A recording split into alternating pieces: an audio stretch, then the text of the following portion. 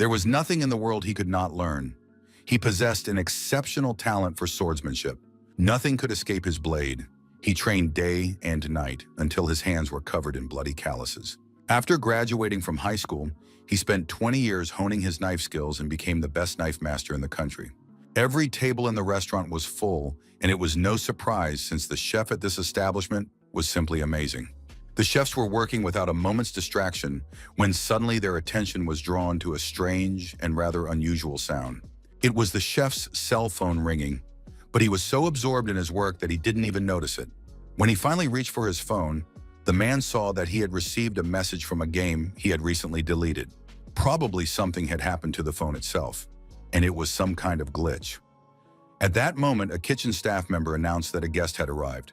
The head chef asked them to tell the guest he wasn't there. But just then, strangers entered the restaurant kitchen. They said the chef still hadn't learned how to lie properly. They were local gangsters. They had come for an answer and wanted to know what Mr. Kim had decided. The thugs said they had given him enough time to think it over, since for someone who uses them every day, the request wasn't difficult at all. The man added that with all the commotion, he had completely forgotten his manners. After all, he had to show his sincerity right away. He made sure the restaurant owner wouldn't be disappointed. A suitcase full of money was ready. The man explained that this was an advance of $300 million, and if the task was completed correctly, an additional payment would follow. The restaurant's head chef listened to all this while holding his favorite sashimi knife in his hands. The man said that cleanliness was the most important thing in this kitchen, and there was no place here for such dirty people. The chef asked the guest to leave his kitchen immediately. The gangster said that, as expected, the chef was a master of his craft. He wasn't the type who should be filleting fish in a dive like this. But before the man could say anything else, the knife in the chef's hands flashed unmistakably. The men had to leave the kitchen. However, the ringleader said he wouldn't give up so easily and would definitely be back. After that, issuing a final warning, the thugs left the restaurant kitchen. The kitchen worker was in shock. He would never have turned down such an advance, but the chef said he'd spent his whole life cutting fish and didn't know how to be a gangster. The chef had a reputation as a master of the knife, and he wouldn't have to cut anyone. He could simply intimidate anyone and earn enough money for a new house and restaurant. The chef replied that in any case, he would never agree to such a job. At that moment, more messages came in on his phone. He was still playing Divine Defense. The kitchen worker went to tidy up, while the chef didn't understand why messages were coming in since he had deleted the game. Left alone, the man began to think about his life. He had to start working as a chef after going bankrupt, and now he was forced to focus on making money. The phone in his pocket wouldn't stop, and it was starting to drive him crazy and was getting out of hand. The chef thought he must have reinstalled the game when he got drunk the night before, but he still needed to delete it and forget about it for good. The demons had been invading his life for far too long. The chef decided that this game had no place in his life anymore. But before he could delete the app, his favorite heroine appeared on the screen and a familiar melody began to play. The cook hadn't played in a long time, but the soundtrack still delighted him, and the female characters were, as always, beautiful. The man was holding his phone when suddenly something went wrong. Space warped and began to tremble.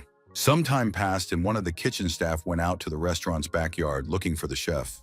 There was absolutely no one in the yard, only a phone lying on the ground. It was completely unclear where the chef had gone and why he had left his cell phone behind. The man decided that the chef had gone to the restroom. It's just a shame that he spends too much time away from his work. The phone screen was still flickering, and finally a message appeared saying that the transfer had been completed successfully. In reality, there wasn't much to say about this game. It was a typical model with in-app purchases and a standard auto-search system. A typical mass-market game that requires no explanation as to why people download it. The man downloaded it because of the gorgeous artwork of the female characters. The game literally captivated the main character. The irony is that he spent a fortune on it and went through several more additional cycles. But now he wasn't even a playable character or an NPC. He was a minor character whose whereabouts were completely unknown to anyone, and that was incredibly infuriating. Now he was a young man, and his name was Kang Joma. Joma was about to enter the subway when the door swung open and a girl stepped out.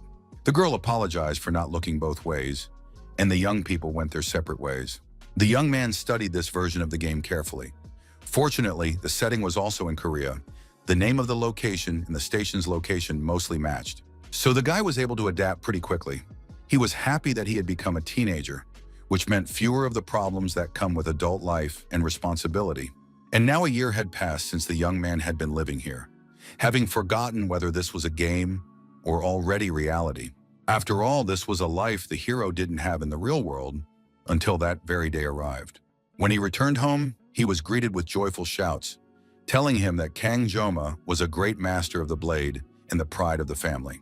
His parents showed him a letter they had received from the Joaquin Academy. Candle was invited there to study. His parents were happy to have raised such a wonderful child. They were very proud of him and planned to show off this letter again and again. It turned out that the enrollment ceremony was scheduled for the next day, so their beloved son had to make sure to pack all the necessary items. And so the young man's modest dream of a normal, peaceful life was shattered, but since his parents were so happy, he simply couldn't refuse them. Joma had tried several times to tell his parents that he didn't want to study there, but no one had paid any attention to him. The boy looked wistfully at his room, which he would have to leave soon. His gaze settled on a framed photograph. Looking at himself, he couldn't understand how such a dimwit could have been accepted into this prestigious school. But the situation had unfolded something like this. His parents came to him and reminded him that last year the boy had displayed divine power, and Kang Joma had immediately passed the entrance exam. The protagonist understood that his character, Kang Jona, had displayed divine power and had been admitted to the academy on his first try. He must have been some kind of genius. Divine power is a special ability that people can use. This ability is somewhat similar to skills in a game, and different people develop different abilities. However, not everyone possesses special abilities. Most often, divine power is inherited and passed down genetically, depending on whether or not the parents possess divine power.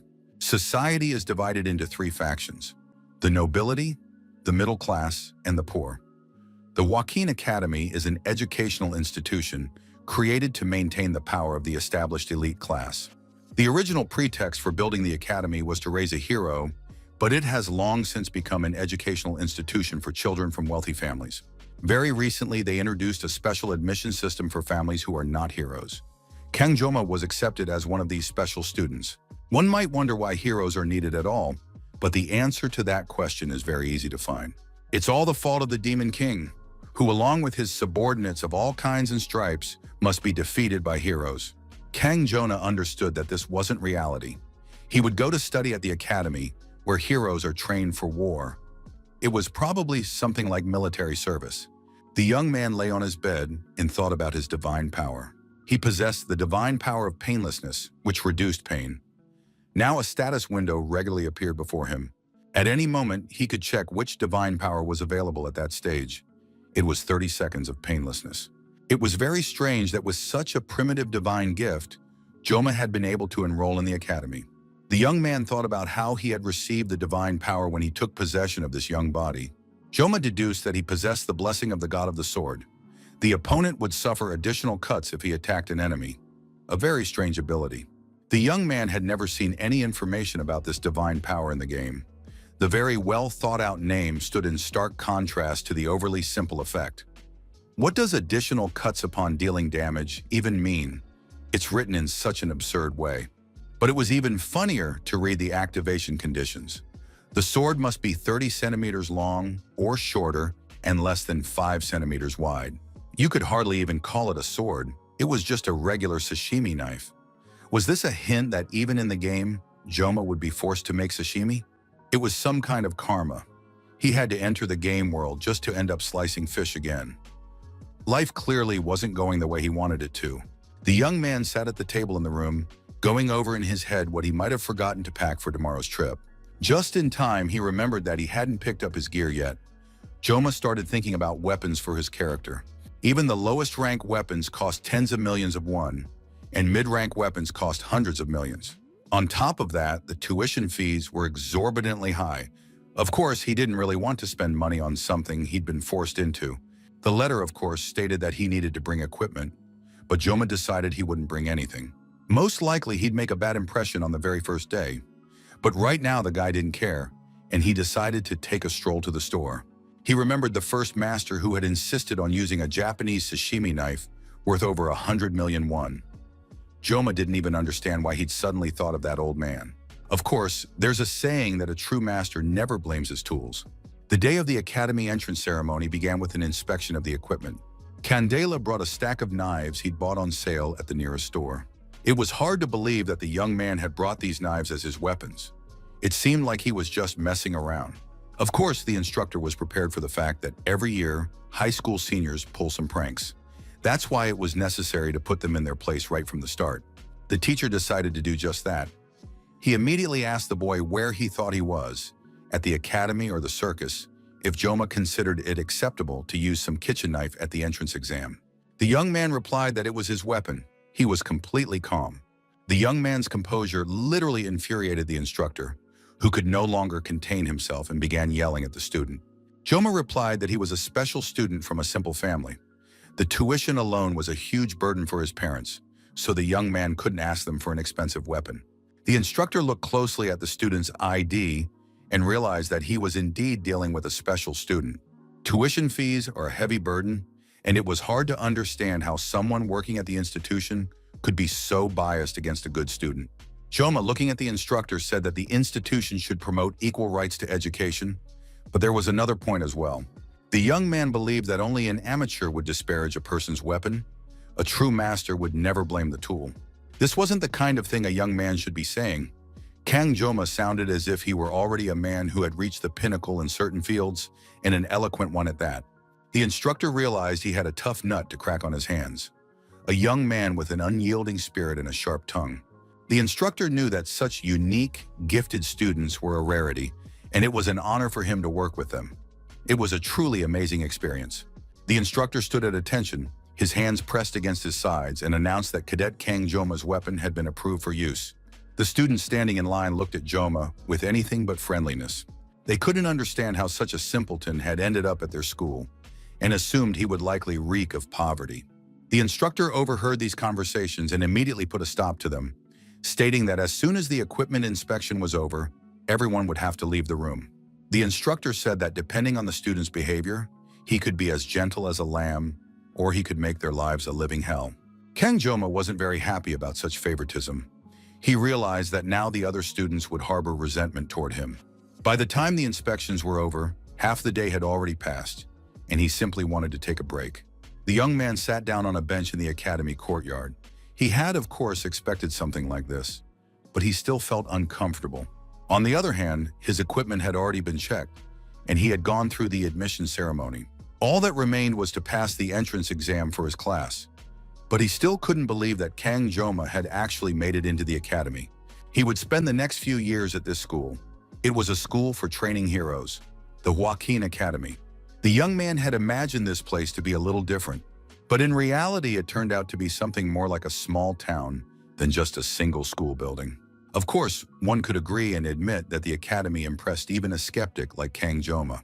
Attending a school intended for the upper echelons of society, while recalling the time when the boy had actually been forced to drop out due to his family's poverty, felt like pure surrealism. 121. An announcement came over the loudspeaker stating that the entrance exam would begin shortly, and all students were asked to gather in the training hall. Joma began gathering his things. The admission ceremony was over, but the entrance exam was far more important. The boy took out a kitchen knife, raised it, and said that an exam is an exam. He'd have to get through it to study at this school. Come to think of it, the young man hadn't used the knife once since he entered the game. There simply hadn't been a need. But he remembered the master's words that one must never leave one's knife for even a day, or even at night while sleeping. One must always keep it in one's hand. Kang Joma hadn't let go of his knife for 20 years in real life. So of course, his skills hadn't dulled after a year in the game. The young man pulled the knife from its sheath and began to carefully examine the condition of the blade. He held the knife to his ear and tapped the blade with his fingernail. So far, everything was much better than the boy had expected. Joma pulled out the knife, intending to test it by cutting a leaf from a tree. As he pulled the knife from its sheath, an unusual glow appeared in his hands. Confirmation came that the weapon met the activation conditions, so the blessing of the god of the sword was activated. But trouble came from an unexpected source. His physical condition was too low.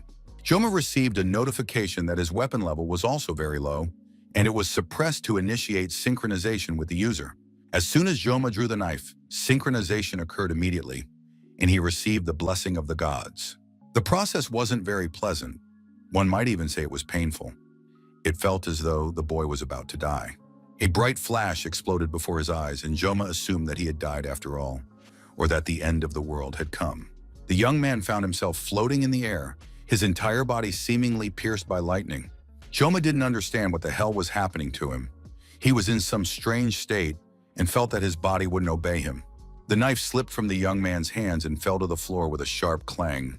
Gradually, the cracks began to close. It seemed as though the space around him was returning to normal, and Joma felt that he could control his body again. The boy returned to normal and found himself back at the academy. It happened the moment he let go of the knife. His whole body ached, his head hurt, and felt like it was splitting open. Joma hadn't yet figured out what had happened to him. The young man understood the part where the divine power had been activated, but at the same time, he had the sensation that the world was falling apart, and this was somehow connected to the blessing of the god of the sword. The body's reaction caused intense pain, and the divine power of painlessness could only handle mild muscle soreness. If every activation were to proceed in this manner, Joma simply wouldn't be able to use it. At that moment, the coaches called the students to gather immediately in the training hall. Joma stared at his knife, which lay on the asphalt. The boy realized he still needed to pick up the weapon, but the painful reaction he had just experienced held him back. The young man tried to convince himself that it had only been that painful the first time. He couldn't just leave his sashimi knife lying on the ground. Joma reached for the knife, telling himself it would be okay, but his hand trembled treacherously with fear. Finally, it was as if a powerful bolt of lightning had pierced his body, and he had no idea how to deal with it. Students were gathering in the training hall of the Joaquin Academy. The parents of some of the students were also there. They were discussing among themselves the cost of their children's enrollment, as well as the annual fees. At one point, their attention was drawn to a man who appeared before the students and parents. It was Mr. Kling Siegfried von Nibelung, the hero of the 7 stars. He was a descendant of Aaron Nibelung, a student of the Academy's founder himself, Mr. Joaquin. Everyone knew he was the strongest man around, so the parents decided to take their seats. The ceremony was about to begin. Kling Siegfried sat looking tired in his chair.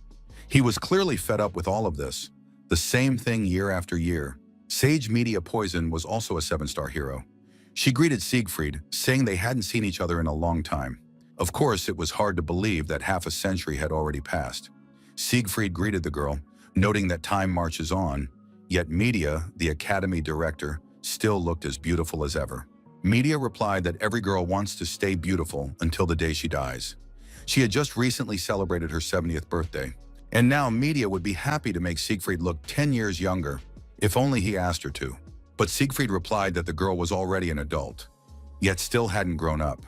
People should value their inner world, not their outer shell. Media laughed at her old friend, who remained just as he was 50 years ago. But at the same time, Media noted that the unyielding old man had changed a great deal after all, since he himself had once invited her to places like this. And now he seemed to simply hate breathing the same air as these selfish kids. Media hoped that Siegfried's granddaughter had grown into a pretty young woman. But Siegfried clearly didn't want to discuss it and immediately began watching the exam closely, which was about to begin any minute. The students gathered in the training hall looked very unusual. Super confident, fashionable, and expensively dressed young men and women. Kang Joma immediately felt like a black sheep in this crowd. He didn't even have anyone to exchange a few words with.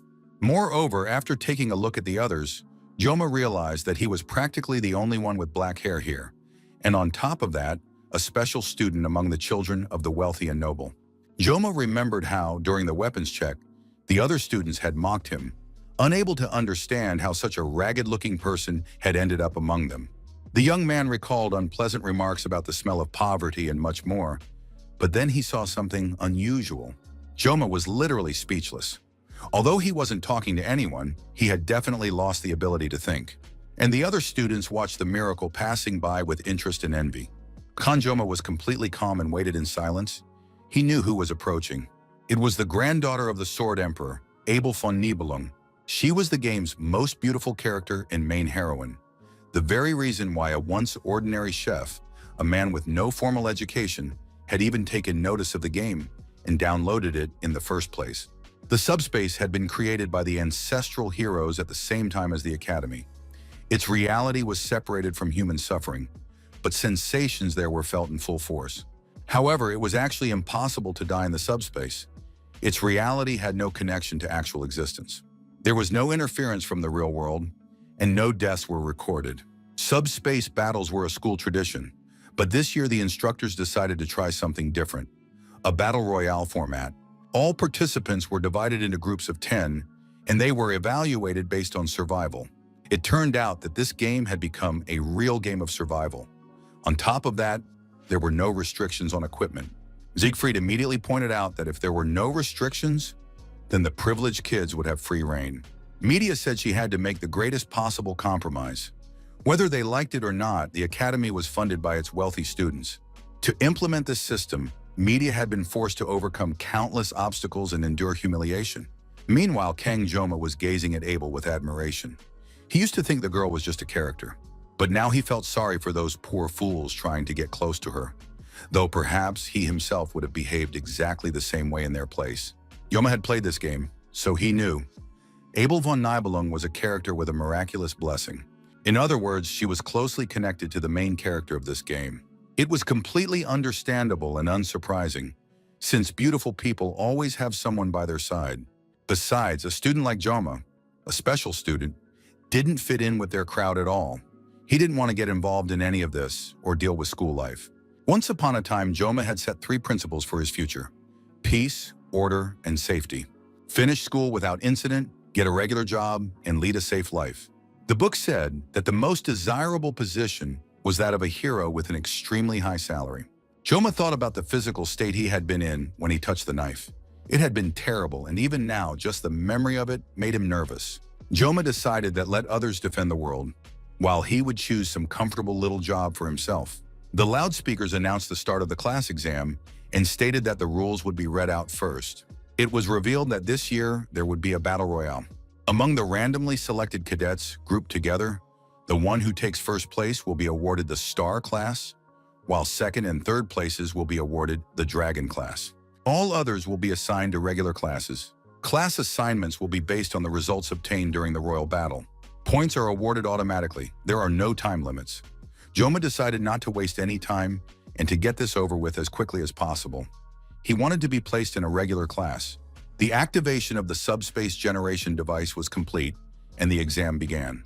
And in the very next moment, all the students found themselves in some unfamiliar space where they were divided into subgroups. The instructors wished everyone good luck, hoping that the strongest and most deserving would win. Joma thought it would be better for him not to even try to pull out his knife. The exam was coming to an end. Another group had finished the battle royale, and the results were announced immediately. It was clear that the exam had not been easy for the students. Almost all of them returned from the subspace exhausted. Media tried to calm her old friend Siegfried, who was worried about his granddaughter, but the girl had a wonderful pedigree, so the result was bound to be amazing as well. The entire exam was recorded, and it was possible to review specific parts. It was clear that Abel von Nibelung possessed exceptional speed. The director noted with satisfaction that Siegfried's granddaughter was quite impressive. Even though Siegfried's record wasn't broken, the girl still made it into the top 10 in the Academy's history. Siegfried saw nothing surprising in this given the Nibelung lineage. It seemed the exam would end soon, so Siegfried was already preparing to leave the ceremony, even though there was still one group left that hadn't passed the royal game. But Siegfried wasn't interested in that anymore. He said goodbye to media and went off to attend to his old man's business. Suddenly, all the students present sensed something unusual and stared anxiously at the screen. Siegfried returned and sat down in his chair again. He and the Academy director realized that something incredible had happened. There wasn't a single spot on the Academy grounds where one couldn't feel it. Media and Siegfried watched the events unfold with concern, waiting for the outcome. A flash appeared in the sky. Siegfried and Media looked up intently, trying to make out what had happened. And then before everyone's eyes, the sky began to crack and crumble into pieces. The fragments flew and fell to the ground, and it became clear that the students had fallen onto the training field along with them. It was unbelievable. The kids had fallen out of subspace. The hole that had appeared in the blue sky did not disappear, and a bright white light poured through it. Another student tumbled out of the hole, and a knife plunged into the stone tiles right in front of him. Media ordered the medical staff to immediately check on the condition of the students who had just returned. The results were inevitable in any case. It was predetermined. Kang Joma had ended up in a group with serious rivals, true death defiers. He had to fight no matter what, and luck was far from always on his side. The opponents could see that many of the students were too weak. They were fighting the evil twins from the Iron King's family. Mao Jun knocked out several of the students, declaring that they were too weak. Mao Shun also quickly dealt with the students who possessed innate talent. Kang Joma understood that the twins' cruelty and duplicity knew no bounds. They were deliberately killing everyone in sight. Joma noticed that no one was paying attention to him. He seemed so weak to his opponents that they didn't think it was worth wasting time on him. After scattering all the students, the twins realized they had grown too bored. They simply walked around counting the students they had managed to defeat. These people felt no remorse. One of the students begged to be left alone, pleading because he was in so much pain. All of this infuriated the twins. They wanted to finish off the students as quickly as possible, and it seemed that almost all of them were already done for. One of the brothers caught 4. There was a sort of competition going on between the twins, who could kill more students. Mao Jun told his brother that he had saved one girl for him. Mao Shun agreed to deal with the girl, who was now standing all alone in the middle of the hall. Kang Joma couldn't stand by and watch what was happening. He stepped forward and appeared before the brothers. The girl seemed to have been sitting quietly in the corner the whole time. She was in a daze and didn't seem to have any intention of fighting at all. Mao Shun began to mock the girl, saying she was quite his type, but he was more interested in making her scream, because he liked the sound of her screams escaping from her pretty lips. Mao Jun was absolutely delighted with his brother, thinking that Shun was a true pervert. Mao Shun stood there, sticking out his vile tongue and figuring out where he would start tearing the girl to pieces. And just at that moment, someone addressed the twins, calling them real bastards. Kang Joma believed that even if they were in subspace, there was no need to go that far and act like psychopaths. The guy realized he'd gotten himself into a mess. The twins were literally speechless with surprise. They hadn't noticed that there was one other student still alive, and their first instinct was to check his name tag. The guys read the name and noticed that this was a special student. Their nasty faces nearly split with delight. Shun told his brother he'd deal with him quickly. Jun advised his brother to rip out the student's tongue so he wouldn't dare insult them again. Joma tensed up. The boy knew that things were about to get very rough for him. Doubts flooded the young man's mind. He didn't know whether he should activate the blessing of painlessness. But then the boy thought that these villains had been mocking the corpses for half an hour already. So 30 seconds of painlessness wouldn't help in this situation. Joma realized he had no choice. He had to activate the sashimi, but if he picked up the knife, the blessing would surely activate. Of course, it was a very fitting blessing from the god of the sword, but the young man remembered his reaction to touching a knife. Besides, it had only been a couple of hours since he decided to choose a regular class, to live without incident and in safety. After all, those were his principles now. But it seemed these principles were not meant to last. And now the twin brothers watched the student with genuine interest. Kang Joma opened his bag and pulled out a sashimi knife. At first, the brothers expected some kind of terrifying weapon to be in the bag, but upon seeing the kitchen knife, they began to laugh at the student. Shun stopped laughing and said he would hurt the guy as much as humanly possible for daring to open his mouth. Mao Shun was going to crush Joma's thick skull first, and he jumped high, preparing to land right on top of the guy. Kang Joma stood with the knife in his hands, waiting for his opponent. He was completely focused and tense.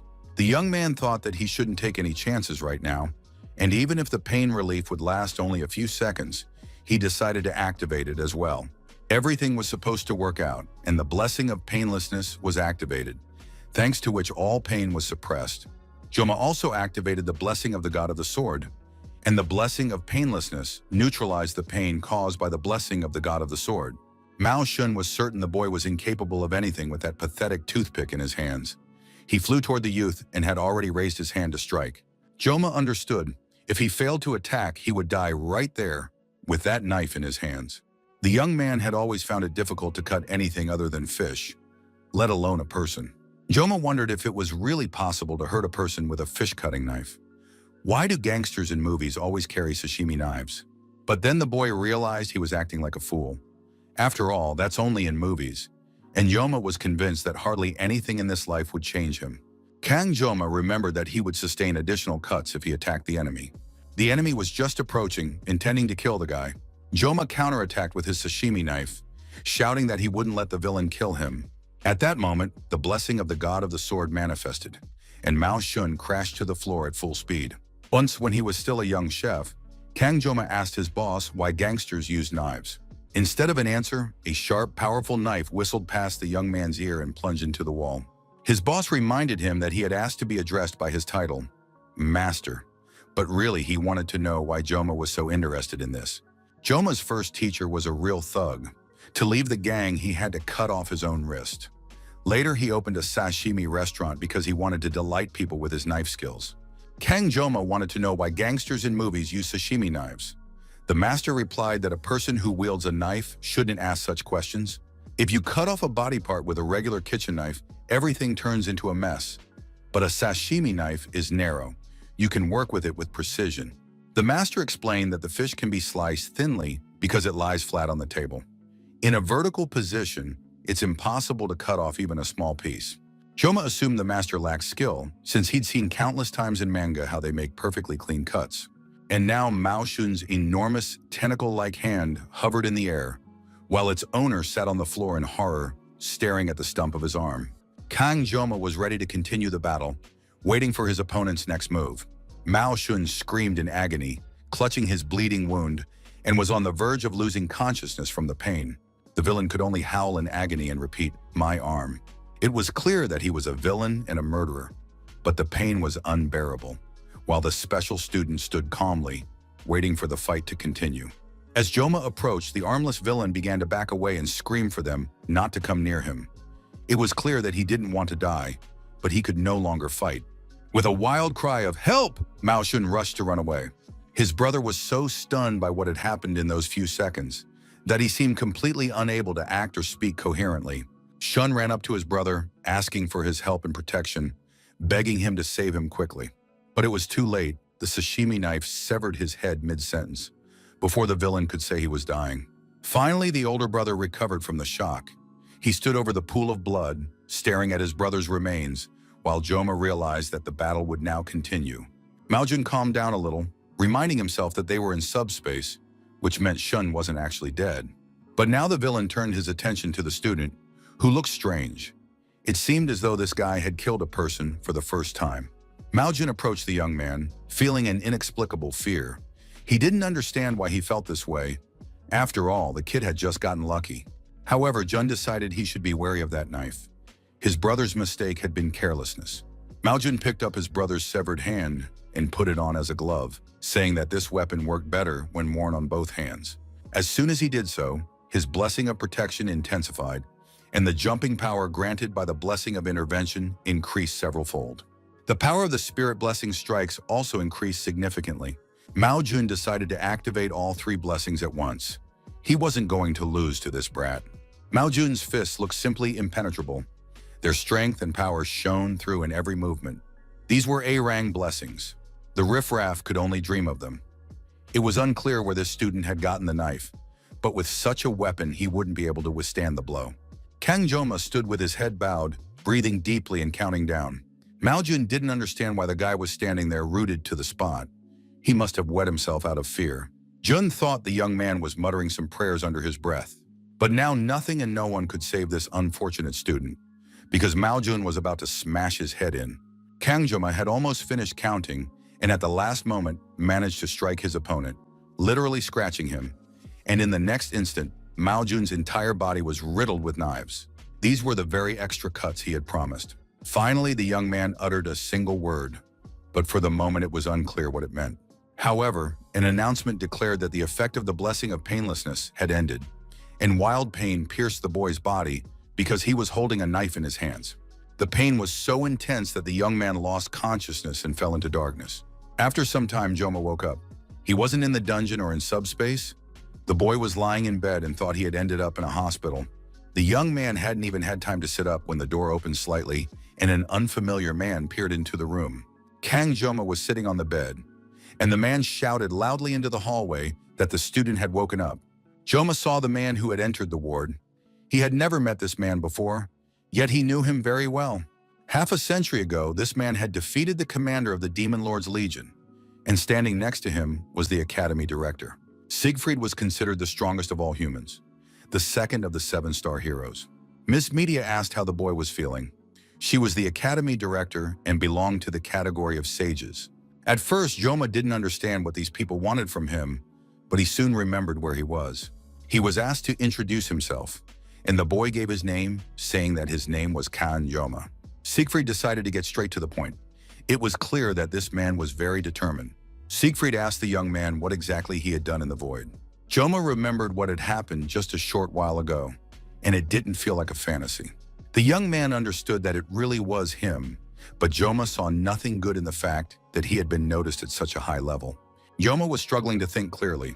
He didn't know how to explain to Siegfried what had happened because he didn't understand it himself. The boy said that even if they were in subspace, it seemed to him that those two villains had gone too far. But now Joma realized he'd used too much force and was ready to accept any punishment. Media listened to the poor boy and scolded Siegfried for being too harsh on the young man. She sat down on the bed next to the young man and told him not to listen to him, but still added that it was he who had cleared all of Joma's clogged blood vessels, even though he was too stubborn for his age. Media added that he was actually very sweet. Hearing this, Siegfried got upset and demanded that she not say such things about him. Media thought that Siegfried was embarrassed because he was very modest. The academy director said that while the boy was unconscious, they watched a video recording of what had happened in the subspace. They were struck by how bravely the young man had rushed to defend the poor student. The academy director believed that Kang Joma had behaved like a true prince, the kind every girl dreams of. And Media herself dreams of such a prince, so perhaps someday Joma will just as bravely protect her too. Siegfried reminded his friend to act like an adult, at least sometimes. Media promised her boyfriend that she would learn from his actions during the exam. But he shouldn't worry. It's already known that the Mao twins got into the academy by dishonest means. As a result, the Mao twins would be forced to write their own withdrawal statements. Joma felt genuine relief upon hearing this news. It was a relief that he wouldn't have to deal with those jerks at school. Media added that she and Siegfried had come to tell the guy about this in person. In addition, the exam results showed that Joma had the highest score. Siegfried and Media offered their sincere congratulations, and Joma thanked them, not quite understanding how this could have happened. In reality, Joma realized that things had gone completely differently than he had planned, and the young man wasn't sure he liked it. The day after the events described, the academy was quiet. Academy Director Media was spending time in her private office. She was drinking tea and thinking about how she had been leading the academy for almost 20 years. But this was the first time in her memory that something like this had happened. The woman didn't know how to react to it, but she was acutely aware that she didn't like what was happening. She and Siegfried had more questions for this special student than he could answer. Media was amazed that Joma didn't understand what it meant to be a star in the class. The decision to award the title of Best Cadet was based on the results of the subspace's own evaluation. Many elders were furious upon learning that the choice had fallen on a student from a simple family. But Joma still refused to show any enthusiasm because he actually didn't like any of it. Siegfried watched this brilliant young man with interest. Media assumed that Siegfried was upset because of his granddaughter, since Joma had surpassed her. But the man said that wasn't the case at all.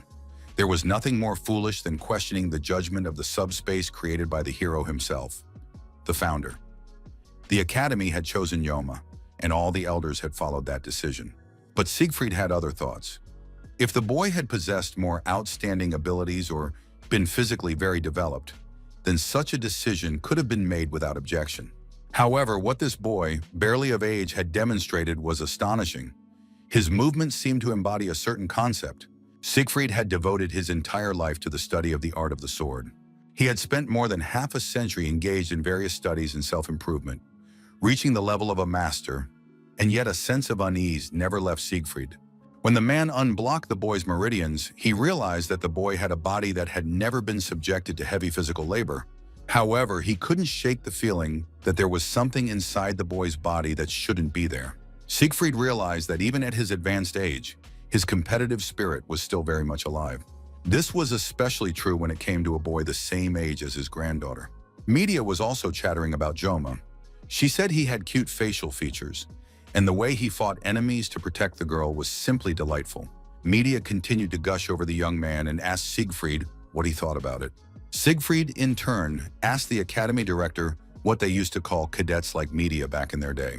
Media was ready to hear any nasty remarks from her old friend and asked him to tell her what they called girls like her. It turned out that Siegfried had the word bitch in mind. Kang Joma, leaving the infirmary, headed to his class. It was Wolf's class. It was the best compromise he could manage. They tried to persuade him to study in the top class, but the young man did everything in his power to avoid getting there. Of course, this was incomprehensible to the principal, since the best cadet should study in the best class, and the Tigers class was packed to the brim. The academy director promised not to tell anyone any details about Joma, and he, in turn, stopped asking to go to Tigers class. Besides, if the young man went to Tigers class, the elders would make a huge fuss. Joma's original plan had been to quietly finish his studies in some low-level class, rather than fight for power with the elite. Of course, the wolf class wasn't exactly ideal, but it was still relatively decent. Kang Joma entered the lecture hall, where the students had already gathered, and feared that all eyes would be on him. He looked around, but the students, engrossed in their conversations, barely turned their heads his way. Joma was really hoping to be completely ignored and was glad that no one was paying any attention to him. Finally, the boy sat down in an empty seat. He decided he was lucky and that the principal hadn't told anyone anything. Loners have a special lifestyle.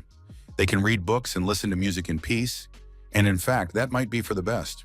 But suddenly, a girl from the subspace approached Joma. She thanked the guy for what he had done. Joma didn't understand what she was talking about, and then the girl added that he had saved her during the exam. Joma didn't understand why the girl was addressing him formally when they were the same age. Joma replied that she shouldn't thank him because anyone in his place would have done exactly the same. The girl was sure that wasn't true at all, but Joma believed he hadn't saved the girl. He'd been saving his own skin. Joma decided not to dwell on these thoughts and said that they hadn't actually met yet. The girl introduced herself as Chloe. She was very pleased to meet him and to be in the same class as Kang Joma. Joma couldn't figure out who this Chloe was since he'd played through most of the game but hadn't seen her anywhere. As far as he knew, the main story had focused on the battle against the demons, and now a new character had suddenly appeared. But perhaps she was just as minor a character as Joma himself. The young man asked Chloe not to tell anyone what had happened during the exam. The girl agreed to his request, but it seemed like she had already shared the story about the exam with someone. Just then, the door swung open, and the professor entered the classroom, ordering everyone to quickly take their seats. Chloe didn't have time to finish speaking, and the two agreed to continue their conversation later. Throwing the journal down on the table with all his might, the teacher congratulated everyone on their admission. After all, sitting before him were the chosen ones, destined to inherit the will of the Academy's founding hero, and that was something to be proud of. The instructor introduced himself. His name was Lee Wanbin. He was the head instructor of the Wolf class, and today, on the first day, the session would begin with a light workout. All the students were told to change into their workout clothes and report to the training area. One of the guys wanted to know what this training course was called. The answer was simple: 100 push-ups, 100 squats, 100 sit-ups, and 10 laps of running. Joma wondered, why did the academy students need such training? Most likely to turn them into mindless soldiers. Kang Joma approached the instructor and asked him a question. Joma told the instructor that he wasn't feeling well. He was trying to come up with some excuse so he wouldn't have to go to class. Lee Wan was sure that this training wouldn't make the academy's top cadet feel any better, so he could go to classes in the star class. It turned out that the academy director had allowed Joma to attend absolutely any upper-class classes. Kang Joma realized that the academy director had outsmarted him. He didn't want to go to the advanced class, so he told the instructor that he was practically back to normal. The young man assumed that training would only improve his condition. The instructor agreed. Besides, the top cadet didn't let him down again. He turned out to be very honest, and it was a pleasure to work with him. So, it was the first day of training at the academy, and Joma was barely alive and struggling to catch his breath. Most of the guys were handling it much better, and now the academy's top student was dragging his feet at the very back, moving them with great effort. At one point, Chloe approached Joma and asked how he was feeling, because he looked terrible. It was clear he was struggling. Joma forced a smile and said he was fine. After that, Chloe asked which lap he was on. He guessed the 5th. Besides, he was actually holding up pretty well since Chloe was running alongside him too, probably among those falling behind. However, the girl's expression was anxious. She was already finishing her 9th lap. Chloe began to encourage her friend, telling him he needed to try his best and that she believed in him and that he would definitely succeed. After that, Chloe sprinted ahead to finish the last lap. Curses and grumbling could be heard from the dormitory building. It was hard to count how many bottles of water had been drunk that evening. Kang Joma lay completely exhausted on his bed, surrounded by empty water bottles. The young man was starving. It had only been a week since Joma became a student at the academy, but now he was facing an unexpected problem. The young man constantly felt hungry. He was chronically undernourished and never had enough to eat. When mealtime came, Joma was literally shaking with hunger. He immediately rushed to grab as much food as possible, the heartiest portions he could find. But to get it, he needed meal tickets. In other words, he had to pay for his food. The young man explained to the cooks that he was simply ordering in advance and would very much like to have a serving of rice with pork breast. But now he had to pay for the order and find some meal tickets somewhere. Joma studied the student cafeteria menu and was absolutely horrified by the prices listed there. The young man realized that he simply couldn't afford to feed himself at this cafeteria. So he lay in his room and subsisted on nothing but water. It was unbearable. Joma was very angry. He was outraged by the cost of food in the cafeteria, and the feeling of hunger kept him from sleeping and simply living. To his horror, Joma realized he had already spent almost all the money his parents had given him for pocket money, but the feeling of hunger still wouldn't leave him. And now he was sitting in his room, having drunk his last sip of water, and realized that he couldn't go on like this. He was starving. The young man couldn't take it anymore and collapsed onto the bed with a loud thud. It was becoming unbearable. For several days now, the guy had literally been surviving on water alone. What an idiot he was to have come here to study in the first place. Suddenly, a blessing window appeared before his face. Joma didn't understand why he needed it, since all his thoughts were focused on food. The message stated that Joma's physical condition had improved significantly, and as his physical condition continued to improve, the requirements for the blessing sword would decrease. This news lifted the guy's spirits a little. Now he understood that he needed to find joy in even the smallest things.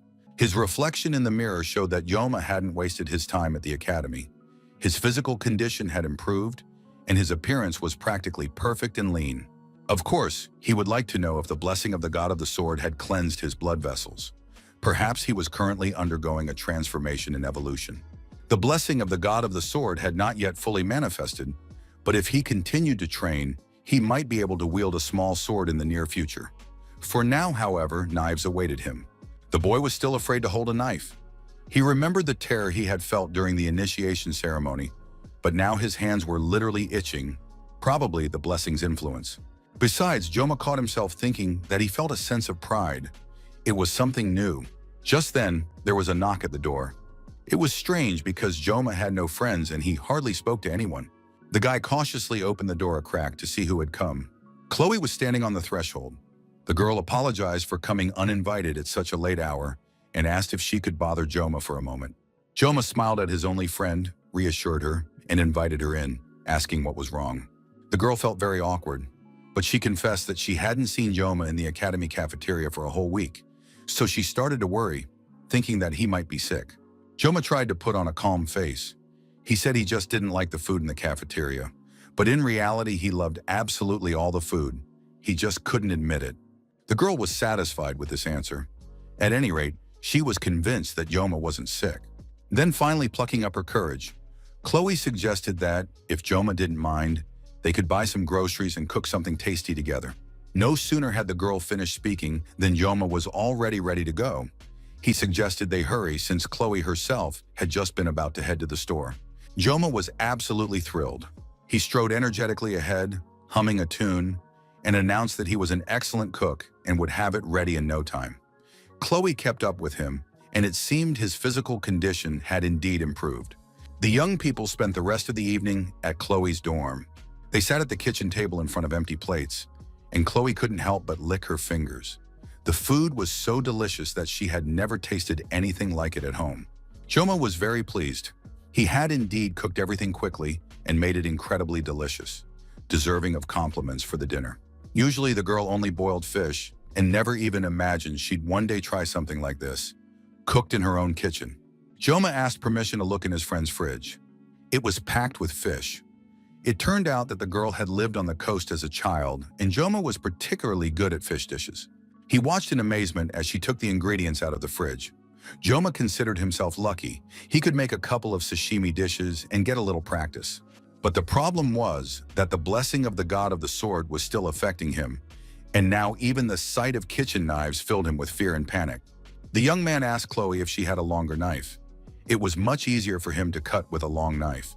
since she had seen his weapon at the academy. Chloe thought for a moment, weighed her options, and soon surprised Joma. The girl stood there, thoroughly pleased with herself, and asked the young man if such a kitchen knife would suit him, holding a long sword in her hands. Of course, Joma couldn't handle a sword like that yet. It was a real katana, and his limit was a sashimi knife. He had to manage to prepare the dish and fillet the fish in 30 seconds, while the blessing of painlessness that Joma had activated was still in effect. Joma was extremely tense. Chloe could feel that tension, but still, in his real life, the guy was the best knife master in the country, so he had to pull it off.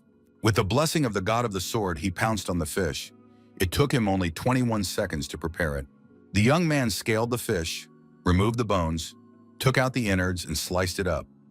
They even managed to eat everything he'd prepared. It was a real treat. Kang Joma thought about how wonderfully everything had turned out. Besides, he had survived and managed to cope with the effects of the sword god's blessing. Chloe was absolutely thrilled. It felt to her like she had witnessed real magic. However, the young man replied that he used to work part-time at a Japanese restaurant. The word part-time job was completely foreign to the girl. She didn't even know what it meant to work part-time. Joma asked the girl not to be embarrassed or apologize. After all, it wasn't her fault that she was born and raised in a wealthy and noble family and hadn't had to work part-time. When they had finished eating, Joma said he was very pleased that he had been able to cook a delicious meal for Chloe. The girl offered to at least tidy up the kitchen and wash all the dishes, since the guest had cooked for them himself. Joma stood by the window and felt simply wonderful.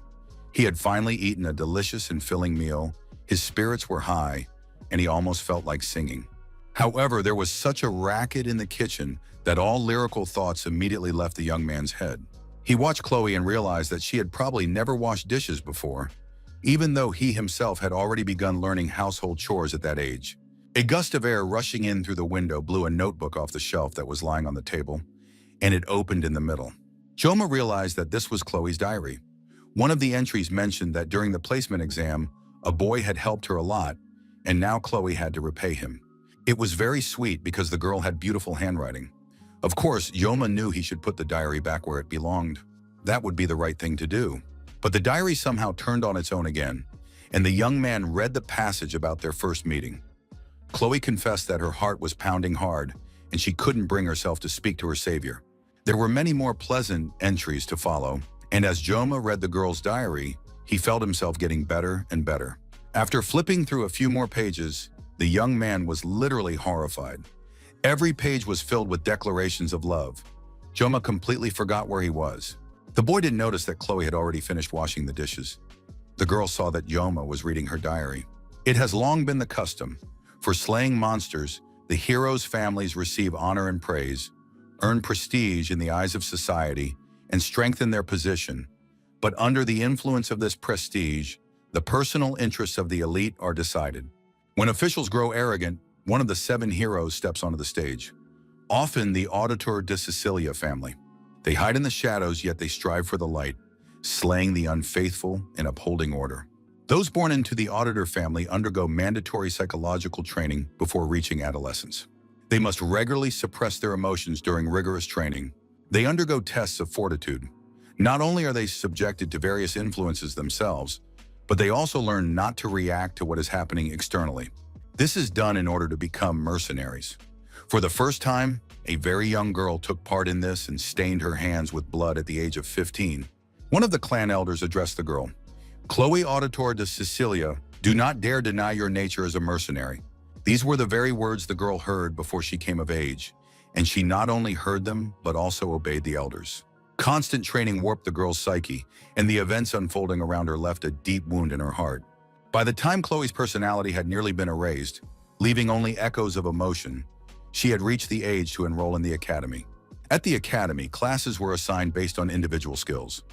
Every member of the Auditor family who aspired to become a shadow possessed dragon-class abilities. But these abilities and classes were necessarily ordinary due to family traditions and the contract between the family and the academy. The Auditor de Sicilia family elder told Chloe that she must not draw attention to herself. Even at this educational institution, the family had robbed Chloe of her happy teenage years by taking away her freedom. Chloe accepted her fate without a word of protest. She submitted, believing that nothing would change. She constantly felt that she was incapable of changing anything. But that was before she met a certain boy during an exam. He stepped forward, shielding Chloe with his body, and stopped the two idiotic brothers who had completely lost their minds. During the royal battle in subspace, even though it was impossible to die there, Chloe faced death for the first time. She wasn't afraid, but something did happen. Chloe was ready to calmly accept her fate. She had long since stopped resisting destiny. That was exactly how she had been taught to live, and that was how she would spend the rest of her days.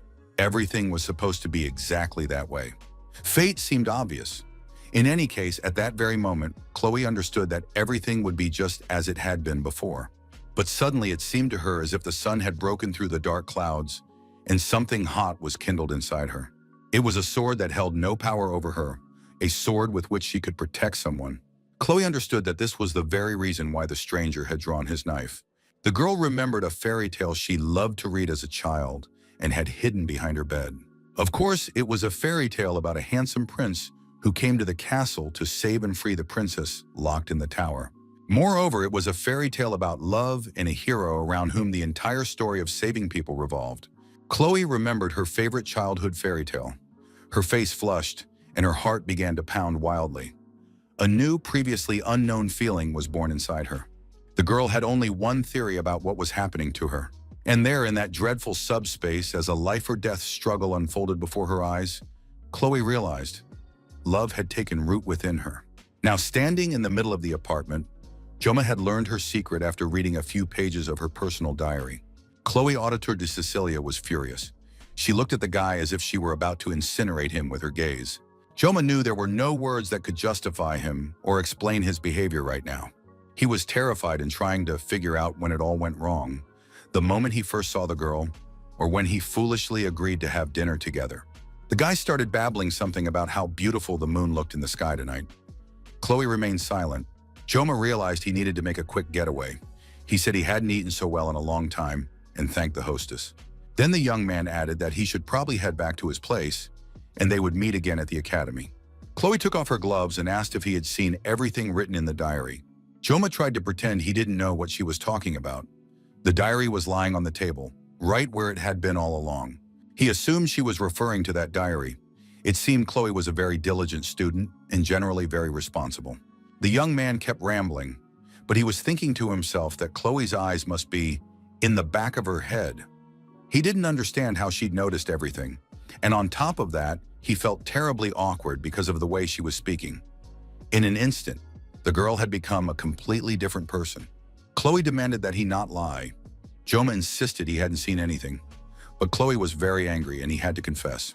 A huge, sharp sword, a katana, glinted in the hostess's hands. Now standing before him was no longer a little girl, but a completely different young woman.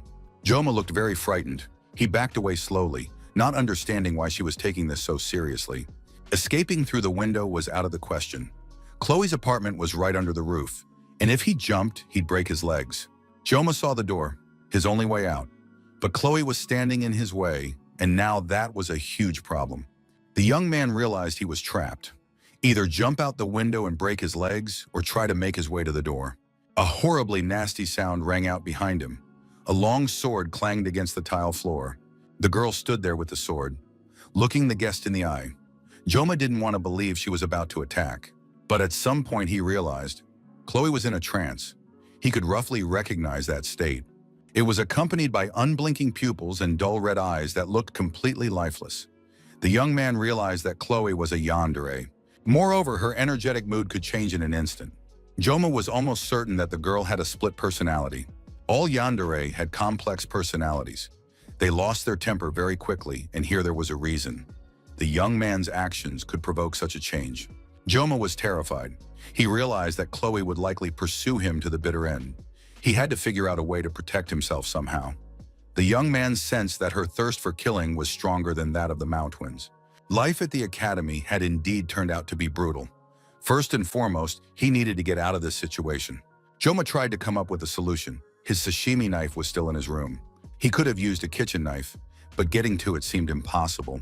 Joma realized that if he tried to reach for the kitchen knife, he'd end up losing an arm or a leg. Just as he was about to give up hope, he noticed a utility knife in a cup with pencils and a pen on the desk. By this time, Chloe had already launched her attack. There was no time left to think. Of course, Joma would have preferred to resolve the issue with words, but in the face of a yandere, that was impossible. He snatched the utility knife and pulled out the blade, which looked very comical. However, as soon as he took the knife in his hand, all his blessings were activated. Along with them, his mental resilience increased. His words and actions were filled with a terrifying aura, and the divine protection of the god of the sword was activated. At that moment, Chloe raised her sword to attack her opponent. Joma turned to the girl and said that her hair was a little too long, and she should pay attention to that. After some time, Chloe came to her senses. She was lying on the bed, covered with a blanket, and remembered that Joma must be somewhere nearby. Chloe sat up and looked around. The young man was nowhere to be seen. She didn't remember when he had left. In Chloe's memory, Joma had been looking out the window while she washed the dishes. She had glanced at him surreptitiously, and after that, she remembered nothing. Getting out of bed, the girl's first instinct was to look for her weapon. The katana was standing by the table. Seeing it, Chloe breathed a sigh of relief. In the past, she had often lost touch with reality whenever a sword was in her hands. Once she came to her senses, the girl asked her family what had happened, but they reassured her. Don't worry, besides, don't deny your true nature as a mercenary.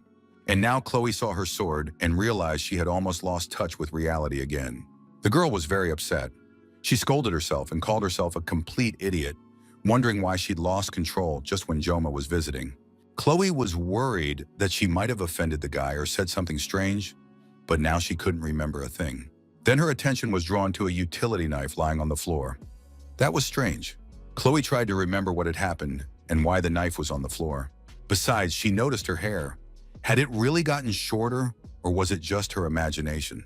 The girl thought that someone had cut her hair with the utility knife.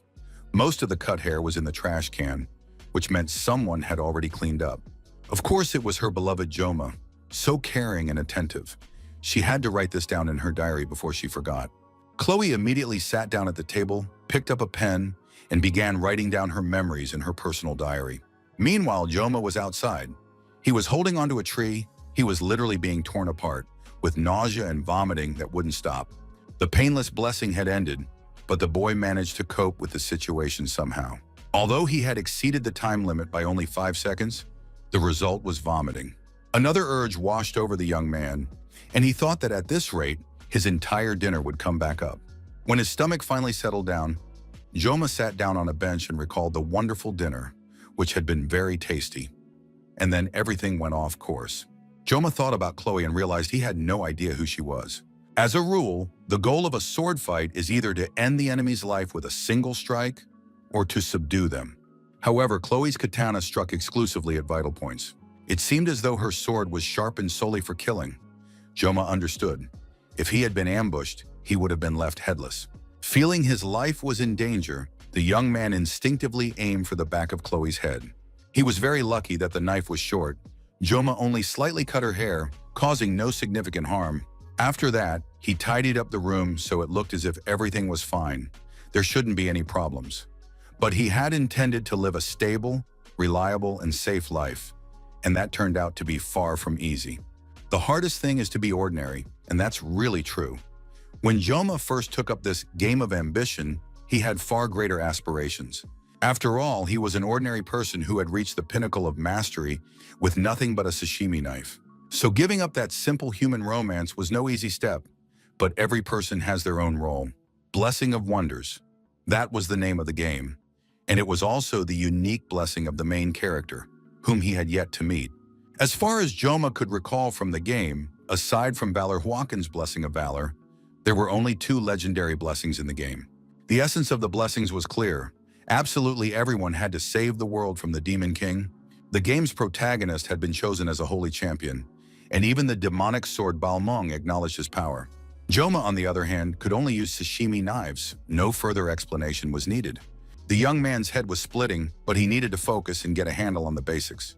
As soon as he entered the academy, constant encounters with incomprehensible numbers and situations made him forget his own desires. But perhaps that was how it was meant to be. There were no ordinary people in this game. Joma had only a vague idea of the game's main characters. Moreover, his understanding of the game world itself was still too weak. A little over a week had passed since the start of classes, when the protagonist's blessing was supposed to manifest. After all, the enrollment process had only just concluded. This meant the game's plot would soon unfold. Joma generally understood the game, but didn't know the ending. His advantage was that he knew the official plot up to about the middle. To avoid messing anything up, he had to stick to the script. Mess it up, and he'd cause all sorts of trouble, and then he'd have to clean it up. Joma remembered that starting in the second semester of his junior year, the situation would only get worse. Sensing the birth of a hero, the demons, led by their king, will join forces and go to war against the academy. Over time, the gap between demons and humans will only widen, and a world war will break out. Thus, the game's plot would gradually devolve into a cliched fantasy mobile game. As an adult, Joma sought the charm of youth because his own youth had been nothing but work. He was very upset that all the heroes had died. After all, he had grown so attached to the characters. So the cook deleted the game from his phone. But now the guy found himself in the game world, which meant that the terrible war with the demons would become a reality. He didn't want to think about dying on the battlefield, but Joma understood. With just under 3 years left, he needed to come down from the heavens to earth, not fantasize about a peaceful life. Most storylines in games like this have a happy ending. Most likely, the main character will save the world, but he needs to gather his strength to protect himself. He can't live in constant fear. Joma understood that he needed to learn to survive without drawing unnecessary attention to himself. If he stood out, he would be called upon to fight the top-tier demons, and he didn't want that to happen. Besides, he needed to be more careful with the sword god's blessing. Joma had taken up a sashimi knife out of necessity, but the strain on his body was too great. He checked his stats again and was impressed by his performance. On top of that, he had acquired a lot of new information that he needed to absorb and put into practice. Physical and spiritual strength, as well as weapon rank and absorption rate. The numbers listed next to them represented levels or ranks. The absorption rate interested the boy the most. It was something new, and the young man decided to study it in more detail. However, the system announced that access was restricted due to unmet conditions. With each attempt, things became more confusing. Joma decided he'd figure it out in time. Right now, the most important thing was physical training. Of course, he'd love to get a new weapon. Joma understood that he couldn't rely forever on the blessing of invulnerability for 30 seconds. He still needed to train with weapons that didn't meet the conditions of the God of the Sword's blessing. Fortunately, next month, the midterm exams would be replaced by practical martial arts training. The reward for completing this training would be the Murasami sword, a Class B blade. If Joma could manage it, such a sword would be enough to earn his diploma. Its stats don't meet the requirements for activating the God of the Sword's blessing, so it can be used as a primary weapon. To do this, he'll need to build up his physical strength and put more effort into training his body. And just then, none other than the beautiful Abel von Nibelung appeared before him. The girl said that this was her place. It turned out she came here regularly at night to spend time alone. The girl noticed that the guy wasn't reacting at all and told him rather harshly to move aside. Joma realized he looked like a total idiot, but that was simply because Abel was standing right in front of him, and he was just staring blankly at her. The girl said she wasn't kicking the young man out, but simply asked him to move over a little. Of course, your spot sounds pretty funny when it comes to benches. After all, they're shared. Joma knew that if he fell in love with Abel, the main story would definitely get complicated, and he needed to try to avoid that, even though the girl looked absolutely stunning. Abel had most likely come to the bench after a late workout. She was out of breath and looked simply gorgeous. Joma felt like he was about to drool. Abel said that this particular bench offered the best view of the stars. Joma was still in shock over the situation he'd found himself in. After all, sitting next to him was the granddaughter of Saint Sword Siegfried, whom he now knew. Plus, it was very difficult to approach this beauty. Abel turned to the guy and asked what kind of weapon he had, since he was most likely a swordsman too. It turned out her grandfather had told her about this. She knew the guy was really cool and wanted to hear his opinion. Abel held out her sword to the guy and asked him to take a look at it, to assess the quality and capabilities of the weapon. The girl excitedly showed off her huge sword and offered to let the guy hold it. Joma didn't move. He realized the sword was quite heavy for him, but it soon became clear that the beauty was offended. Now watching the girl, Joma realized that she was nothing like Abel, who had been in the game before. Abel turned to the guy and said she felt that he knew her. Joma nearly fainted from fear and surprise. He realized that Abel suspected him of something. On the other hand, Abel was the most famous girl in the academy, so of course all the students knew her. Abel replied that she was indeed quite a well-known figure, but she didn't know Joma at all. It sounds a bit strange, of course. He knows the girl's name, but she knows absolutely nothing about him. The young man tried to explain that he usually doesn't give his name to people he's just met. On the other hand, Abel might have thought the guy was a spy for the Demon King, infiltrating the academy under the guise of an ordinary student. After all, it's very strange for a guy to be sitting alone on a bench late at night. He's either a spy or he has to identify himself. The young people looked at each other suspiciously. The young man in turn replied that Abel had also shown up alone late at night. So maybe she was the spy. The girl declared that her intentions were obvious. She had come out to train, but what the stranger was doing here was a mystery to everyone. Joma replied that he was also training and doing exercises. It was a special breathing technique. That answer satisfied the girl, and she decided not to hassle him anymore. But then Joma noticed her hands. They were covered in wounds. Joma understood that Abel was working hard, and the girl didn't deny the obvious fact. After all, people really have no idea what it means to bear the Nibelung surname. Abel must be perfect always and in everything.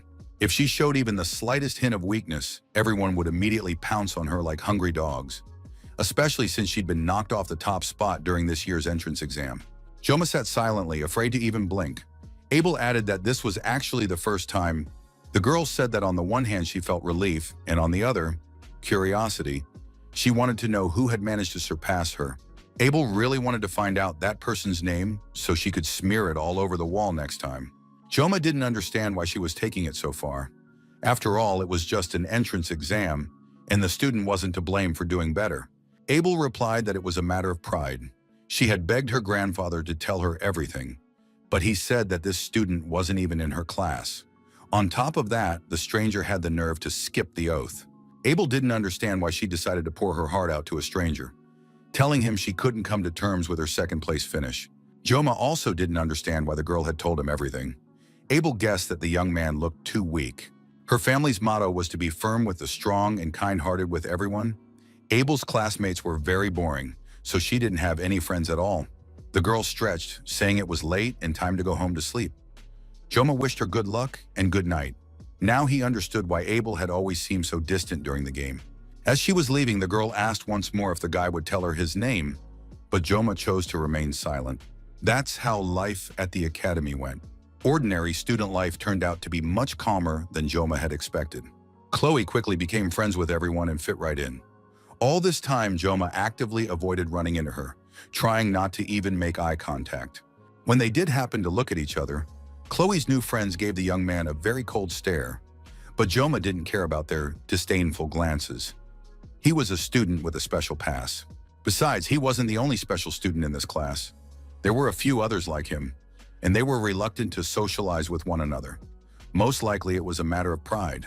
Joma thought about it for a moment and was even glad that he didn't belong to the upper class. This was due to recent events. Right now, the period had begun when the Star and Dragon classes were forming political factions. Even during the game, Joma thought there were too many clowns in those factions, and if he were in one of those classes right now, it would make him sick. But there was something good about his current life. Joma had finally started eating well, and now enjoyed planning his meals in advance.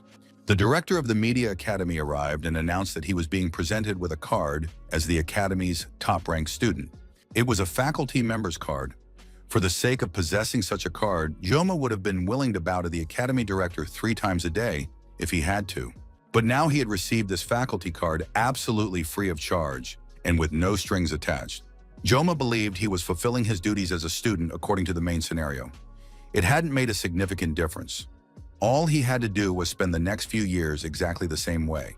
In that case, the young man would be able to achieve exactly the future he had imagined. 700 years ago, the Academy looked a little different. When the first war between humans and demons broke out, the hero Joaquin Valor realized that it was necessary to train the next generation of heroes. He founded this academy where the most important disciplines and subjects were taught. This information is also included in the exams, so you need to memorize it. Joma was already starting to doze off in class while studying the history of the Academy's founding, which he knew very little about. The founding hero, Joaquin Valor, his portrait hung in many of the Academy's lecture halls. He fought against the Demon King's right-hand man. This assistant to the Demon King was named Lycan. He was the commander of the First Legion. The battle raged on intermittently for 20 years, and in the end, Joaquin emerged victorious. But as a result of these battles, Joaquin lost his arm. Now he could no longer fight on the battlefield, and the space around him filled with screams. It was a bloody war with no clear winner. It wore down the opponents, who fortunately decided to take a breather right in the middle of the main battle. It was then that the hero Joaquin founded the academy to train future generations of warriors. Thus, the first war of humans and demons led to the conclusion of a non-aggression pact between the two sides. This peace has lasted for 700 years. It is unknown whether a war will break out in the present day. Of course, it could be completely unpredictable and even more bloody. But right now, the students certainly didn't want to think about war. After all, there had been 700 years of peace. Joma was probably the only one present who knew about the rift between humans and demons. Everyone else had grown accustomed to a carefree existence. Joma really wanted to tell the dean about the events to come, but he didn't know what consequences that might have. Media was now openly saying that she wanted to leave her post as director of the academy as soon as possible. But very often people throw around such wishes just to talk. Media was the first person in history to sense that something was wrong with the situation. Besides, she was one of the 7 heroes who stood up to defend the students. Living the life of a chef and playing the game, Joma didn't finish it, but he did manage to find out that she became the Demon King's first victim. Joma recalled how he had skimmed through the game's events a bit to find out the fate of some of the heroes. Of course, it's always sad to say goodbye to your favorite characters. And now Joma knew that the academy director would be killed in the near future. Perhaps things would have turned out quite differently if Joma hadn't known this information, now that he was a student at the academy. The instructor wished the students good luck studying hard for the exam, which would take place in a few weeks. As soon as the lecture ended, all the students began to leave the classroom. It seemed like something interesting was happening out there. Joma, too, was now watching his classmates with interest. All the guys were indeed going to see something unusual. Kang Joma took a closer look and immediately realized it was him. The young man checked his calendar, and sure enough, it was supposed to happen today. The students gathered in a crowd. They were discussing which class he would be in. Most likely, of course, he would end up in the stars class. Joma joined his classmates as well. He knew that something important was going to happen today. After all, it was on May 5th that a new student was supposed to enroll in the academy. He would be the game's main character, who immediately made an indelible impression on the other students. The hero's name was Leon van Reinhardt. He was the true star of the game, the girls' favorite, and the object of envy for all the guys. The long 700 years of peace were about to show their first crack. He was a real jerk. His face was one big cliché, and all the girls and women playing the game fell for him right away. There was big money to be made off of this. If the game had been rated for adults, Leon would have died before the battle with the Demon King. On top of that, absolutely every female character was hitting on Leon. It was the Saint's niece with a spear named Rachel, Saint's daughter with a bow named Saki Ryode, and of course the Academy's most beautiful girl and star, the Emperor's granddaughter with a sword, the incomparable Abel von Nibelung. In short, the main character's entourage of admirers was impressive. And this, of course, was extremely annoying. But 3 years later, the protagonist of the Miracle Blessing, Leon van Reinhardt, would be among the first to be drafted into the army. When left alone with his thoughts, King Joma admitted that he was glad Leon would end up in hell, but Joma himself wouldn't be dragged there a second time. If you look closely at the story, Joaquin Valor was only able to defeat the commander of the First Legion. It's hard to imagine just how powerful the Demon King is. Could this be one of those stories where the protagonist loses in the end? The protagonist was talking to a girl who, overcome with admiration and happiness, couldn't stop gushing, apparently telling him how much she admired Leon. But then the protagonist turned around and looked intently at Joma. It seemed as though he had sensed the boy's gaze on him. Joma suddenly remembered that they were talking about the game Blessing of Miracles, and that meant the main character would handle it perfectly well on his own. Leon had the face of a man whose forehead seemed to say, he can be trusted. Even Joma himself was ready to believe him. It was already late in the evening, but the lights were still on in the Academy's training hall. Kan Joma continued to train diligently in the hall. A wooden sword was in his hands. The young man was satisfied. His assumption had been confirmed. If he used a weapon that did not meet the standards, the blessing of the god of the sword would not manifest. Joma had set his sights on mastering a certain level of fencing and now spent every evening in the training hall. As he was returning from practice, Chloe approached him. The girl wanted to know what she had done wrong. Of course, he could have told her that he'd nearly lost his head, but they still had to continue their studies together, so there was no point in making the situation worse. Joma knew he had to be friendly. He didn't need any enemies right now, so he told Chloe that everything was absolutely fine. Chloe breathed a sigh of relief, saying she was very glad to hear that. Joma couldn't figure out what was wrong with this girl. She had held the sword very tightly in her hands, even while unconscious, and it seemed as though the weapon was begging for help. If this girl was capable of murder, she would be more dangerous than the brothers. But right now, she gave the impression of being a completely calm and lonely girl. Chloe invited Joma over for dinner again. She wanted to thank him for everything he'd done for her. Joma looked at that pleading, puppy dog gaze, even though he remembered perfectly well that the last dinner had nearly ended in his death. Of course, it was awkward to refuse, but a rock-solid premonition told him if Joma agreed to dinner now, he might wake up in a stranger's refrigerator in the morning. But then a brilliant idea popped into the guy's head. He turned to Chloe and suggested asking her for a favor instead of dinner. Joma said that in this matter, he could rely only on Chloe. Hearing these words, the girl literally spread her wings. Hope filled her with joy. Chloe wanted to know what the guy's request was. Joma decided to overcome his shyness and doubts and ask Chloe to teach him fencing. Joma understood that he needed a teacher in fencing and swordplay no matter what. Recently, every evening, Joma had been searching for various articles on fencing. He realized that to survive, he needed to absorb a sufficient amount of information. And finally, the time for the first lesson had come. Chloe was absolutely thrilled. She greeted her student, looking at him with tenderness and care. Joma felt a little awkward. He said he had just arrived and greeted the teacher. Chloe was happy because she had just arrived too, even though she had actually come a couple of hours early. And although the young people had agreed on a different time, it was clear that this love-struck girl lived in her own world. This was probably the first time Joma had seen the girl out of her school uniform, and her physique pleasantly surprised him. Chloe had a beautiful six-pack and toned muscles. Now it was clear why she was so strong. Joma handed the girl a wooden sword exactly like the one he had.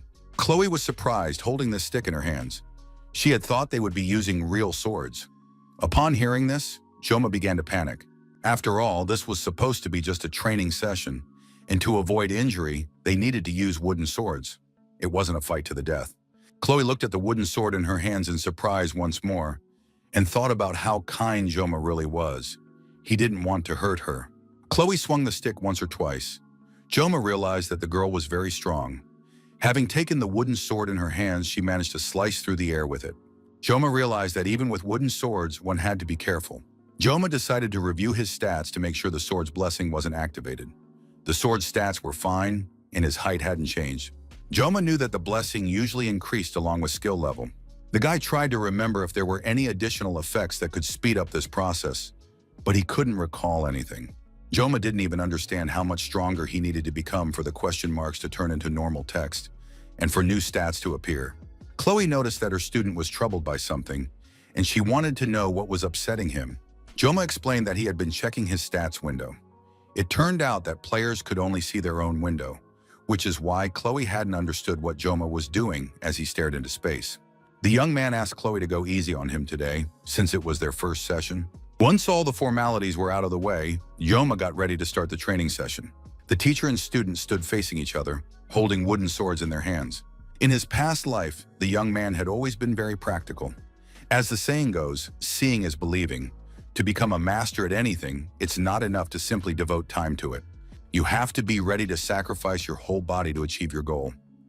That was something Joma had already learned at the academy. After all, until then, all his skills and abilities had been the result of the training he'd received earlier. Joma felt his palms sweating, and his stance was rather unsteady. However, the essence of fencing lay in delivering precise strikes against the opponent. Joma hadn't even had time to process what was happening when he suddenly noticed that Chloe had already launched her attack. She was incredibly fast. The wooden sword struck his shoulder.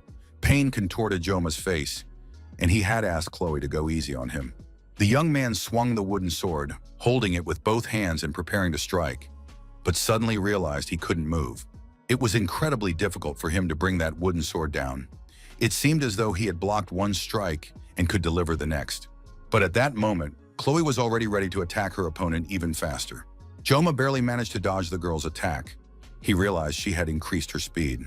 Joma figured that the previous strike had been nothing more than a test. The opponents were raining blows down on each other, and at some point their sticks began to clang in unison. Joma realized that the girl had no intention of stopping. He barely managed to block her strikes, knowing that if he let one get past him, he would die instantly. Joma was completely unable to counterattack, and soon his wooden sword snapped in half. Chloe had to apologize to the young man. She said she tried to hold back, but she hadn't been able to. But suddenly, Chloe noticed that something was happening to her partner. The stump of the sword in his hands began to shake. It turned out that the necessary conditions had been met. The weapon was damaged, but the user's personality adjustment had still been triggered, and his humanity level had been lowered. The blessing of the sword god and the heat had been activated, and now Joma no longer looked like the goody two-shoes he had seen before. All these changes that had occurred in the computer system were reflected in the player's states. The lowered humanity level meant only one thing: Joma was about to turn into a killing machine.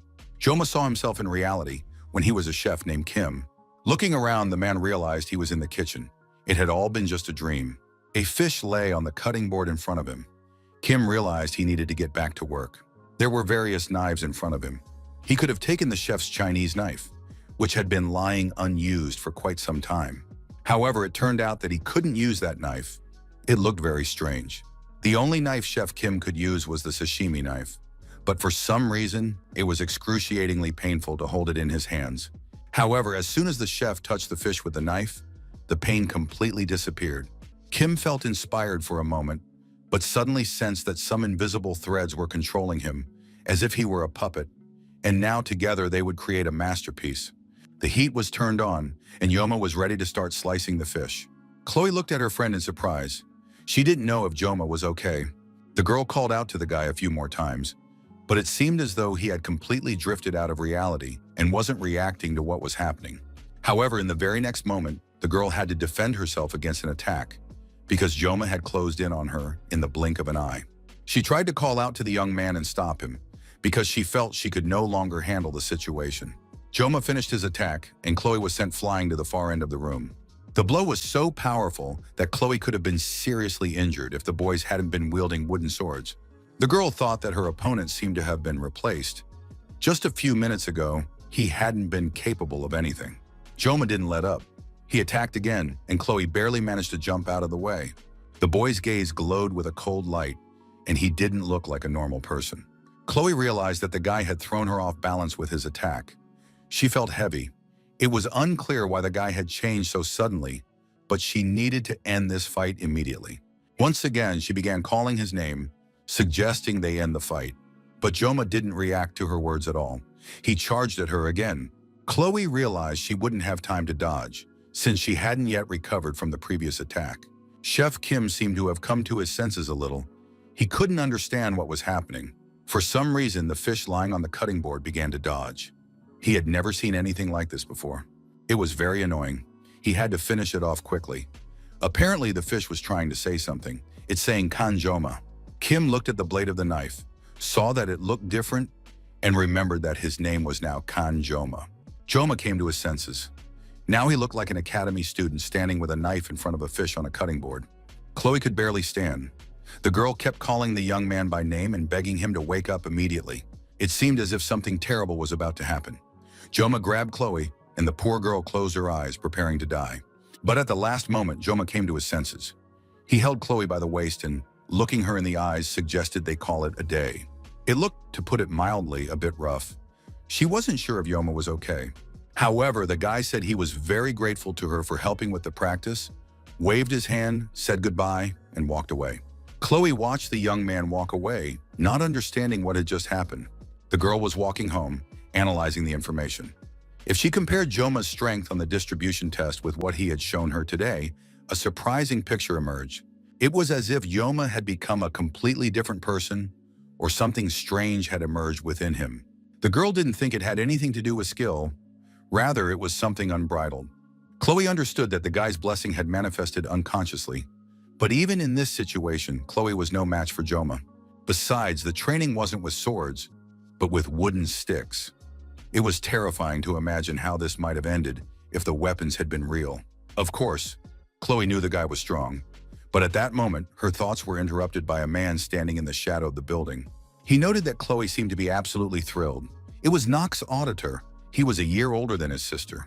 It wouldn't be accurate to say that the brother and sister had a warm and joyful reunion. Now Nox knew what his sister had been up to since entering the academy. She was hanging out with all sorts of scum. Chloe asked him not to refer to Joma that way. He's her friend, and she won't let him be spoken of like that. Well, in any case, her brother now knew the name of this good-for-nothing. If Chloe continued to hang out with him, someone from the auditor family would have to get rid of him. Chloe understood that unfortunately her brother was right. She mustn't make mistakes in her actions and must always remember her role and destiny. The girl didn't answer her brother, but simply said that no matter who from the family showed up, none of them could handle Joma. Nox looked at his sister silently. He had gotten everything he needed from her. The boy's name, Khan Joma. And now Khan Joma must explain what happened. The power he had received was not a divine blessing and was not a blessing. Rather, it was more like a curse. To avoid relying on the blessing of the god of the sword, the young man had to find a new weapon. But this power seemed to mock him and haunt him, eventually taking over his body. True, this time there was no pain. On the contrary, the young man noted that there was simply no pain. Only feelings of pleasure and sweet exhaustion remained. The curse controlled him as if by an invisible thread and whispered sweet words. It said, "Cut more, cut deeper, destroy on a grander scale." Kang Joma surrendered his body to this force. But at that moment, Chloe's scream mingled with despair. The boy heard his name and remembered it. In that scream, the fragments of the world that had previously fallen apart came together and fell into place. It was precisely because of this that Joma was able to cast aside the training sword, which had clung to him like a second skin. For a few more seconds, the young man felt that he might lose his self forever. Yes, Yander had recently tried to kill him. In the end, Chloe herself had managed to bring him back to reality. And even though the girl was the reason Joma had ended up in such a state, he now felt grateful to her. The boy decided to pointedly ignore what had happened, but still ran off in a hurry to avoid a possible recurrence of the sword god's blessing. But could he keep running like this for the rest of his life? The blessing of the god of the sword is a talent akin to a curse, manifesting when one sacrifices one's life. Joma felt like a stranger cast into a world where, in the future, he would have to use the skills he had acquired. Joma didn't expect much from this world. He just wanted to live a normal life. The young man had hoped he could handle all the challenges that came his way. But now he was returning to his room, completely transformed by the experience he had gone through. Only now did Joma finally realize what was happening inside his body. There was something trying to take control of his mind. And the power he had gained was no blessing at all. It was a curse, ready at any moment to consume him entirely. Joma understood that this was a divine power, a very contradictory one, and now he didn't know how to relate to his abilities and new possibilities. 3 days had passed since that memorable evening when Joma had discovered his new curse. Chloe was talking to one of her classmates who was telling her about a new place he really liked. The girl said she would definitely go there later too. In reality, Chloe was very worried after what had happened in the training hall. Joma had been absent from class for 3 days now. Chloe looked at the empty desk where her friend should have been sitting and realized she didn't even know his phone number. She couldn't understand why she hadn't asked for it before. Chloe had already gone to Joma's room in the dorm several times, but all she could hear from inside were painful moans. She was afraid the boy would get angry, and she fought with all her might to resist the urge to kick the door down. In the end, she had no choice but to turn around and leave. But Chloe knew how much she enjoyed watching Joma during class, how he would thoughtfully prop his chin up. Chloe couldn't even imagine how many times a day she'd glance at Joma, always afraid of coming on too strong. She spoke to him with particular caution. At first, she thought all these feelings had arisen because this stranger had stood up for her during the class placement exam. But most likely, those were just excuses. Chloe realized that she missed Joma very much. Another gray and boring day had passed. Instructor Lee Wanbin stood at the lectern, urging the students to be quiet. He said that students at prestigious institutions knew nothing but how to chatter away. The instructor said that due to bad weather conditions, today's training session would be replaced with self-study. Instructor Lee noted again that Kan Joma had failed to show up for class once more. This young man wouldn't skip classes without a good reason, but as a teacher, the instructor could only hope and wait. Lee Wanbin explained the essence of the assignments to the students and ordered them to begin their training.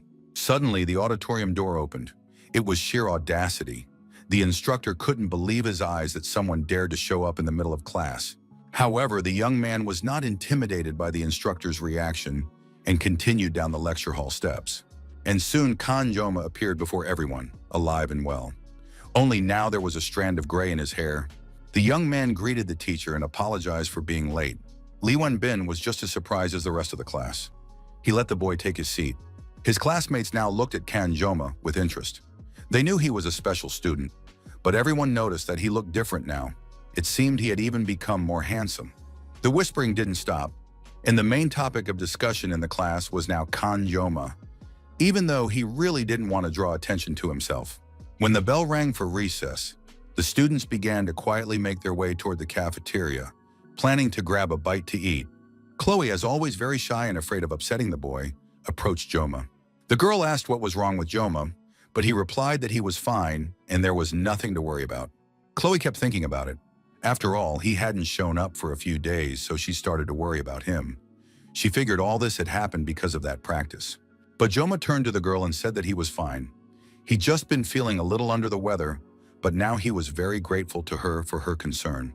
Chloe was shocked. Not only had her boyfriend not been rude to her, but he'd also answered her question and even thanked her. Joma could tell that Chloe didn't quite believe him. He understood that her doubts were completely understandable and justified. For the past 3 days, he had been suffering from extremely severe withdrawal symptoms and had ultimately driven himself to complete mental exhaustion. Locked in his room, the young man couldn't even eat. He lay in bed and prayed that the convulsions would finally subside and leave his wretched body. This was the price he paid for holding the broken weapon in his hands. The price turned out to be exorbitant.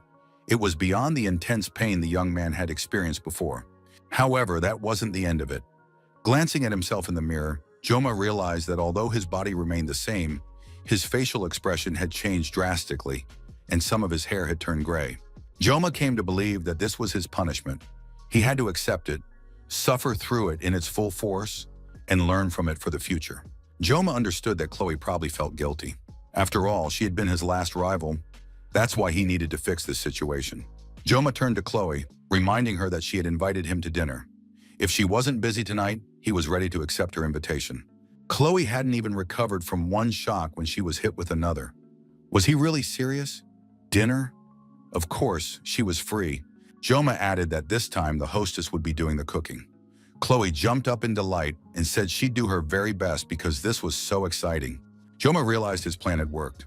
Chloe had cheered up, and now he didn't have to worry about her emotional state. Now Chloe's mind was completely on her kitchen. She said she would make a wonderful dinner and started asking the guy what he liked to eat. Joma said he hadn't had fish in a long time and would really like some. He almost let slip that he'd thrown up after their last dinner, but managed to cover it up by saying the fish was expensive and he couldn't afford to buy it. At that moment, the young man felt as if someone were watching him. He kept talking to Chloe, but at the same time, he felt that someone was watching him very closely. Chloe also turned toward the source of that pressure and asked mentally, "What's going on?" At that moment, Knox's auditor was standing at the far end of the corridor, watching his sister closely. Chloe immediately remembered what her brother had warned her about.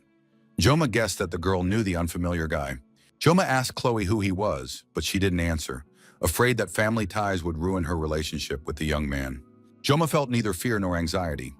He approached the stranger, and now the two men stood face to face. Joma turned to the stranger and said that if he had something to say, he should speak up, and that staring so intently at others in silence was simply improper. But the man said nothing, and his gaze was like that of a wild animal. Joma immediately noticed those hellish eyes, not understanding what was happening to them. At that moment, Chloe ran up. The girl stepped between the boys and asked Joma not to pay any attention, and told her brother not to come over, since they had already discussed everything. Joma was surprised to hear that this was Chloe's brother. He sensed that despite her efforts to speak confidently, the girl's voice was trembling slightly. Knox was mentally talking to his sister. He said that so it turns out Chloe is deliberately befriending someone who isn't even capable of following the Academy's rules. Chloe told her brother that the auditors no longer had anything to do with her. Knox was certain that the girl's hands were already up to her elbows in blood, and if she was born into a family of auditors, she would remain one forever. Joma figured that his sister was speaking in subculture slang, while his brother was using archaic language. The main thing was that they didn't go overboard. Knox demanded that Chloe stop hanging out with that good-for-nothing and finally return to the family of auditors. But the girl was furious and demanded that her brother stop talking about Yoma in such a way. Wild screams rang out all around, the air literally shaking from the quarrel. Joma thought he couldn't coexist peacefully with society since he'd simply been about to eat. The young man was already starting to get used to it, but suddenly he noticed the surname Auditor. That's right, now he was beginning to remember something about them. It was a shadowy faction that appeared midway through the game, specializing in stealth and assassination. And this had been mentioned beforehand. The Auditors were inferior to many other hero houses in open combat, but in mission tactics and ambushes, they were unmatched. From childhood, the Auditors' children were subjected to grueling training, and after that, they became excellent tools for murder. All members of this family are undoubtedly very strong. It turns out that Chloe is one of them too. Now her strength and hot-tempered nature makes sense. But her father, without a doubt, was a psychopath. Knox would kill anyone without a second thought, and you could see it in his eyes. This is quite understandable, since auditors eliminate enemies from within to maintain order. Joma was in a position where he would likely have to kill soon, so there's no point in looking down on others for such behavior. As for Chloe, it seems this girl really wants to live a normal life. But just like the blessing of Joma's sword, Chloe was born into a family that won't let her do as she pleases. After all, the life of a heartless and cold-blooded killer is always cruel. Joma wasn't a hero and had no intention of becoming one, but since he couldn't save the whole world, he could at least protect one girl. Joma pushed Chloe aside, saying he wanted to go talk to Knox himself. Now the guy was sure he could do it. There was no denying it. Even though his power felt like a curse, it wouldn't let him lose. Joma approached the guy, asking him who he was and what his name was. He understood that there was no escaping this power because it was impossible. Besides, he remembered the saying, "Wherever you go, there is no paradise." So there was no point in looking for it. And if escape wasn't an option, it was always better to go on the offensive. The young man approached the brother and sister, said his name was Khan Joma, and told them to follow him. Joma added that he was a master swordsman and asked them not to fall behind.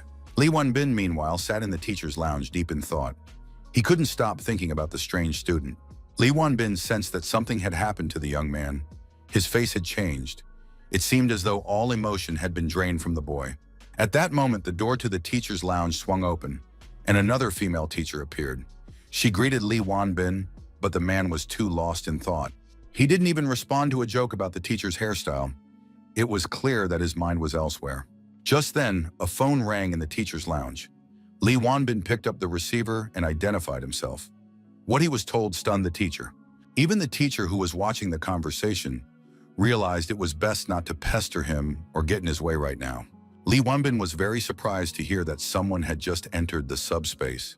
He was informed that Kan Joma had requested a duel and that his opponent, who had accepted the challenge, was Knox Auditor. The subspace classroom had been set up, and the duel between Knox and Joma was about to begin. The young man sat in the locker room. There were 15 minutes left before the fight began. Joma had previously thought that the process of organizing the subspace would take a long time, but everything happened quite quickly. Media Academy Director warned the young man that if he really went through with this duel, he had to be very careful. Of course, everyone understood that the fight would take place outside this reality, so there would be no physical injuries, but no one ruled out emotional ones. He had to hope for victory. Through the window of the locker room, Joma could hear the enthusiastic cheers of the fans. It was perfectly understandable that watching someone else's fight was interesting, but he hadn't expected such a stormy reaction. Joma had only himself to blame. He hadn't wanted to draw unnecessary attention to himself, but in the end, he'd gotten himself into this situation. Chloe was sitting next to him in the locker room, weeping bitterly. It seemed like the girl thought the upcoming fight was happening solely because of her, so Joma told her that she was absolutely not to blame for what was happening. Besides, Joma added that he'd borrowed her weapon, which meant everything would be fine. Chloe calmed down a little. However, she knew her brother was very strong, and she had a rough idea of how the duel might end. Joma replied that Chloe was quite strong herself, but that didn't reassure her either. Chloe knew that Knox was a genius who had inherited the monster's power. He had no equal, since even at 14 he was called the pinnacle of night techniques. The only thing that wasn't clear was who came up with such silly names as the pinnacle of night techniques. Joma reflected on his life and realized that it had always been this way. No matter how hard he tried to avoid such altercations, he always ended up getting dragged into them. Many years ago, his first teacher, a chef, had said that the boy was destined to hold a knife in his hands his whole life. No one could have imagined back then that even in another life, Joma would be using a sashimi knife. At that moment, the subspace began to form, and the combatants were invited to enter the arena. Joma told Chloe he'd be back soon and left her waiting in the waiting room. As he was leaving the room, Joma called out to the girl. He knew he had to calm her down somehow. The young man said that many geniuses lived in this world at the same time, so there was no need to fear that an encounter with a genius would turn out to be tragic. But still, she shouldn't forget that every person is a genius, at least in some way. Chloe looked hopefully at the young man, who was now heading off to the duel. She didn't know how it would end.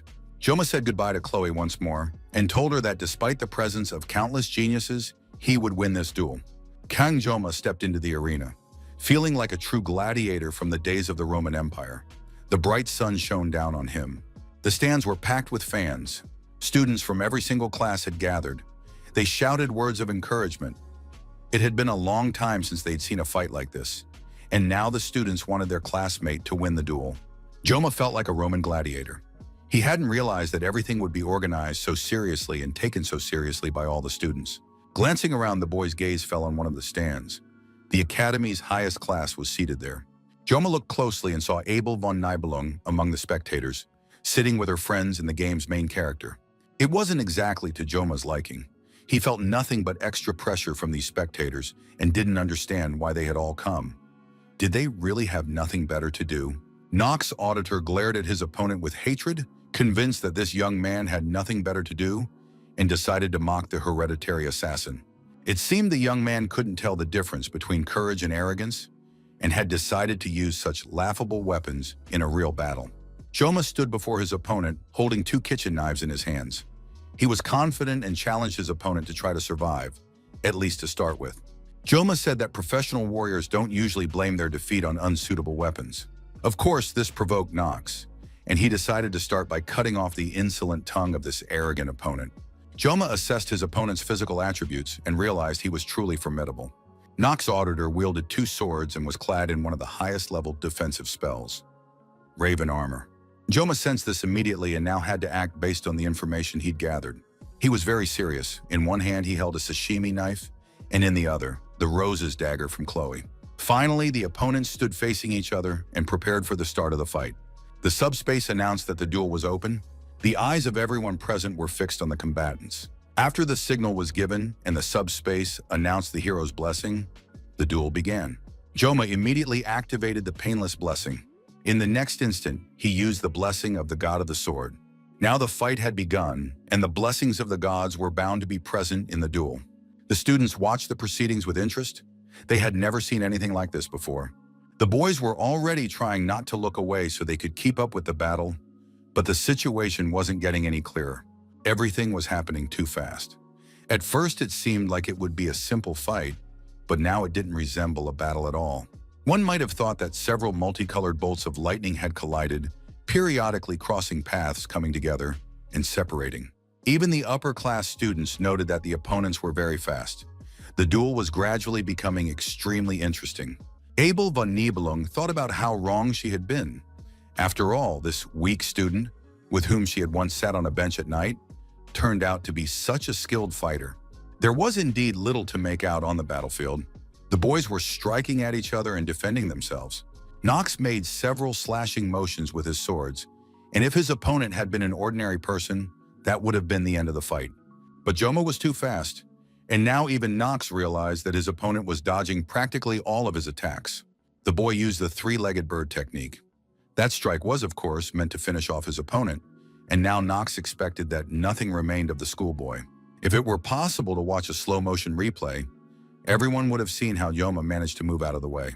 Now he was at a safe distance, and to his horror, Nox realized that his opponent had dodged again. Joma showed absolutely no emotion. He went about his business calmly and methodically. The spectators in the stands were in shock. They saw that the freshman was doing nothing but dodging the upperclassmen. Of course, the sophomore was much stronger, but still, one shouldn't underestimate the freshman. However, Abel had a completely different opinion. The girl was watching the fight closely, and it all became clear to her at once. Although the sophomore was landing powerful attacks, the freshman managed to parry them all. It seemed as though the freshman didn't even want to fight. Nox now realized that Chloe was right. This guy wasn't so simple. It was clear now that the boy was using a defensive technique. No wonder he managed to survive the attacks. Nox realized that Joma was far too fast, and that he needed to be more careful against an opponent like this. Nox was about to launch a powerful attack with a wide area of effect. But every time he looked at the guy's weapon, Nox's anger only grew. It was just an ordinary kitchen knife. Why couldn't he handle it? At that moment, Yoma tossed one of the knives onto the floor.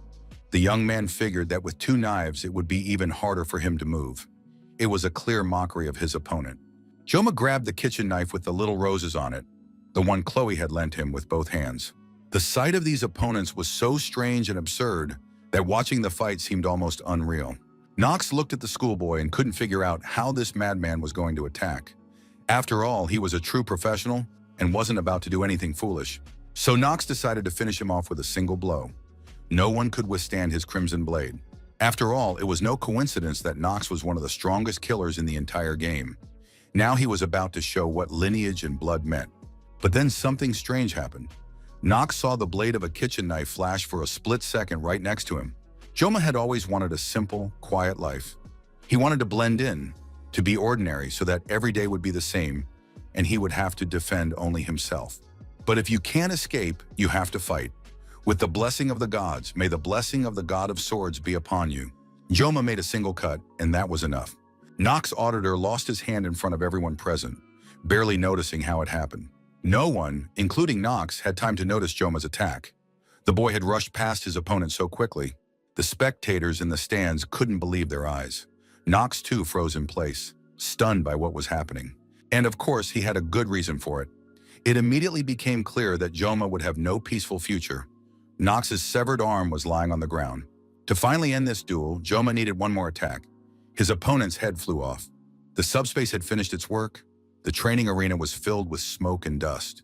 When the smoke cleared, the spectators saw Joma sheathing his knife and Nox on all fours, trying to catch his breath. It was announced that the duel was over. The spectators watched in complete silence. They couldn't believe their eyes so much that they didn't even react. Looking at his knife painted with roses, the young man marveled at how he had managed to defeat a man armed with swords. The only consolation was that the fight had taken place in subspace. No one had been hurt in the end. Still, it was astonishing. It had to be admitted that Nox wasn't a weakling. Just as Chloe had said, Joma had managed to sense just how vast the guy's combat experience was. Although with a lifestyle like that, people would never be drawn to him. The results of the match appeared on the scoreboard. The winner was declared to be a first-year student from the Tiger class, Kang Joma. All the spectators in the stands were discussing the match, marveling at the freshman's strength. If he could handle Nox, it would definitely boost Joma's popularity. But now it was impossible to change anything. As they say, what's done is done. Joma had chosen his own path to survival, relying on anger and thinking only of himself. Now he would have to learn to live with fame and notoriety. The next day in the academy's hallways, students continued to discuss the fight they'd seen. It really had been impressive. They whispered about how one of the auditors had lost, and everyone knows just how powerful that clan is. Now in every classroom, the name of a previously unknown freshman, Kang Joma, was being heard. Abel too sat lost in thought, replaying the events of yesterday's battle in her mind. Now the girl knew the stranger's name. Wherever she went, everyone was talking about that fight. And indeed, there was plenty to discuss. The way the duel had ended was astonishing, and the severed hand lying on the ground would remain etched in everyone's memory for a long time. Even Abel admitted that after what had happened, she couldn't look away. It seemed too unreal, especially considering that Joma had used only 2 kitchen knives. Could someone really be that strong, even with ordinary knives? Abel admitted that she was proud to be the granddaughter of the swordmaster, and believed she knew her way around weapons. But it seemed the girl had been mistaken. Abel recalled sitting on a bench next to Joma, and thinking how badly she wanted to know the name of the student who had surpassed her, so she could smear him against the wall next time. Back then, she told herself that Joma looked too weak, and she always remembered the family motto, "Be firm with the strong and kind-hearted with the weak." Abel pestered her grandfather, trying to find out the name of the student who had taken first place, But suddenly, the pieces fell into place in the girl's mind. Abel realized that this was Kang Joma. He was stronger than her, and only he could have won and beaten her. And immediately a wave of rage swept over her. She realized how foolish she had looked back then in the park, and how Joma must have been laughing at her behind her back. Rachel literally woke up from her friend's scream. The girl didn't understand what was happening to Abel. Of course, Abel didn't want to admit to anyone what a ridiculous situation she had gotten herself into. Under Rachel's intense gaze, she tried to wriggle out of it, saying she'd just gone a couple of days without training, which was why she was nervous now. But it was hard to fool Rachel. No wonder they'd been friends for so long. It was written all over Abel's face that she was furious. And of course, it couldn't be about some trivial nonsense. Although Abel kept digging in her heels and pretending nothing had happened, Rachel guessed that her friend was really hungry. Then she thought that Abel had forgotten her weapon at home, or simply needed to use the restroom and wanted her to keep her company. When she'd gone through all the possibilities, Rachel figured Abel had a boyfriend. Seeing that her friend was embarrassed, Rachel took the news with complete delight. Finally, Abel turned out to be a normal girl, not some cold, heartless machine. Now she just had to find out who this hunk was, and Rachel imagined how they would discuss all the most interesting moments together. Abel didn't answer, and then it became clear that this guy was clearly something out of the ordinary if his name was shrouded in mystery. Most likely she was talking about Leon, a real heartthrob, quite strong and charismatic. Rachel wasn't a stupid girl. She racked her brain and came up with the following theory. Perhaps this was the special student from yesterday who had captured the hearts and minds of the entire academy. Rachel thought that wasn't surprising. Such a striking guy was worthy of love. And then she realized she had to leave immediately. She wasn't going to discuss this with her friend, but she couldn't lie to her either. However, it was impossible to just walk away from Rachel. She now had a purpose in life, and today really was a wonderful day. Rachel grabbed her friend by the hand and led her away, saying they were going to the Tiger classroom since they had business there now.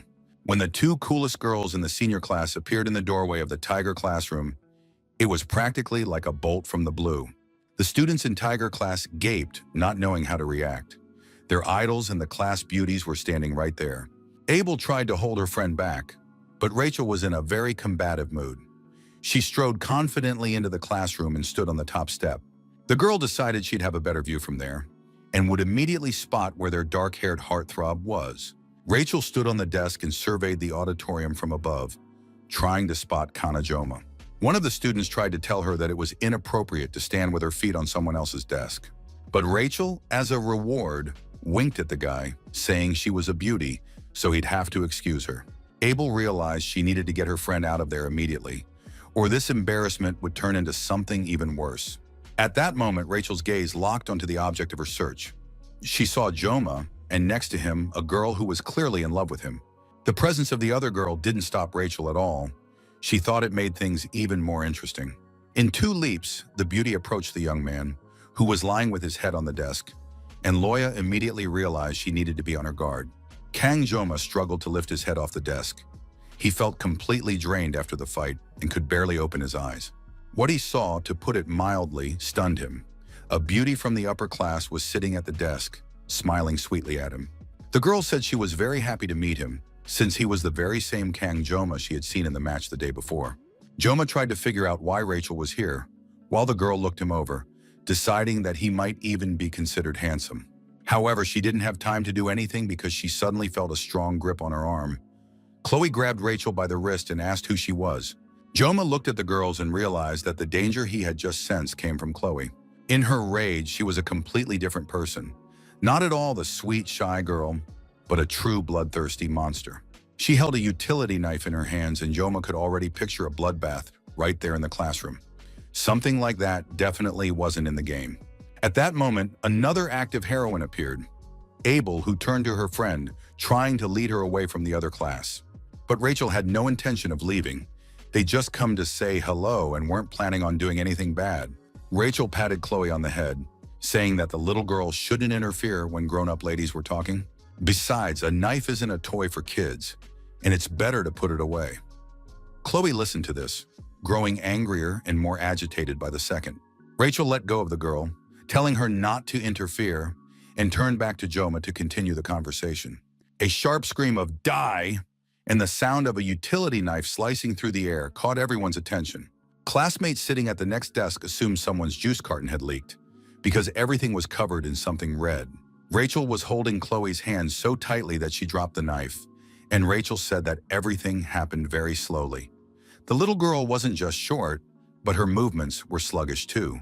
Abel realized her friend could cause harm and tried to stop Rachel. But with a slight flick of her wrist, Rachel flung Chloe aside, without even turning her head or paying her any attention. Chloe flew across the entire classroom but managed to brace herself and land on her feet. The girl was furious and had no intention of giving up. All the boys in the auditorium were thrilled. They were about to witness a battle between two beauties. Rachel Demore was the niece of the saint with the spear and belonged to the descendants of the clan of overwhelming strength. The clan's motto, "No skills are needed against overwhelming strength." Rachel was absolutely confident in herself. She approached Joma and asked, "Is this little girl your girlfriend?" Joma replied that this wasn't the case. Chloe wasn't his girlfriend, and this immediately lowered the level of hostility in the room. Rachel tried to figure out who Chloe was, and Joma replied that Chloe was his friend, as in, a friend. Joma couldn't figure out what was going on. He was still weakened from the fight and hadn't had time to get a handle on the situation.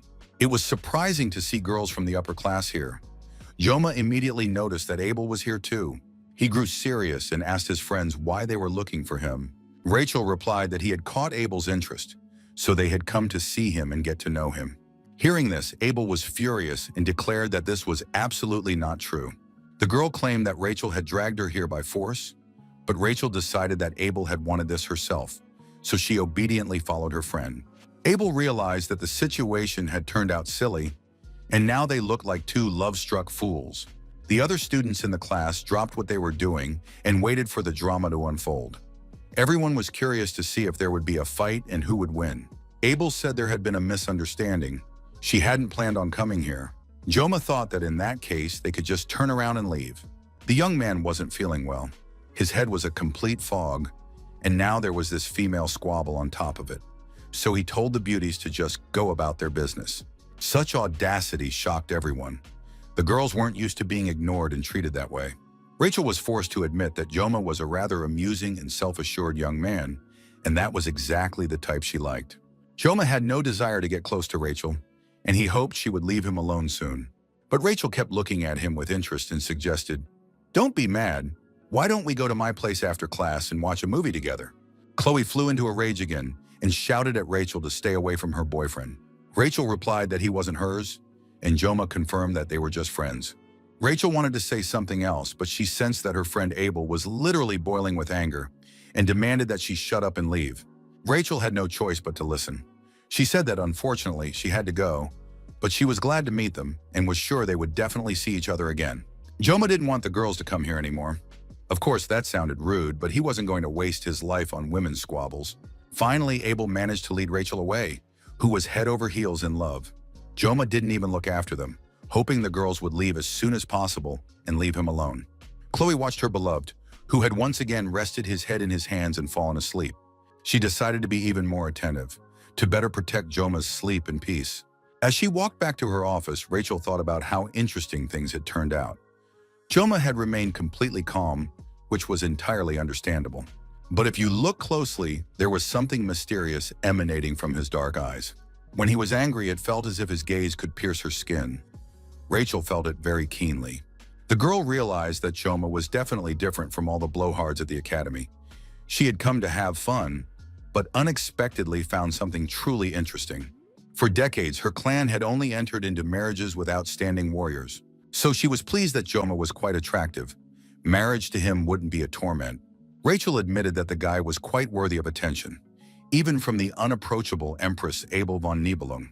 Rachel apologized to her friend, but Abel believed she should apologize to the guys in Joma's class. However, Rachel wasn't apologizing for her behavior. She told her friend that she couldn't give Joma up. She needed him for herself. Knox walked down the infirmary corridor, holding an IV stand in his hands. Only one word echoed in his head: "I'll kill him." In his entire life, Knox's body had never faced such a defeat. After all, he was a member of the Great Auditor's clan. The young man thought about how everything would change when night fell, and didn't understand whether there was any need to attack right now. When he ran into one of the patients in the hospital corridor, Nox roughly shoved him aside, not bothering to look where he was going. He wanted to gather his entire clan, then he'd surely be able to behead that insolent brat. After that, Nox would take Chloe, for the girl was as strong and dangerous as he was, and perhaps even more so. He decided to deal with everything at once, using the power of his clan and the secrets of night techniques. The young man cracked open the door to the ward and froze in surprise. He had a visitor. Joma sat fully clothed on a chair in front of the bed, holding an apple in his hands. Joma hadn't been able to sleep that night. He'd been thinking about Chloe. She'd been pensive and dark circles had appeared under her eyes from lack of sleep. Joma assumed that Chloe was upset with him, even though she herself had pulled out a knife right in the classroom, and that was strictly forbidden. Chloe was indeed furious, trying to show everyone that she was in control, and she was plotting how to deal with the insolent girl who had made a move on her Joma. She was so focused that her thoughts had almost reached the point where she wanted to saw Rachel's head off with her stationary knife. Joma called out to the girl. He wanted Chloe to be okay, or at least to put the knife away. Not knowing how to start the conversation, Joma walked over to Chloe and asked how she was feeling and how Nox was doing. The girl explained that her brother had been admitted to the academy hospital. Joma was surprised. The guy should have been fine, since they'd been fighting in subspace, where it's impossible to get physically hurt. Chloe honestly admitted that she hadn't visited her brother, so she didn't know the details. Outwardly, Nox didn't seem to have been hurt, yet he ended up in the hospital. She was sure he'd be fine, and there was no need to worry. Joma thought that, despite the lack of physical impact, Nox's psyche hadn't been resilient enough. Now he understood. Nox would definitely seek revenge and come up with something. Joma stroked Chloe's head. He already knew how to calm and appease her, and asked which room her brother was in. And so the two rivals and adversaries met in the middle of the night at the hospital. Joma said he wasn't doing anything wrong. He'd just come to eat an apple. Looking at the private room and the basket of fruit, one could conclude that the auditor's family had a lot of money. Nox was furious. He couldn't understand how this insolent man had ended up in his room in the middle of the night. At that moment, Joma reached for the knife lying on the bedside table, and Nox thought he had come to finish what he had started. But the unexpected guest simply sat down on a chair and began peeling an apple with the knife. Nox watched the young man in surprise. He handled the knife so skillfully that he even managed the apple perfectly. Joma left the peeled apple on a plate and walked out of the room, wishing Nox a speedy recovery. Nox was furious. This insolent man had doubted his abilities, barged in, acted like he owned the place, and was now calmly walking out. Joma was already standing in the doorway and said that if Nox was having second thoughts about the position, he'd better stop it right now. He looked at the guy and added that otherwise he would destroy the entire auditor's clan. The next moment, Nox fell backward in surprise. The apple on the plate had been sliced into even wedges. How this virtuoso had managed to slice the apple was a mystery. Joma was returning to his room, thinking that Nox was mentally defeated. Just a slight threat, and the effect had already worked. The auditors are the assassin's only plan in the world, and it's impossible to deal with them all in 30 seconds. Yet that was exactly how long Joma could hold a weapon in his hands.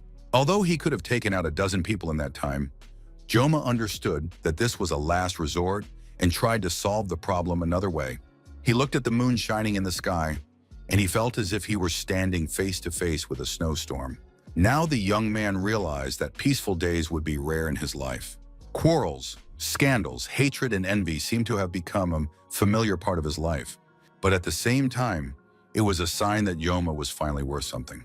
One could assume that Nox Auditor no longer posed a threat, and he could be temporarily forgotten. However, a new problem was looming on the horizon. A girl Joma wanted to have the least to do with. He knew that Rachel sticks to the main character in the game, but in the end, Abel still ends up with her. At the same time, Joma remembered that he would soon have to prepare for midterm exams, so he would have to think about girls and their problems later. Joma took out his phone and reread the details about the exam reward. It was truly worth the effort and deserved serious attention. It was the Murasami sword, a weapon that would allow him to fight for longer than 30 seconds. That's why preparing for the exam was extremely important.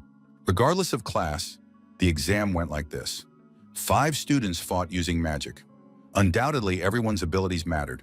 However, the exam was still held in a team battle format because during wartime, trust and teamwork were indispensable. Joma, however, didn't like working with anyone. If they managed to put together a good team, they would be able to defeat the monsters that would appear in the exam, the main one being a sea monster. Joma remembered how uneasy he'd felt when he first encountered that monster in the game. Seeing a half-human, half-fish creature in real life was sickening. There was still a battle with the mermaid ahead. Perhaps it would be more pleasant, at least to the eyes. However, her rank was still unknown. Mermaids were demons, and demons were powerful supernatural beings.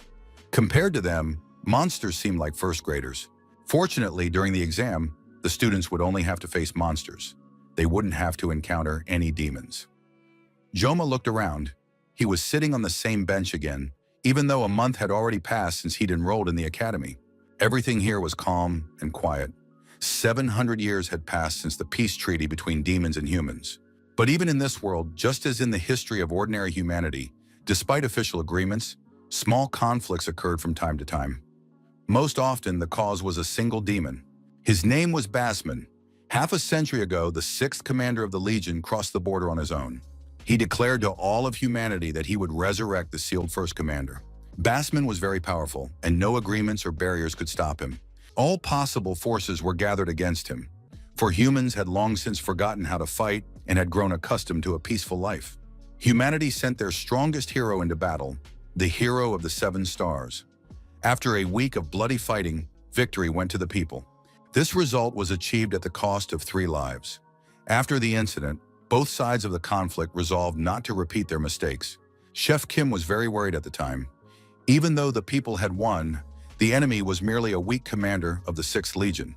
Since then, peace has endured to the present day, and now Kang Joma lived in a peaceful human reality during these tranquil times. But the more the young man thought about it, the more he wondered, how had Valor Joaquin managed to seal Riken all by himself? He thought that perhaps Valor Joaquin wasn't human. Otherwise, it was inexplicable. Besides, there were only 3 years left until the next war with the demons, which could destroy the current world. Therefore, he needed to prepare so as not to repeat his mistakes. Even if Joma tried to come up with a plan to prevent the catastrophe right now, nothing would change. He needed to take small steps, starting with his upcoming exams. Of course, it was frustrating, but first Joma had to choose allies. How could he do that if he had absolutely no friends? The young man paused to think for a moment and realized he was one of the most famous students at the academy, and he could use that to his advantage to put together a decent team. With a team like that, he'd be able to live peacefully for the next 3 years. For now, though, he needed to prepare for the midterm exam. In his personal diary, Joma decided to change his plan for the current period. Instead of a quiet and peaceful life, he chose a loud but peaceful lifestyle. A week had passed, but Joma still felt like he was in a complete vacuum. He was still alone. Maybe it was some kind of joke, but no one had offered him a spot on their team. Joma thought that the method he'd used to gain fame might have been a step too far. Now people were simply afraid of him, thinking he was a psychopath. Most likely the guys had decided that it was impossible to work with Joma, or they were simply scared. The fact remained a fact. Joma looked around and suddenly realized that he wasn't the only loner and outsider. Chloe was sitting just as alone, not talking to anyone. After battle day, she had become a true outcast. Joma walked over to the girl and asked if she had found a team for the exam. Chloe looked at her idol and honestly admitted that she hadn't found one yet. Joma was surprised since Chloe was always surrounded by friends. But Chloe said it didn't matter. She was fine, especially with Kang Joma by her side. The young man suggested that Chloe team up with him to find 3 more teammates. Chloe was thrilled by the offer and agreed immediately. She had no doubts about her own strength. If the goal of the exam was to catch as many monsters as possible, Joma could wield a knife for 30 seconds. Together with Chloe, they would definitely be able to kill over 100 monsters. The girl was excited and happy. Just then, the classroom door burst open and Rachel stormed in, announcing that she'd come to have some fun. She said she didn't want to fight with anyone. She'd just come to chat. Chloe, grabbing a utility knife, was getting ready to finish off the insolent girl. Joma replied very angrily that he was busy and told Rachel to just leave because he didn't have time. The young man was very annoyed. He especially didn't like that Rachel had called him a bunny, but the girl was determined to get her way. Apparently, she always achieved her goals, so she paid no attention to the guy's displeasure. Instead of leaving the classroom and getting upset, she lay down on her desk saying that she had trouble hearing and couldn't hear a thing. Rachel immediately decided to change the subject, and asked Joma if he had decided on a team for the exam. Joma didn't realize that this stubborn beauty wasn't listening to him at all. Seeing that the girl wasn't leaving, Joma replied that he hadn't chosen a team for the exam yet. That answer made the beauty very happy. She said that was great and invited him to join their team. Joma realized that the idea was simply wonderful. To do well on the exam, you need strong teammates. Rachel kept pressing him. Taking advantage of his shyness, she said he could join the team just this once. Joma didn't understand why she had approached him with such an invitation, since there was probably already a long line of students from the top class waiting to join their team. Rachel replied simply, "It would be boring with everyone else, but they'd have fun with Joma." Joma had to admit that he'd already joined Chloe's team and couldn't leave it now. Rachel was ready to make any concessions. She said there were actually 2 open spots on their team. Joma explained to Rachel that without Chloe's help, not only would they fail to win the prize, but their average score would be at risk as well. Chloe might be annoying, but that's no reason to hate her. She'll prove herself yet. With that, the negotiations were concluded. Rachel added Joma and Chloe to the team, hoping that Chloe would keep her cool. Joma wanted to know who was considered the leader of their team. It was important to him. Rachel, without looking up from her text, said that their main guy was Leon. Everyone had probably heard all about him by now. Joma realized once again that his peaceful, quiet, and unremarkable life had slipped away from him once more. The guy sat there literally furious. He didn't understand what he had done so wrong in his past life that now everything was going off track. For 30 years straight, all he'd done day in and day out was cut fish, and now he couldn't live out his best life in the game in peace without scandals and conflicts. But at the same time, Joma has now joined a team with real heroines. Of course, he's already attracted everyone's attention, but he has to admit that he really likes it. But now Joma has to stop because everything will change with Leon van Rijhorst. He is the main character of this game. Joma didn't understand how the system would behave now, but the guy would definitely have to take responsibility for this choice. The more the young man thought about it, the more he realized he needed to change the team. However, Rachel had already warned him that she had officially signed him up. Joma was deeply affected by the situation. Besides, this was the first time he'd wanted so badly to run away from a girl. At that moment, the nosy Chloe walked up to him and asked what was wrong with Joma. Chloe tried very hard to hold back, but she immediately noticed that ever since that blonde girl had approached him, her Joma had become somewhat gloomy. The guy replied that he felt a little uncomfortable about the fact that they would be on the same team as the guys from the Stars class. Chloe, on the other hand, tried to support Joma, saying she was sure he was much stronger than all of them, without a doubt. Joma calmed down a bit after hearing her words of support, especially since he'd signed up for the team with Chloe, so leaving now would just be irresponsible. Clearly, not all members of this team are at a high level, so the situation could very well work in his favor. He just needs to approach everything with a positive attitude. Joma decided not to get upset prematurely and asked Chloe what time they had agreed to meet as a team. Chloe immediately replied that according to the blonde, it was at 6 o'clock at the cafe.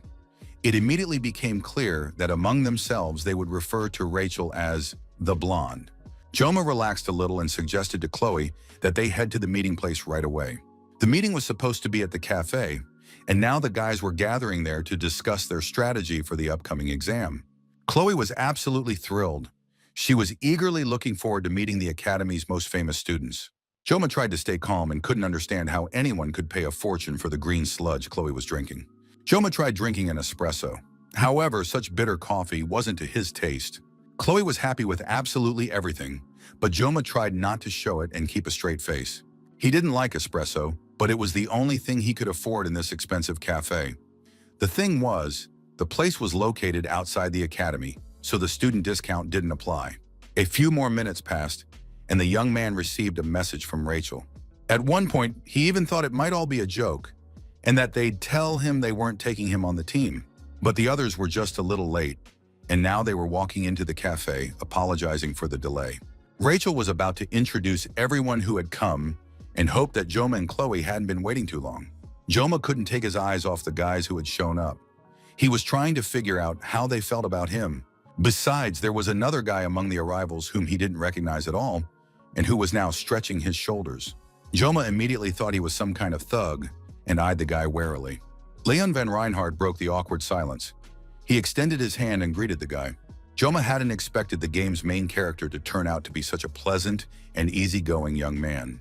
Leon said he was very impressed by the battle that had taken place a couple of days ago, and he was very happy to welcome Yoma to their team.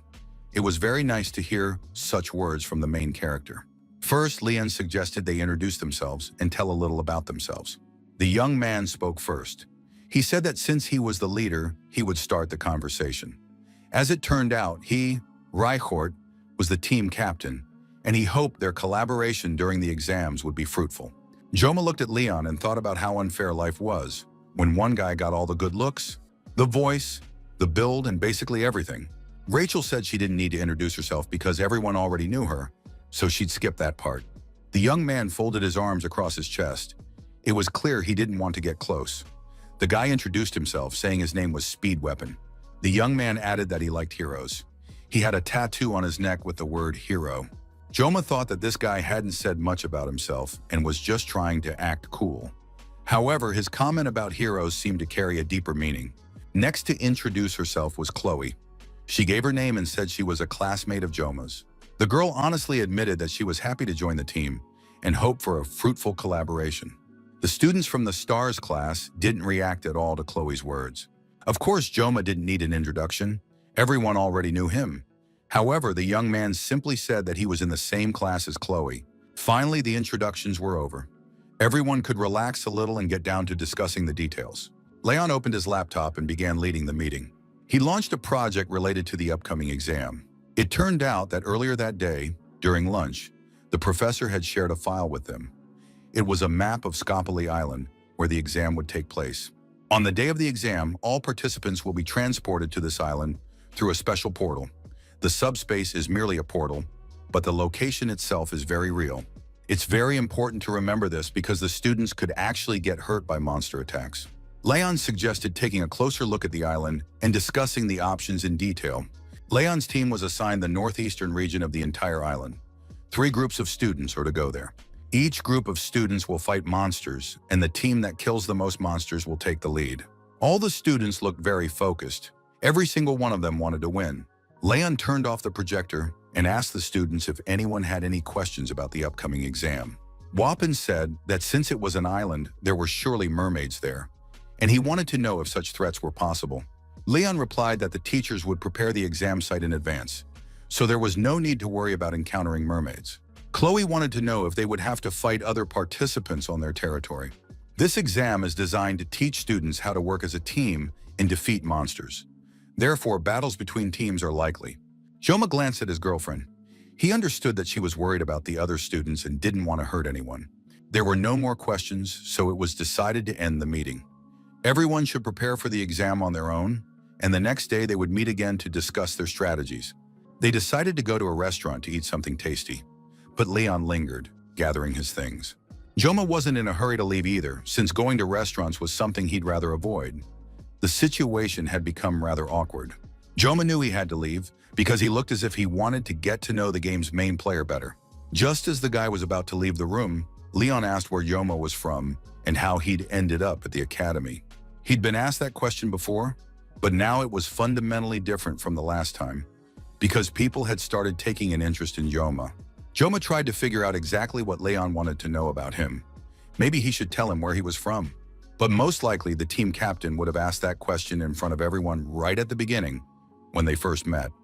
So Leon had deliberately waited until everyone had left and the two of them were alone. Joma realized that his silence and the pause had gone on too long. Leon apologized to the young man for such an insensitive and sudden question.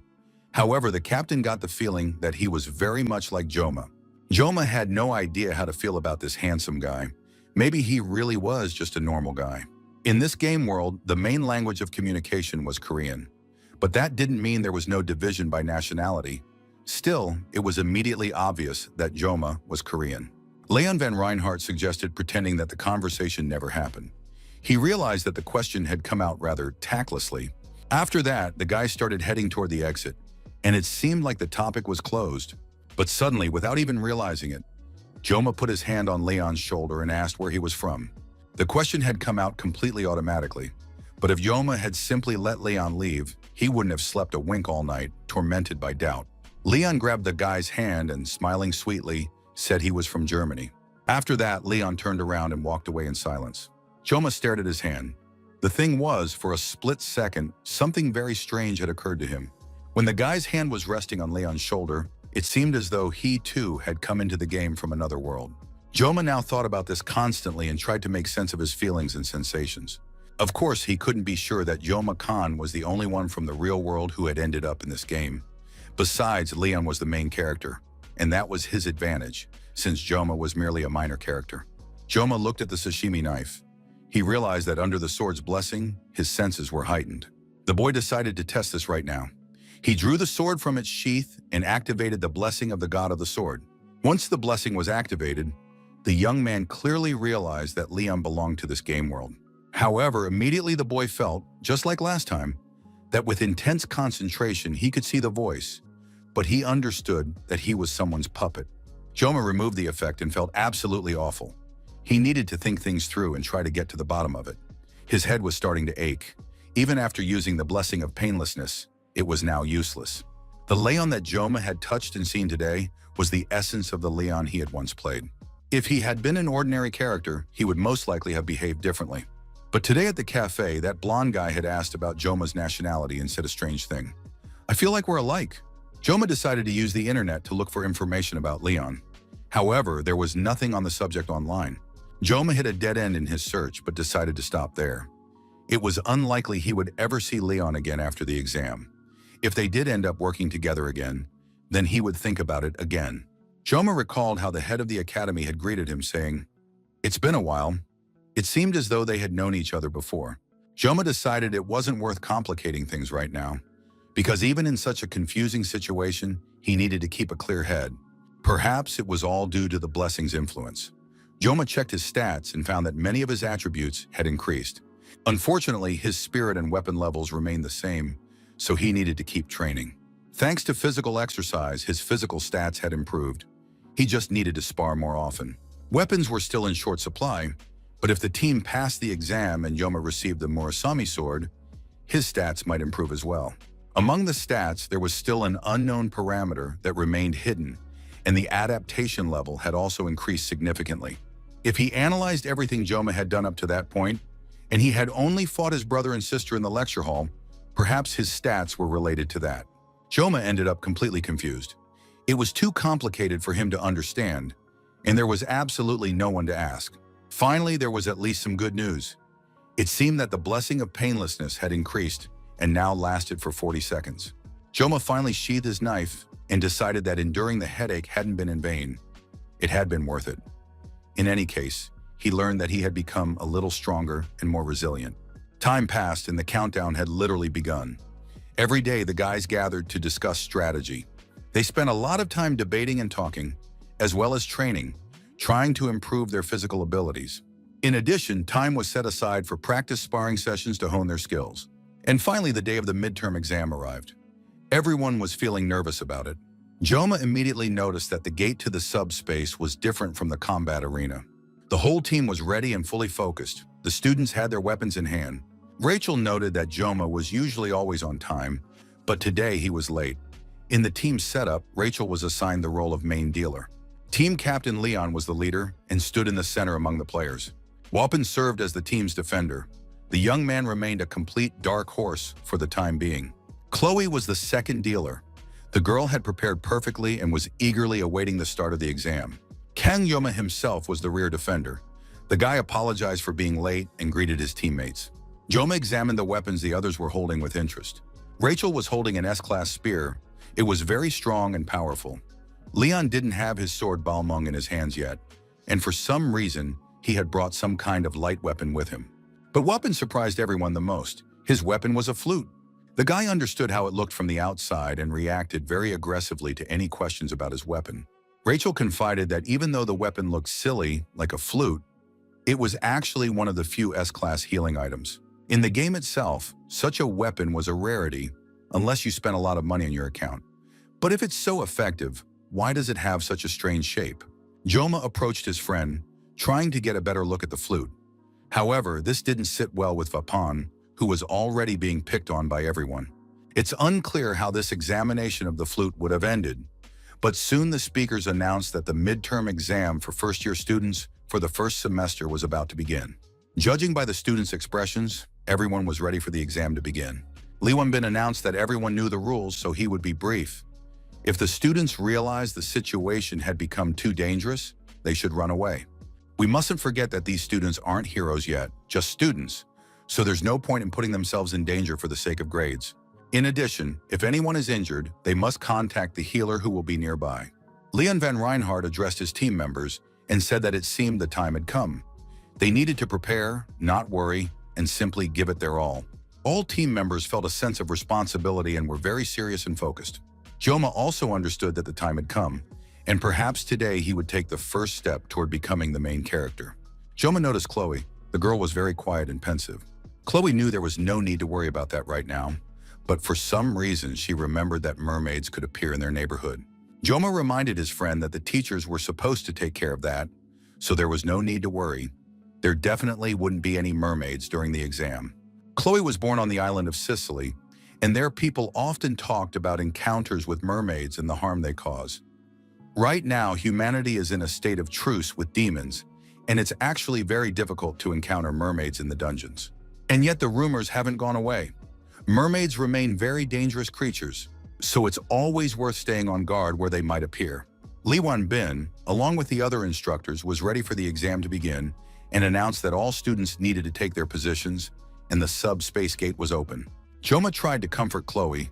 He placed his hand on her head and said they needed to go. Chloe really decided to calm down. Nothing would happen to her because Joma was right there, and she believed in him. By then, the teams had already begun to enter through the subspace gates one by one to take their midterm exam. At first, there was complete darkness all around. Then some voices could be heard as if approaching from afar. It was Joma's voice calling out to someone, and Chloe saw the voice that was calling her. Finally, the girl came to her senses. It turned out she had nearly lost consciousness, or had almost done so, during the transition into subspace. Chloe realized she had been completely out of it, and now this test didn't feel like a regular game or training session at all. Everything was getting way too serious. Besides, it turned out that absolutely nothing was working, and there was no communication either. The kids couldn't get in touch with the teachers. Something strange was happening in general. There were flashes, and it seemed as though space was blurry, as if everything were out of focus. Soon, a very strange face appeared from somewhere in the darkness. One side of it was lit up, and it seemed as though all the blood vessels were visible. A few moments later, the entire creature appeared before the players in full view, and now no one had any doubts. Standing before the kids, who had come for nothing more than a midterm exam, was a mermaid, a very dangerous and terrifying demon, more challenging than any monster. But if we go back a bit, before the mermaids appeared, Scapuli Island greeted the group with wonderful weather. The sun was shining brightly, and the turquoise sea was a delight to the eye. However, many team members felt absolutely awful. They were nauseous. It turned out that passing through the gate had taken such a toll on their well-being. Leon noticed that Joma was perfectly fine. The young man replied that he usually didn't get nauseous. He had already entered subspace several times, and the process had always been painless for him. But it turned out that Leon was hinting at unexpected guests who had now appeared before the players. While the rest of the guys were feeling sick, they were nauseous and vomiting. Joma had to take on the battle with the sea monsters. The young man noticed that they were much smaller than they had initially appeared. This mix of human and fish looked ridiculous, and of course, Joma was very proud that he would be the first to fight the monsters. However, he felt a bit foolish. Perhaps when they reached the meeting point, they would encounter adult specimens there. Leon confirmed his thought, saying that the monsters at the meeting point weren't so small, but the size of the creatures didn't affect the difficulty, which is why it was actually advantageous to kill the small monsters. You'd expend less energy, and the points would still count. Leon suggested heading to the part of the territory where Chloe had been scouting. And now the whole group was moving through the forest deeper into the island. Rachel led the way, and Joma brought up the rear, providing cover from behind. Leon announced that it looked like they had arrived. At that moment, Chloe quickly and swiftly set off on another reconnaissance mission. In a matter of seconds, the girl had swept across the entire area and was now standing next to the others. Joma was surprised. He was amazed that Chloe was jumping through the trees. It turned out that this allowed her to move very quickly and stealthily. Leon asked how things were going and what dangerous or interesting things Chloe had found. It turned out that the girl had discovered a cave 500 meters away from them. The players reached a cave located at the foot of the mountain. A strange sound could be heard coming from inside the cave. The players moved closer and saw something glowing in the depths of the darkness, most likely the monster's eyes. As surprising as it seemed, the monsters had gathered in the cave and were warming themselves by a lit fire. The group estimated that there might be about 50 or 60 monsters hiding there. Joma immediately started calculating. If they caught all the monsters, they would surely take first place in the exam. However, it was important to think about the safety of the team members. After all, if someone got hurt, it would be difficult to contact the teachers from inside the cave. The same thoughts were swirling in the captain's head. The kids could take the risk or pass it by and find a less dangerous spot. During exam prep, the plan was that upon arriving on the island, Chloe would scout the area, and Huapin would be responsible for protecting the players. Joma was still suspicious of the healer. He didn't believe that such a task would fall to the most reserved and serious among them, since a doctor should be empathetic. But Huapin believed that the duty of a true hero was to help others, so he took his responsibilities very seriously. Leon continued assigning roles, and now it was Joma's turn. Leon assigned the guy to be in charge of the group's rear. It was immediately clear that the commander didn't have much faith in Joma's strength and abilities. Joma made a great effort to be understanding of the role assigned to him, and not immediately say everything he thought about his commander. Leon announced to the group that he would take the lead and guide them. And if it came to a fight, he would certainly join the battle. It soon became clear that Rachel had been left without an assignment. The girl had no intention of standing on the sidelines. Leon understood that everyone was waiting for his decision, but he couldn't for the life of him think of what to assign this beauty. Leon remained silent. He really didn't want Rachel to have anything to do with this battle.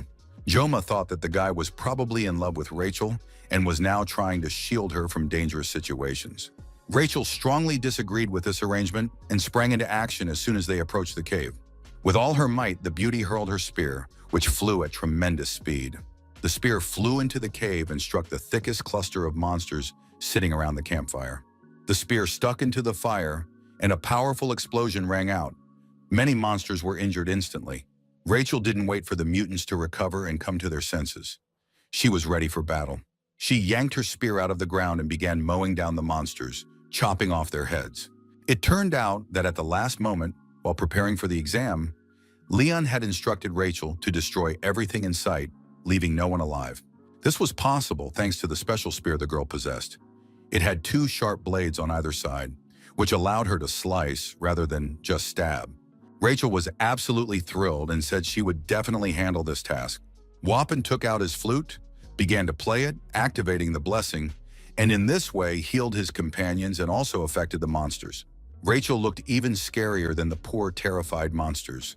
She was hacking them left and right, like a true demon. At one point, Rachel got tired of killing them one by one and activated a large wheel that allowed her to kill several monsters at once with a single strike. Besides that, Rachel managed to thank Vapon for the protection he provided. The battle looked amazing. Joma was almost in awe watching Rachel take on the monsters. Chloe couldn't let her rival steal the spotlight and impress the guys. So the girl drew her sword and activated the cat's blessing, which allowed her to quickly close in on her victims and kill them in a flash.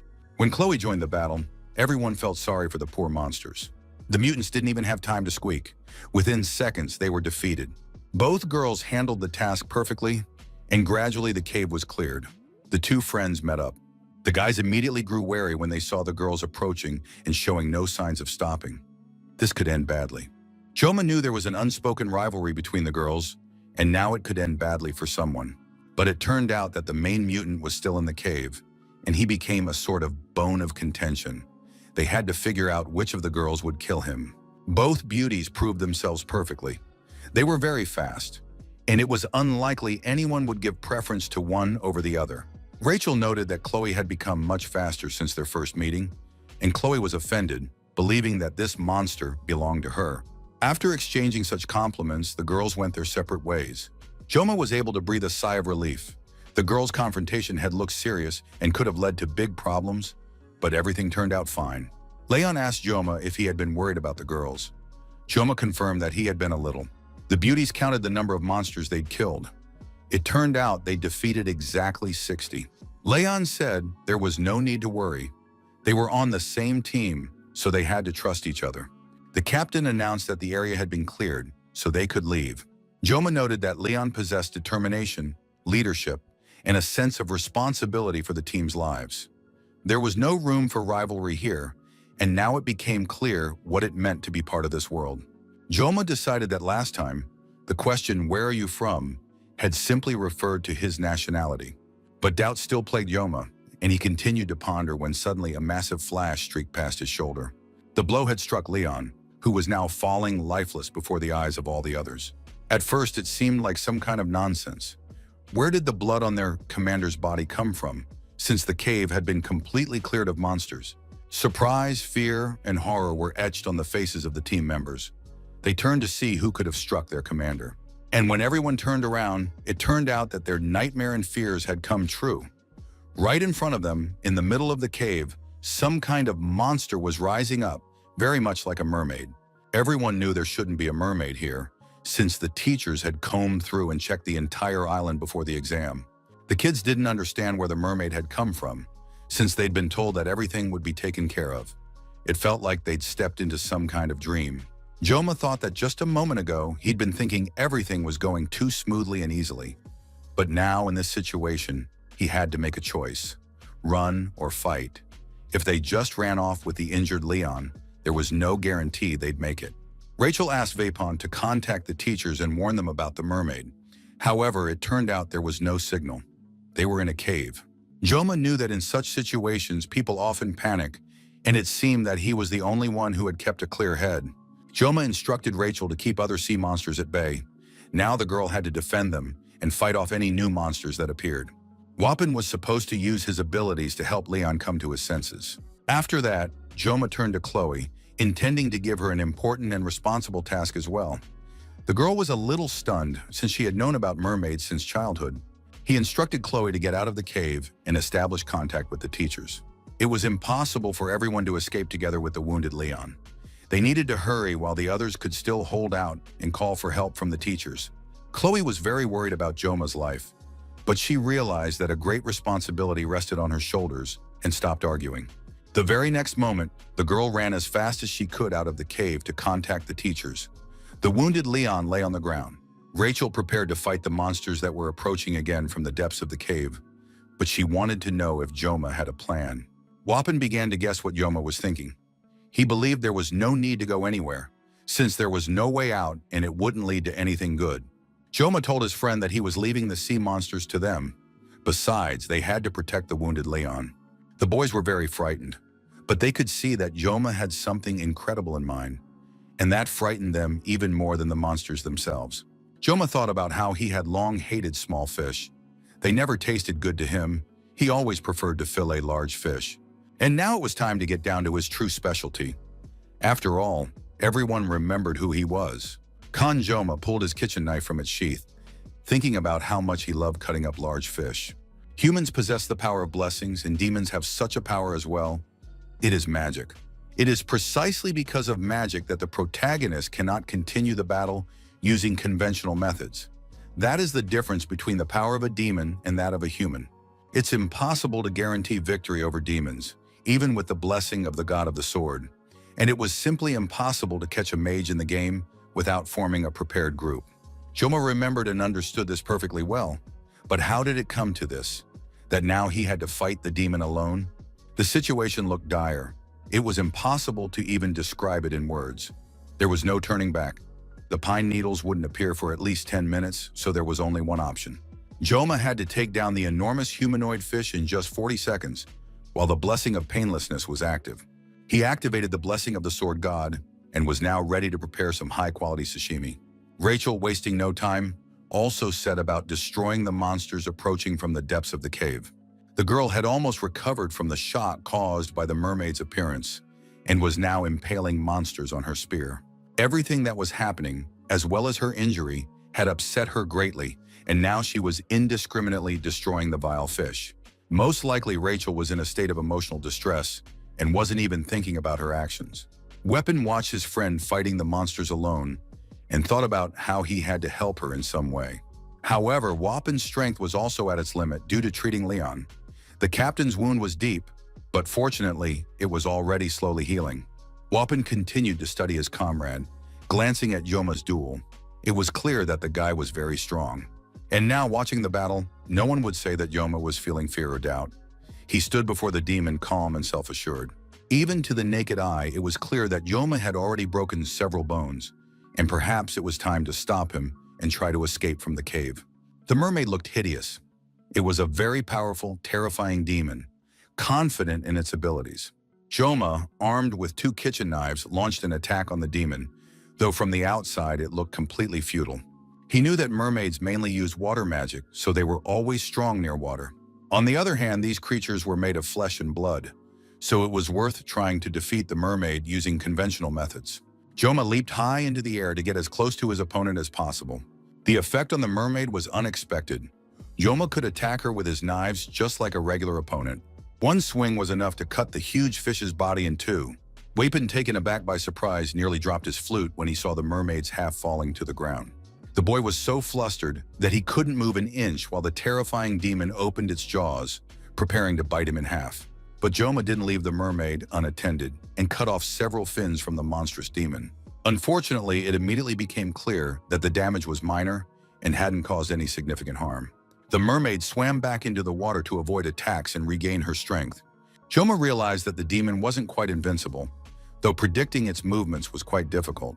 He was completely focused on the battle and tried to anticipate where the vile creature would appear.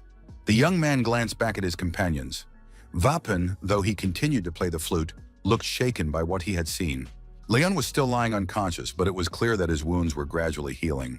Yoma understood that he had to be the captain and commander, so he smiled at the guys and asked how they were doing. Stunned, Vapin stammered that they were all right and managing. Yoma confirmed that he had faith in his comrade, a true hero who was devoting his strength to restoring the wounded man's health. It became clear that Wapin now had a role model, and, most likely, the relationship between the two would change dramatically in the future. Wapin had always wanted to be a hero, believing that courage, bravery, self-sacrifice for others, and the ability to turn despair into hope were what mattered most. He enrolled in the best institution for training heroes, but he hasn't yet met anyone who possesses those qualities. Yoma tried to imagine what Wapin would do when he met such a hero and confessed his admiration to him. Wapin believed there was hope of finding such a person in the group, which is why he asked Rachel to join the team. He believed that Leon was exactly that kind of player, and that with him, they could witness the actions of a true hero in real life. Yoma also believed that Leon would turn out to be a true hero, since he was the main character of the game. Even while preparing for the exam, Wapin honestly said that he considered Yoma far from the title of a true hero, although one couldn't deny the player's strength. Yoma replied that he himself would refuse such a burden and title because heroism was some kind of nonsense that offered nothing interesting to a person. And now, watching what was happening, Wapin clearly understood who Kang Yoma was. The vile demon mermaid sent her minions into the attack. They looked like demonic fish. These monsters had toothy jaws and were supposed to attack Yoma while the mermaid recovered. Yoma managed to dodge the fish a few times, but he realized he was moving too slowly. With every passing minute, the young man's foreboding grew worse. He realized he might have underestimated his own strength. The demon mermaid continued to attack the boy with magic, completely unconcerned for her own body. Yoma used his knives to slice through the wall and move into another space. He was trying not only to escape the pursuit, but also to carry the danger far away from his friends. The attacking fish were very fast. They immediately followed the boy, never letting him out of their sight. It seemed as though they were homing in on their target, and now Yoma looked like nothing more than a little bug trying to escape from a huge monster. Rachel and Vapon watched the battle in utter horror. They realized that Yoma was having a very hard time. Yoma struck the mermaid once more, and the kids began to hope that perhaps this would be enough. But Vapin knew they had to keep healing Leon, and the battle was far from over. Yoma noted again that his blow had been weak. He'd only managed to graze her arm, which was hardly enough to stop the mermaid. And indeed, the huge demon still looked just as invincible, even though one of its arms was now just a stump. The mermaid's severed hand bounced around the cave, and for a moment it seemed as though it had even landed the final blow. The blow was so powerful that it shattered the mountain in which the cave was located, and the entire surrounding area was engulfed in flames. The helper fish were completely disoriented and crashed into their mistress at full speed. Teachers and students from other teams heard a loud explosion that echoed across the entire island. One of the girls said she heard a sound like a roar and a dull thud, and the sky above the mountain glowed as if after a flash of lightning. However, the next moment, it started to rain, and the girl realized that these were ordinary weather phenomena, thunder and lightning. The teacher suggested they quickly drag the injured people to safety since it had started raining, and she truly believed the lightning was ordinary. The student didn't argue with the instructor, acknowledging that it was ordinary thunder and lightning, and felt like a real coward. Besides, the missions were already complete, and all that remained was to return to the academy. In the cave, the others were also beginning to come to their senses. Wapin was still playing the flute, continuing to tend to Leon's wounds. The humanoid fish looked around in surprise. Clearly something was happening that had confused and frightened them. Rachel noticed that these mutants had rushed deeper into the cave, no longer intending to fight the humans. Everyone froze, waiting to see how events would unfold. At first glance, it seemed that the trouble had passed, and now they could calmly wait for backup. Joma was dissatisfied with himself. During the duration of the blessing of painlessness, he hadn't landed a single fatal blow, perhaps because he was constantly distracted by Leon. The monsters fled the cave not only because it was collapsing, as Joma had expected. Things turned out to be not so simple, and movement began again among the rocks. And then the huge, terrifying mermaid lunged at the boys once more. Joma took off his jacket and prepared to continue the fight so that nothing would hold him back. The guy shouted to his friends that he was leaving Vapin and Leon with Rachel. He thought there wouldn't be any more small monsters. The guys were stunned. Watching Joma, it was hard to believe, but he was really fighting the mermaid all by himself. At first, it seemed like the guy was just crazy, but it soon became clear that the guys were witnessing a moment that would go down in history. He rolled up his shirt sleeves and prepared to focus entirely on the battle. He had only 10 seconds left, which he needed to use to the fullest. The enraged mermaid demon looked terrifying. She was stunned that a mere human was trying to resist her. Joma stood steady, gripping his favorite knives tightly, and waited for the monstrous creature to approach as it lunged at him. Joma raised both hands to strike. The young man was certain he wouldn't lose this time. Chloe was running at full speed to the rescue. She paid no attention to the rain pouring down on the island, constantly repeating to herself, "Faster! Even faster!" Chloe didn't allow herself a single second to catch her breath. She cleared a path with her sword so she could move even faster. At one point, she felt her legs literally give out from exhaustion. Even using all her strength, she could only call for help. But Chloe kept thinking about how Joma must be feeling right now, if it was this hard for her. Before her eyes stood the confident Joma, who had instructed her to call the teachers. He was the strongest person Chloe had ever met. However, Joma always said that battles were a burden to him, and he tried to avoid them. Besides, Chloe knew how bad he felt after battles. In a desperate situation, Joma would pull his knives from their sheath, and that was exactly the situation they were in now. Chloe knew she'd made the right decision and left the team to call for help, but how she wished she were just a little stronger. She heard a powerful explosion in the mountain as she set off to find help. The girl immediately realized that it wasn't thunder and lightning, but that the explosion had occurred where the team members were. It was terrifying to imagine what might have happened to the guys, and especially to Joma. Chloe raced through the forest even faster. Despite the pouring rain and her extreme exhaustion, Chloe ran along the road, not allowing herself to stop, slow down, or, heaven forbid, fall. She ran through the forest, drenched in tears and rain, screaming, trying to call out to anyone and figure out if anyone was still alive on the island. Suddenly, something struck her on the head. Perhaps it was a bolt of lightning. Chloe began to look closely. There was clearly something ahead of her, but everything was blurry. The girl realized it couldn't be people. Soon it became clear. Before her were sea monsters, mutant fish. That meant she had to deal with them first. Chloe drew her sword and was ready to attack the monsters. However, her attack was stopped by a slight movement of the sword. Standing before her was not a fish, but a girl. Chloe was relieved, realizing she had almost attacked a human. Because of her tremendous speed, she couldn't stop immediately and flew forward, apologizing to the stranger as she went. After that, Chloe fell with all her might, hit the ground, her sword flew out of her hands, and the girl lay motionless. One of the guys finishing off the fish-like monster asked what had happened, but no one could really answer. The stranger had appeared out of nowhere and literally collapsed in front of them. The guys didn't know what to do with her. Perhaps she had gone mad with fear. They couldn't just leave her lying on the ground in the forest. However, suddenly one of the team members said she knew her. She wasn't crazy or a stranger. At that moment, Chloe began to come to. She could only whisper for help and say the name Kang Jum. And now in the pouring rain, the group stood over Chloe's body, unsure of what to do next or where to find those who needed help. Wapin continued to watch the battle without blinking. He didn't know if he would ever experience such an amazing day again. Joma's gaze was the same as that of a master filleting fish on a cutting board. It seemed as though Joma was outmaneuvering his prey. He was always one step ahead. Wapin was certain he would never be able to erase this scene from his memory. Joma wasn't just quick on his feet, as he had repeatedly demonstrated during the battle in subspace. He possessed precise and swift technique. He attacked the monsters relying solely on it, dodging the mermaid's attacks. And in the very next instant, he delivered a slashing blow and in a single motion, cut the monster into several pieces. The result was obvious. The huge mermaid continued to fall after the attack, but was already neatly sliced into separate pieces. Wapin and Rachel realized that after this ordeal, they would have to see psychologists and psychiatrists. Even Rachel, who came from a noble family with brave ancestors, had never seen or heard anything like this. If things continued this way, the kids began to think they might survive this exam, which turned out to be nothing like it was supposed to be. Rachel noticed that Wapin wasn't reacting to anything at all, just watching the fight spellbound. She tapped her companion with her spear. The guy was actually catching crows, and that was dangerous and could cost him his life.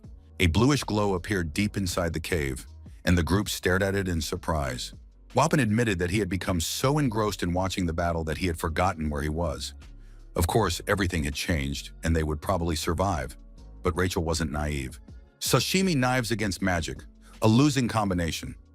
Even if Joma had outmatched the mermaid in attack for now, but soon she would use magic that was impossible to avoid, and none of the guys would have the strength to stand against that magic.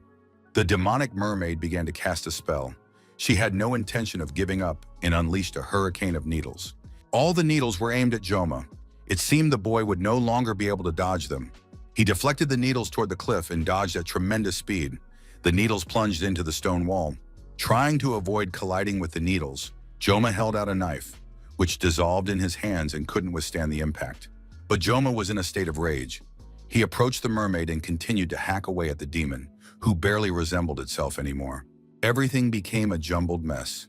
Joma was chopping up giant fish and carving out pieces of the demonic mermaid. The mermaid flew into a rage. She opened her mouth wide and fired a huge magic ball at him, which was meant to destroy him. The guys couldn't take their eyes off what was happening, but they were completely helpless. All they could do was hope their friend would dodge it. Joma stared spellbound at the magic ball, realizing that all he had to do was dodge. There was nothing else he could do. The young man stood in crystal clear blue water, the bright sky above him, nothing to distract or hinder him. He scooped up some water in his palm and looked at it, clear as if from a mountain stream. The boy stood above the water when red lightning pierced his body, and the sky above him turned red. Joma looked around with interest and surprise. It seemed to him that he heard someone's voice, and that voice seemed to say, "Cut, you have to cut." Out of nowhere, his long kitchen knife appeared in front of the guy. And now the player stands in the middle of the cave, the mermaid before him, and he delivers the final cut. After the monster was cut in two with a single blow, it became clear Joma had managed to break the spell. The battle was over, and now the vile demon mermaid lay on the ground. Joma stood over her body. The young man was still in a state not quite human and was clearly lost in thought about the battle. But soon it turned out that the demon had begun to make some sounds, and Rachel and Vapin tensed up again, watching the mermaid warily. It was hard to call this monster a mermaid. Only her head and shoulders remained, but even this stump began to spin around its axis. It gradually spun like a ball, bouncing across the stone floor of the cave. It seemed as though the demon was going about its business. After that, the mermaid hopped over to the nearest body of water and disappeared beneath the surface. At this point, one could say the duel was over. Joma did this despite the fact that he was just an ordinary student, and a freshman at that. Wapin and Rachel couldn't take their eyes off their comrade. It seemed that Joma was even more interesting to them than the mermaid demon. But soon, realizing the battle was over, Joma fell to his knees, dropped his knife, and began coughing up blood. Rachel immediately rushed to help her comrade, while Wapin continued to tend to Leon. Meanwhile, Leon slowly began to come to. He was still very weak, but there were no visible wounds on his body anymore. A sound rang out, and at first the group thought the escaped monsters had returned. But it soon became clear. A group of people had entered the cave. It was still hard to tell who they were. Most likely teachers. In the current situation, Vapin couldn't even bring himself to show any joy at seeing help arrive. The new arrivals were stunned. Looking around, they realized what had happened here. One of them noticed Chloe's friend, who was still unable to move. The scene was truly terrifying. Rachel was holding the exhausted Joma, and pieces of the severed mermaid lay scattered near the pond. The group didn't understand what the mermaid was doing there. According to the exam rules, she wasn't supposed to be there, and it seemed even stranger that she had been killed. Rachel couldn't hold back her tears and emotions as she supported Joma, who couldn't even keep his eyes open and had literally collapsed onto her. Abel didn't understand why Rachel was clinging so tightly to the guy. Meanwhile, Leon, the team captain, began greeting the guys from the other group who had come to the cave. It was incredibly frustrating. A team member was on the brink of life and death, and the captain was sticking to protocol. Abel said she had already contacted the academy, but the teachers would arrive in an hour at best. The guys needed to know what had happened here. Wapin was very blunt. He said the professors were stupid slackers who were supposed to have prepared the island for the exam. But for some reason, a mermaid had ended up here. Abel understood that the kids were angry for a serious reason, but at the same time, she wanted to know all the details of what had happened. Wapin didn't understand why Abel had come and was now trying to boss him around. He wasn't in the mood to chat with anyone, but Abel didn't understand why the guy had such a nasty attitude. She had simply made a normal request, and he was making a fuss. Wapin was sure that no one would believe his story anyway, but he soon agreed to tell it. He considered himself a master of explanation and was going to recount every detail of what had happened. When the young man finished his story, Abel asked him to clarify some details. He claimed that the mermaid had appeared out of nowhere and that Joma had defeated her single-handedly. Wapin confirmed this, saying that, broadly speaking, that was exactly how it happened. The freshman had defeated a powerful demon all by himself. Abel remembered how as a child her grandfather used to say that there is a grain of truth in every fairy tale. Of course, it would be foolish to believe everything he said, but there was definitely some truth to the story. Besides, it was unclear why Wapin would lie or embellish another student's actions. Nevertheless, the story seemed unbelievable. To Abel, it all seemed like a fabrication. She came from an ancient lineage, for Aaron Nibelung was a student of Valor Hoken, and they were all great warriors. In other words, the Nibelung lineage was very ancient, strong, and renowned. That is why Abel wanted to be judged solely by her actions and achievements, not by her lineage. The girl worked very hard, developed her own talent, and achieved everything on her own.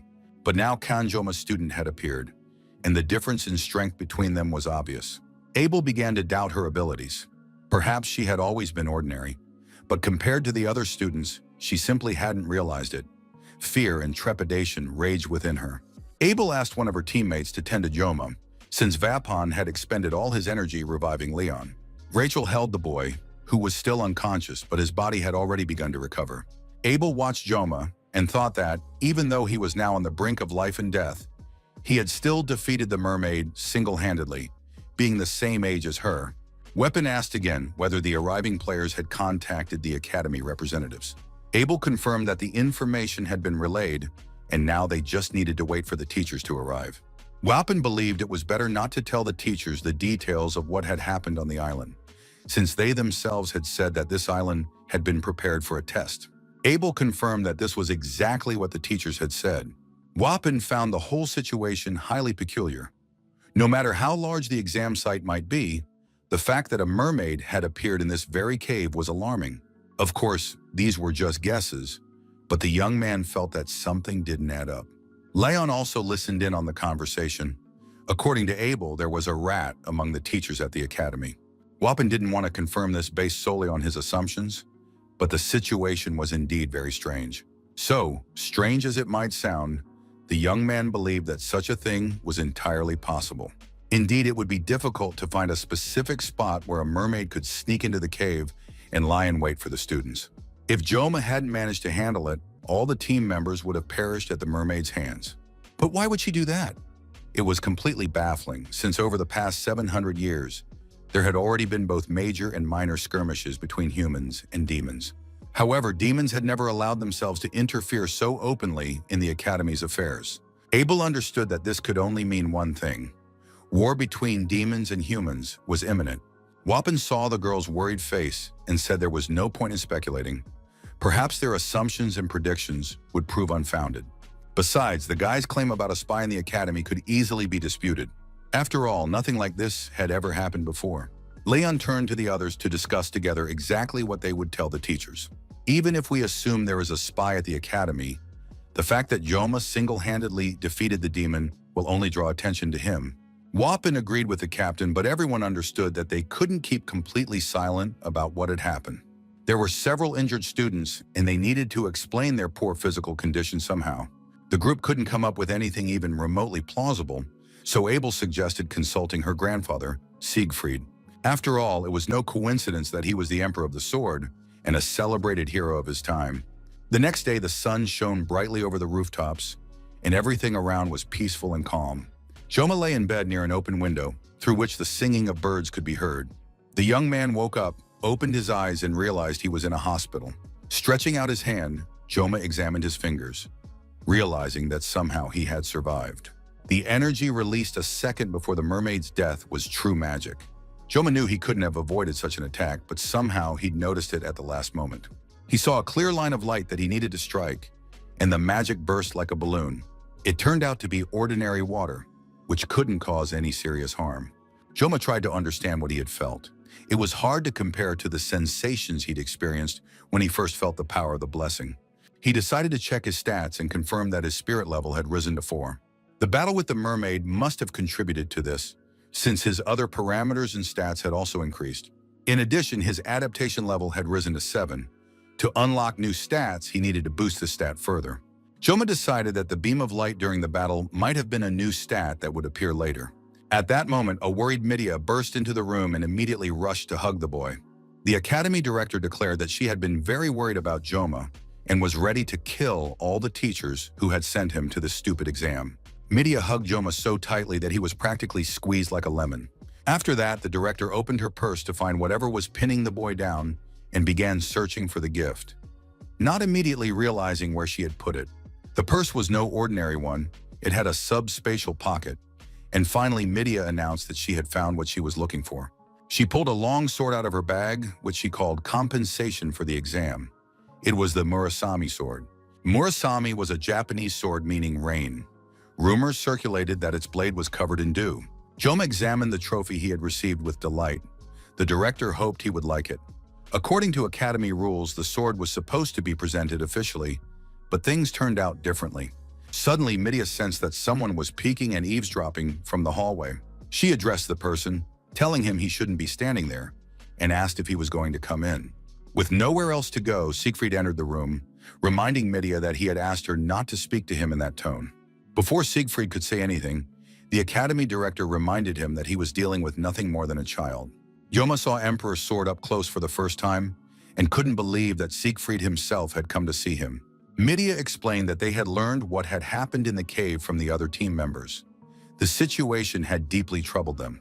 On behalf of the academy, Joaquin, Siegfried, and Midia wanted to apologize to Joma. Both heroes bowed their heads before his bed. Everything that had happened during the midterm exams was entirely the academy's fault. A real tragedy could have occurred during the test. Joma, his team, and all the other students found themselves in danger on the island due to the teacher's oversight. Now the academy director had sworn on her position to get to the bottom of the truth, no matter how unpleasant it might be. Siegfried, the Sword Emperor, bowed his head before the boy and thanked him for saving people's lives. Of course, it was nice, but the young man understood that he had simply done what he was supposed to do. Midia considered Joma's feats incredible, but for now they must be kept secret. Of course, it was unpleasant to hear this from the academy director, but the incident concerned the entire school. Midia's expression changed again as she looked at Joma. She felt very sorry for him and wanted to do something more for the young man. Joma agreed not to talk about what had happened, realizing that it was necessary for the good of the academy and all the students. Midia was glad that the young man turned out to be so wise beyond his years. He was very young, yet he behaved like an adult. In her opinion, Joma's spirit made him seem like an old man. After that, the young man and his visitors exchanged a few more pleasantries. And finally, the distinguished guests concluded their visit and left the chamber. But once they were alone, Midia and Siegfried looked very troubled. A great misfortune had indeed befallen them, and now they had to deal with its consequences. Midia turned to her old friend and trusted companion, for she was overcome by memories. The woman recalled their first meeting on the day she entered the academy. Siegfried was sprawled out on a bench, and Midia asked him to move over. However, the young man immediately grabbed his sword. Back then, he told the girl not to dare tell him what to do. It sounded very smug. Of course, many years had passed, and many good and bad things had happened in Midia and Siegfried's lives.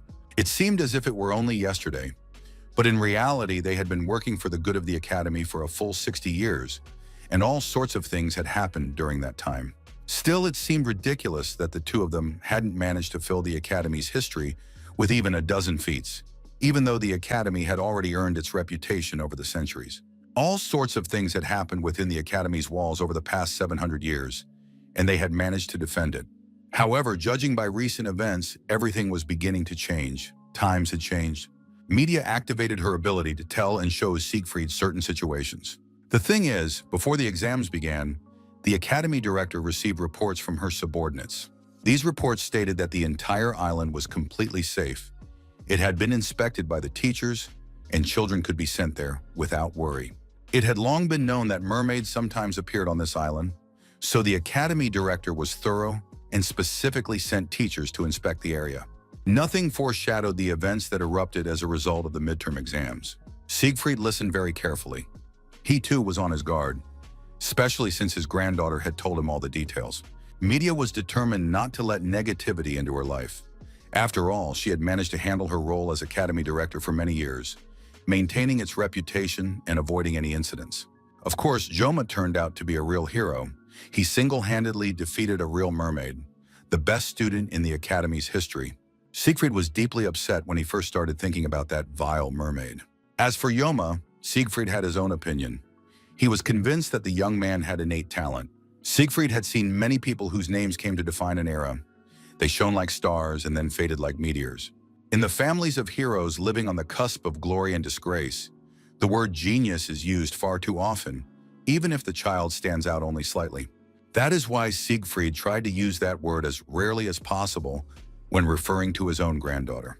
But if such a talent truly exists, the word genius can certainly be applied to Joma. It's hard to imagine what heights this young man will reach. Perhaps Joma is the very person Siegfried has dreamed of his whole life. After that, the man went about his business, leaving Midia in a state of confusion. Siegfried was certain the academy was indebted to Joma, and it was only thanks to his actions that the academy's honor had not yet been lost. Midia fully agreed with her old comrade. The tragic conclusion of the midterm exam could not only ruin the academy's reputation, but also serve as the start of a war. Everyone at the academy who knew about the situation decided to erase it from their memory. Students who were asked uncomfortable questions about the midterm exam said that everything had been as usual. When he arrived for class, Joma realized that the academy director had been telling the truth. Absolutely no one was discussing his exploits on the island. It was, of course, awkward to bring it up, but now his classmates could laugh at Joma. After all, he had defeated a mermaid. After Joma was discharged from the hospital, the first thing he did was head to the school smithy. The young man introduced himself, told them his name, and asked them to enhance the properties of the Murasumi sword. In reality, the sword's stats were rather weak, so for now it was just a pretty piece of metal. Joma wanted to give it more power. The blacksmith gladly agreed, saying that today was the Academy's 700th anniversary, and he wouldn't charge the young man. The order would be ready in a week. Joma considered himself extraordinarily lucky. The sword's stats would be boosted to the maximum. He was still dreaming about the next changes in his life when someone called his name. It was Chloe, who was very happy that Joma had already been discharged from the hospital. She asked how he was feeling. Joma noticed that Chloe was on crutches, and her leg was in a cast. The girl couldn't say exactly what had happened to her. It just happened on its own. Chloe had received treatment on the island, and the nurse at the hospital said that in a week she would be able to walk without crutches since she was from the Auditor clan. Joma was glad that his friend was practically fine. He'd been worried about Chloe, since he was the one who'd sent her for help. As a result, Chloe was injured, but thankfully the consequences weren't serious. Joma realized that he had defeated the mermaid alone, but they had succeeded because each of the kids had played their part. Chloe said that according to rumors at the academy, Director Midia had fallen out with the elders. No one knew the details.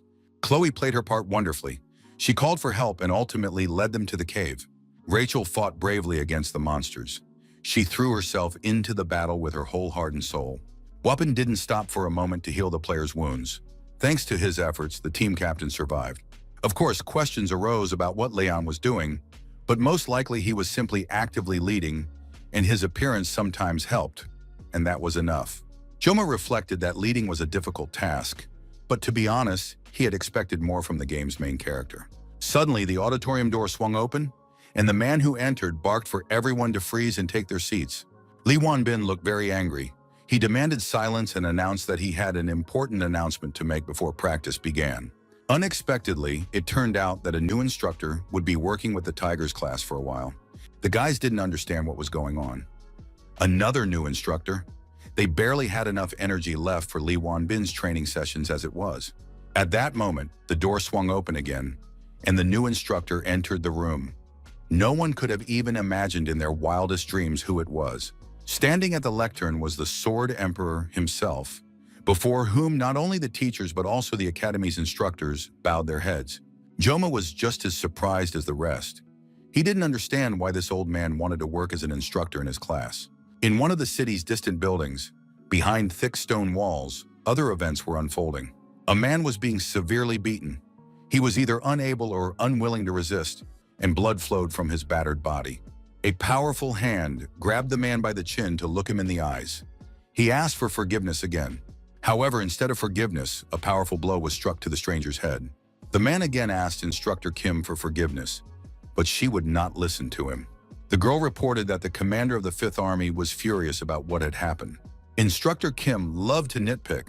She was eating a jellyworm and insisted that the work had to be done right the first time because everyone's patience has its limits.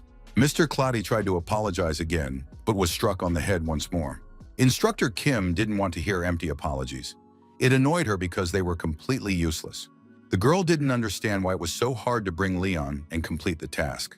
Instructor Kim didn't want to discuss the fact that Leon was the top candidate for hero. She had even sent a mermaid there, but Clady still failed the mission. Because of this mistake, getting into the academy would now be much harder, which threatened to cause serious problems. Cloudy began apologizing again. It seemed he had no other words left. Instructor Kim was furious.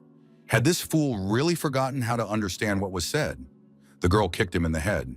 Cloudy could barely contain the pain, unable to understand how he'd ended up in this situation or how this Hulk dared to treat him this way. But Instructor Kim felt no sympathy.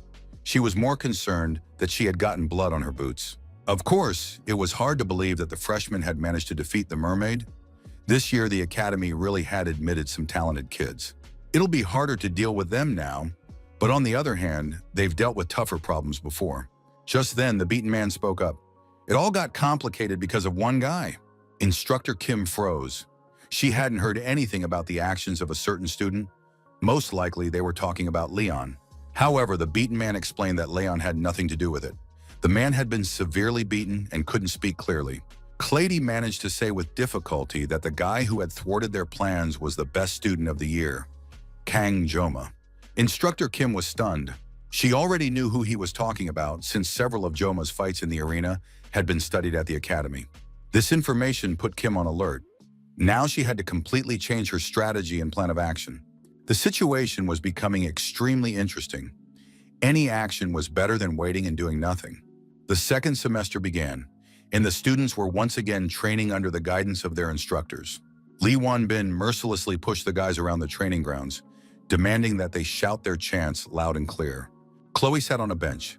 This time she wasn't participating in training due to an injury, so she was simply cheering on her friends. Joma felt a little envious of the girl who could sit back and enjoy the competition. He was running fast when someone caught up to him and asked why the young man was so slow. Instructor Siegfried, it was him, suggested that Joma might have injured his leg during the exam. Joma replied that he wasn't injured. However, it was strange that this great old man was running alongside him to practice. After all, it was Siegfried von Nibelung himself, the first sword saint, Joaquin's right-hand man, the swordsman Aaron Nibelung, who had inherited the legendary title and was considered humanity's strongest warrior. Furthermore, during the Second War of Humans and Demons, he became Leon's mentor. As the story unfolded, this character's importance only grew with each mission. And now Joma didn't understand why this great old man was running alongside him to training. Joma wanted Siegfried to go back to Leon. The boy was beginning to realize that the game's main story was gradually being distorted. He remembered that in the game, Leon didn't end up getting the title of swordsman. Absolutely everyone had talked about it. If the title didn't go to Leon, perhaps it would go to another contender. But right now it was infuriating that this old man was running alongside him. Siegfried wasn't just running alongside him now, he was lecturing him.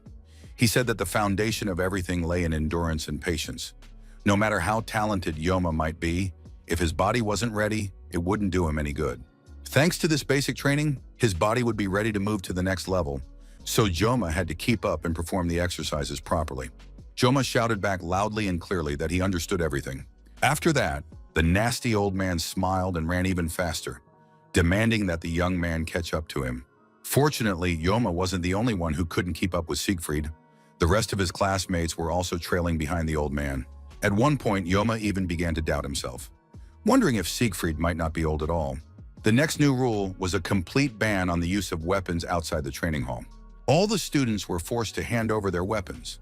After that, the new instructor, Siegfried, dumped the contents of some kind of bag in front of the kids. It was a real pile of junk consisting of primitive tools and implements. A rake, a shovel, a hammer, and all sorts of other junk. The boys examined these items in surprise. They had just handed over their weapons, which they had grown attached to, and now a pile of scrap metal had been dumped in front of them. Siegfried announced that the students would have to choose something from what was available and prepare for battle. One of the guys said, "If a weapon is passed down from generation to generation and is a family heirloom, then it would be more appropriate to use that one." Why has instructor Siegfried now forbidden even such a small thing? That was exactly the question the student asked. The old man said that a solid foundation is important in any endeavor, and having a fine weapon does not guarantee success in a duel. To achieve greatness in training and in life, you need to start off on the right foot from the very beginning. After that, each student will be able to charge the weapon they wield on their own. But in that case, the boys worried that they would get used to using someone else's weapon and lose the ability to react quickly to enemy attacks with their own. Siegfried explained, no matter how strong a sword, spear, or bow may be, if the wielder is not ready, it will lead to nothing good. After all, the boys' lives could be at stake. Or as they say, a true warrior would never blame his weapon for a defeat.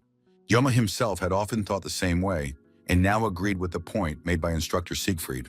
As unpleasant as it may sound, the old man was absolutely right now. All the students would get used to it while they were learning the basics. Accordingly, whoever could do so and master the use of simple weapons would receive high marks on the exam at the end of the year. Upon hearing this, the students immediately rushed into a pile to grab the most decent of these simple and primitive tools for themselves. It looked like some kind of mass brawl was taking place. It was impossible to tell who was where.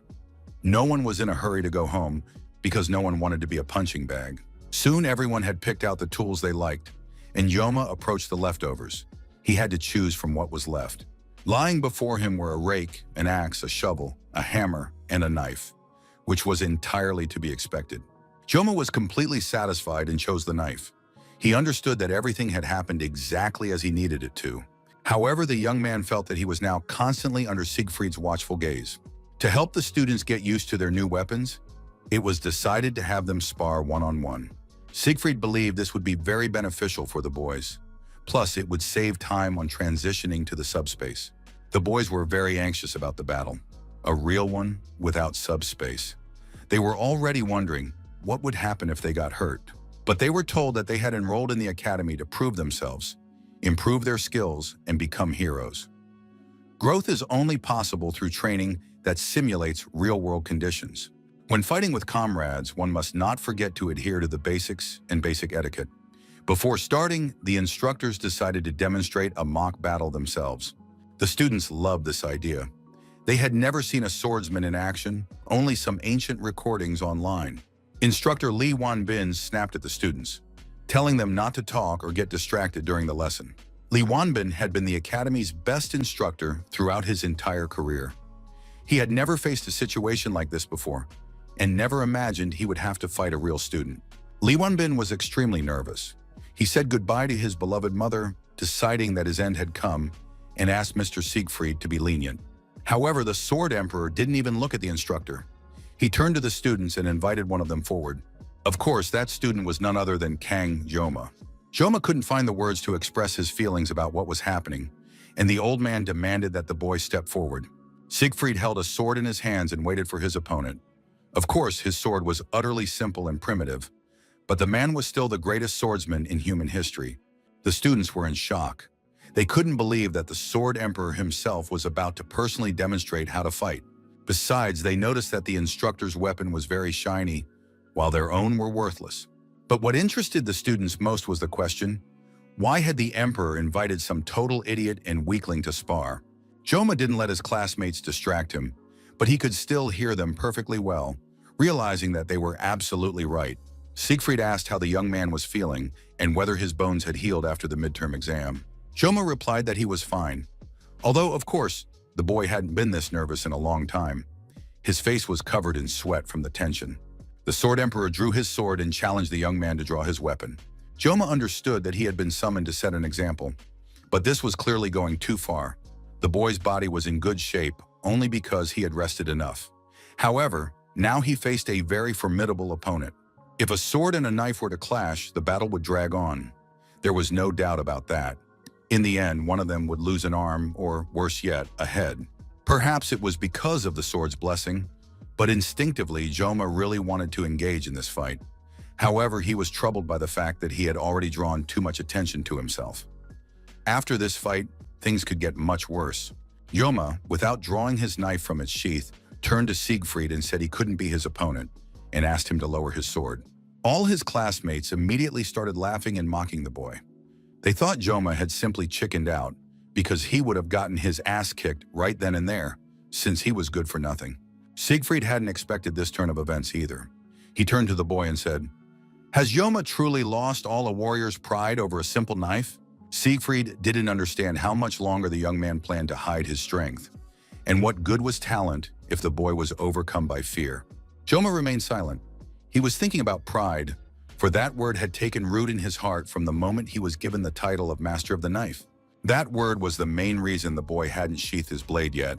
The Emperor had deliberately provoked Joma into this fight, and the young man was well aware of that fact. Everyone was just waiting for Joma to run away. If he did, he would surely regret his decision in the future. Instructor Li Wanbin realized with regret that he would have to fight the Emperor after all, but Siegfried stopped him. The Sword Emperor sensed that the young man had made his decision and was ready to announce it to everyone. Everyone present froze, waiting to see what would happen next. Most likely, Joma would admit his weakness and refuse to fight. But the young man said that he, Joma, was ready to learn something new. The boy activated the blessing of the God of the Sword and prepared for the sparring match. When they clashed, it seemed as though nothing else in the world existed. Only two warriors in the entire universe. One, the great swordsman, and the other, a prodigious talent. Siegfried was very pleased. Everything had turned out exactly as he had imagined. And although the man was already quite old, he remembered the moment of his realization well.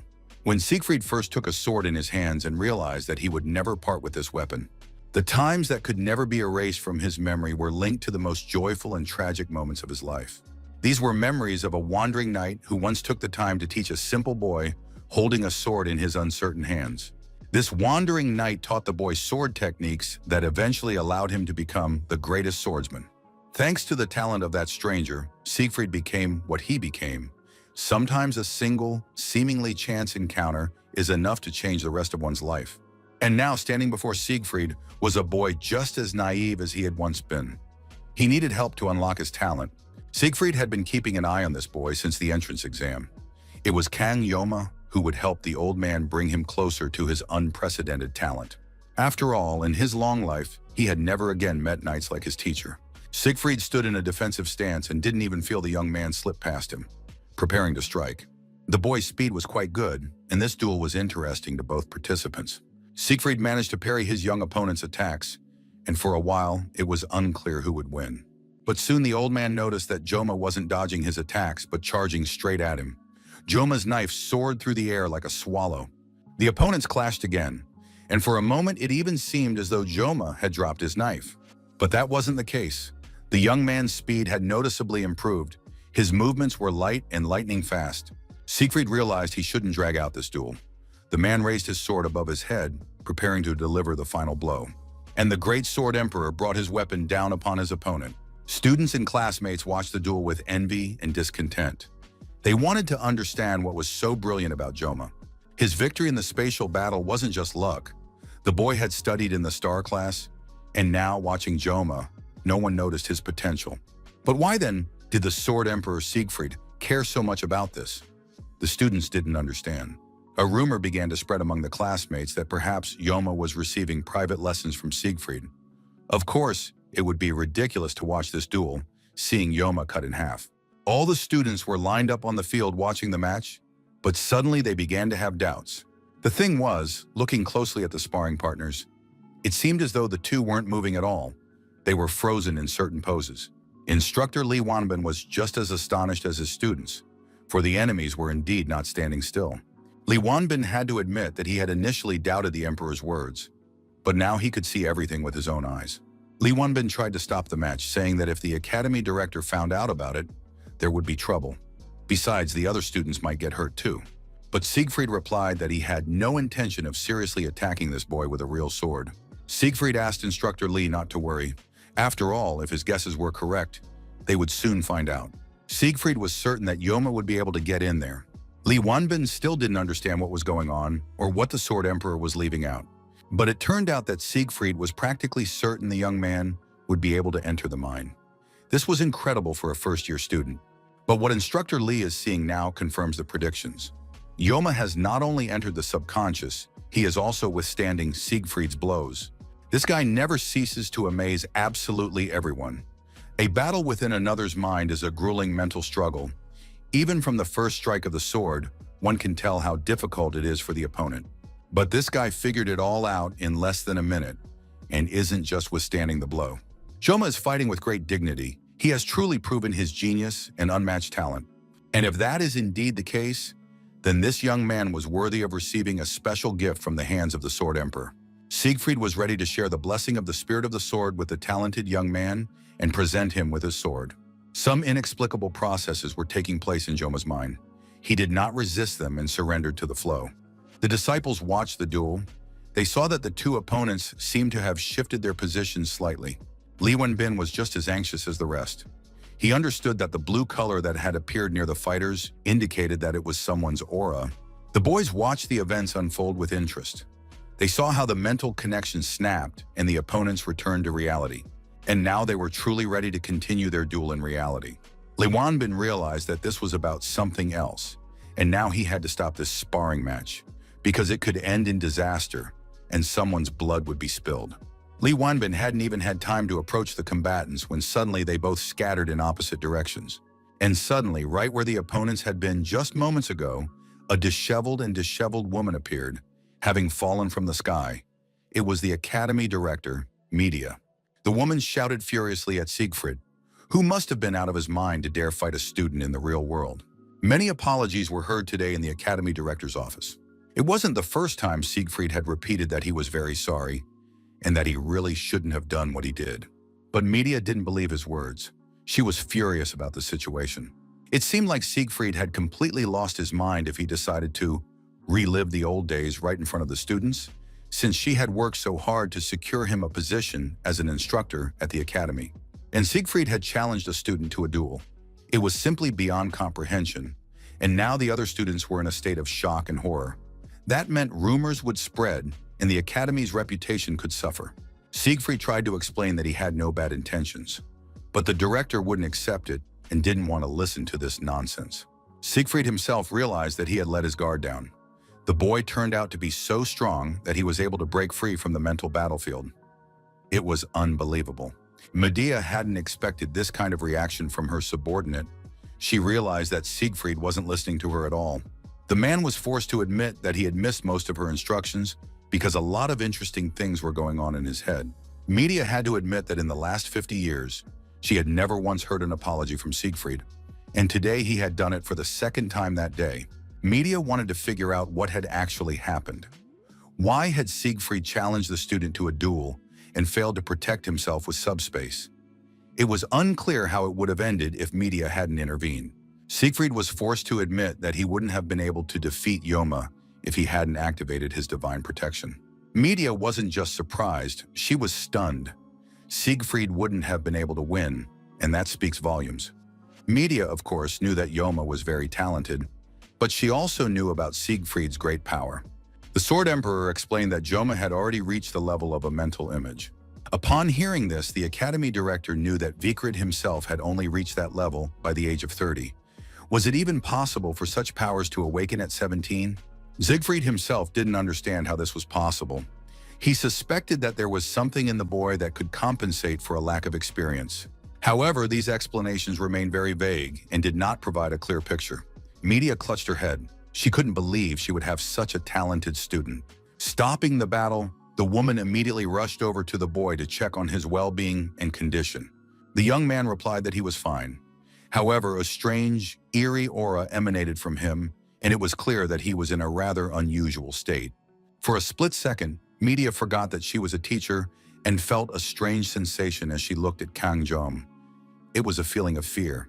She had felt the same fear when she first met Basman, the commander-in-chief of the 6th Legion. Why, then, did that feeling now overcome her as she looked at the student?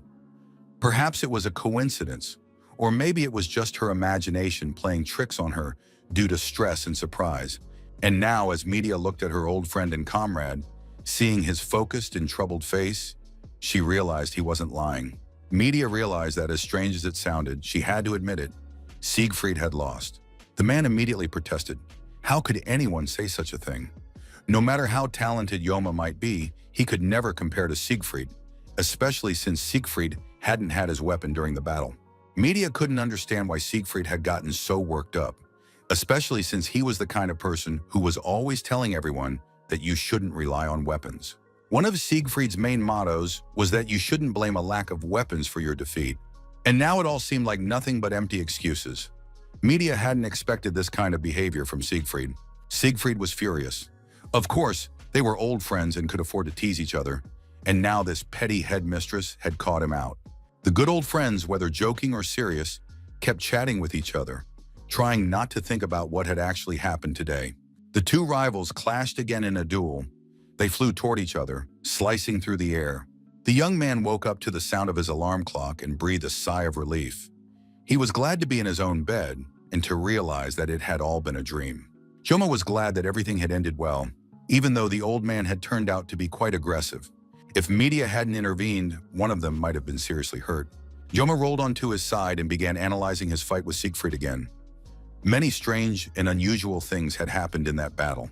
At first, both opponents found themselves as if in a vacuum. This was called a mental image. It was very strange to experience something like that firsthand. The mental image was a level of mastery and skill in handling one's weapon. It was achieved through a shift in consciousness, and several conditions had to be met. They say that only masters of the highest level, who have used only one weapon their entire lives, can enter the mental image. That is precisely why, even in this world, only true heroes who wield special divine weapons can enter the mental image.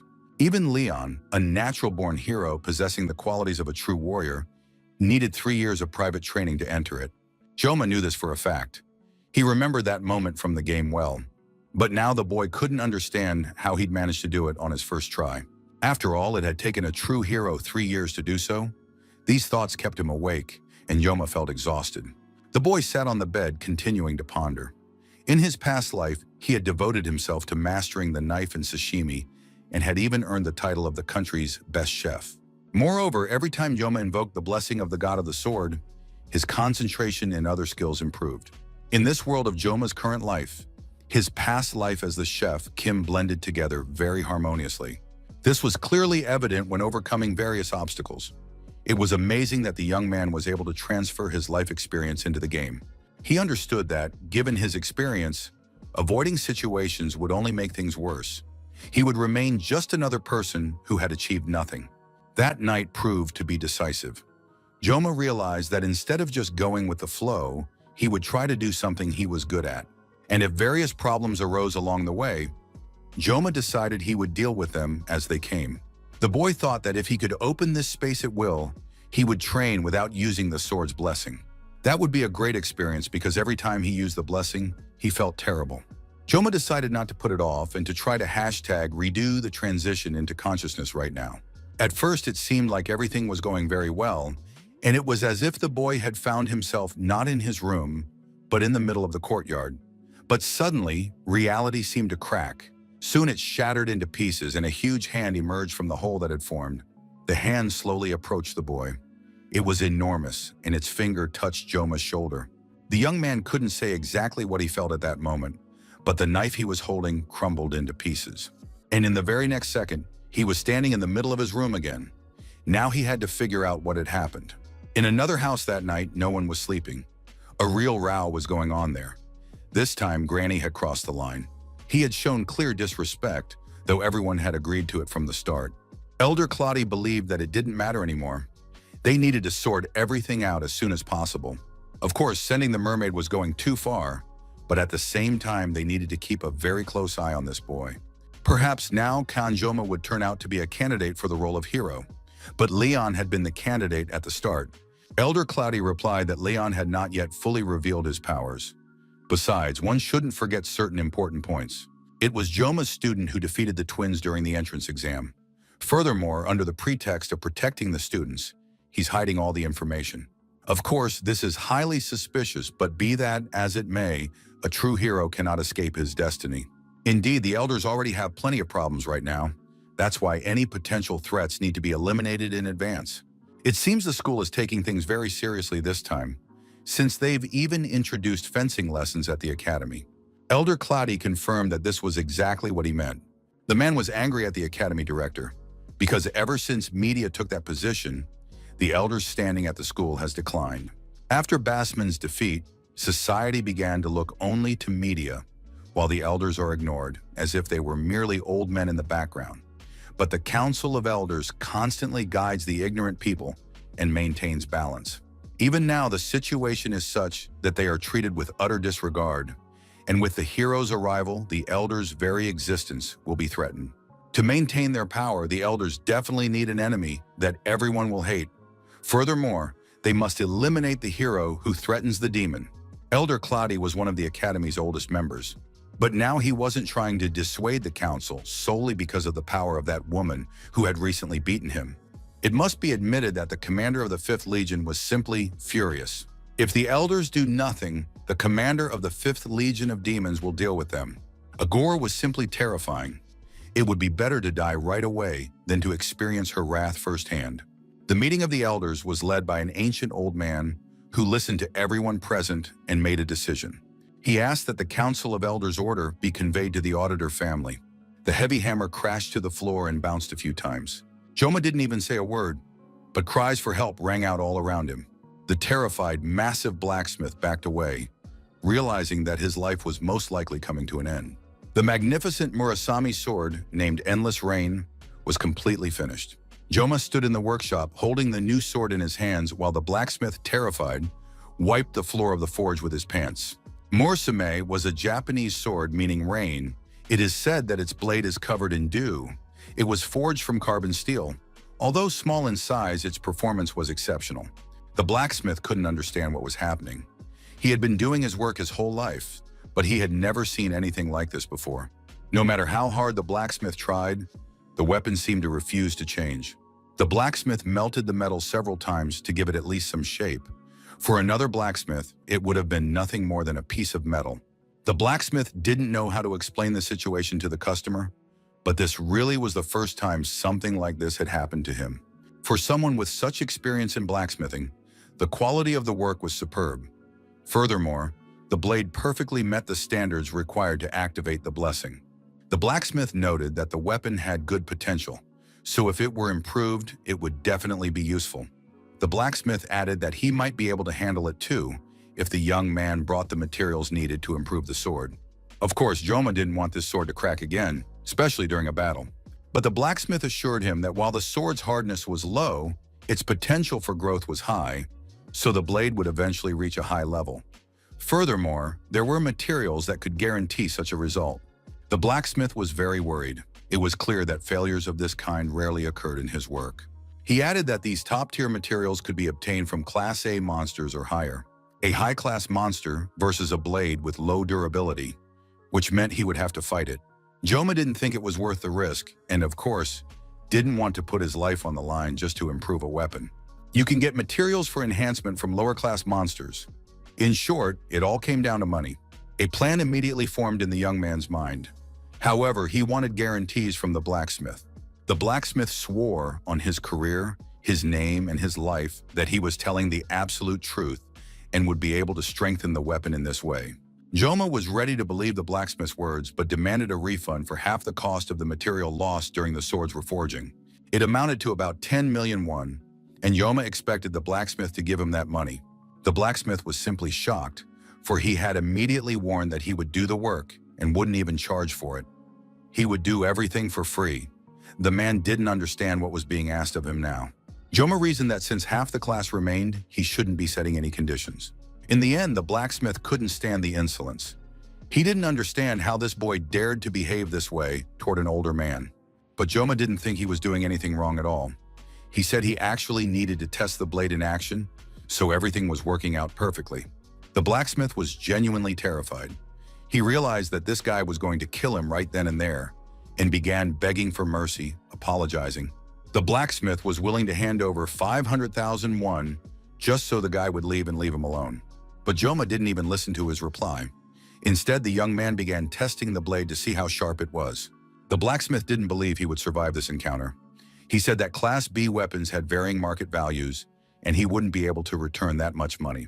At that moment, the young man unwrapped the sword and, glaring at the man with a demonic look, demanded that he agree. The blacksmith was forced to confirm that he agreed to return that amount of money. However, the man himself had no idea where he could come up with 10 million. After sorting things out with the blacksmith, Joma headed to the park to grab a bite to eat and check his stats. He'd acquired a new weapon, boosted its stats, and as a result, new additional options had appeared. The primary reason the sword's blessing is cause for concern is the unbearable pain, but based on the stats, Joma realized that it could be reduced. He absolutely had to improve this stat. In fact, the young man had already conducted a test, and now his condition had gone from about to die to barely breathing. The pain was still hard to bear, but nevertheless, such changes at the first level suggested that in the future, the young man would be able to use the blessing of the sword god without pain. It seemed that his weapon proficiency level was increasing. When a player obtained a new weapon or upgraded it, now that the exams were over, he could focus on improving his sword. Joma was confident that if he grew gradually, he would be able to understand what power had been granted to him in this world. And perhaps in time, Joma would be able to figure out who had dropped him into this game. Soon the young man's thoughts were interrupted by a familiar voice. It was Chloe. The young man greeted his friend, saying he had no appetite, which was why he hadn't gone to lunch. However, judging by the takeout box he was holding, Chloe didn't want to eat with the others. The young man noticed that Chloe had already had her cast removed. True, she was still getting around with a crutch. Chloe explained that she still needed to do physical therapy for her leg, but there was no trace left of the fracture, so things were much better than they had been. The girl was certain. Bones get stronger from breaking and healing. Of course, one could argue with that statement because those words applied to muscles, not bones. Joma suddenly touched the girl's face to brush away a speck of dust, and Chloe immediately realized that her beloved Joma had feelings for her. Joma examined the speck of dust, which turned out to be an ordinary grain of rice. Chloe was so lost in her thoughts and daydreaming about the future that she lost her balance on the crutch and fell right in the middle of the street. Joma immediately stood up and reached out his hand to help her up, since she was still using a crutch. The sword, wrapped in bandages, remained lying on the bench. Chloe recognized it immediately. It was the legendary weapon. Chloe nervously took the Murasami sword in her hands. She said the sword looked really cool, seemingly oblivious to the fact that the weapon had serious issues. First, she wouldn't hurt herself, and second, she wouldn't kill him, since the girl regularly lost control of herself, and any weapon in her hands became very dangerous. Chloe raised the sword above her head, saying that it was very beautiful and you wouldn't even think it was a Class E weapon. Of course, it was sad to realize that the weapon was so weak. Chloe started making excuses, saying that wasn't what she meant. It's just that this sword looks great for its class. Joma decided there was no need to worry. After all, he'd managed to squeeze a small monetary compensation out of the blacksmith, And next time, the blacksmith wouldn't charge for the work if they brought reinforcing materials. Chloe was sure everything would work out. After all, Joma had originally become the school's strongest student using just a simple knife. If the weapon were reinforced, it would be several times better. Chloe was certain that Joma would definitely improve his skills. But Joma saw no reason to get stronger, since from the moment he defeated the mermaid, he could handle most monsters of medium level and above. Now he wanted to improve his weapon simply to reduce his own suffering while wielding the sword. Chloe saw that her friend had become very sad and pensive.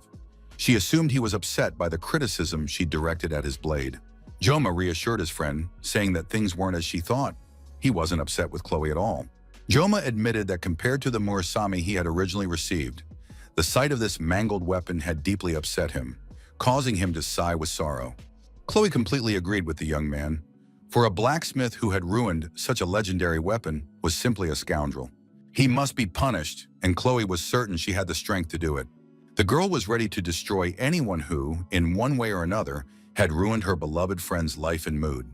Now it was Joma's turn to look at his pensive friend, trying to guess what she had in mind. Suddenly, the young man tensed and began to listen. He looked around and noticed the leaves falling from the tree. Joma was surprised. Why hadn't Chloe sensed the danger, since she was always monitoring her surroundings? Walking up to the tree, Joma kicked the trunk with all his might. Along with the falling leaves and broken branches, Nox's auditor, Chloe's brother, fell from the tree to the ground. Joma looked at the guy. He understood that there could be no friendly or warm relations between them after their recent battle in subspace.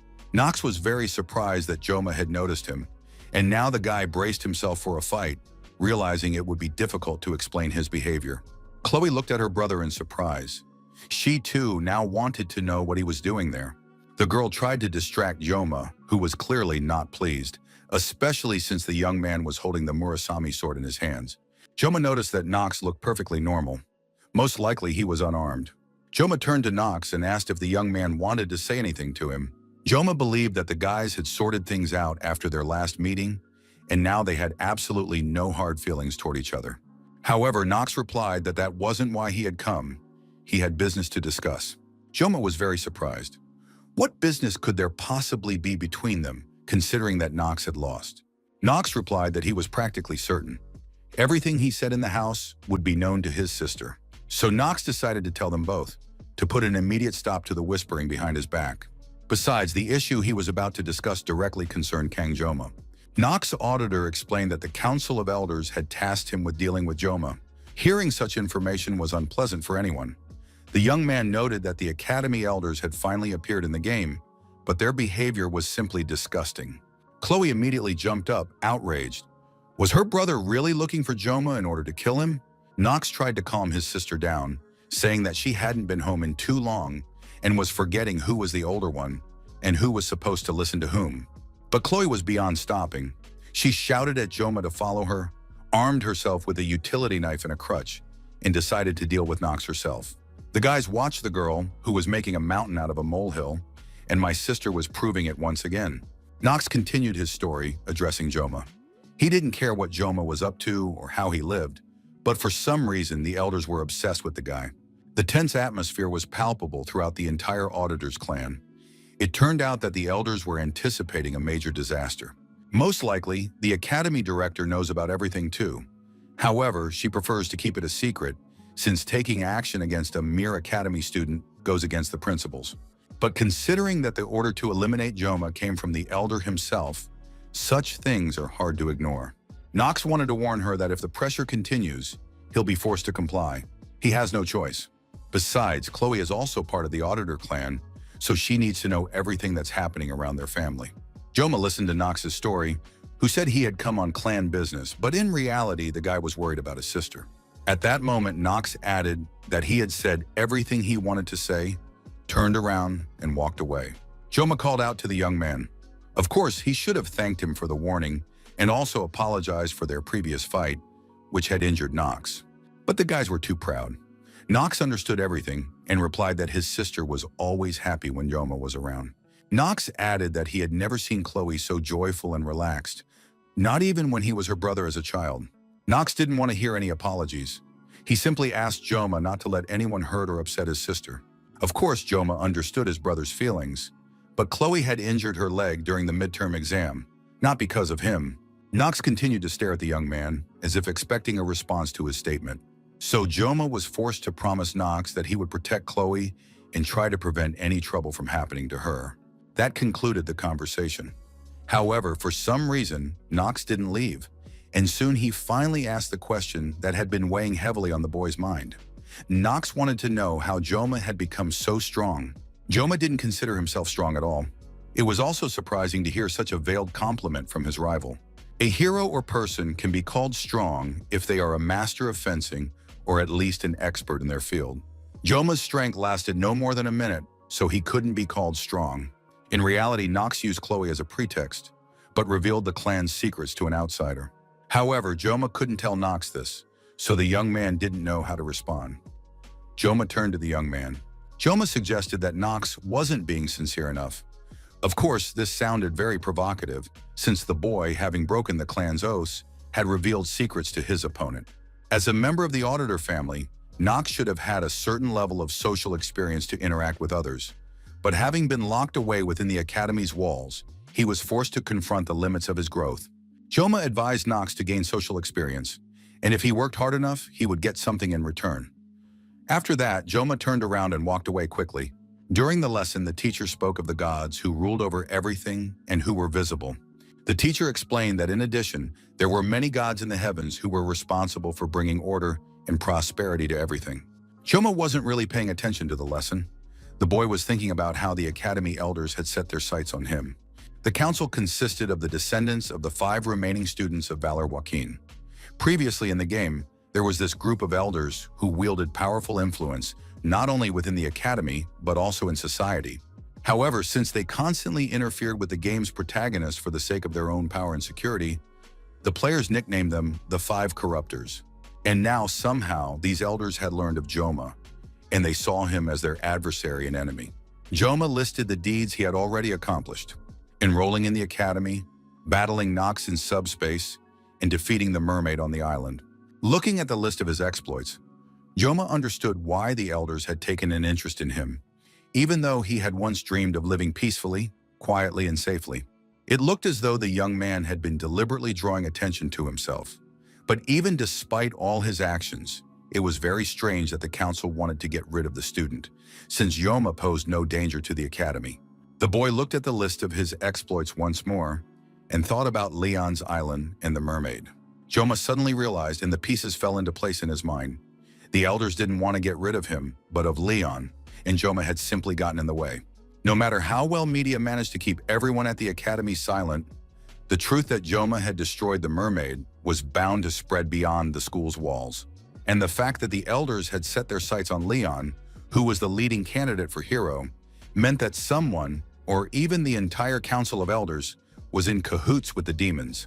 It turns out they didn't just want to wound Leon, but to kill him, to take the life of an ordinary student. This is wrong. No matter how corrupt the elders were, preserving their privileges was more important to them than the safety of humanity or the academy. It was hard to accept the fact that all the elders were so corrupt. He could have simply attacked and killed them one by one. But Joma understood that the time had not yet come, and when it did, no one would walk away alive. At that moment, the teacher wrote the definition of absolute freedom on the board and told the students to copy it into their notebooks.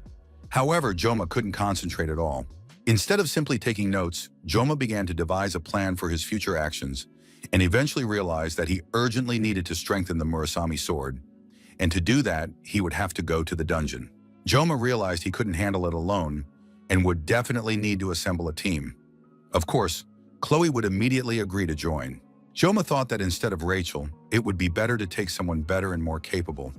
And besides, it would be preferable if Chloe and Rachel didn't cross paths. The professor continued to lecture about how humanity must submit to the gods, rather than proclaim the end of a mythical era. Joma wasn't listening to the lecture at all. He was planning his next moves and picking the right crew for the dungeon run. The next candidate the guy signed up was Vapan, who had proven himself very well on the island, so he definitely needed to talk to him. When classes ended, Joma immediately headed to the office where the Dragons class was held. One of the students called out to him, saying that this wasn't the kind of place where useless nobodies could just show up whenever they felt like it. Joma looked at the guy and realized he was dealing with a special kind of student, huge and strong, but completely dim-witted. Joma didn't understand why this minor character had picked a fight with him. Joma had 20 years of experience in the restaurant business, so such foolish teenagers were no match for him at all. Joma told the thug that he'd better get lost before Joma beat the crap out of him. Of course, the thug immediately flew into a rage. How dare anyone talk to him like that? The guy got ready to punch the insolent man. Joma wasn't intimidated by the thug's actions because he didn't see him as an opponent or a threat. But in the next moment, this unfamiliar thug received a powerful punch to the jaw from Vapan. Students from different classes noticed the commotion echoing through the school hallways and assumed a fight was breaking out. But there was no fight as such. The thug, having taken a powerful blow from Vapan, was simply lying helplessly in the middle of the hallway. Vapona looked down at the floor and said that it seemed too hard, so the guy was probably in a bit of pain. Joma had heard about the power of healing mages, but had never seen one of them engage in hand-to-hand combat, and now he was pleasantly surprised. Vipin was glad to see Joma. He realized the guy had come to talk to him and suggested they go outside to do so. Joma briefly explained the task. He needed to assemble a strong team as soon as possible. Wapin was ready to help with that, but suggested splitting the reward among all the squad members, even though Joma just wanted to collect materials from monsters. Joma knew that if he announced a team recruitment, no one but Chloe would show up. So he decided it would be easier if someone from the Dragon class assembled the team. Weapon continued to reason. He understood that the team needed at least 4 people. Only then would the Academy allow them to go on the mission. Weapon noted that if they ignored the Academy's rules, Joma was capable of handling it on his own, thanks to his abilities. Joma seriously doubted he could handle it alone this time, but Wapin didn't see a problem with that, since the guy had just destroyed an entire mermaid right before his eyes without anyone's help. Wapin thought Joma was too modest, although Joma understood that it wasn't a matter of modesty, but rather that he knew exactly where he was headed. Wapin waited a while longer for Joma to share the details of the mission, but realized that for now, this was all he needed to know. Joma thanked Wapin for helping him heal, and thanks to the young man, he was back on his feet after a few days of rest. Wapin was pleased that everything had turned out so well.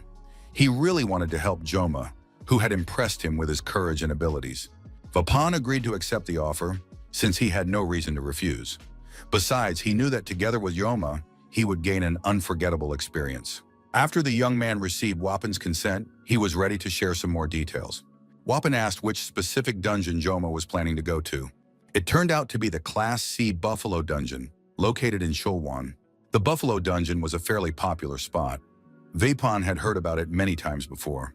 It turned out that there were already 3 team members at this point: Joma, Chloe, and Wapin. They needed to invite one more. Joma honestly said that if possible, the 4th member shouldn't be Leon or Rachel. Wapin replied with a laugh that they couldn't just take them along like that. It turned out that ever since Joma had been hospitalized, Rachel had been training constantly in the training hall. And Leon was probably preparing to conquer a high-level dungeon with 2nd and 3rd year students. This news made Joma very happy, though Wapin found it strange. Wapin tried to figure out who he could bring on to the team. It had to be a strong member. Finally, the guy had an idea and said he had someone in mind, and she was currently asleep. Of course, it was strange that someone would be sleeping in broad daylight, but Wapin said she always did that. However, before heading over to her place, they had to stop by the store first to buy a few things. Night had already fallen, and the guys approached the Japanese house. Wapin opened the door like the owner. It seemed as if he had come home. Joma had no idea such a place existed at the academy. He had never been here in the game. In his past life, Joma had been a Japanese chef, though he had never actually been to Japan himself.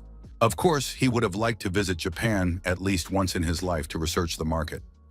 Joma noticed the stands with targets studded with arrows. Finally, Vapan said they had found the person they were looking for. The guys approached the girl sleeping right on the floor. Wapin started calling out to her, trying to wake her up. The girl was sleeping very soundly like a child, with her fist tucked under her head. Wapin crouched down beside her and began shaking her, trying to wake her up. Nothing worked, and then the young man quietly said that he had bought something. It worked. The girl jumped up immediately and asked where it was. Wapin pointed his finger at Joma, standing slightly behind him. The young man was holding a shopping bag. Before Joma could even blink, the girl flew over to him and snatched the bag from his hands. After that, she made a few more quick moves and was now lying there completely satisfied, with Joma tucked beneath her, devouring some tasty treats and utterly happy.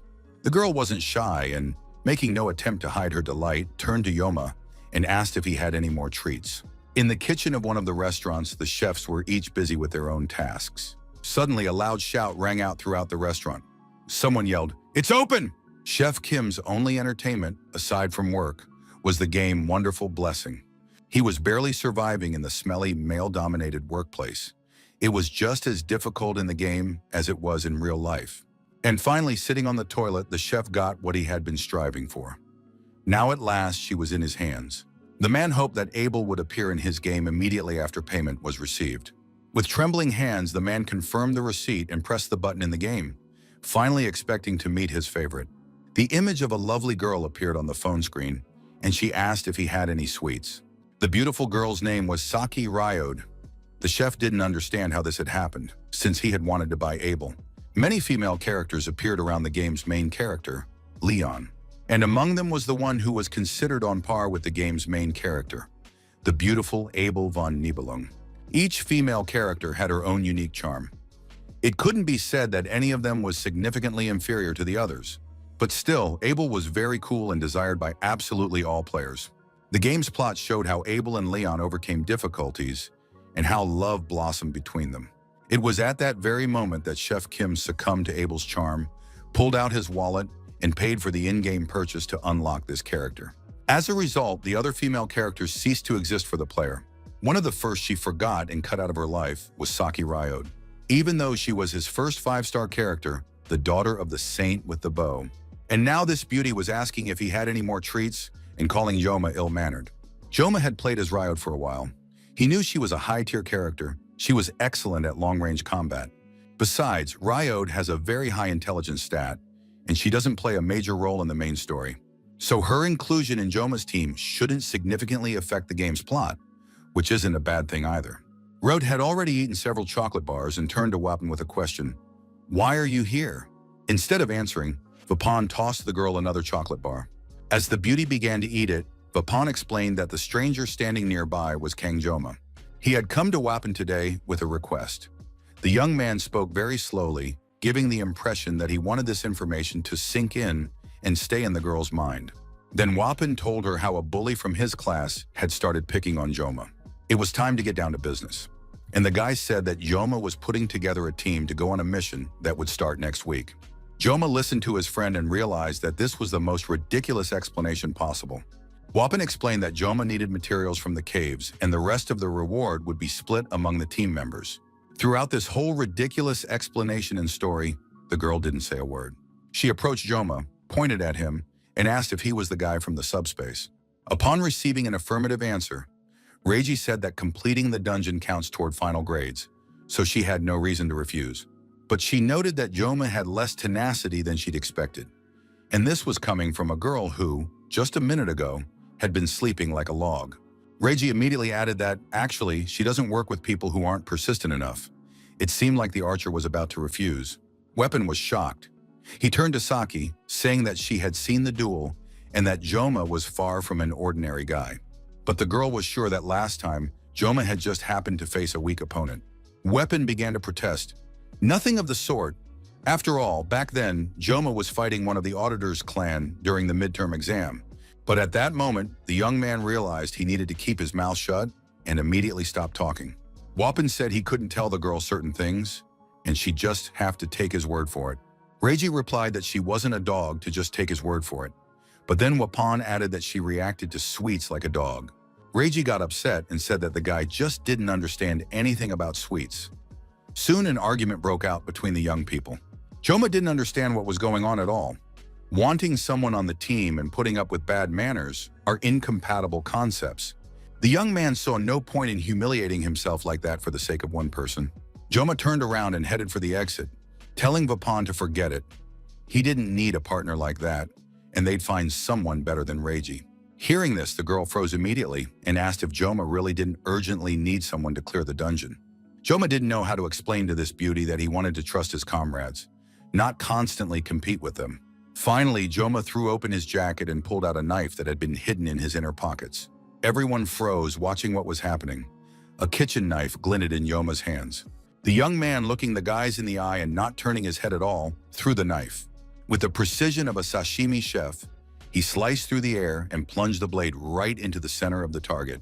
Reiji watched the result of the throw and found herself very impressed by it.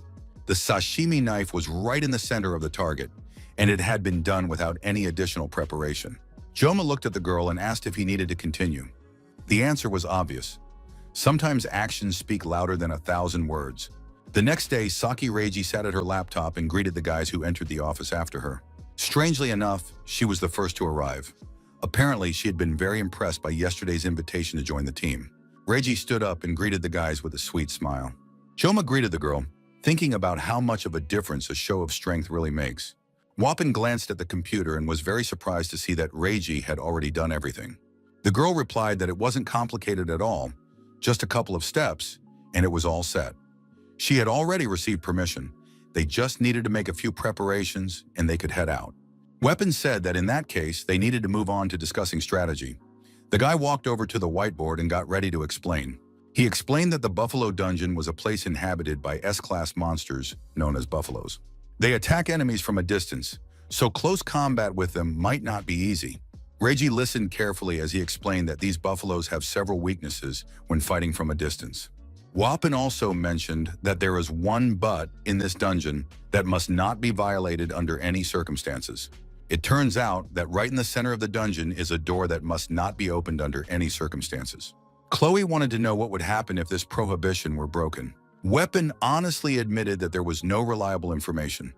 They'd only heard rumors, but the facts didn't back anything up. Reiji added that everyone at the academy knows. When descending into the dungeon, under no circumstances should the huge door be opened, but no one specifies the exact reasons for the prohibition. Joma also agreed with his friends and said it was better not to open that door. The others glanced at him in surprise. They decided that the young man knew something more about this door, and now everyone was waiting for further explanation. Vapin was the first to lose his patience and asked Joma directly what he knew about the door. Of course, Joma knew something, but he wasn't going to say it. He explained that even a fool could see it was better not to touch the door. In reality, the young man knew that behind the door was a boss who was difficult to kill. Weapon looked at his comrade in surprise and said that he had explained that right away. At first, the door could only be opened if certain conditions were met. Now, however, with the system update, it had locked itself, so there was no way to get in. Reiji was constantly eating candy bars and at some point caught Joma's gaze. Joma had to voice the question that was on the tip of his tongue. Did the girl really like these bars that much? Reiji replied that people who think constantly can't live without sugar, and everyone knows she's highly intelligent. Joma smiled at the girl, about to say something else, when he suddenly sensed a dark aura near him. Chloe was literally boiling over. The girl was starting to feel jealous again, and that always had a very tragic effect on everyone present. Joma suddenly sensed that it wasn't about Chloe. It seemed to him as if someone was watching the whole group. Chloe noticed her friend's wariness and asked what was going on, but Joma decided not to give anything away yet and to wait. After all, when the time came, the stranger would reveal himself. The bus was traveling through the picturesque province of Gangwon-do. Joma looked out the window and thought about that region. He had once sworn he would never even look in that direction. The fact was that the young man had served in the army in this area, and after returning home, never thought he would end up here again. The bus was stopped by police officers who asked why they were there. The driver replied that he was bringing students from the Joaquin Academy. After checking the travel permit, the police removed the roadblock and let the bus pass. Due to the proximity to the underground, civilian checks were being conducted, though this security seemed highly questionable. Joma realized that the surveillance he had sensed a few days ago was coming from the elders. His thoughts were interrupted by Vapan, who offered his friend a boiled egg to eat, since they say Koreans eat them all the time. Joma declined, thanking his friend. In truth, he didn't think anyone else ate eggs. Wapan noticed that Joma's face looked rather tense. Perhaps he was a little nervous. Joma said everything was fine. After that, Wapan continued offering food to the other guys. Saki also declined to snack on eggs and Chloe was dozing off. Wapan wanted to know if Joma was going to go all out again this time. However, the young man said there was no need to do so, since there wouldn't be much danger for them in the dungeon. Reiji was very pensive. She stared out the window, trying not to show any emotion. Joma thought she couldn't take her eyes off him and didn't understand why. Finally, the group arrived at their destination. The weather was beautiful and everything around them looked simply stunning. This was a place where monsters had lived since ancient times. Now the area looked more like a tourist camp. Wapin noticed that Yoma's bag looked too bulky. He asked what the guy had brought with him. Joma unzipped the bag and showed him. It was stuffed to the brim with all kinds of kitchen knives. Wapin joked that it looked like Joma was planning to sell knives here. But Joma replied, "Forewarned is forearmed." Of course, that sounded a bit old-fashioned, but Joma probably had his reasons. Chloe asked if she could take charge of everyone for a bit this time. After getting permission from the other team members, Chloe stepped forward and led the group of dungeon conquerors. The group approached the passage. In front of it were barriers, and guards were standing there. The male guards asked where the group had come from and asked them to write their names on a form. The students complied, and each left a note in the notebook. It immediately became clear that some of the names would catch the guards' attention. Wapin noticed that Yoma was in no hurry to go, even though all the formalities had already been completed and they could enter. The massive concrete doors blocking the entrance to the dungeon slid open, and the group of kids entered with a mix of trepidation and curiosity. Joma was the last to enter the dungeon. He thought that the male guard looked somewhat strange. The young man realized that turning back would look too suspicious, but he still hoped the mission would end well. The walls of the dungeon were covered with declarations of love. Joma was surprised to see this. He had assumed that a dungeon full of monsters wasn't exactly a tourist attraction. Suddenly, Reiji grabbed the young man's arm. The girl was completely exhausted and could barely stand. It was the first time Joma had seen people lose their strength so suddenly. Most likely, the girl's blood sugar was dropping, and now she urgently needed to eat something sweet to give her strength. Reiji hoped that Joma had something. The young man began rummaging through his pockets in search of something suitable. He found a small hard candy, which he handed to Reiji. The girl wasn't thrilled since it was just a hard candy. She'd been hoping for a chocolate bar. Joma didn't understand why he should have to worry about the girl's supplies. After all, she had a head on her shoulders too. Reiji knew herself and should have taken care of it herself. Reiji didn't want to admit it, but she did say she'd saved her sweets for later. Joma hoped this sweet tooth would finally grow up. At that moment, Chloe, who was walking ahead of the group, reported that 4 monsters were 200 meters away, moving toward them. Weapons stopped immediately and reminded the others that it was time to get ready and start following the plan. The details of the plan, the monsters that posed no risk, would be handled by Chloe. Saki would fight the ordinary buffalo alongside her. Wapin promised to heal the girls if necessary. Reiji immediately sprang into action, pulled her bow from its case, and prepared for her first battle. Joma noticed her weapon. It was an S-rank weapon, a red bow and a white arrow. With a weapon of this caliber, clearing the dungeon would be a breeze. But at that moment, the girl touched the bowstring and said she was out of practice, since Reiji hadn't used this bow in a long time. Joma fell into thought again. Should he trust this beauty, and could he really rely on her? Reiji pulled a chocolate bar out of her secret pocket, took a bite, and said she was ready now. Joma felt that his level of trust in the girl was rapidly approaching zero. From the depths of the dark corridor came the sound of approaching monsters. Everyone got ready to face the beasts. The girls immediately rushed into the attack, while Wapin began playing his flute to restore the attackers' strength and health. The monsters that had emerged from the depths of the dungeon were now clearly visible. They were enormous buffaloes that moved on their hind legs, using their front legs as fists. Chloe was armed with 2 small bows and bravely charged at the monsters. After firing several shots, Chloe hit the monster squarely in the eye with an arrow, and it began to scream in agony. After that, the buffalo fell onto its back and died. It turned out that this monster wasn't dangerous at all. Chloe landed on her feet and now waited for the rest of the buffalo herd to approach. The girl drew her sword from behind her back. She was going to deal with these monsters herself. Wapin reminded her once again that they needed to stick to the plan. Reiji stepped in front of Chloe, shielding her with her body, drew her bowstring, and aimed at the buffalo's forehead. Her actions looked very impressive, and even a single shot was enough to take down several monsters. Chloe froze, crouching on one knee in the middle of the dungeon, while the buffaloes approaching her looked like some kind of moving mass. But in the next moment, these monsters were smeared across the dungeon walls. It looked as if some kind of whirlwind had torn them to shreds. Reiji finished her chocolate bar, licked her lips, and apologized to the guys for taking out all the buffalo with a single blow. The beauty started on her second chocolate bar, while Joma noted that nothing remained of those buffalo after the shots, not even their horns. However, the guy had to admit that the attack was truly impressive. Reiji had no equal in long-range combat. But the problem was that Joma needed the buffalo horns specifically to use them as material to reinforce his sword.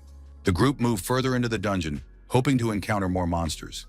But then the first buffalo, the one Chloe's arrow had struck in the eye, woke up. It was approaching the group. Reiji was bringing up the rear. She noticed that it was the first buffalo they'd killed that had woken up. Of course, it was infuriating, but the beauty didn't let it show and didn't flinch. It's unclear how it would have ended, because the snout of the monstrous buffalo, completely enraged and frenzied, loomed over the girl. But Joma reacted perfectly. With one hand, he managed to pull the terrified girl to safety, and with the other, he sliced the monster in two. Joma's blow was so powerful that the huge monstrous buffalo was sliced clean in two, as if it were a soft tomato. When the danger had passed, Joma asked the girl if she was okay. Reiji didn't answer at all. The girl was clearly in a state of shock. A phone call rang out in the darkness, sounding very loud and urgent. An unknown male security guard near the dungeon answered the call. He confirmed what he had heard from the caller and said that everything was exactly as the instructor had understood. Joma climbed onto the body of the buffalo he had killed and cut the horn from its head. The young man picked up the horn and began examining it. After all, that was exactly why he had come here. A buffalo horn was a versatile Class S material that could be used to reinforce armor. Joma knew he would need a lot of this material and planned to cut off every horn he came across in the dungeon. Reiji finally came to her senses. The girl thanked Joma for his help and rescue and, as a token of gratitude, handed him a chocolate bar. The jealous Chloe, of course, immediately began to spew her energy, and this became clear to everyone present. Joma turned to Chloe, and the girl was forced to stop her jealous glances toward yet another rival. Joma whispered something in Chloe's ear. He told her about the worker who had been at the entrance to the dungeon. Chloe listened carefully to the young man and said she understood what needed to be done. Wapin, watching this exchange, surmised that Joma and Chloe were dating. The young man noted this with a certain sadness. Chloe, hearing the impression her friends were forming, wondered if perhaps she really was already dating Joma. But Joma immediately reassured everyone, saying that Wapin had jumped to the wrong conclusions. Couldn't the guy just talk to the girl? Wapin started making excuses, saying that Chloe and Joma were always together, so that's why he'd come to that conclusion. Chloe was now angry at Joma too, because he hadn't confirmed their romantic relationship. To lighten the mood, Chloe asked why there were no other people in this dungeon at all. None of the guys knew how to answer that question, but indeed the dungeon was completely empty. Wapin knew this dungeon was very popular, but surprisingly there were still too few monsters. It was suspicious and strange. Saki thought and analyzed the situation for a while, then asked her companions, "Doesn't all this seem strange to you?" The guys wanted to know exactly what their brilliant and highly intelligent friend meant. Reiji reminded everyone that it seemed as though the monstrous buffalo were running away from something in fear. They didn't look like monsters preparing to attack. They were frightened and fleeing. Such behavior was uncharacteristic of their species. Buffalo are usually quite calm and are often used to plow fields. Joma was amazed. How did people come up with the idea of using monsters in agriculture? After all, it's very dangerous. But still, there's no need to worry about such oddities since they don't seem like real problems. The guys have a connection to the surface, so everything will be fine. Joma seized the moment and asked how Wapin and Reiji had met. Reiji immediately replied that she was the best in the class, and Wapin was always in second place. The girl said that the guy got really angry when she beat him. Wapin thought you shouldn't talk like that. Reiji took advantage of the situation and told everyone present that she had come in third on the placement exam. Joma was genuinely surprised that Wapin was second in the class. It seemed to him that the boy was just too sociable and everyone wanted to be friends with him. Wapin explained that he was simply Rachel's relative, and that was why she had recruited him to her team last time based on their family connection. Joma didn't know that Rachel and Wapin were related, so he knew nothing about the weapons connected to the main characters. It turned out that Wapin belonged to a branch of Rachel's family. The guy wanted to add something else, but ended by saying that these were just his problems, so there was no need to shift them onto someone else. Wapin watched Joma's expression closely. Did Joma actually start liking him more once he found out about their family ties? The guy hoped that when Joma became famous, he wouldn't forget about his friend Vipin, because Joma was way cooler than everyone else. Joma replied that there was no need to worry about that, and that would never happen. But the guys believed that you could never know for sure which one of them would become a hero, though it was quite possible that Joma would be the one. After those words, Reiji started acting strangely. Joma noticed her silence. The rest of the group didn't understand what was going on either. Ryoji walked ahead so her friends wouldn't see the look on her face. Saki Reiji walked a little further away, turned to her companions and said that she hated heroes. No one saw this coming, not even Wappen, who seemed to be right on top of things, was taken aback by the remark. They needed to finish everything in the dungeon as quickly as possible and head back. The guys had to defeat at least 20 monsters to complete the mission. But Joma hadn't been listening to his companions for some time. He'd noticed the scratches on the wall. Joma froze in place. He didn't say a word to his companions. However, this really unsettled him. Besides, the guy noticed that these cracks were glowing with some kind of strange light. The man on the phone said he had prepared everything they had agreed upon. According to his calculations, the students should have already encountered the buffalo possessed by magical stones, so there was no need to worry. The voice on the phone said, "All right, but it's still hard to believe," and then asked if the man had done everything else. The guard confirmed that he had indeed done everything as instructed over the phone. Most likely, the students wouldn't get past the buffaloes. A girl who was very fond of jelly beans joined the conversation. She said the guard sounded too confident. If everything goes wrong, will he take responsibility?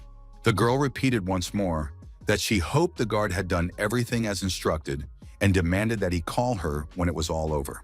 The man confirmed once more that he understood everything and said goodbye to the caller. He peered through a small crack at the entrance to the dungeon. The man was certain the teenagers wouldn't survive anyway. The huge, terrifying magical door exuded some kind of demonic power. It turned out that the man had opened this door, so the chance that the teenagers would make it out alive was zero. But still, the guard couldn't forget the look on that kid's face, as if he were saying, "I know everything about you." The guard approached the entrance to the dungeon. He decided he needed to check everything out. At that moment, Chloe suddenly sensed something. She warned Joma that monsters were approaching from behind. Of course, everyone was wondering exactly how many buffalo would emerge from the darkness. Chloe replied that if her instincts were correct, there must be about 50 of these beasts. Such a number, of course, unpleasantly surprised and stunned the group. It all began to feel like a serious ordeal. A terrifying sound like an approaching locomotive came from the depths of the dungeon. So loud and powerful, the group stood frozen in place, staring into the darkness and trying to figure out what it was. And then they saw a glow coming from the depths of the dungeon, emanating from a massive mass of muscle consisting of several dozen monstrous buffalo. The boys didn't understand what was happening. Why were there so many of these monsters? And were these creatures actually monsters at all? The creatures now approaching the students looked like genuine, possessed demons. Their gazes did not bode well. Wappen couldn't understand how this could have happened, since all sources had said that this dungeon contained easy opponents. Joma thought that a special knife was needed to deal with a herd of crazed buffalo. The head chef had taught the young cook that you couldn't cut a cow with a chicken knife. The same was true of a fish knife. The young apprentice asked the chef, "What is yuk sashimi?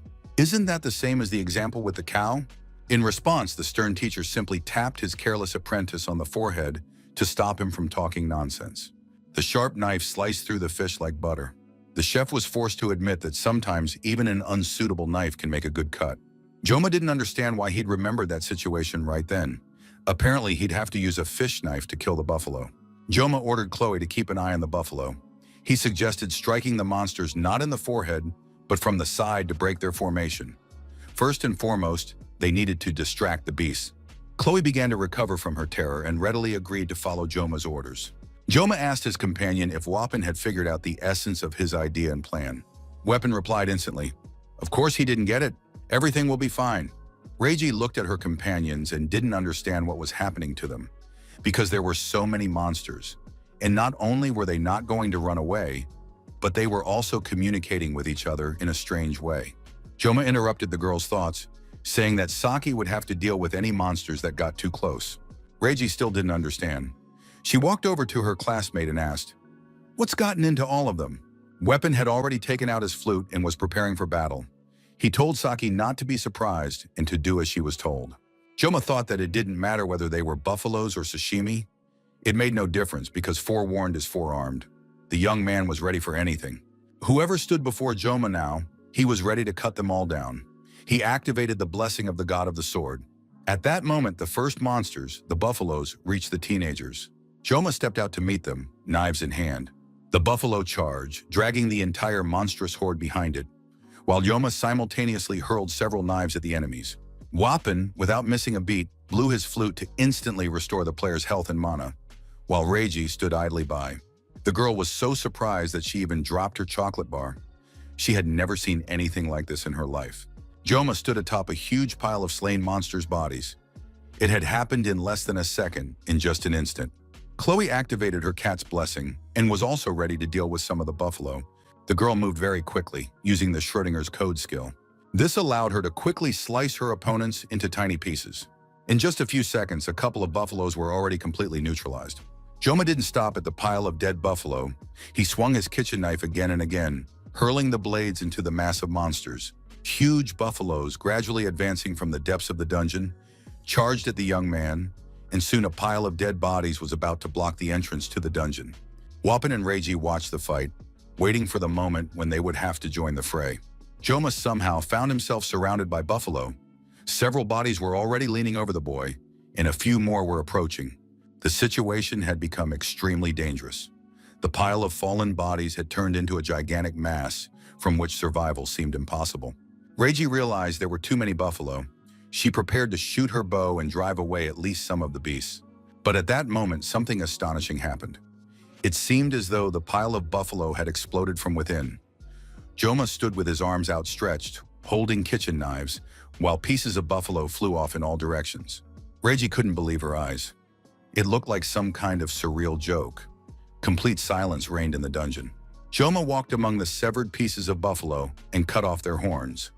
Soon his bag was stuffed to the brim with this valuable material. Thanks to the blessing's duration being extended to 40 seconds, Joma had no trouble dispatching 50 monstrous buffalo. Chloe walked over to her friend and told him he was incredibly cool. But of course, she didn't want to forget that the rest of the guys had helped in the battle too. Joma patted his friend on the head, saying that Chloe had done a great job too. Thanks to her, they'd managed to finish the job faster. The young people discussed what kind of lunch they would love to eat right now, while Wappen and Reiji still stood silently to the side watching them. Finally, Wappen said that he had warned Reiji about Joma's amazing strength and that she shouldn't be surprised. But then finally, the girl seemed to snap out of her daze and started shouting, "How could anyone not be surprised by this?" Wappen admitted that she was right. He too had been shocked when he first saw Joma in action, and even now it was astonishing. The young man realized that Joma always exceeded all expectations. Reiji watched Joma with interest. She wanted to find out who he really was, but no one could help her with that. Wappen admitted that he didn't know either and had absolutely no idea. Perhaps they were witnessing a legend in real time. Of course, that sounds very dramatic, but at any rate, it gets the point across. Wappen called out to his companions, realizing that Joma and Chloe would be whispering to each other for a long time yet. Reiji watched her new companions with great interest. She wanted to understand who she was dealing with. Soon the group moved on and continued to make their way through the dungeon. The mission objective was to kill 20 monsters. Joma had killed twice that number, practically on his own. Joma replied that there was nothing strange about it. He had done almost nothing during the midterm exam, so now he was making up for it. Wappen wanted to point out that Joma had actually fought alone during the midterm exam, but then realized he shouldn't say that out loud. Despite completing the mission, the guys realized they'd nearly died because the buffalo turned out to be nothing like they were supposed to be, according to the dungeon's rules. They said that the Lion King of Africa had died in a similar situation, but no one had been chasing him at the time. Soon the group came upon something strange that they couldn't talk about. Joma began examining the object, and Saki said that something was indeed wrong here. The kids came to a huge door that under no circumstances was to be opened. They had discussed this during their preparations. But now the chains on the door were slack. Breathing and growling could be heard from behind the door, and it wasn't even closed tightly. Joma saw that the massive chain wasn't holding the door shut at all, but was simply hanging there as if for decoration. At that moment, the guard who had been standing at the entrance to the dungeon and had gone inside to check on the bodies of the slain teenagers was standing near a pile of slaughtered buffalo. The man was in complete shock, for he had expected a completely different scene. He couldn't understand how these teenagers had managed to kill everything, and the mission had gone awry. The man had a debt of 2 billion won, but recently a woman had come to him calling herself an instructor from the academy. The woman said that if the guard fulfilled her request, she would pay off his debt. The man was very interested in such an offer, which could solve his current problems once and for all. The woman handed him some magic stones and told him that, with their help, he would be able to take control of the monsters and enrage them. When the students went inside, the guard would have to release all the monsters. In addition, the stone door had to be left open. The man immediately realized that the stranger wanted to bury the students alive in the dungeon. The stranger refused to answer his questions, saying she would find someone else to carry out this task. But upon hearing that the task would go to someone else, the man immediately grabbed the magic stone. He really wanted the reward. The man promised that he would do everything he was told and do it precisely and correctly. The instructor was satisfied, saying that although the guard looked like a real dimwit, he didn't seem to be stupid. The woman planned to give all the remaining instructions over the phone. Therefore, she demanded that the guard always answer his calls. After that, the stranger vanished into the darkness, just as suddenly as the mention of the reward he would receive after completing this easy task had appeared. The guard walked through the basement, thinking about the huge sum of money he would receive for the useless kids, since he had left the door open, and the kids were now, in his opinion, definitely dead. Meanwhile, the students stood near the massive stone door. They couldn't believe their eyes. After all, this was the very door mentioned in the instructions. And besides, the kids could see that it was open. Joma caught himself thinking about how smoothly everything had gone in the dungeon. Of course, the guy immediately suspected the man at the entrance with the very strange look. So this man really did know something. But this stone door can only be opened with the help of a period stone, which drops after defeating the dungeon boss. However, Joma had seen shards of a magic stone in the dungeon. Perhaps they had played a role in opening the door. If things here were just like in the game, the reward for this mission would be something very valuable. But it was still too early to think about that. On the door itself was a line that could not be cut through by any known weapon. Joma had already used up the time that allowed him to wield the sword's blessing without pain. The young man knew he would have to endure it now. He had to finish everything here before one of those terrible demons awoke. But at that moment, a terrifying sound rang out, and all the boys were frightened. They didn't know what they were about to face. A huge, gigantic monster stood at full height. It was so tall that it was impossible to see its head. In its hands, it held a massive axe. The boys didn't even understand what it was or what had appeared before them. Is this what monsters look like? Joma knew who was standing before him. Of course, it wasn't very pleasant that this demon had awakened, but now they had to deal with it. Besides, the reward for completing the mission was simply fantastic. Blessing transfer was one of the owner's skills and could be activated on a specific target. And standing before the guys now was an A-class monster, a minotaur. Huge horns, powerful fangs, and a gigantic axe in its hands. Its name was Kaukan.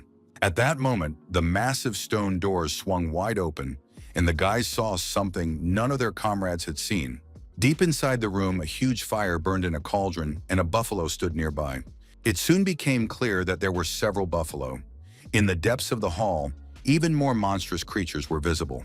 The group saw the right-hand bull and the left-hand bull, who were guarding the dungeon's boss. Now, at last, everyone understood who had been hiding behind the stone doors.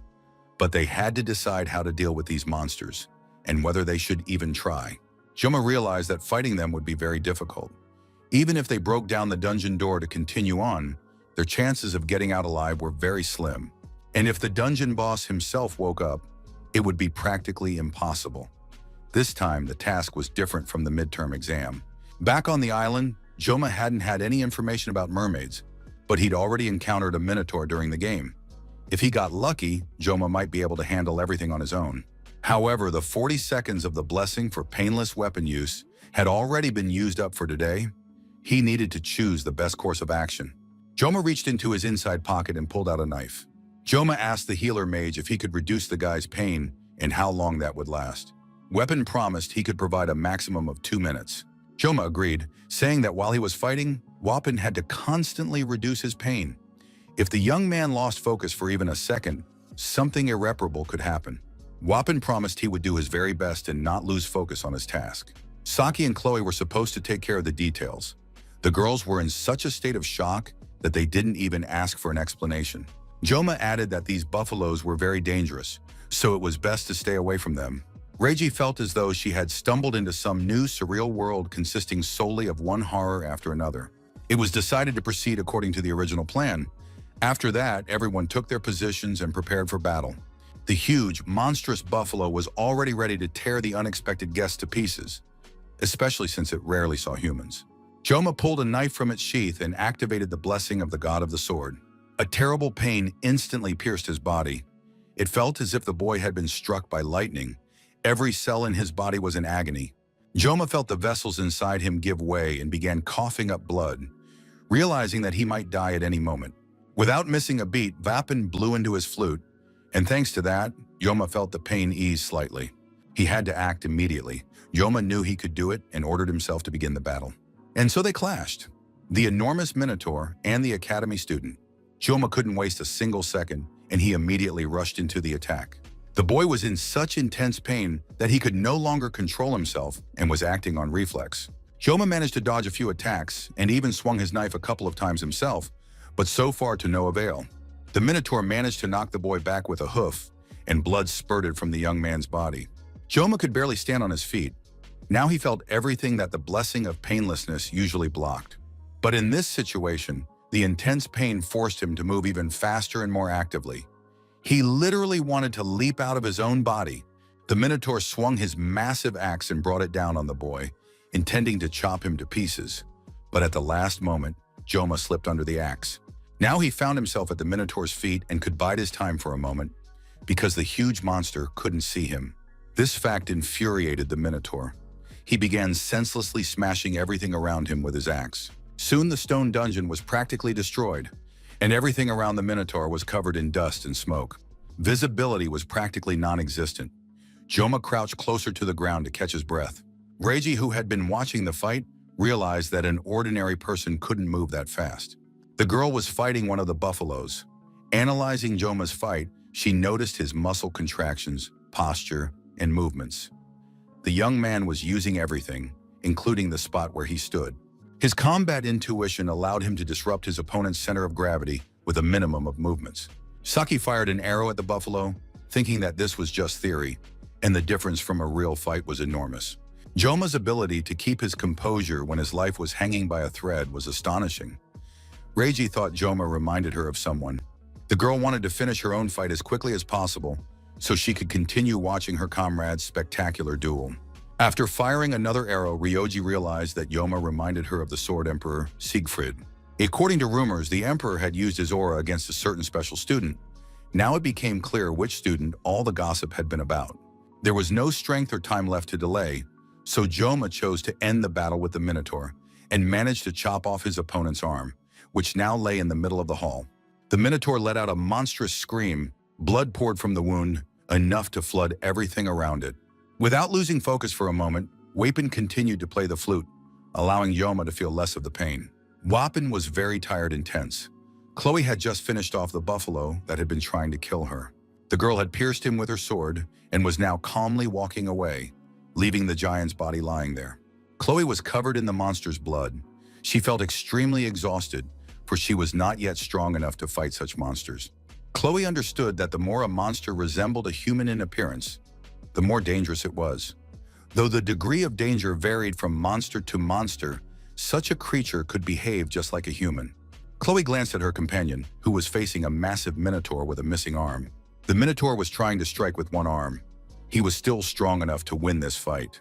The beast raised its arm, which held a massive axe, and it was clear that magical power was aiding it. The group immediately noticed the presence of magic. They didn't understand where this monster could have gotten it from. Reiji was a very smart girl. She immediately wondered how the Minotaur had activated the magic at the cost of his own life. And that already meant that defeating the Minotaur would be practically impossible.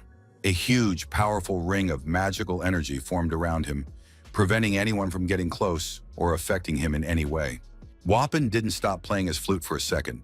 He believed that his comrade Joma was very strong and would be able to handle the monster. How to do that now was simply beyond comprehension, because the boys had absolutely no weapons against magic. The Minotaur raised his axe, preparing to bring it down on the schoolboy's head. Joma could do almost nothing.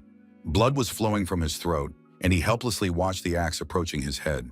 And just as the axe was about to strike the boy, he lunged forward one last time, holding a kitchen fish knife in front of him. Now the boy wasn't trying to reach the Minotaur. He simply touched the axe approaching him with the knife. There was no point in killing the buffalo. After all, it was practically already dead, and the magic was too strong for Joma to break through. At the same time, the young man understood that if he could dodge now, the magical Minotaur's attack would fall upon his comrades. And so a battle ensued between the two opponents, one that was clearly a losing fight for Joma, but he had to fight to the last, barely feeling as the monster gradually pushed him back. Reiji wasn't good at long-range combat for nothing and possessed a decent weapon. The girl fired at the monster, and her arrow flew through the magical barrier. Now Joma could strike because he had gained a kind of access. The young man pierced the magical ring with his knife, and a blue light appeared around him. Chloe remembered how a blue light had also appeared during her duel with the Sword Emperor. Joma kept up the pressure, holding the knife with all his might as it gradually sliced through the magical ring. Summoning all his remaining strength and aided by the mysterious blue light, Joma managed to cut the Minotaur in half. His stunned companions watched the outcome of the battle in silence. There was absolutely no point in saying anything. Joma was so absorbed in the final blow that he even kept moving by inertia after his opponent had been cut in two. The young man kept his word, taking a few more steps forward, realizing he had managed to cut his opponent in two. After that, the completely exhausted Vapin fell to the ground. The boy had spent all his strength healing his wounds and maintaining Yoma's health. Drops of blood appeared at the corners of Wapin's mouth, but he still acknowledged that Yoma had once again exceeded all his expectations. Wapin was struck by the blue light that illuminated such a dark cave. The boys were the same age, but Joma had already been able to use his aura. Saki was concerned about her companion's physical and mental state. She took Wapin by the shoulder and reminded him to calm down and breathe deeply. Wapin was finally able to snap out of his thoughts. The boy was also experiencing oxygen deprivation because he had been blowing so hard into his flute. Reiji sat down next to her exhausted companion and said that she thought she now understood what he had meant when he spoke of the legend in real time. Now it made sense why Wapin had been following Yoma around. Everything was clear. Wapin tried to protest and say that he wasn't following anyone around, but Saki suggested that maybe Joma would want to transfer to the next course this year. Wapin thought his girlfriend had suffered a concussion from archery. What kind of nonsense was she talking about now? However, the girl believed there were no rules against it, and it would be wonderful if he did transfer. Reiji admitted that, just like him, she wanted to study in the same class as Joma. Joma felt awful. Despite the healer's help, the guy couldn't continue without more rest. Of course, it was good that he'd managed without a blessing to block the pain. The next moment, an alarmed Chloe rushed to her friend and hugged him tighter than the Minotaur had a few minutes earlier. The girl was worried about Joma, thinking he was wounded and practically already dead, but Joma realized she was about to suffocate him and asked her to let him go. Finally, Chloe let go of her wounded companion, who preferred not to be killed right then and there. Otherwise, Chloe would torment him for a long time. Just at that moment, a notification came from the game stating that Joma had received a new reward. It was a new blessing. According to the game, this blessing was supposed to go to Leon. Moreover, a level up was supposed to occur, which is very difficult to achieve just like that. This blessing manifested when the caster touched the transfer object to control the forces of yin and yang. It was an integral part of the power. He needed to think carefully about how best to use this spell and blessing. The young man remembered the guard who had seemed very suspicious to him ever since the group had arrived by bus at the dungeon.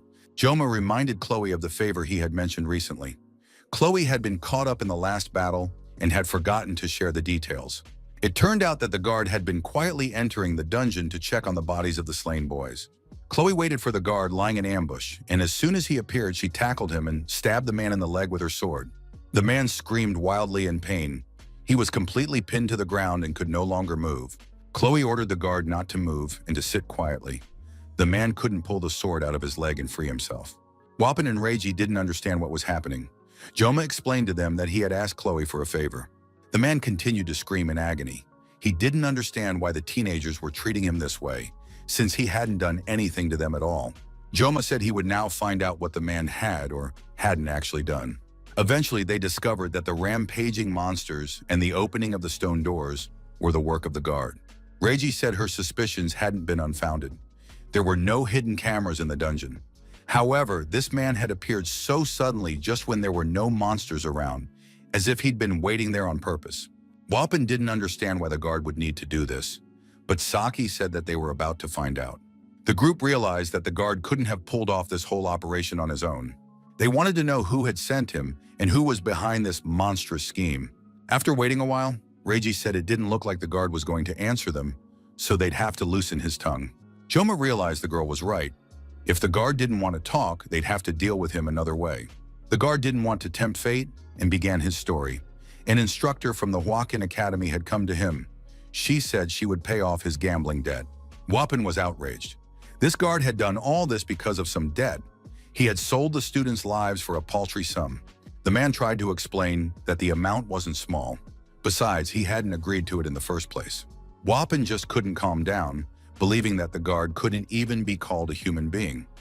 However, Reiji calmed her friend down and asked which of the academy's instructors had come. The guard said it was a woman with purple hair and pink eyes. She was quite tall. The guys couldn't figure out right away who she was talking about. Reiji guessed that she might be a teaching assistant. The girl remembered everyone she'd met at least once, but she'd never come across pink eyes. She definitely wouldn't have forgotten. Wapin suggested that she was the one who had set traps for them during the midterm exams as well, but Reiji wasn't aware of this and asked him to explain what had happened there. Joma explained that during the exam, they had to fight a real mermaid. Now it became clear why Leona had been hospitalized after the midterm exam. But Wapin realized there was no point in keeping quiet anymore and decided to tell the truth. In reality, Joma had taken care of that mermaid.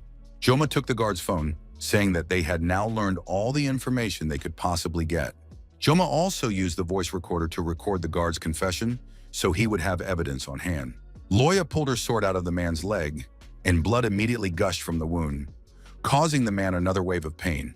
The normally locked dungeon was suddenly open, so no one was surprised by the disappearance of a single low-ranking worker. Joma instructed Chloe to sort out the situation and see it through to the end. Left alone, Chloe drew her sword and raised it above her head, preparing to pass judgment on the guard. The man thought the girl was joking, since students aren't allowed to kill people. They aren't taught that at the academy. But despite the fact that some of the students' actions ran counter to academy policy, there was little left of the man. The guys were returning from the dungeon, and Joma was thinking that all the teachers and academy heads, all those trying to stop him, could attack, and he would cut them to pieces. The Minotaur's horn looked magnificent. It was a curved piece of gold capable of enhancing a weapon and making it several ranks more powerful. Joma laid out the Minotaur's horn and asked the blacksmith to enhance his Murasami sword. The blacksmith was in shock. He hadn't expected that this first year would actually yield such valuable material from an A-class monster. After all, even for academy students, this was a very significant victory. The blacksmith looked in amazement at the young man who had single-handedly defeated the Minotaur. However, Joma said he had done it as part of a team, since it was impossible to defeat a Minotaur alone. Joma also laid his favorite kitchen knife on the table and asked him to repair and clean it so he could use it to enhance his sword. The blacksmith couldn't understand what could have been done to the blade to leave it in such a sorry state. Joma decided to find out exactly what condition the blacksmith was referring to. But the blacksmith realized he should keep his mouth shut. He said that next time the student needed to be a little more careful since he could have hurt himself, and the blacksmith was worried. Joma replied to the blacksmith that he had fulfilled his part of the bargain. Now it was up to the master. After that, the young man turned and walked away. The blacksmith stared at the Minotaur's horn, unable to understand how such a boy could keep him in fear. The master decided to shorten the boy's knife and keep the extra material for himself. Joma had almost left the smithy. He really wanted to smash the master's head in, but the boy calmed down, turned around and said, "Blacksmith, you can sell all the leftover materials after the repair and buy yourself a drink." The poor frightened worker nearly fainted with fear. This student seemed to have read his mind. Inside the academy building, the school days went on as usual, calmly and according to schedule. Joma felt much better, but he still needed to ask Vipon to treat him a little more. Joma decided to check his stats and saw that many of them had gone up and improved. The new stats still hadn't appeared, but to achieve them, he just needed to raise his adaptation stat a little more. Unlike all the others, it had risen immediately after the battle he'd just been through. Perhaps his stat would rise again when he completed the next quest. Joma realized that there didn't seem to be any changes other than the increase in the adaptation stat, though a few more gray hairs had appeared. Over time, the gray hair would probably become more and more, but the young man didn't want to go bald. He preferred to remain completely gray. Joma understood that he absolutely could not die because there were people who had set their sights on him, and yet Joma had already overcome so much. He needed to figure out exactly how to use the blessings he'd received from the transfer. Of course, he needed to apologize to Leon, But on the other hand, the protagonist would have plenty of buffs. Joma was back in his body, and although he had a ton of things to do, first and foremost, he needed to focus on recovering. The young man noticed a sweet prize on his desk in honor of clearing the dungeon. It was immediately clear who had brought it. For the first time, Joma assembled a team on his own and completed the mission. Even though the guy was already used to risking his life, Joma now had two people he could safely call friends. Wappen and Chloe don't play a major role in the plot. Besides, Joma wasn't sure Chloe saw him as a friend. Joma had heard that the girl had been hospitalized after the dungeon mission. As soon as he had some free time, he would have to go visit her. The auditorium door swung open, the instructors walked in, and the students had to take their seats and keep quiet. Joma saw the Sword Emperor again. He didn't know how long this old man would keep showing up for class. Just then, a message from an unknown girl popped up on the boy's phone. Most likely she had sent it to the wrong person because Joma didn't know her. But before he could delete the message, he read the invitation to look ahead. His new girlfriend entered the classroom with the teachers and waved her phone at Joma. Lee Wanbin told the students that Saki Ryoji would be studying with them in the same class today. The instructor hoped the students would treat her well and be kind and welcoming. It was also announced that in half an hour, all students needed to report to the training ground. The classmates were very surprised. It felt like they were in some kind of dream because Saki Reiji would now be studying in the same class with them. On top of that, the instructor said that the girl had been transferred at her own request. The boys surrounded the beauty. They wanted to know if she really had chosen to study with them voluntarily, and they were also curious about what kind of young men Ms. Saki liked. Joma, sitting at his desk and watching his classmates, really hoped that Ryoji wasn't coming over to him. Saki was one of this year's students known as the Generation of Wonders. The Generation of Wonders held the top 4 spots among the students. Saki had an outstanding intellect. She took first place on the written exam and possessed equally impressive physical strength. She could be described as a combination of literature and martial arts. Furthermore, Saki Ryoji was the daughter of Saki Kojima, one of the heroes known as the Saint with the Bow. According to the story, Saki Kojima was the Prime Minister of Japan. Ryoji, and this is a country with considerable influence worldwide. In this case, it's impossible not to admire the girl. Joma really didn't want the beauty to approach him because it would only cause the guy headaches in the future. Saki Ryoji walked through the classroom, ignoring the boys and not answering their questions. Joma tried to blend in as much as possible, hoping she wouldn't notice him and would walk right past. Suddenly, someone said that if he didn't give up the candy bar, she would take it for herself. Joma looked up. Miss Saki was standing next to him. She asked if she could sit down and demanded that he save her number right away. Following a recent incident, the entrance to the Buffalo Dungeon had been blocked off and completely off limits. A man's voice asked what the guard had said before entering the dungeon. The man sitting in the chair replied that the guard was worried about the students and went to check things out.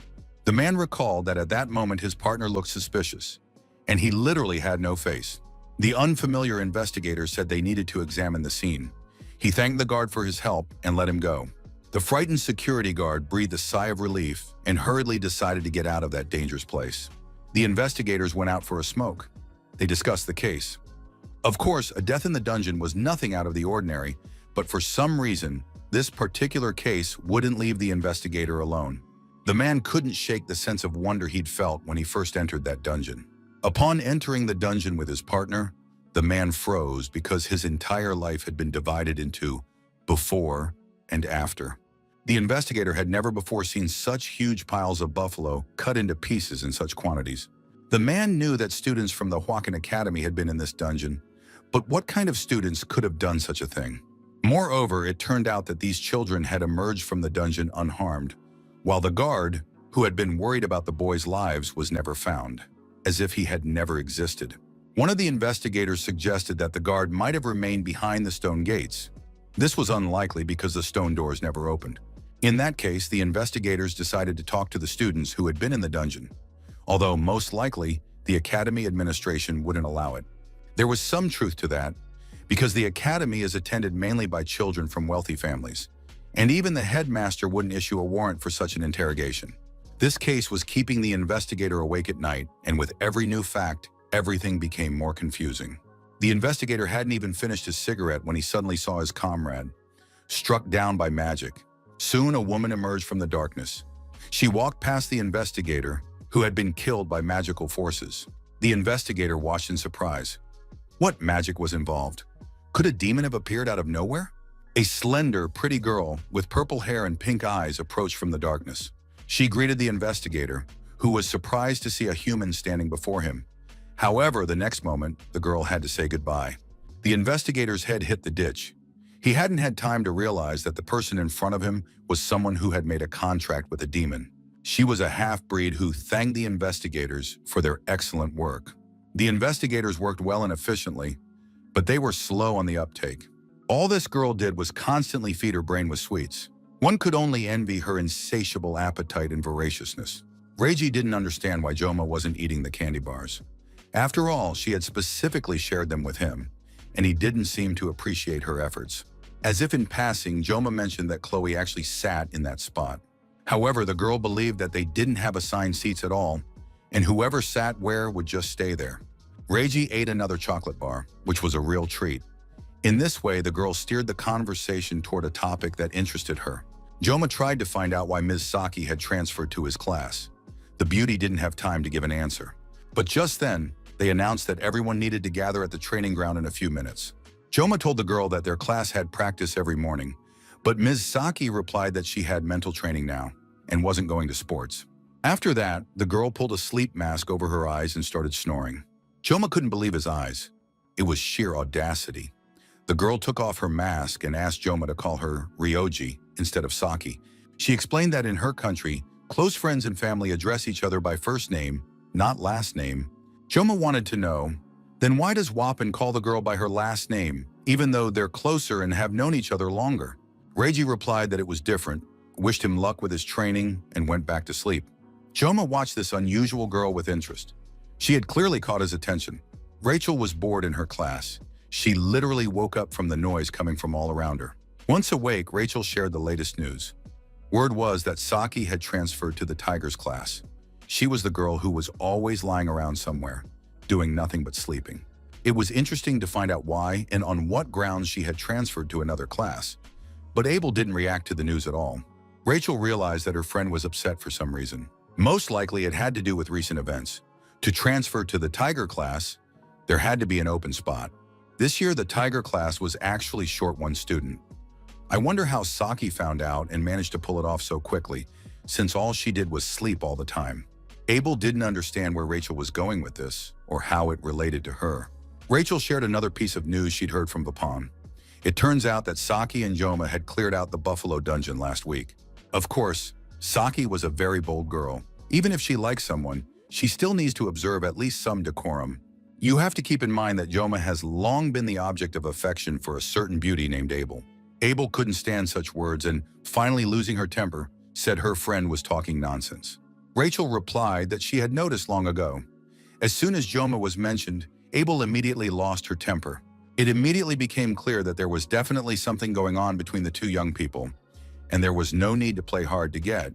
Abel decided to set the record straight. She said there was nothing between her and Joma. They had merely exchanged a few words. So it would be better if Rachel stopped playing detective and making things up that weren't actually true.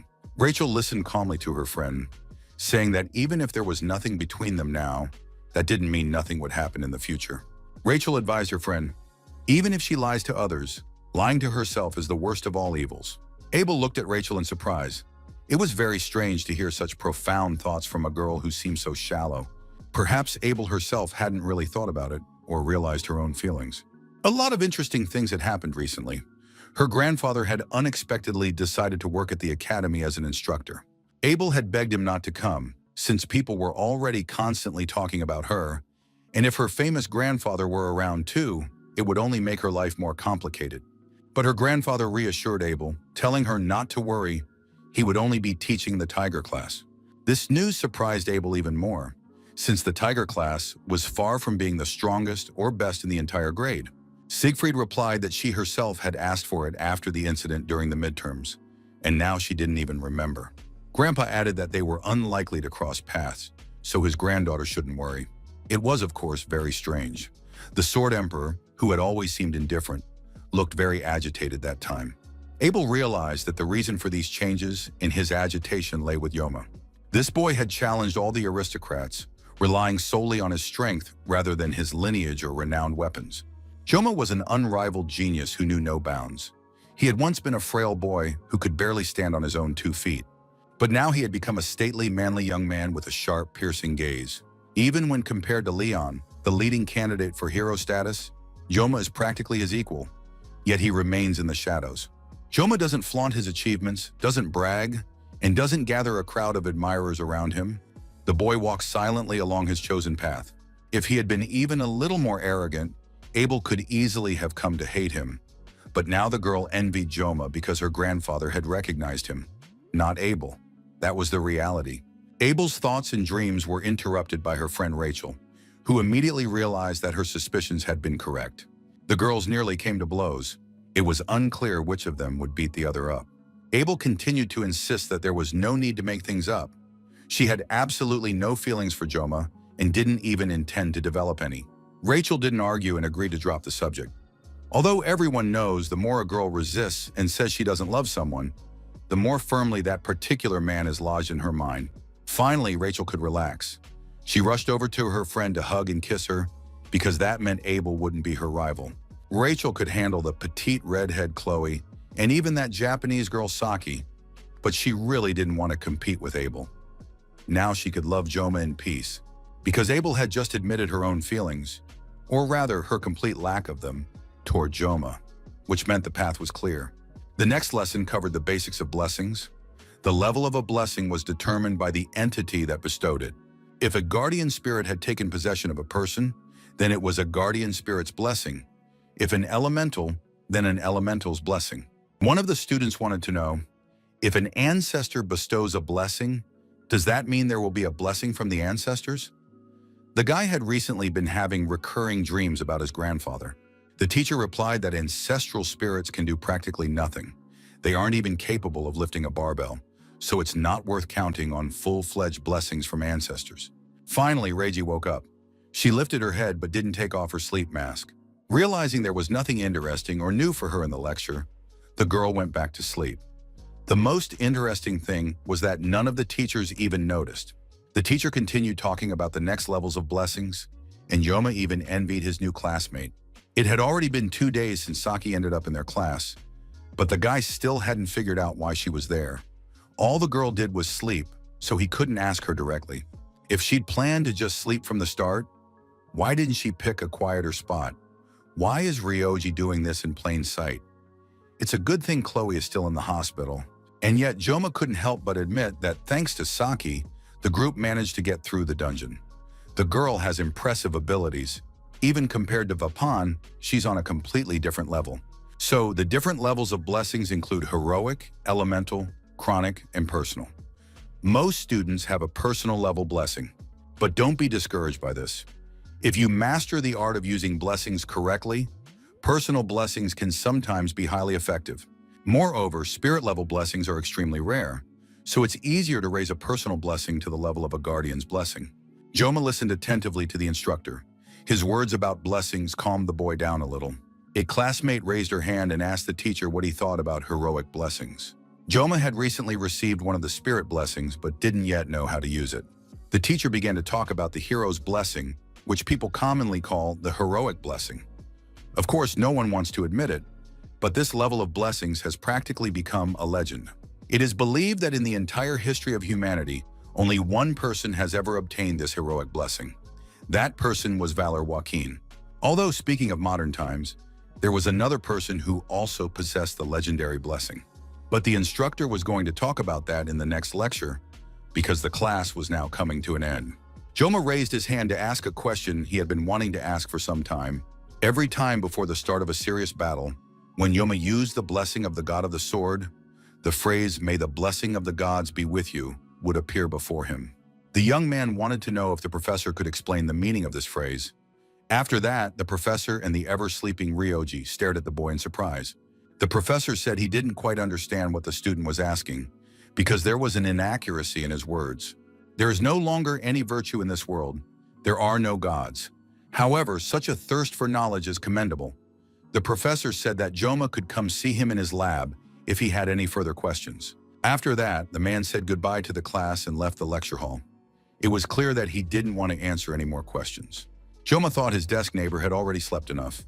However, the girl replied that she hadn't quite yet and continued sleeping, turning onto her other side. As they say, bad habits are contagious. Joma thought that a little nap wouldn't hurt him either. The boy drifted off to sleep, and for a while everything around him was pitch black. But soon he was able to open his eyes. He saw some letters. It seemed that the game's master was requesting contact. Then all sorts of details appeared before the boy. It seemed as though he was seeing the game's inner world, made up of separate elements and objects. Soon the young man felt that he was beginning to sink somewhere and gradually dissolve, as if shedding his physical form. After that, a message appeared before his eyes stating that the young man had accepted the game master's request for a conversation. The master was interfering with the world line. What a world line was remained completely unclear and strange. After that, everything around him fell silent again. It felt as though Yoma was floating in some kind of void. Soon a message appeared, stating that Yoma was still too low level, so it was impossible to communicate with an opponent whose level was very high. Joma realized this wasn't just a dream. Maybe he'd be able to find out why the guy had ended up in this world. Perhaps he could uncover information about the blessing of the god of the sword. The Grand Master accepted the boy's request and was now taking steps to establish a connection between them. After that, the adjustment and transformation began. However, the space suddenly exploded and shattered into pieces. Everything around him resembled that day at the academy when Yoma first received the blessing of the god of the sword. He needed to understand what this was. The scene was absolutely identical, yet just as incomprehensible. Joma realized he was gradually getting closer to the truth. He had just a little more to go. Just a little bit. Someone's hand rested on the boy's shoulder. Last time, he had felt a finger touching him. But suddenly a message announced that due to external interference, the connection was being forcibly interrupted. Joma gasped for air. He desperately wanted to know the truth. The young man managed to read the last message. Chop and cut everything, whatever it may be. Joma woke up to find Ryoji shaking his shoulder. The girl said that the guy had been sleeping soundly and grumbling constantly in his sleep. She had barely managed to wake him up. Actually, he should be grateful to her. After all, if Reiji hadn't woken him up, he would have started tomorrow right in the lecture hall. Joma still looked very strange. It seemed like he might start crying at any moment. Joma found himself sitting on a bench, as if he had just arrived at the academy for the first time. Reiji tried to calm him down, asking what he had dreamed about. It must have been something sad. Unfortunately, he couldn't remember anything. He only knew that he had definitely seen something strange. He felt really embarrassed because he'd fallen asleep in the classroom and then started crying on top of that. His friends found Yoma sitting on a bench. Today, he was the first to arrive at the meeting. The guys all looked at their friend with kind and sympathetic eyes. For several days now, there had been talk at the academy that someone had targeted Kanjoma right in the middle of the exam. Reiji was sure it was all because the guy was ranked first. That's why his competitors were jealous of him. Reiji didn't want to hear that the students who hadn't taken first place were against Joma. Weapon told his friend to stop thinking she was so smart because there would be a written exam next week, and then they'd all understand. Reiji covered her ears with her hands, saying that Weapon's chatter was about to make her ears bleed. Joma exchanged glances with Chloe. They didn't understand why a fight had broken out between the two of them. Joma asked his friend how she was feeling. He noticed that Chloe was standing apart from the others. Chloe replied that she was feeling better, but she was afraid of infecting someone, so she was keeping her distance. Joma turned to Sake, saying that she already understood. The whole situation was very confusing. Joma had tried to figure it out on his own, but so far to no avail. The girl was furious. She leaned toward Joma and repeated syllable by syllable, "Ryoji." The girl looked Joma in the eyes and, now calmer, said her name, Ryoji. Joma repeated once more that she should be called only Ryoji. The girl was satisfied, and now they could continue discussing the matter. Weapon said he had compiled a list of known facts that should help clarify the situation. First, the academy elders are hunting for Joma. Second, the female instructor the guard mentioned looks something like this. She is a tall woman with purple hair and pink eyes. These details should make it possible to find her. Of course, they could have hired assassins, but such a request to track down a woman would have seemed very suspicious, and the auditor's clan would surely have rejected it. Reiji thought about the female instructor. She was certain she'd seen her somewhere before, which was why she'd hacked into the academy's security system. After that, Reiji checked all the instructors and their chief assistants. There were about 500 people in total. Among them was one female instructor with a matching physical description, but when she checked her identity, the system returned an error. Joma was amazed when he realized that Ryoji was capable of doing such things. The girl replied that during the Fourth Industrial Revolution, such skills had become a necessity. The Academy's security system was one of the best in the world, so she had to wait for the most vulnerable time, early morning. Reiji never got enough sleep anyway, but now she was even more exhausted. That was exactly why the beauty was constantly sleeping in class. Joma realized that this girl was practically a ghost who could walk through walls, since she had even found out his phone number, even though he hadn't given it to anyone. At this point, the guys found themselves at a dead end again. They wouldn't be able to storm in on the elder with threats. Of course, Joma could take the risk, but that would only make things worse. All the guys agree with Vapin. They couldn't act so straightforwardly. They needed to be more cunning. With that in mind, Vapin suggested starting their own club. Joma and the others didn't understand at all what a club had to do with this, or how it could help them. At the Academy, clubs are funded, and members are granted the right to move freely outside the Academy. Since social interaction among students is highly valued, club members are granted special privileges. One of these privileges is that clubs are considered official Academy organizations. In other words, simply by joining a club, every member receives the Academy's protection, whereas ordinary students don't get that. Reiji also believed that the club would provide additional protection against enemies both inside and outside the Academy. One of the game's elements is the Wonderful Blessing. This is the club system. Since the game takes place within the Academy, members had access to their own rooms, which they were allowed to furnish with furniture and decorative items. In addition, other characters were invited to the club to strengthen friendships. This was a mandatory element of such games, thanks to which many wallets were emptied. Basically, it was called the placement system. Joma didn't have time for that, so he wasn't very interested in clubs, but who knew that now he'd be able to get real use out of a club? Joma asked what the mandatory requirements were for creating a club. It turned out they were minimal. You needed at least 5 members, and then you could submit an application. Joma immediately realized they were 1 member short, but besides that, another question was on Joma's mind. Were his friends really planning to join the club?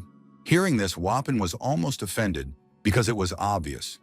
He wouldn't have suggested the club if he didn't plan to join it. Chloe was also sure that this would help Joma, and Reiji owed him a favor for his help in the dungeon. But after all, the club needed someone with a brain. The older Joma got in his past life, the more often he encountered a calculating attitude toward himself. But these guys at the Academy simply trust and follow him, knowing practically nothing about the situation, and this is happening in a world where there is a huge gap between the rich and the poor. These realizations greatly delighted and inspired Joma. He sincerely thanked his friends for their support. After that, everyone set about coming up with a name for the club. Chloe suggested naming the club Memories of Murder and making its goal the eradication of corruption. Weepin thought that was going too far and that they needed to find a more neutral name. Reiji suggested simply calling the club the Squad of Valor. Anyway, what does the name matter? We could just write some nonsense, couldn't we? After that, the group spent a considerable amount of time going through different options and regularly cutting each other off. Finally, Joma suggested naming the club the Travel Club. They would explore dungeons and travel. The guy himself already realized that it all sounded a bit strange. However, the guys supported their friend on this as well. They agreed unanimously and didn't even argue. All that remained was to find a faculty advisor who would be in charge of the club. But there was a written exam at the Academy next week, so it was better to take care of this in advance. Wapin also confirmed that a supervisor was needed immediately, because without one, it was impossible to start the club. Reiji admitted that this was the biggest problem. The advisor had to be at least a professor. Chloe suggested asking a professor from the Department of Medical Care. He's very popular and kind. Wapin suggested asking Professor Damien, but he's a very busy man and is unlikely to agree. However, they had no other candidates. Despite the large number of faculty members, there were few professors. Moreover, they needed to select specifically those who taught first-year students. So, although clubs were encouraged, the system was quite contradictory. Reiji asked if Joma might have someone in mind. The guy asked if a rank higher than professor would be suitable for this position. Reiji confirmed that this was also a suitable option. However, there were almost no such people at the Academy. But Joma said he had a potential candidate in mind and showed his phone. The students' eyes widened in disbelief when they saw the contact's name saved in Joma's phone. It wasn't every day that students had the phone numbers of such people. One of the conditions for establishing the club was that the club president had to submit the application in person. So Kang Joma went to the secretariat himself to register the club. The secretary looked at the boy suspiciously, not believing that he was the club's founder. Joma sensed the school employee's disdain. It annoyed him, but the young man held his tongue and said that if all the formalities were in order, the club could be established.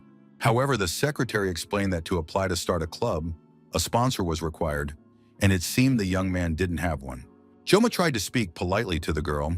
He didn't understand what she meant. However, the academy staff member didn't realize that he hadn't understood. Does this kid seriously think that even one teacher would agree to be the advisor for a club created by a special student if he's unlucky in terms of background? He should at least have a brain, the secretary thought. The academy had hit rock bottom, and Joma would have loved to use the effective communication techniques he'd learned in the restaurant business when dealing with unpleasant types. But for now, it was better to refrain from unnecessary remarks. Even though he really wanted to, he still had to hold back.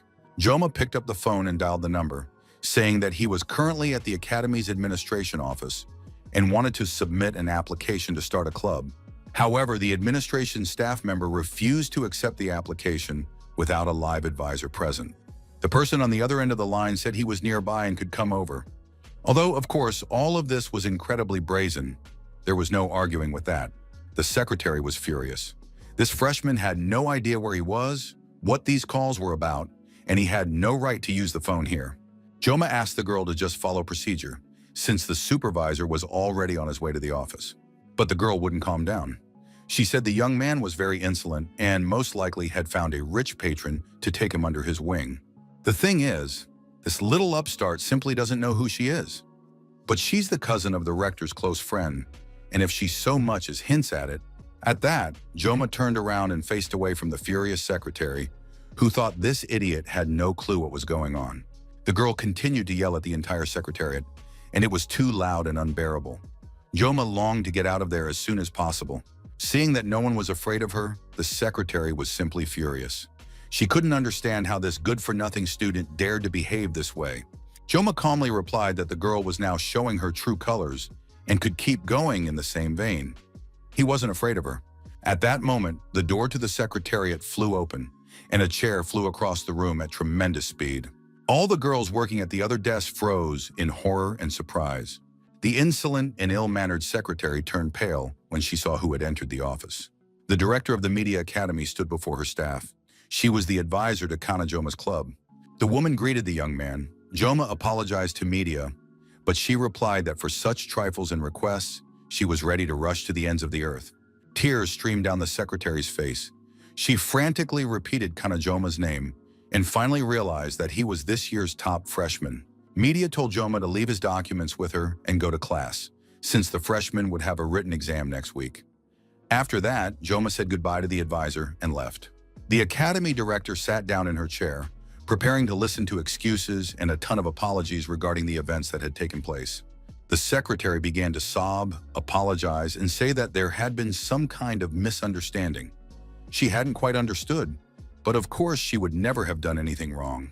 Media didn't want to hear any excuses. She was certain that the girl had insulted Joma by reminding him of his lowly origins. But she herself, the academy director, along with the Sword Emperor Siegfried, had chosen this boy as their successor.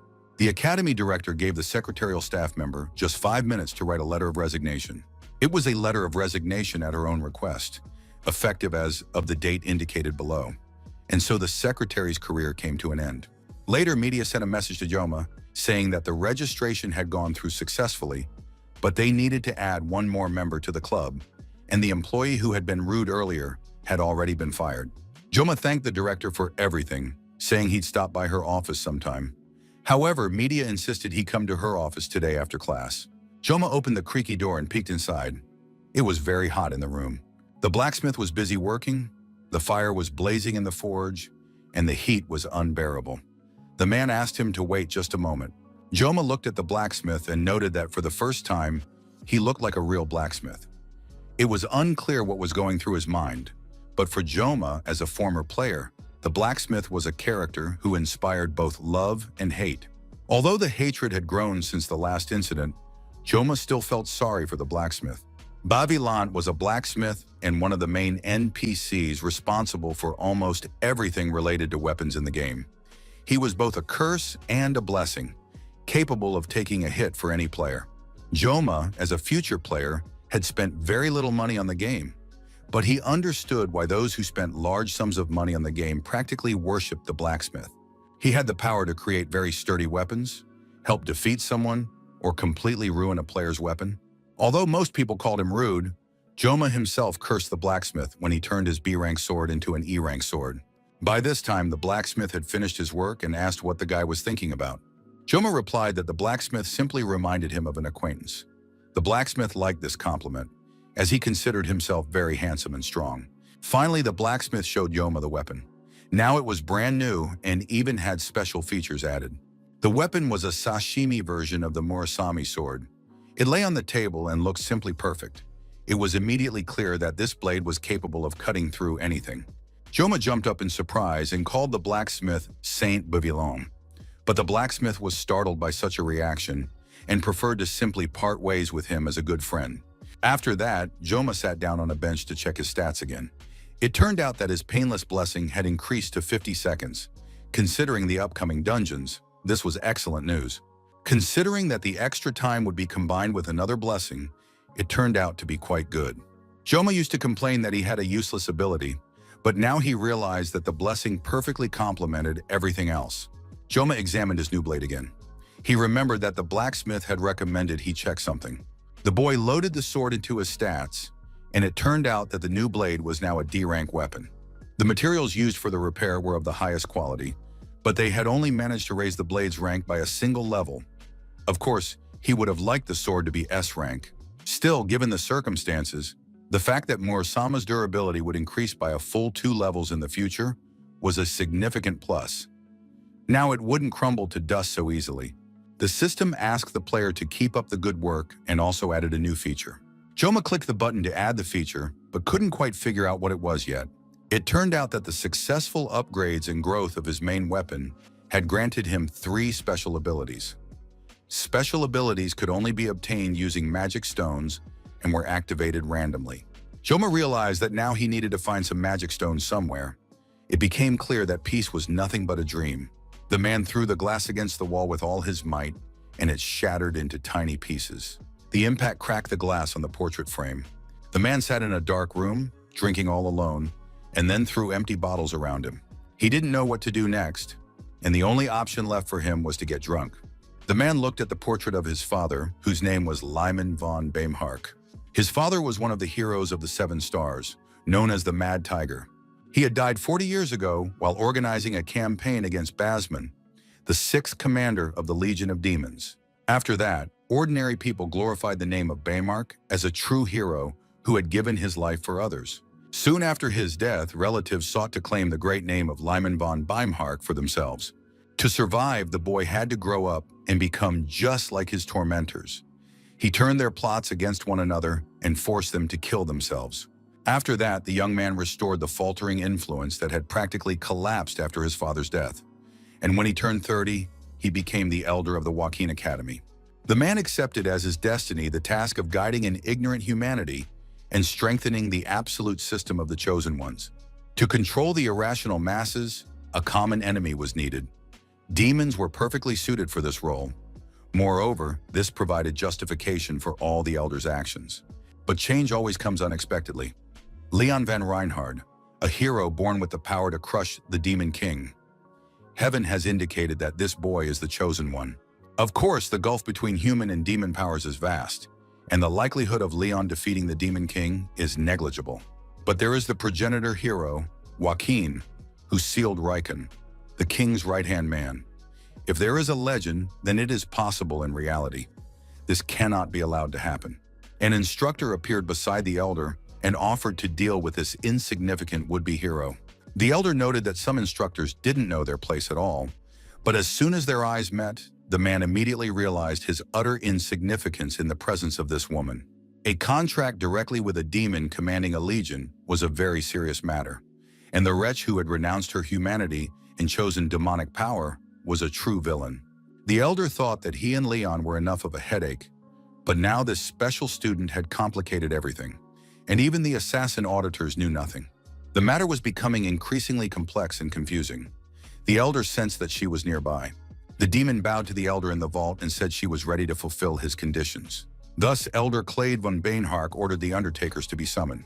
The girls came to the photo studio to take part in a cover shoot. They were very eager to see how it was done. It turned out that only swords were being photographed around them, and there were no people at all.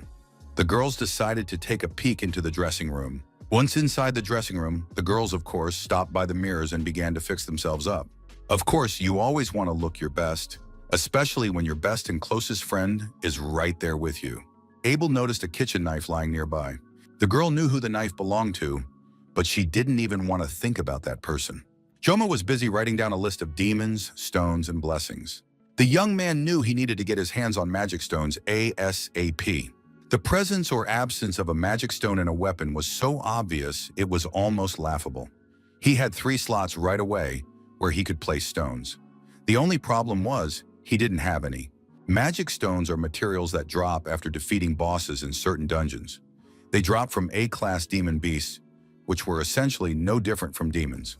Once again, there was something magical and demonic about it. Joma realized he was having trouble with this. On top of that, Saki was sleeping nearby again. Had she really not slept a wink all night? It had been over a week since the team returned from the Buffalo Dungeon. The key to the stone gates where the boss dwelled was a magic stone, and its source was a giant beast. But someone had already defeated the giant, and the stone was out of reach. Even in the game, the giant was portrayed as a monster that made the earth tremble. However, in comparison, the giant isn't all that powerful. After the game update, even more terrifying creatures appeared, such as the infected basilisk. And the vicious manticore, the Lich King, and the Draugr, all of them were a real disaster. Is it worth putting yourself in such danger for the sake of extra power in your gear? After all, hunting magical beasts and magical stones is Leon's duty. The young man's thoughts were interrupted by Chloe, who asked, "Can I sit next to you?" Chloe had finally recovered and was ready to start studying. But Ryoji was already fast asleep next to Joma. Joma noted that Chloe seemed to have fully recovered and now looked wonderful. Chloe thanked him for the compliment and said that Joma had suffered more than she had, since everything around him had glowed blue at the time. Joma recalled the last battle in which he had nearly died and thought that obtaining magic stones was definitely worth it. Ironically enough, Joma already needed more power. He was forced to give up his peaceful, quiet life at the academy. His goal remained the same. First and foremost, the young man intended to survive. Unexpected variables, which weren't present in the usual game, now pursued him relentlessly, and the familiar plot was constantly being distorted, as if this world refused to leave him alone. Enough time had passed since Joma enrolled in the academy, and soon news would spread of the second war between demons and humans, which would begin in 3 years. To be ready, he had to become stronger. It wasn't a choice, but a necessity. Chloe couldn't sit down because Saki was still fast asleep. With the plot twist, it was impossible to say for sure who would emerge victorious. Besides, it wasn't worth trusting the main character just yet. Vapin tried to wake his friend up to make room for Chloe. Even during the exam, when the kids encountered the mermaid, Leona was taken down with a single attack. Now Wapin was subjected to the same treatment from Saki. It was pure madness. Problems on the scale of a global catastrophe, and right next to it, 2 girls can't even share a chair. Weapon complained to the club president that Saki had hit him.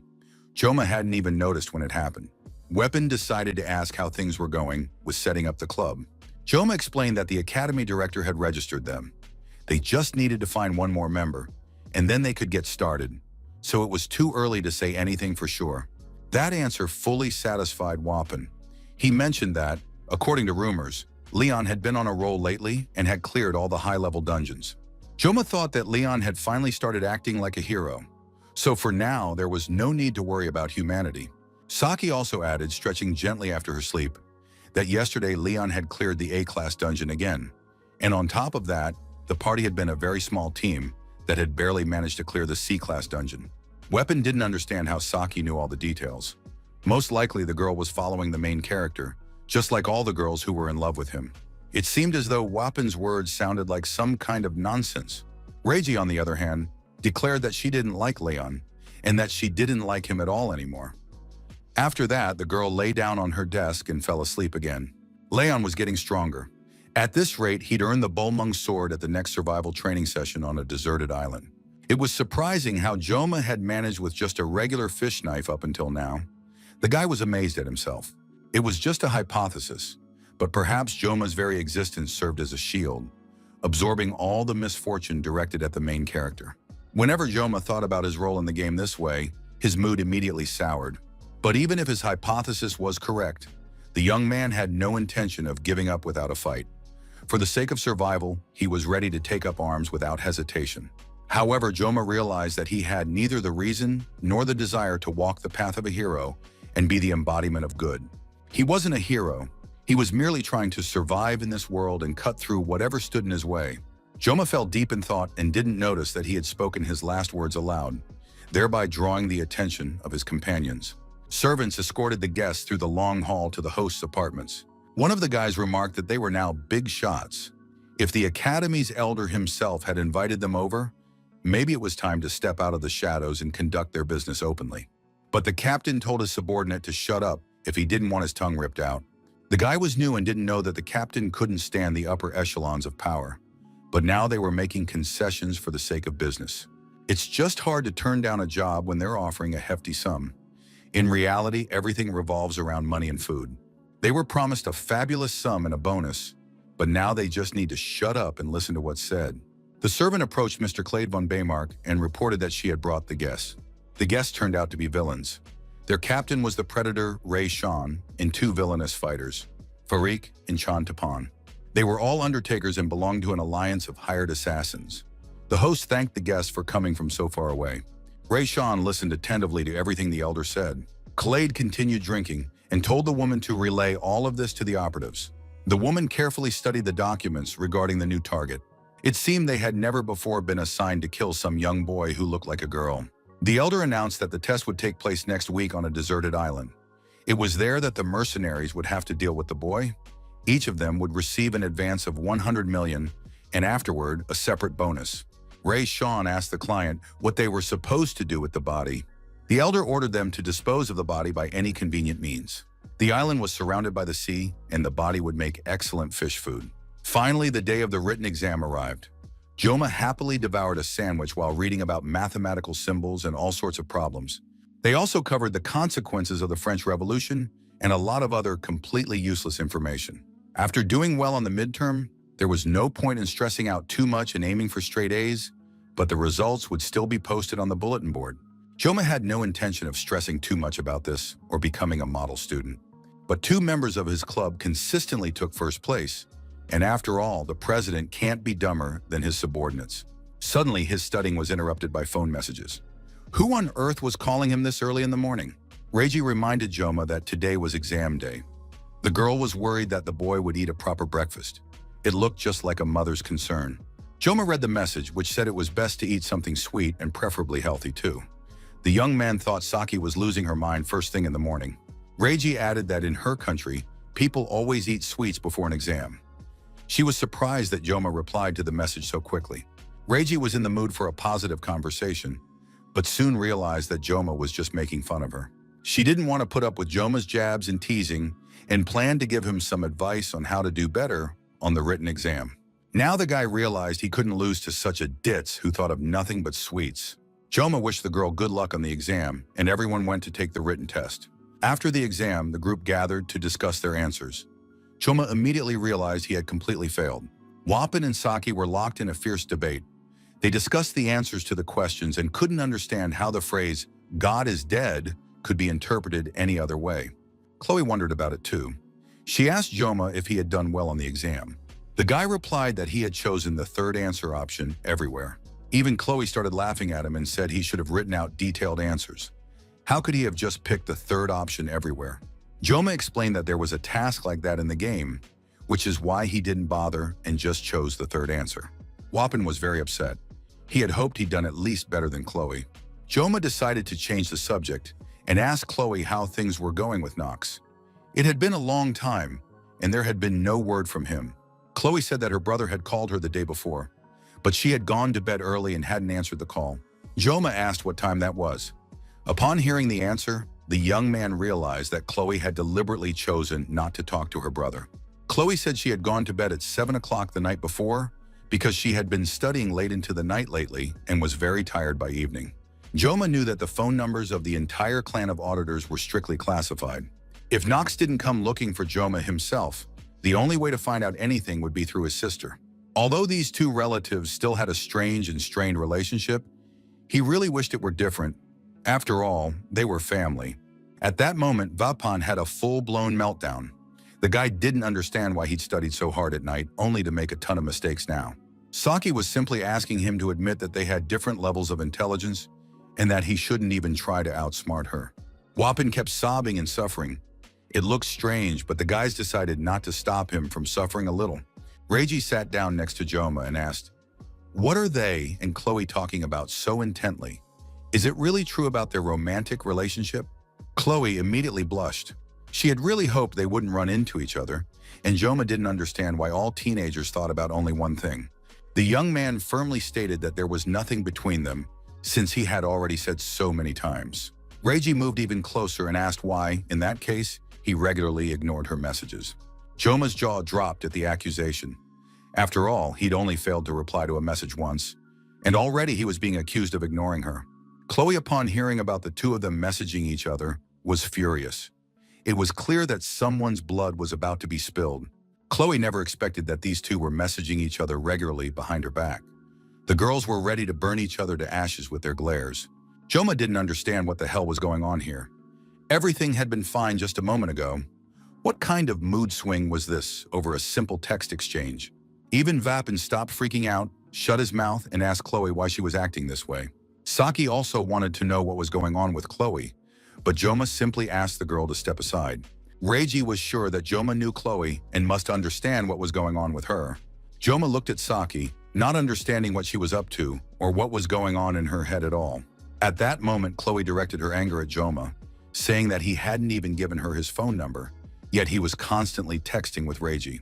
Joma tried to calm everyone down and explain that Chloe's number was a secret and couldn't be shared with anyone, so they couldn't text each other. But Chloe suddenly remembered that Joma had promised to be only her prince. Reiji moved even closer to the guy, took his arm and asked, "What's really going on with Chloe?" Joma asked the girl if she knew what a yandere was, but Saki said she didn't know Korean very well and that it was probably something from English. Weapon grabbed his girlfriend by the face, saying that this Japanese girl didn't understand what was going on at all. Chloe was crying because her friend had practically beaten her up in front of everyone, and now they would have to break up, but Wapan was very serious and tense. The situation was extremely unpleasant and unusual, and something had to be done about it. Lately, Joma had stopped studying yandere. He looked at Chloe, who was holding a utility knife in her hands. Chloe now had only one goal in mind. She was going to make Joma look exclusively at her. The guy suggested they talk and not get worked up, but the girl was already beside herself and attacked Joma with the knife. He managed to dodge the blow. Wapan and Reiji watched the scene with horror and surprise. Chloe waved the knife and said that Joma had been constantly upsetting her lately because there were not only her, but also many other girls around him. The young man dodged another blow, now aimed at Saki. And before Chloe could harm the girl, Joma tried to stop her. Chloe insisted that she was ready to do anything for Joma. Finally, the guy managed to grab Chloe and pin her down on the table, suggesting they settle things with words. Chloe squirmed, trying to break free. She didn't want to talk because Joma had never even texted her. What was there to talk about? Joma spoke in a calm, quiet voice. He wanted to communicate only in person. Communication between them through a pile of metal like a phone felt too soulless. Chloe latched onto the phrase "between them" because there really was communication between them. Joma continued to speak to the girl in a calm voice. He felt that he could finally bring her to her senses and needed to calm her yonder down. He thanked Chloe for always thinking of him and pressed his whole body against hers. Gradually, the negative energy began to leave Chloe. Joma reminded her that even in the dungeon, Chloe had always helped him. He was sure he could rely on her, so there was no need to get upset. Finally, Joma felt he could let go of Chloe. She had become a normal person again. The young man thought with relief that this time he had managed to get out of it. Wapan asked the guy how he was feeling, while Reiji watched Joma, amazed by his reaction and behavior. Chloe asked what they would do now. They decided to tidy up the room first, gather the scattered dishes, and wipe up the spilled drinks. Saki and Wapan left the room, both still reeling from the scene that had unfolded before their eyes. The gorgeous sunset sky delighted all the students who had taken their written exam that day. Wapan and Saki couldn't stop thinking about Kang Joma.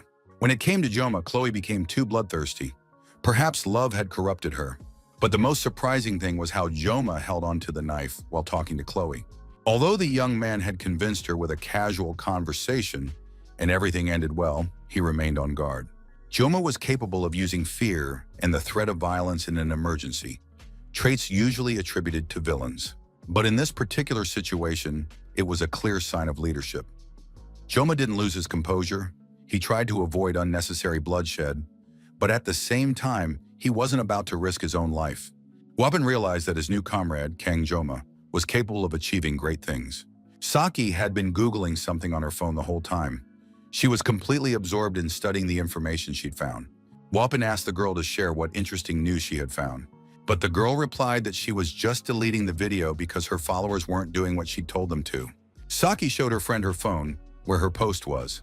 She wasn't a professional blogger, she just did it out of boredom. Wapan read the video's title, "If You Understand How to Communicate with a Yandere." The video had a huge number of views. Perhaps it was a shame to delete it. But Saki said she didn't need it anymore, and now she was cleaning up her videos. Her channel was called Japanese with Saki-chan. Wapan asked if she was really planning to teach Japanese, since nobody needs that these days. But Saki replied that she just picked the name at random, and that he shouldn't make fun of it. Otherwise, she'd beat him up. The next time, the group gathered at the Hoken Academy Library. In a week, they were scheduled to be sent on a survival trip to a deserted island for 3 days and 2 nights. It might seem like they'd be fighting each other one-on-one the whole time, but they were allowed to form groups of up to 4 people. All students were given a detailed itinerary for the trip. Something like a school field trip. Survival on the island, distinguishing edible from poisonous plants. Survival by Master Bio-Galax, and a few other books. Joma picked them out from the library shelves. Now it was time to study the information. The academy would test each participant's self-survival skills, though this wouldn't affect their grades in any way. Come to think of it, Joma clearly remembered this part of the story from when he was a player. After all, this is where the hilt of the legendary sword Balmung appears. Besides, this expedition is where feelings begin to blossom between Abel and Leon. Joma hoped he would finally be able to get through this part of the story. It was one of the most exciting events. However, now that he was in the game, Joma had absolutely nothing to envy. After enrolling in the academy, the boy had been through a lot and had started to view everything with more detachment. The academy elders were hunting him down. An unknown instructor, a traitor, recruiting members for his own club. Of course, Abel is very beautiful, but now is not the time for feelings to blossom. Soon everyone would become his enemy, so there was no room for love in this life. But there was something he really needed to deal with. The cursed sword of Balmung. Perhaps that was why Joma attracted him so much, because the guy himself used bladed weapons, and as a former player, he knew the sword's location and its characteristics. However, the search for the fragments of Balmung was the main plot line, and even knowing where all the pieces were, obtaining them was simply impossible. The conditions for obtaining it were that the sword Balmung chose its master itself. It was a kind of miraculous blessing, and Leon had to be chosen to save the world from darkness. It was literally a weapon meant only for a hero. Joma was going to go there with a sashimi knife from a cheap store. You could really feel the difference. So now Joma decided to stop staring at unattainable goals and instead learn everything he needed for the next 3 days. Avalon is an uninhabited island without monsters. Rumor has it that this time, by personal order of the academy director, they've been assigned a temporary instructor from the Tiger's class, the ultimate master of the sword. Joma understood that he didn't need to worry about unexpected demons, but he wanted to learn more about Avalon itself. The strongest hero of humanity would be accompanying the freshmen on the expedition. Much had already changed from the original game, but at least the kids would get there safely and complete the mission. Joma was rummaging through the bookshelves again, trying to find the right book. In the age of the internet, he had come to the library for more than just survival skills.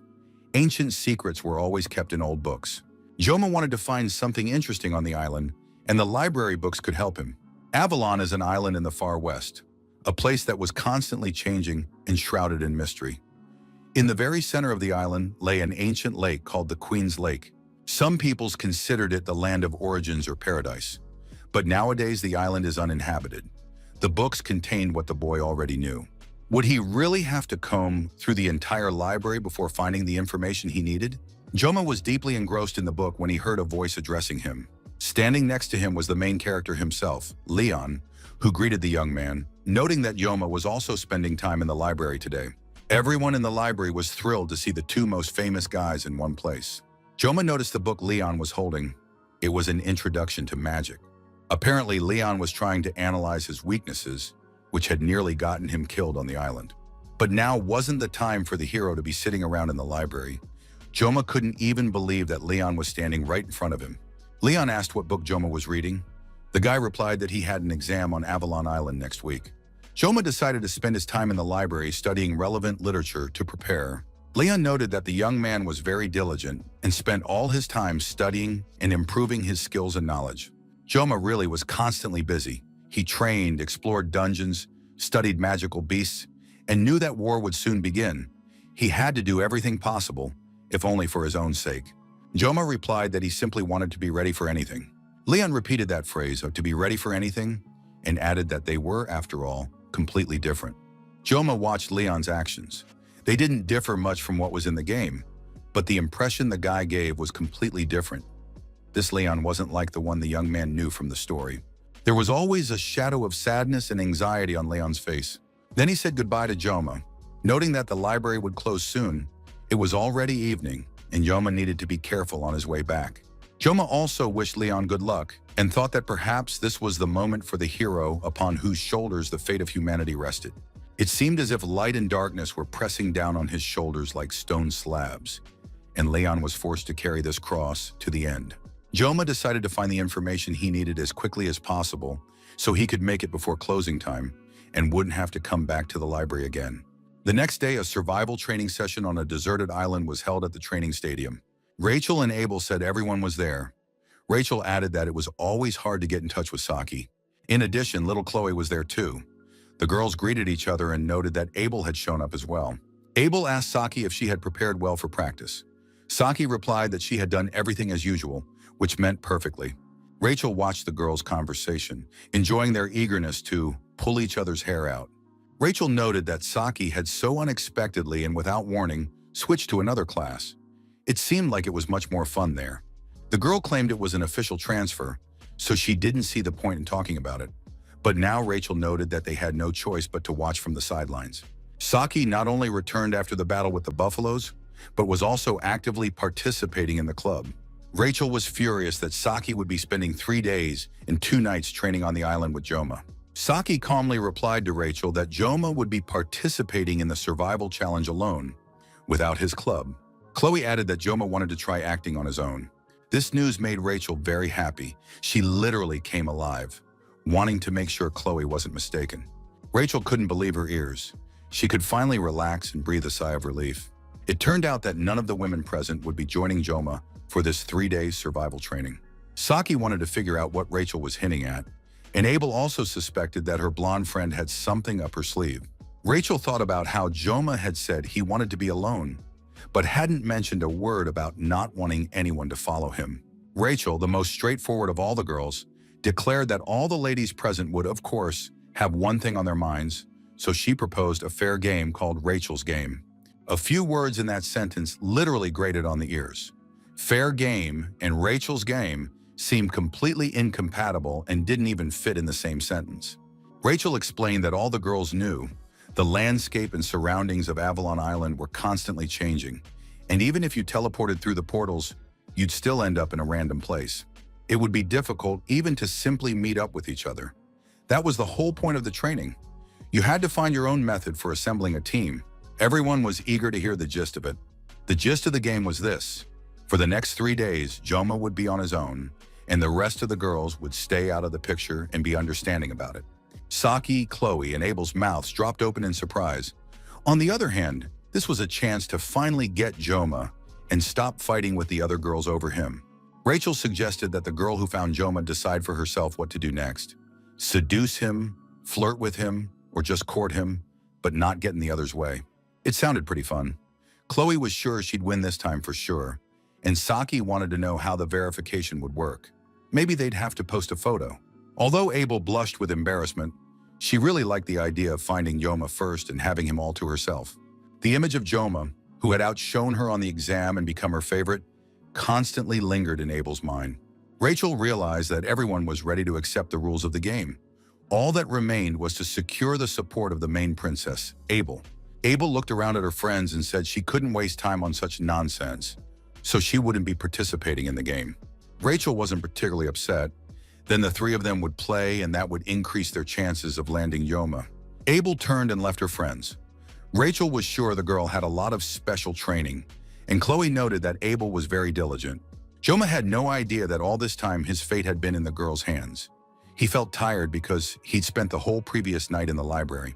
The young man had studied every possible book and made notes on his phone. Although Avalon wasn't a zone where magical beasts appeared, the director had told him to take at least minimal protection.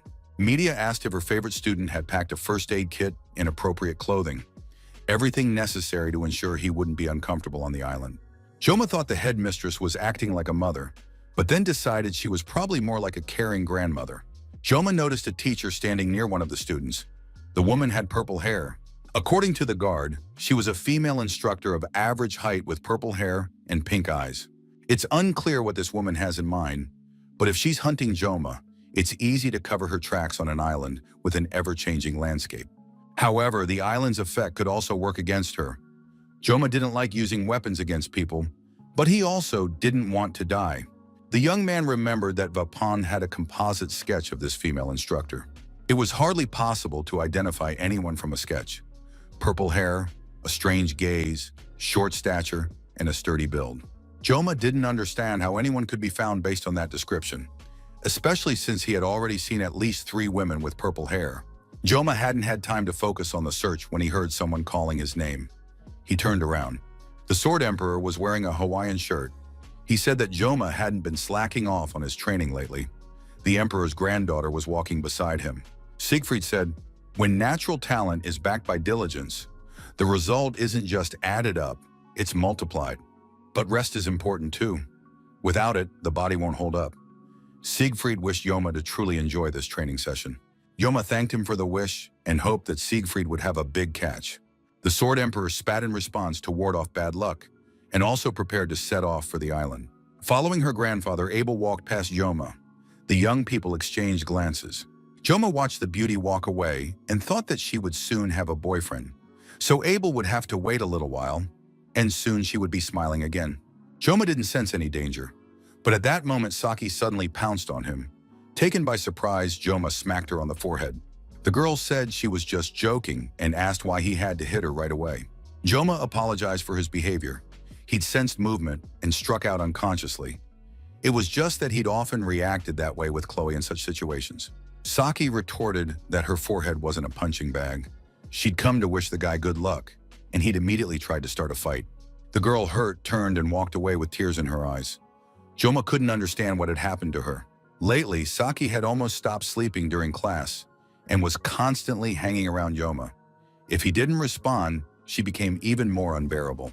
The young man didn't understand what exactly attracted her to him, but Saki was one of the main characters, and Joma didn't want to get any closer to anyone than necessary. At that moment, the portal to the anomalous space on Avalon Island activated. Everyone needed to be careful and have fun. This time, they only needed to find what was necessary to pass through. Everything was calm and problem-free. Joma prepared to pass through the spatial gate and heard that the hero's blessing would come with him. The young man transported himself to the island. An incredibly beautiful view, bathed in lilac light, opened up before him. A year had already passed since Joma had arrived in this world, but he still marveled at it. And now, many years later, Joma realized he was in a fantasy world, the sacred land of Avalon, and before him stood the apple tree of beginnings. The boy decided to put sightseeing on hold for later, because survival training on the uninhabited island had already begun. Saki was focused and determined to win the battle for Joma. Chloe had no intention of losing this time, and Vapon wanted to finally become as strong as his comrade. On the map of Avalon, which Joma had photographed in the library, the location of the Blessing of Rebirth, which could be obtained on the island, was marked. When Joma compared this map with his memories from playing the game, he understood a lot. It seemed that this blessing was located somewhere near the boulder, in the central part of the island, close to the lake. So he needs to head toward where the world tree grows, traversing rocky terrain and the forest. That could take as long as 3 days. Plus, the Academy assigned a task to search the island for orbs scattered throughout the area. Simply put, it's a treasure hunt game, like on school field trips. The more orbs you find, the higher your grade. Plus, they can be used as materials for upgrades. So, Joma decided to combine business with pleasure and double-check some of the information in BioGalax's book. To survive on this island, he could use a secret weapon, a machete he'd bought in the outdoor section of a supermarket. He had acquired this special weapon to complete tasks. It was better to keep the machete at the ready so that the blessing of painlessness wouldn't go to waste. The young man sliced through the air with the long blade, imagining how he would strike his opponent in case of danger. The handle was quite comfortable, but still somewhat unusual. This was due to the machete's length. Joma wasn't worried. If worst came to worst, he could always use his favorite sashimi knives. Joma was moving across the island when a white hare jumped out from behind a bush toward him. The young man decided to try the kleta as food and was about to roast the hare over a fire. However, upon seeing the true size of this gigantic creature, Joma realized he didn't need that much food. He thought that since he had already defeated buffalo in his life, he would have absolutely no trouble handling a rabbit. Joma prepared to attack and was about to activate the sword's blessing, but at the last moment realized that for some reason it wouldn't activate. And the giant hare's snout was already very close. This fantasy world was full of surprises. Abel watched the scene unfold with surprise and curiosity. She, too, was eager to visit the island of Avalon. An absolutely adorable, small, and delicate rabbit sat on the path under a bush. The girl understood that this was most likely her meal, but the rabbit was truly very cute. Abel wanted to pet the little rabbit. It was probably scared right now, not knowing where its mother was. Still, the rabbit was too cute, and it was hard to imagine that she would have to eat it. The girl reached out to touch the gentle creature, but the nasty, vicious rabbit jabbed her with its 2 sharp claws. She screamed in pain, then rushed after the vicious rabbit she had simply wanted to pet. Abel decided that perhaps it was for the best and would test the results of her training. Even though the rabbit was ordinary, cute, and small, it was moving at a crazy speed. Abel noticed that the animal had sped up even more, as if it were some kind of creature hiding its true power, and now catching the rabbit had become a major challenge. But no matter how fast this rabbit was, it wouldn't stand a chance against the sword of Nibelung. The girl was already counting on the rabbit ending up in her hands. She leaped off the ground and was about to catch up to the animal in a single bound. But suddenly the landscape began to change, and Abel found herself in a completely different place with a new terrain. The girl fell from a height into the lake, and only the splash of water could be heard around her. Abel sank deeper and deeper. She could do nothing and simply sank to the bottom like a stone. Abel's gaze was resigned and sad. The beauty silently sank into the depths of the water, realizing that no one knew where she was and that rescue was unlikely to come. Before her eyes closed forever, she saw a rabbit sitting on the shore of the pond, staring into the water. The next moment, instead of the rabbit, the girl saw Kang Joma's face, and now she didn't even understand who exactly had led her into this trap. The darkness grew ever thicker. The sun and light could not penetrate the depth of the water. Abel was left alone with the watery element and could offer no resistance. Meanwhile, Joma was trying to chase the rabbit, but so far he had had no success. All his efforts seemed futile. He noted that he had spent so much time on physical training, but without the blessing, the young man felt like a complete nobody. In his past life, Joma had been confident in his physical fitness, but now some rabbit was literally laughing at his attempts to catch up with the animal. At some point, the young man decided it was better to go hungry than to waste his strength, and said he was letting the rabbit go. The animal could leave. The giant rabbit smiled with its cute little face, bared its teeth, and said that its pursuer was a sucker. Joma decided not to skimp on the blessing. He pulled his sashimi knife from its sheath, and the blessing of the god of the sword activated. The sun gently illuminated the island, filtering through the treetops. Rachel was in a great mood. She was leaping across the island in huge bounds, as if she were being carried in someone's arms. Rachel hoped that today her saga with Joma would finally come to an end, and she would get him all to herself. Finally, the girl landed in a clearing. It seemed to her that she had been walking in circles, and she had the impression that Rachel had already been here. The girl was sure that today would be called Rachel's game. But what was she supposed to do now that she was lost and had no idea which way to go?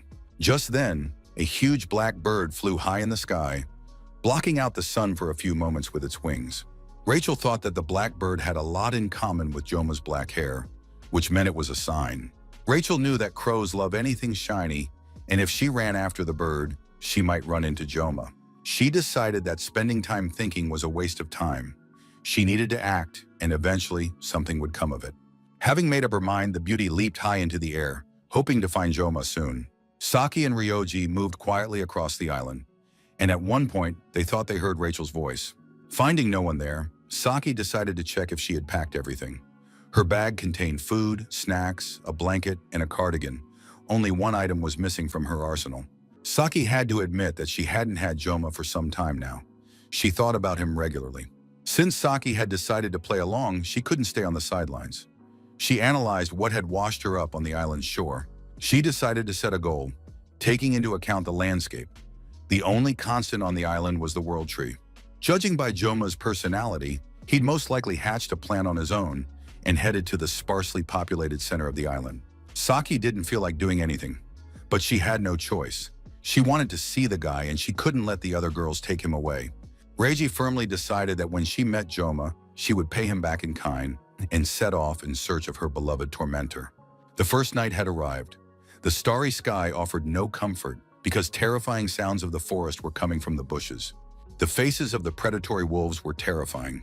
Their open jaws, filled with sharp teeth and glowing eyes, could scare anyone. Anyone who wasn't Chloe Auditor might have been frightened, but the girl sliced these dangerous predators to pieces with a light swing of her sword. Chloe saw no danger in them. She longed to meet Joma on the island as soon as possible. Chloe moved across the island at tremendous speed, determined to find Joma before anyone else so that he would look only at her. Suddenly, the girl sensed someone's presence ahead. Of course, it could have been anyone, but Chloe believed it was Joma. Without even noticing her feet beneath her, she rushed toward the fire glowing behind the trees, certain that her dream and life's goal had been achieved. Joma was sitting by the fire. A piece of meat was roasting on a spit made of sticks. The boy had butchered a rabbit, and now he wouldn't have any trouble finding food. He planned to turn the leftovers into jerky. The young man heard a noise that didn't sound like an animal. Perhaps someone was hunting him, so Joma couldn't let his guard down. He sensed the stranger approaching, coming almost directly toward him and making no attempt to hide. Joma had to pull out his sashimi knife. Fortunately, he had saved the blessing for the very end of the evening, and now he could use it to defend himself. Chloe was approaching, oblivious to what lay ahead. The girl stretched out her arms and, shouting, "Joma!" ran out from behind the trees into the clearing. The encounter turned out to be unexpected and thoroughly unpleasant. The fair-haired and the petite one came face to face in the night forest of Avalon Island. The girls looked at each other with obvious hatred and irritation. They didn't understand why fate had brought them together on this patch of land. Joma managed to stop his hand at the last moment before his sashimi knife plunged into the body of the beautiful Abel von Nibelung. The girl looked at the boy with eyes full of surprise, fear, and love. She didn't even realize she had nearly died, yet at the same time had achieved her goal. She was the first to reach Joma. The young people couldn't find the words. They looked at each other, experiencing a full range of emotions, from surprise to pleasant feelings. Eventually, hunger took center stage. They moved toward the fire. Abel looked at the meat roasting over the flames and thought that Joma certainly wouldn't go hungry. Joma handed the girl a warm blanket. She remembered the rabbit she hadn't been able to catch, and once again felt that she had lost to Joma. She felt hurt, ashamed, and cold. Sad, she sat and stared at her feet. Joma brought the rabbit skin he'd recently acquired and covered the girl with it, saying it would help her warm up. A heavy, oppressive silence fell between the young people. They both wanted to say something, but they avoided each other. Abel berated herself for not resisting the smell of roasting meat. She should have simply turned around and left, but now the girl felt the warmth and it felt good. Abel was about to stand up, but suddenly let out a sharp cry of pain. She hadn't even noticed when she'd injured her ankle, and an open wound had formed on her leg. She didn't have time to react. She just pulled her injured leg back. Joma was already sitting in front of her. He took her leg, removed her boot, and declared that if they left things as they were, it would only get worse. He pulled his tie off his neck and began treating the girl's leg. Abel watched him, unable to utter a word. The leg was wrapped in the tie and secured to a small board. Joma had made a sort of splint to immobilize the ankle. When the treatment was finished, the young man asked why Abel was all alone on the island. Of course, she could have told him the truth about how the girls had decided to find Joma and win him over, and how the other participants in Rachel's game had admitted defeat. But Abel said she wanted to do something on her own, and besides, it was easier to be alone. Joma understood the girl perfectly because he felt exactly the same way. Abel was even a little ashamed. In fact, she was deceiving the guy, and before that, she had deceived her friends. However, that didn't stop her from capturing proof of her victory, and she pulled her phone out of her pocket. She took a selfie with Joma grilling meat by the campfire in the background. The photo was immediately sent to the girls' group chat and caused a sensation. Saki was furious. Abel, who had said she wouldn't participate, turned out to be a bratty little thing. Rachel realized that Abel had been pretending to be quiet and went on the offensive herself. Chloe was simply livid. At that moment, Joma finished cooking dinner and treated Abel to a rabbit kebab. The evening was going wonderfully. Everything seemed to suggest that feelings might be developing between the young people. However, both remained reserved and pensive. Finally, Abel asked the question that had been bothering her for a long time. She asked Joma how he had become so strong. Joma knew that his strength was limited to just 1 minute, while the blessing lasted. And yet, during his time at the academy, he had gone through a real hell. He replied that it was probably thanks to his great teacher, who had taught him how to wield bladed weapons. Abel, too, had spent her whole life learning to wield a sword from her famous grandfather, and was convinced she knew more about weapons than anyone else. But now the girl realized that there was a master she had never heard of. Abel wanted to know what kind of family he came from, and what exactly he had taught Joma. Joma, of course, couldn't say that he was a chef, and replied that he had come to understand a lot lately. It isn't always the strongest who wins. Most often the one who doesn't give up, who endures and survives, that is the truly strong person. Abel pondered Joma's words. They seemed a little strange to her, and she tried to analyze them. These phrases sounded pretentious and even old-fashioned.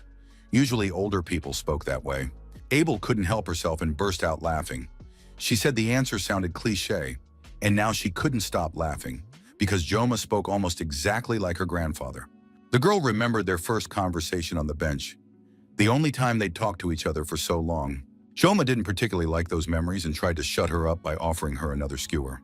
Abel gladly accepted the treat. The meat was delicious and filling, and she felt warmth and calm. Waking up in the morning, Abel looked around and realized she was lying on an air mattress, covered with a warm rabbit skin. The fire had gone out, and there was no one nearby. Joma had left without saying a word or saying goodbye, but he had left food for Abel. The girl recalled the events of the previous night, how she had found Joma, how he had treated her injured leg, and then warmed and fed her. Tears streamed from her eyes, and she didn't understand what had caused them. Why, at certain times in life, tears just flow on their own. She was moved by another person's concern. After all, Abel had spent her whole life trying to handle all her problems on her own, regardless of what was happening around her. Even when she wanted to cry, she held back her tears and never believed she had the right to emotions appropriate for her age. She understood. Such was the fate of one who had inherited the name of the Nibelung, and this stranger treated her with care. Even now, Abel envied anyone who showed her selfless kindness. After she finished crying, the girl thought that there were still 2 whole days left, and tears wouldn't help her now. Abel took out her sword, put a boot on her foot, which had almost healed, and decided she had to catch up with Joma. With a firm stride, calm and self-assured, clad in the pelt of a giant rabbit, Abel set out to conquer this world. Joma got up early in the morning and left the campsite without saying goodbye to his guest. The young man walked through the forest, feeling the cool of the night and the heat of the morning. He thought about Abel. She was truly beautiful. She had probably already woken up. Joma didn't understand why Abel was so hostile toward him, but most likely it was part of her nature. She had grown up in a family that valued pride and honor. The night before, when a frightened Abel approached him, he had unexpectedly shown kindness. But it wasn't love at all. The girl's pitiful appearance simply hadn't left him indifferent. Joma saw nothing wrong with a simple act of kindness, and with that thought, he stepped out to the edge of the forest. Although his course veered slightly off course, overall everything was going according to plan. Joma slid down toward the mountainside. He knew that today was the day Abel and Leon were supposed to start getting closer. That's how it was in the game he'd played in his past life. Joma came out onto flat ground and began looking around. The young man hoped that Abel, being in love, wouldn't give his cloak to Leon. That would be upsetting, since the rabbit fur cloak was his personal possession. However, he decided that the time for silly thoughts was over, and he needed to find the blessing before sunset. The blessing of rebirth was a guardian-level spirit, one rank below the blessing of teleportation. It enhanced regeneration and served as the perfect boost for a guardian. Only a spellcaster could use it, but for Joma, the bearer of the blessing of movement, this restriction did not apply. Even a damaged sashimi knife could be partially restored. Of course, the restoration wasn't perfect. This blessing couldn't regrow, say, a severed arm, but it healed wounds perfectly. In the game, this blessing was considered a hidden item and did not affect the development of the main character, Leon. Leon would eventually surpass everyone in strength anyway, so the absence of a single blessing wouldn't make him weaker. Thinking this way, Joma climbed to the top of the plateau. Everything looked completely different than on the game screen. It was some kind of rock, and now he had to make his way there all day until sunset. But looking down from the summit, the young man was convinced he had found what he was looking for. He looked at the ruins. The blessing of rebirth was hidden there. However, something else was glimmering nearby. The blessing couldn't be glowing. It must be hidden. Closer up, Joma saw a sphere. It was quite large and glowing. Perhaps this was another bonus. He had come for one thing, but ended up getting two.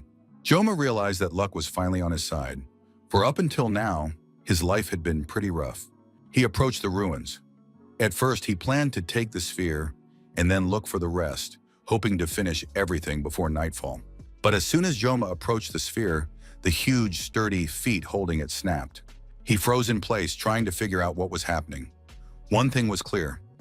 Nothing good was to be expected, but the boy didn't yet understand exactly where the danger lay. At that moment, a man emerged from the darkness. He said he hadn't expected anyone to venture this far, and that Joma had definitely not come here just for a walk. The man asked why Joma was here.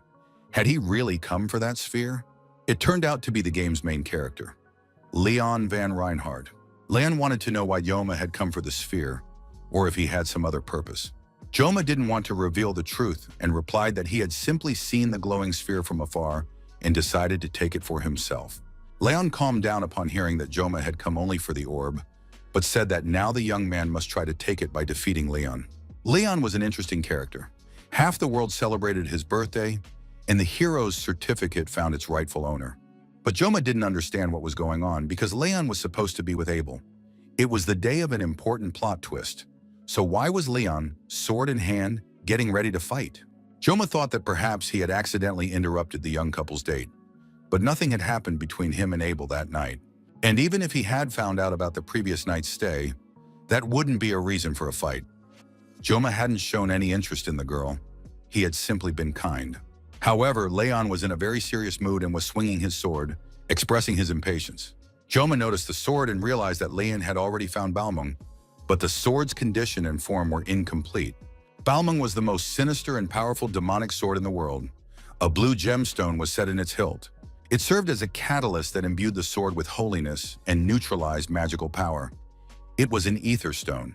But since Balmung itself was created by magic, even neutralization with the ether stone did not eliminate the influence of the user's character on the sword. Therefore, in the game, Balmung could become either a demonic or a sacred sword. Leon emphasized that Joma should treat their battle as mere sparring. Joma knew that Leon didn't even possess the realm of consciousness. He was just acting like a madman. Joma didn't think it was serious. However, Leon declared that he couldn't lie, and now they were about to face off in a duel. Joma realized that this audacious Leon wanted to use Balmung to defeat him and gain experience. Of course, these were just Joma's guesses. But so far, everything seemed simple and clear. The artifact was just an excuse. Leon said they didn't have much time and was going to start the duel right now. After that, he rushed into the attack, holding Balmung in his hands. Saki Ryoji screamed loudly, unable to contain her emotions, letting out everything that had built up recently. Weapon didn't understand what was happening to the girl. Her scream frightened him, and he didn't know what to expect. Saki was furious. Everything annoyed her. Why, out of all the students, did she have to run into Weapon? Weapon replied that he hadn't expected to run into Ryoji on a deserted island either. Saki was indignant. The guy turned out to be hopeless at navigating, wandering around aimlessly and raising his voice to boot. She said she was looking for someone. Clearly, it was Joma. Weapon wanted to know why she was searching. The girl sensed that her friend didn't understand her actions and tried to clarify her grievances. The young man admitted honestly, just a month ago, Reiji had been lying around doing nothing at the shooting range, but now she wouldn't settle down when she was with Joma. That was strange. Besides, Saki had always hated hiking in the mountains and other tourist hassles. And now, without being told, she organizes everything herself and sets off on a hike, stopping her friend with an icy stare. Wapan didn't understand why Saki was acting this way toward him, since they were good friends. But then the girl smiled, turned around and asked, "Are the changes in my personality really that noticeable?" Wapan suspected that his friend had been possessed by a ghost or had fallen under a spell. The phrase "couldn't help herself" turned out to be accurate. Saki punched her friend in the jaw. At that moment, blackbirds appeared above them, and they heard a strange sound. Wapan thought it might be an earthquake or rocks falling from the mountain. But the girl immediately realized who was making the sound. It was Joma. With a loud clang, the sword snapped in half, all that remained of the machete. Joma glanced at his hands to make sure he really was unarmed. Leon was approaching with a sword in his hands and didn't understand why Joma wasn't fighting back. The boy didn't move, knowing full well that Leon would miss. Leon realized that his opponent was showing blatant disrespect. Joma simply hadn't had time to react. You shouldn't get into a fight without knowing the reason. He didn't want to invoke a blessing for fear of accidentally killing the main character, but soon realized he might end up decapitated. Leon was the game's protagonist and demanded that Joma take up a weapon, since a battle between them was bound to happen sooner or later anyway. Joma pulled out a kitchen knife for sashimi and activated the blessing. Fighting such an opponent without a blessing was madness. Joma understood that he couldn't be careless. And so the blessing of the god of the sword was activated. A real battle began between the two men. Soon the two clashed, and no one could have predicted the winner of this fight beforehand. Leon's attack was strong and aggressive. At one point, Joma had to retreat. It wasn't clear yet. Was Leon really stronger, or did Joma simply not want to hurt the protagonist? Leon attacked again and again. He was fast, and his focused gaze spoke of serious intentions. At one point, Joma let his opponent get too close, and it seemed the battle was about to end. But he managed to dodge, even though Balmung's strike was extremely powerful, and the columns surrounding the battlefield shattered into tiny pieces. Joma noticed that Leon was in completely different shape than he had been during the midterm exam. It was immediately clear that the game's creators were handing out a huge number of buffs to the main characters. Of course, this was completely unfair, and now Joma could feel the difference firsthand. The sword in Leon's hands began to transform right before his eyes. Joma walked forward with a kitchen knife in his hands, realizing that this was no longer just a personal duel. He asked his opponent, why was Leon doing all this? What was the point of this battle and this senseless waste of life? Leon looked tired and pensive. He raised his head and looked up at the sky. And he replied that he was doing all this to save the world. For they say that Leon alone is capable of making everyone happy. But now everything became clear, and suddenly Balmung's sword turned into a demonic weapon. Leon raised the sword above his head, holding it with both hands, preparing to strike. When this happened, the ground around the battlefield shook, and it seemed as though the rocks were parting to the sides. Joma, despite his opponent's strength, managed to jump back and avoid the blow, which would have been fatal for him. He held his kitchen knife in his hands and could now attack Leon from behind. The protagonist was left unprotected from the rear. The sword in Leon's hands began to transform once more, because Joma believed in Leon as a hero capable of saving the world. Leon wished he didn't have to devote his entire life to saving humanity. Right now, his father was high in the sky, watching his son's actions. Leon desperately wished he hadn't been chosen. But sometimes fate decides for us, and we cannot resist certain circumstances. Joma sheathed his kitchen knife. The boy decided the battle was over. When he turned around, he didn't see Leon.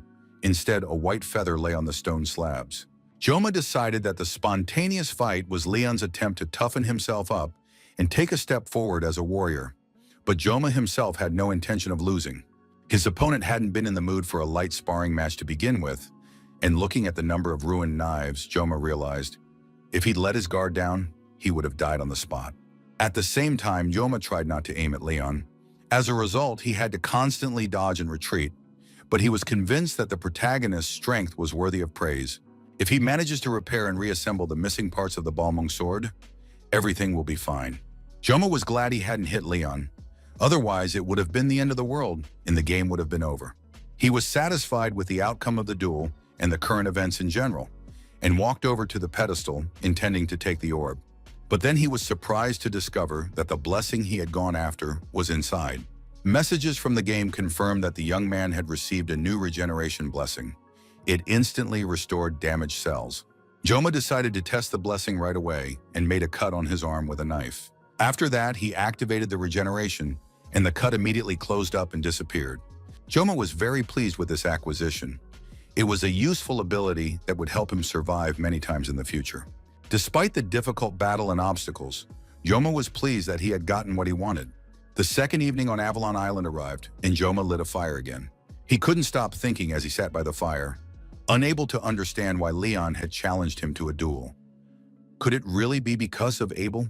Of course, this battle was bound to happen someday, but everything happened too quickly, and Joma didn't even have time to ask Leon why. He was confused and didn't understand who Leon really was, let alone who had dragged him into this game. Better to focus on the current problems, Joma decided, and stop thinking about Leon and Abel for a while. In his past life, he had a short temper. Now Joma was suppressing it, but he couldn't ignore injustice. He remembered how many times he'd had to argue with rude restaurant customers. For Joma, stubbornness and principle were the best way to solve problems. Initially, he hadn't planned to get involved in the plot, but now ensuring safety had become a priority. Today, Joma had already clashed with the main character. Besides, there had been repeated attempts on his life in the past. So if Joma's life was in danger, he would have to defend himself, and sometimes kill. And he wasn't talking about a monster, but a human being. Joma thought about this with sadness. He didn't know if he was doing the right thing. Of course, it would be good to ask for advice, but he didn't have anyone to turn to. Sometimes you have to know when to stop. Joma remembered Saki's advice. Stop overthinking it. Just be yourself. His thoughts were interrupted by a noise coming from the darkness behind the trees. Joma assumed it was an auditory hallucination. If Saki were nearby, she would surely have said so. He thought about his companions. He wondered what they were up to right now. Wapan and Saki had had a huge falling out. They'd even drawn a death line so they wouldn't cross paths and constantly run into each other. Rachel had already completely worn down poor Chloe. The girls were now companions in misfortune, since Abel, that shameless bitch, had taken Joma away from them. Abel organized an evening swim. The girls settled down on the lakeshore and happily washed away the dust, dirt, and her troubles. Thinking of his close companions, whom Joma would like to call friends, the young man finally dozed off, sitting by the extinguished campfire. A group of serial mercenary undertakers crept up quietly in the darkness. They moved very silently and professionally. The villains didn't approach so as not to make unnecessary noise. Instead, they launched several shurikens at tremendous speed. It seemed as though these weapons were about to pierce Joma's body and kill him. The young man woke up at the last moment, barely managing to jump back and deflect the incoming shurikens with his jacket. However, his shoulder was wounded. The mercenaries were absolutely thrilled by the student's actions. They realized they were dealing with a very cool guy. Their first thought was to recruit such an incredible young man into their ranks. The group's captain, Rei Shona, calmed her men down, telling them they needed to keep quiet and stay alert. Joma knew this girl firsthand. She was the leader of the Undertaker's gang. Rei Shona was the first half-human Leon would ever meet. She had once been the daughter of a noble family, but after being betrayed by her relatives, she was cast out of her family and chose the path of a hired assassin. Her hatred only grew stronger over the years. In the end, standing before them was the villain whom Leon would eventually have to kill. Despite Rei Shona's tragedy, no one sympathized with her because she had rejected her humanity. The hired assassins were confident in their strength. They knew that Joma wouldn't be able to dodge their attacks, and they wanted to find out who this kid Joma really was. Seeing the young man's calm reaction, the assassins realized the boy was unusual if he could keep his composure like that, knowing they had just been about to kill him. Rei Shona also realized that Joma was most likely not just a student. The woman asked which group he belonged to. Joma had no idea what nonsense was going on. If the mercenaries had been hired to kill him, why were they asking such questions? And why did they decide he wasn't a student? Farik shouted to the guy that he considered it his duty before dying to say that he was magnificent, since their captain very rarely took an interest in the spoils. The mercenary's second-in-command agreed. At first, he thought the boy was just a greenhorn, but if he could dodge an attack like that, he belonged among their ranks. Of course, one shouldn't forget that the boy hadn't dodged completely, and now he had a wound on his shoulder, but that was a minor detail because the boy was still very young. Joma listened calmly to his guests, continuing to analyze the situation. He understood that once again, the elders were set on destroying him. Most likely, this cleanup squad had been sent by the elders. Joma said all this to the assassins' faces. They hadn't expected their actions to become known to their target, and for a moment they were taken aback. Farik immediately suspected that this youngster had been deliberately digging into their group and would now make demands. Chung Tipeng realized that the young man knew who they were. Joma was completely calm. He said he knew. These people were real butchers, trading death for money. Ray Shona didn't take her eyes off Joma, and the deputy captain thought that this dim-witted kid had blurted out the word the captain hated most.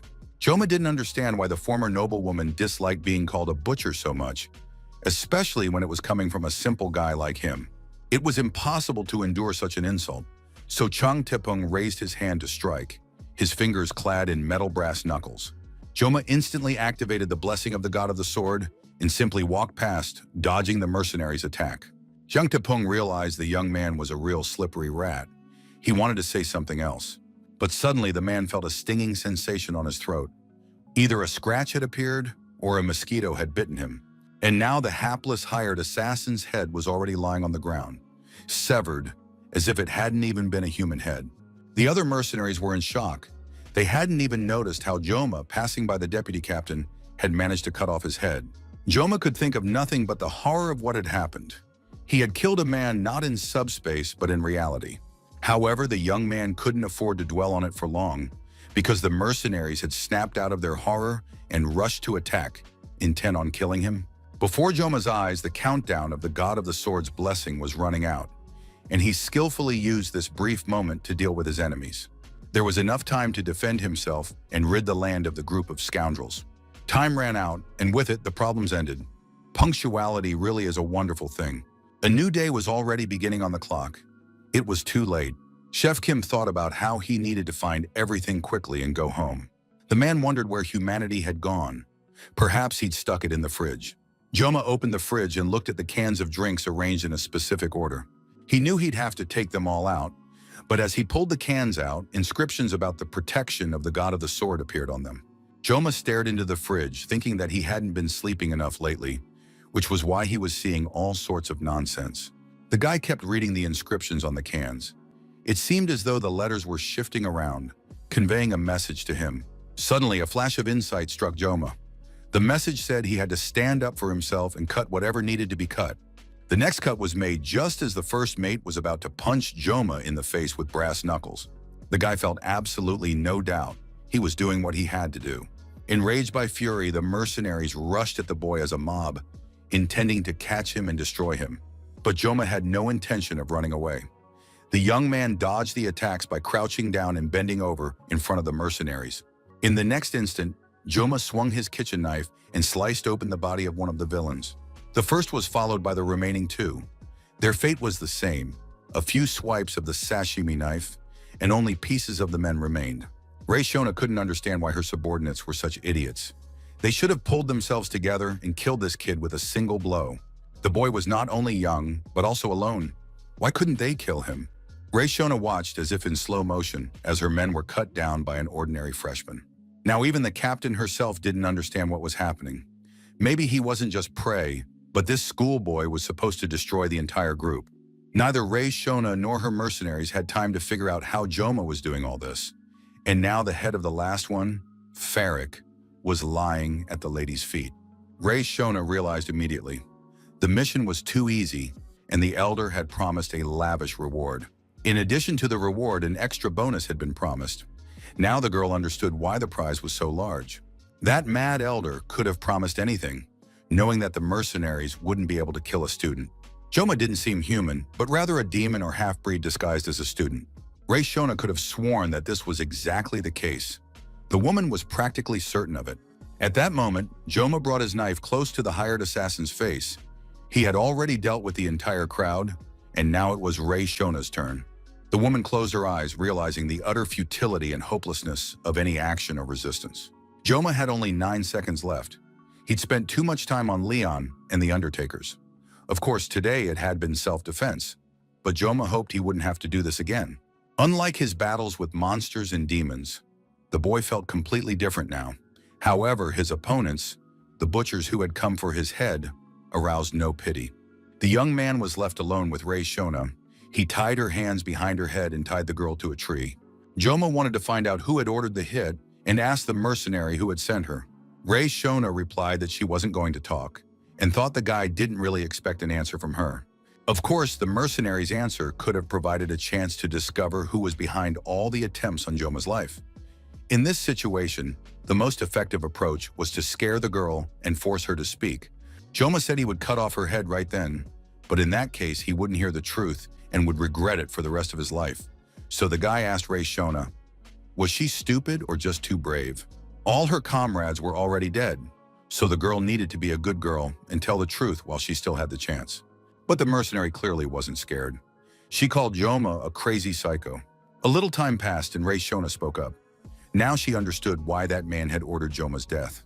She should have been on her guard even back when it became clear that Joma had practically no information. Nothing was known about his relatives or parents. Now it was clear to her that the old man had ordered the elimination of the creature disguised as a student. If the girl had known this right away, she would have planned her attack differently. Joma listened to the mercenary's words and realized that all information about him, his family, and his parents had been erased. He already knew practically nothing about his family. He could barely recall his parents' faces clearly and didn't remember what they looked like. But now, based on the girl's words, it seemed that someone had carried out a deliberate purge and hidden all the information. Joma turned to the mercenary, asking what on earth she was talking about. He was surprised to learn he had no parents or relatives, and now he wanted to know all the details. Originally, Joma had planned to simply find out the name and then finish off Rei Shona. But now he had new questions. Joma immediately warned the girl that this wasn't a negotiation, but a threat. He pulled a knife from its sheath and told the mercenary that she'd still be able to talk even without an arm or a leg. As soon as the guy pulled out the knife, he felt a terrifying magical influence, and at first couldn't understand what was happening. Joma only felt that enormous magical pressure was being exerted on him.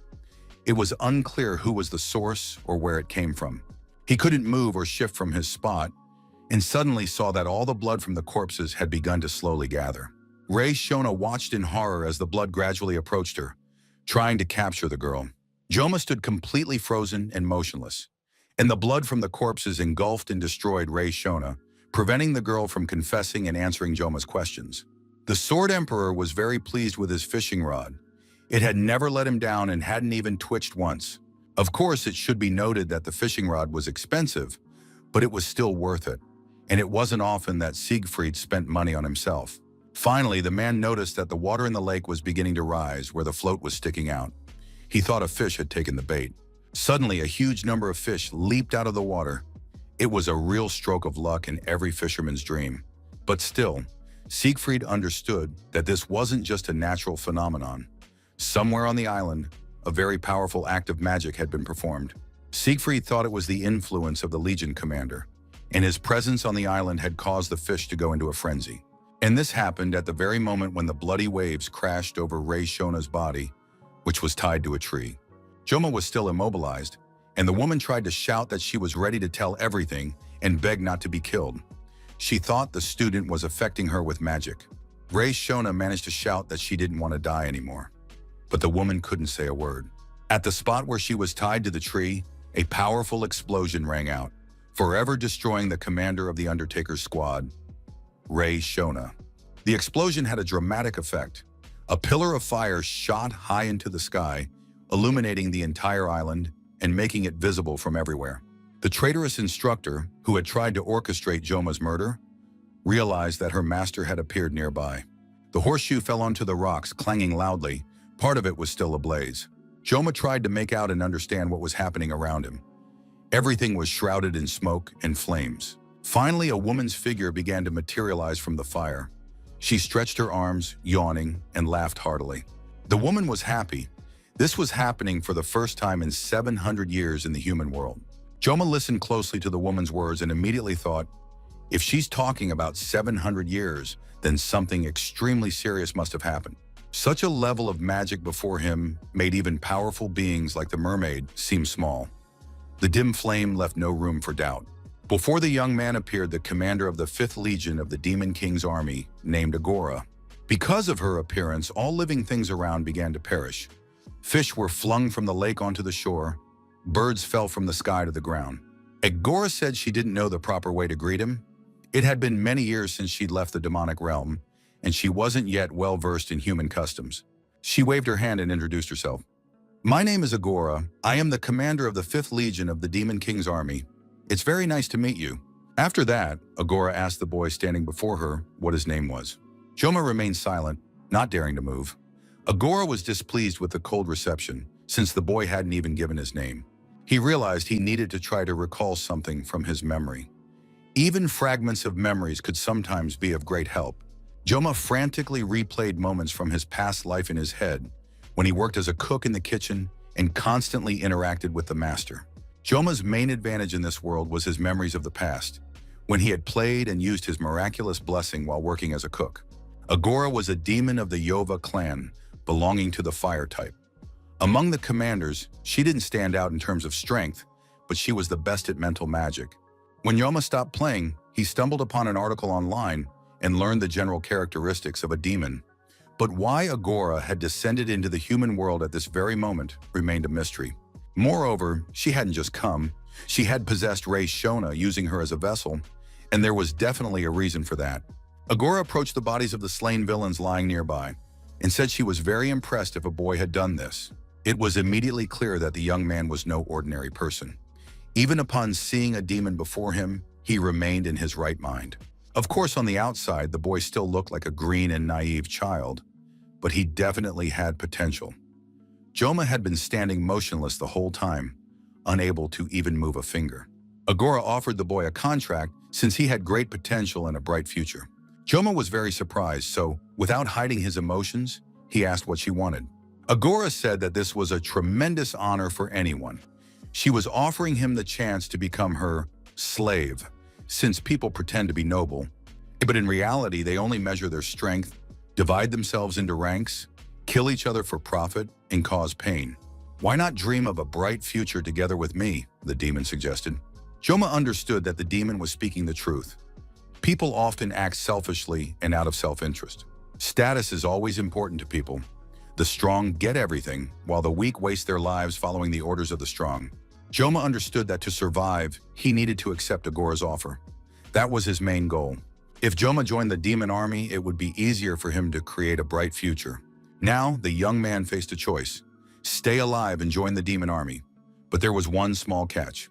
Agora was the demon empress of the succubi, though that wasn't the main point right now. She opened her mouth in surprise. She couldn't understand how the boy had managed to break her spell, since it was high-level magic. The demon thought it was because of her insignificant and weak body. While she was begging to make a contract, the vessel had proved useless. How could one act at full strength with a body like that? Joma watched the demon and began to laugh out loud. Agora hadn't expected this man to laugh at her. He said it was funny to him, since the demon had been talking nonsense for so long. The situation was getting strange. Agora was clearly flustered and didn't know how to react to this strange man. Joma took out a knife, began to pull it from its sheath, and said that he would now explain why he needed to become her slave.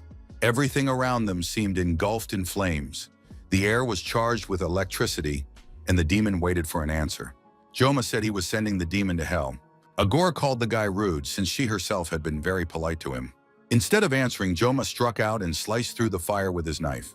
The demon merely smirked and moved calmly across the clearing, while the young man tried to land even a single blow.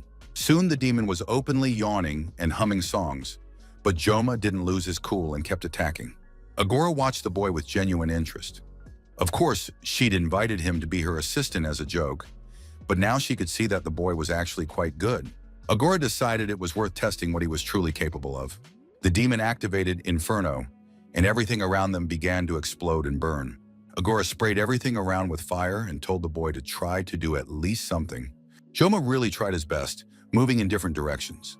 He tried to cut through the magic with his knife. Agora realized that this child had surpassed all human limits. However, the demon hadn't yet had time to adapt after inhabiting a new body. Joma, gripping the knife tightly, began to radiate blue energy and light. Agora was surprised. Seeing that the boy had caught up to her, she couldn't understand how a human could move so fast. Soon they met, and it looked like a clash of two fires. one warm, the other cold. And after that, the fire burned out, and everything was covered in smoke and soot. It was impossible to make sense of the situation. When the smoke cleared, Agor stood over the boy, holding his knife with her hand and preventing Yoma from attacking.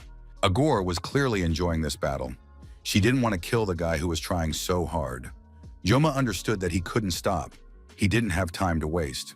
Yoma managed to land a few blows right before Agor's stunned eyes, knowing this was his temporary reprieve. The demon noticed that the boy had sped up. Things were getting more and more interesting.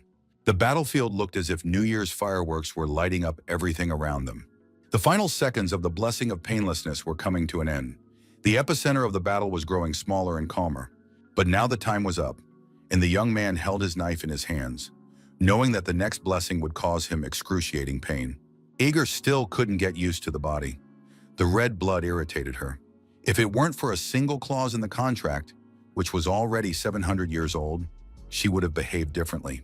Agor felt as if she herself had become human, because the boy's attacks had managed to inflict damage on this body. The demon was genuinely sorry to part with Yoma. The guy was quite handsome, plus he had a fiery will, and his body was truly attractive. The demon said that, judging by his age, Yoma was even more promising than the guy they'd named the worthy heir. Yoma was a bit cocky, but that was right up Agor's alley. The demon had already almost completely adapted to this body and was ready to move forward. She wanted to know if this guy was truly capable of fulfilling her cherished wish. To do this, Agor decided to test the young man one last time. If he could withstand the blow, he would be accepted. And now the powerful flame, into which the demon had deliberately channeled all her power, was ready to strike. Agor seemed to sincerely wish the boy luck. She didn't like weak opponents and now admired this child's fortitude. But Yoma realized he wouldn't even be able to move his hand. The fireball was closing in on the boy when Siegfried, the Emperor of the Sword, parried the attack with his valiant sword, ordering Yoma not to fall asleep. Agor was very surprised. She didn't understand who this old man was or why he was interfering. Siegfried continued to fend off the attack while answering the demon's question. The old man said he was doing this because he understood that only this boy was capable of saving humanity. Agor told the old man to try protecting the boy in that case, and the demon launched a new attack on Yoma. Yoma lay in some kind of empty space. He was simply a separate particle of this universe, attached to no one and nothing. The boy decided that, in any case, the white light everyone always talked about was surrounding him. But then Yoma heard a cough, and opening his eyes saw the Emperor of the Sword, Siegfried, standing before him. The Emperor held his sacred sword in his hands, and the great warrior was ready to defend the young man. A crack appeared in the completely white wall, and a hand reached through it. Suddenly, the white curtain parted, and Saki Ryoji appeared from behind it, greeting everyone. But suddenly, the head of the blonde Rachel appeared in front of the girl, and she thanked the audience for not getting bored and waiting for the continuation. Abel, of course, was there too. The girls hoped everyone was having a good time with the characters. Chloe warned that she was turning off the lights, so everyone needed to prepare for a little bit of darkness. Such incredible talent shouldn't be wasting away in a place like this. Kang Joma was the guy everyone was pinning their hopes on. He was the one who could sever the bond between humans and demons. Old man Siegfried was still withstanding the demon's attacks and displaying his might and strength. The Sword Emperor was certain that Kang Joma would become a beacon of hope for everyone. Siegfried noticed that the young man was slowly coming to his senses. He told the boy to rest a little, even though the situation might seem absurd. Joma really did feel as if he were in some kind of daze. Before him stood the Emperor, fighting the demon. He reassured the boy and said that he was fighting excellently with one hand, since by this point the demon had severed one of the Emperor's arms. Siegfried was certain that it wasn't necessary to hold a sword with both hands. Agor greeted the old man. It was strange that a mere mortal could possess her magic, but now the demon had no intention of backing down. She wanted to settle this once and for all. Siegfried stared at the demon, trying to figure out how it had slipped into the human world. For a demon of the Legion commander rank to appear here, a sacrifice must be made to weaken the barrier between the human world and the demon realm. And after that, take possession of a human body, which would serve as a catalyst. However, in this case, it would be impossible to use all of one's powers. But even then, a catastrophe could occur. Of course, this infuriated Agor as well, but she didn't like the body. It was letting her down. But who was standing against the demon now? The battered young man was fighting side by side with a frail old man. This could hardly be called a fierce battle. Agor didn't know what trick the old man would pull next, but she wasn't going to give up or let him get the upper hand. The demon declared that the old man clearly wouldn't get off with just one severed hand and lunged at the people. The Sword Emperor once again lived up to his title. Holding his sword with one hand, he managed to fend off the attack. Agor screamed in agony, for now she was missing an arm. That vile old man had severed one of her arms. She didn't understand how it had happened. Of course, she was weaker because of her unsuitable physical body, but the old man was frail. A verbal exchange broke out between the opponents, and they were now simply hurling insults at each other. Filthy hag, insolent bastard, and other human slurs. Enraged, the demon launched another attack, engulfing everything around her in fire and flames. Siegfried didn't know exactly why the demon had come from the demonic realm, but everything became clear as he watched Agor's actions. It was clear to everyone that the demon simply wanted to destroy everything around her. Sword Emperor Siegfried tried to prevent her from doing so, parrying the demon's attacks one after another. Agor, seeing her attacks being repelled, believed that by chopping off the old man's hand, she had done a noble deed and would now repeat it many times over. However, something strange suddenly happened. Emperor of the Sword Siegfried launched an attack on the demon, and she was forced to retreat under the pressure of his assault. Agor was even taken aback. Where on earth had this old man come from? Besides, he had a very distinct aura. Looking into the old man's eyes, the demon surmised that he was a descendant of the great Aaron. Siegfried didn't say a word in response, and now the demon realized that she was facing nothing more than an ordinary old man. His body was no longer young, and he had long since passed the peak of his strength. Human strength was still very pitiful, and even an aged descendant of Aaron would be unable to defeat her due to his human age. Agor rose high into the air, then unleashed a rain of fire in the form of jet-propelled arrows from above. The demon smiled happily. Joma was still unable to do anything. He could have shielded the Sword Emperor with his own body, but the only thing the boy was capable of was staying conscious. As soon as he let go of his weapon, he would be unable to raise it again. As soon as Joma renounced the blessing, he would die instantly in this situation. Agor continued to chase Siegfried around the area. The demon admitted that he was pretty good for an old man's body, and perhaps he wasn't a bug after all, but a rat. Siegfried continued to dodge the attacks, acknowledging that the demon was clearly stronger than a human. In his youth, Siegfried hated this world because he couldn't overcome the limits of his strength, no matter how hard he tried. However, having reached an advanced age, Zig had come to understand something about this world and the distribution of power within it. The demon Agor didn't understand what nonsense the old man was spouting, but she understood that she couldn't ignore the experience her opponent possessed. Of course, she would like to find a weak spot, and perhaps the severed hand was such a weak spot.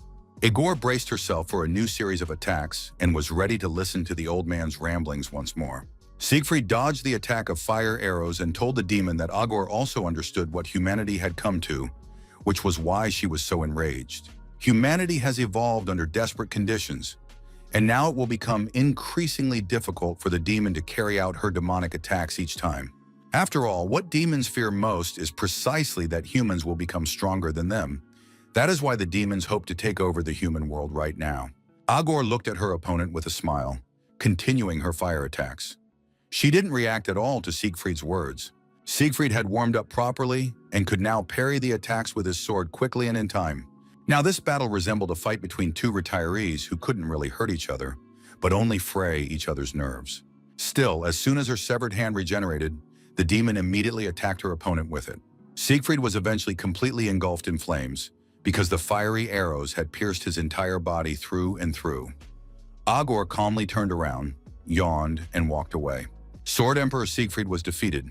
He sat on the ground, his entire body smoldering and gradually burning away. The demon Agor placed her foot on the Emperor's head and asked if he had anything to say to humanity as a final message. The demon noted that humans were just as primitive as they had been 700 years ago. Nothing in their minds or lives had changed on a global scale. They thought like nobodies who wouldn't even live to see their first birthday. Joma was simply horrified. He watched as the Emperor of the Sword perished at the demon's hands right before his eyes. Agor turned her attention to the young man, saying that he was most likely the boy Khan Joma. The demon apologized to the boy for having completely forgotten about him while she was fighting the old man. But Agor was supposed to tell Joma the results of the recent inspection. Old man Siegfried managed to lift his head and shouted loudly and clearly, for Yoma not to listen to the demon, but to run away. Igor gradually approached the boy. A glow appeared around her, and the demon said that this time everything would work out. Joma couldn't move, so he wouldn't have been able to run away anyway. But the boy didn't understand what she was talking about or what would work out this time. Igor told the boy, approaching him and placing her fiery hands on him, that his body would be used by the demonic tribe for various purposes, but not to worry, they would meet again in hell. The next moment, Siegfried shouted that the demon Agor shouldn't dare turn her back on her opponent, since this guy was just a student. Agor replied that she didn't care about the extric at all right now, because there was absolutely no point in talking to a corpse, so he should just shut up and watch. After that, the demon pulled Joma toward her and began channeling her magical energy into the boy's body. Joma's whole body shook as he knelt there. The knife clenched tightly in his hand. He had even managed to get back on his feet despite all his wounds, and now the demon was staring at him, preparing to put an end to the great warrior's life. At that moment, strange things began to happen to Joma. It seemed as though some kind of magical flower was blooming in the middle of his head. Gradually, his body seemed to be permeated by magic and split into separate parts, molecules, and atoms. But suddenly, a loud sound rang out and an error message appeared. The security program had been triggered. An unauthorized intrusion had been detected. The user's level was too low, complicating the program's operation, and the world's level turned out to be too primitive. The catalyst temporarily raised the user's level. The program used suppression to restructure and synchronize the world lines. The demon Agor noticed that her old enemy had clearly slowed down, but at the same time she was surprised that the old man was able to move at all. Agor decided to test what would happen if she tore off the head of an insect like this old man. Would he remain alive afterward? Siegfried had already approached the demon, and activating his sword, said he would cut off her legs even if it cost him his life. Igor noticed the light of the aura. 700 years ago, during the war, the aura of a certain sword master had been exactly the same. This old man had been cultivating his aura his entire life, and that was very bad. Therefore, the old man must be killed, for he was indeed a descendant of Aaron. But she didn't have time to say anything because a blue light descended upon her, preventing the demon from continuing her attack. In rage and confusion, Igor turned around. She couldn't understand who had enough power to stop her. The demon began to look closely. It seemed to her that little Joma was standing before her, though he was different, but that couldn't be now. The demon felt the same unpleasant feelings she had felt 700 years ago. The demon immediately realized who was standing before her, once again preventing her from ruling the earth in peace. It was that vile Joaquin. The power of all the user's blessings had been forcibly amplified, and now Joma appeared before the demon, though he looked different than before. Abel drew her sword just in case. The girl could hear the fears echoing across the island. It was the last day the kids would be on this island. They just had to get through the night. However, Abel understood that terrible things might be happening somewhere on the island right now. Impossible. She had to go and help. Saki Ryoji was very nervous. She kept checking her phone for messages. Wapin asked the girl why she wasn't sleeping, since dawn was still far off. Saki Ryoji looked up at the sky and said that dawn had already passed. Wapin didn't understand what she meant. Saki clarified that dawn had passed, but Wapin didn't understand why the sky was still dark in that case. Rachel and Chloe were fast asleep, even though they would soon have to get up and return to the academy. Students from other classes and groups were also slowly waking up, realizing they needed to go back. But for some reason the sky was dark, as if the sun hadn't risen yet. Saki urged her friend Vapan, saying that the delayed dawn wasn't a good omen. Joma was gradually approaching, and both rivals, the demon and the Sword Emperor, looked at the boy in surprise. The demon Agor greeted Joaquin. Of course, it was hard to believe, but now he was here again, right in front of her. Joma stood, bathed in a white-blue light. His shirt was unbuttoned, and his chest seemed to be covered in patterns. Agor looked more closely and saw that it wasn't Joaquin, but Joma. Everything became even more confusing. Agor realized she jumped to conclusions. Even if it looked like divine protection, Joachim was still human and couldn't possibly be alive now. That damn body had confused her so much that even her thoughts had become muddled because of it. Agor still remembered perfectly well how she had parted with her life back then. Siegfried was no less surprised than the demon. He looked at Joma, trying to understand what the apprentice had become. Joma approached the Sword Emperor and looked at him with glowing white eyes while Siegfried didn't even try to get up from his knees. Suddenly, the man felt a burning sensation in his chest, in the place where the wounds had been most severe. Siegfried placed his hand on his stomach, and the wounds were gone. This astonishing speed had allowed his chest to heal and his severed arm to regenerate. Siegfried didn't even try to choose his words. He just wanted to know what was happening here. It seemed as though Yoma was made entirely of white light. The young man appeared to have become transparent and was glowing, illuminating everything around him. After that, a multitude of lightning bolts began to radiate in all directions from the boy's body, and it was no longer clear where the sky ended and the earth began. Stunned, the demon Agor couldn't take her eyes off what was happening around her. But soon the demon tensed up because when the glow faded and it seemed that everything had calmed down, Yoma emerged from the mist and began to approach the demon. Igor realized that everything was very strange. She couldn't figure out how the guy was moving, most likely because she had been given an underdeveloped body, but still, what was happening was beyond her comprehension. The situation was very dangerous because the figure before her was not human. And if Yoma wasn't human, then everything she'd said earlier had to be taken back. The entity was a mystery to everyone. The demon crossed her arms and began gathering her magic again, fanning the flames. Igor understood that the boy's body was drawing her in like a vessel, but if she didn't destroy him now, she would never forgive herself. If she let the boy live now, he would surely become an obstacle in the path of the demonic race, and meeting him again next time would be even more difficult. Igor began gathering her magic to return it to her body. Gradually, the fiery flashes flared up and grew in size, and soon everything was engulfed in a sea of flames. The demon, of course, regretted how things had turned out, but advised Jom to treat it all as a bit of fun. After that, the demon, already engulfed in her own flames, shouted that she would be waiting for Kang Jom in hell. The demon's powers were focused on gathering all her abilities, compressing them into a single sphere, and taking them back with her to the demonic realm. Joma watched it all from a distance, but the boy decided he wouldn't let the demon return and said he would destroy it all right then and there. No human eye was capable of seeing the movement. One could only see the result. The heavenly sword was activated. It was wielded by Kanjoma's special disciple. And now this sword had cut through the demonic energy concentrated around the demon Agor. The demon realized she had to do something, or at least return to her world as quickly as possible. She tried to flee as fast as she could, but suddenly she felt a kind of emptiness, and the demon's gaze seemed to freeze in one spot. Soon the upper half of the demon's body lay on the ground, stripped of its legs and arms. All the students who were on the uninhabited island of Avalon that night looked up in surprise and stared at the sky, trying to understand what was happening there. To all the students, the sky looked different today than it ever had in their lives. It seemed to the students as if the sky had opened up today, and even the sunrise seemed somehow special. Perhaps this was due to the miraculous trip to the uninhabited island. The demon Agor was not yet dead. She was trying to regenerate, but it soon became clear that regeneration wasn't working at all. The demon realized what had happened. It was as if the very source of her power had been severed. If this continued, the demon might die. Agor turned and saw Yoma, who could barely stand. The young man stood as if drunk, swaying. The next moment, without regaining consciousness, Yoma fell to the ground and sank into oblivion. Agor couldn't calm down. The demon believed she couldn't senselessly protect Kanjoma's existence, for he was a disaster for the entire demonic race. The demon realized she had one last chance, and gathering her remaining strength, began to channel fiery energy to launch a final attack on the lifeless boy. But before she could do so, a sharp sword pierced her vile head.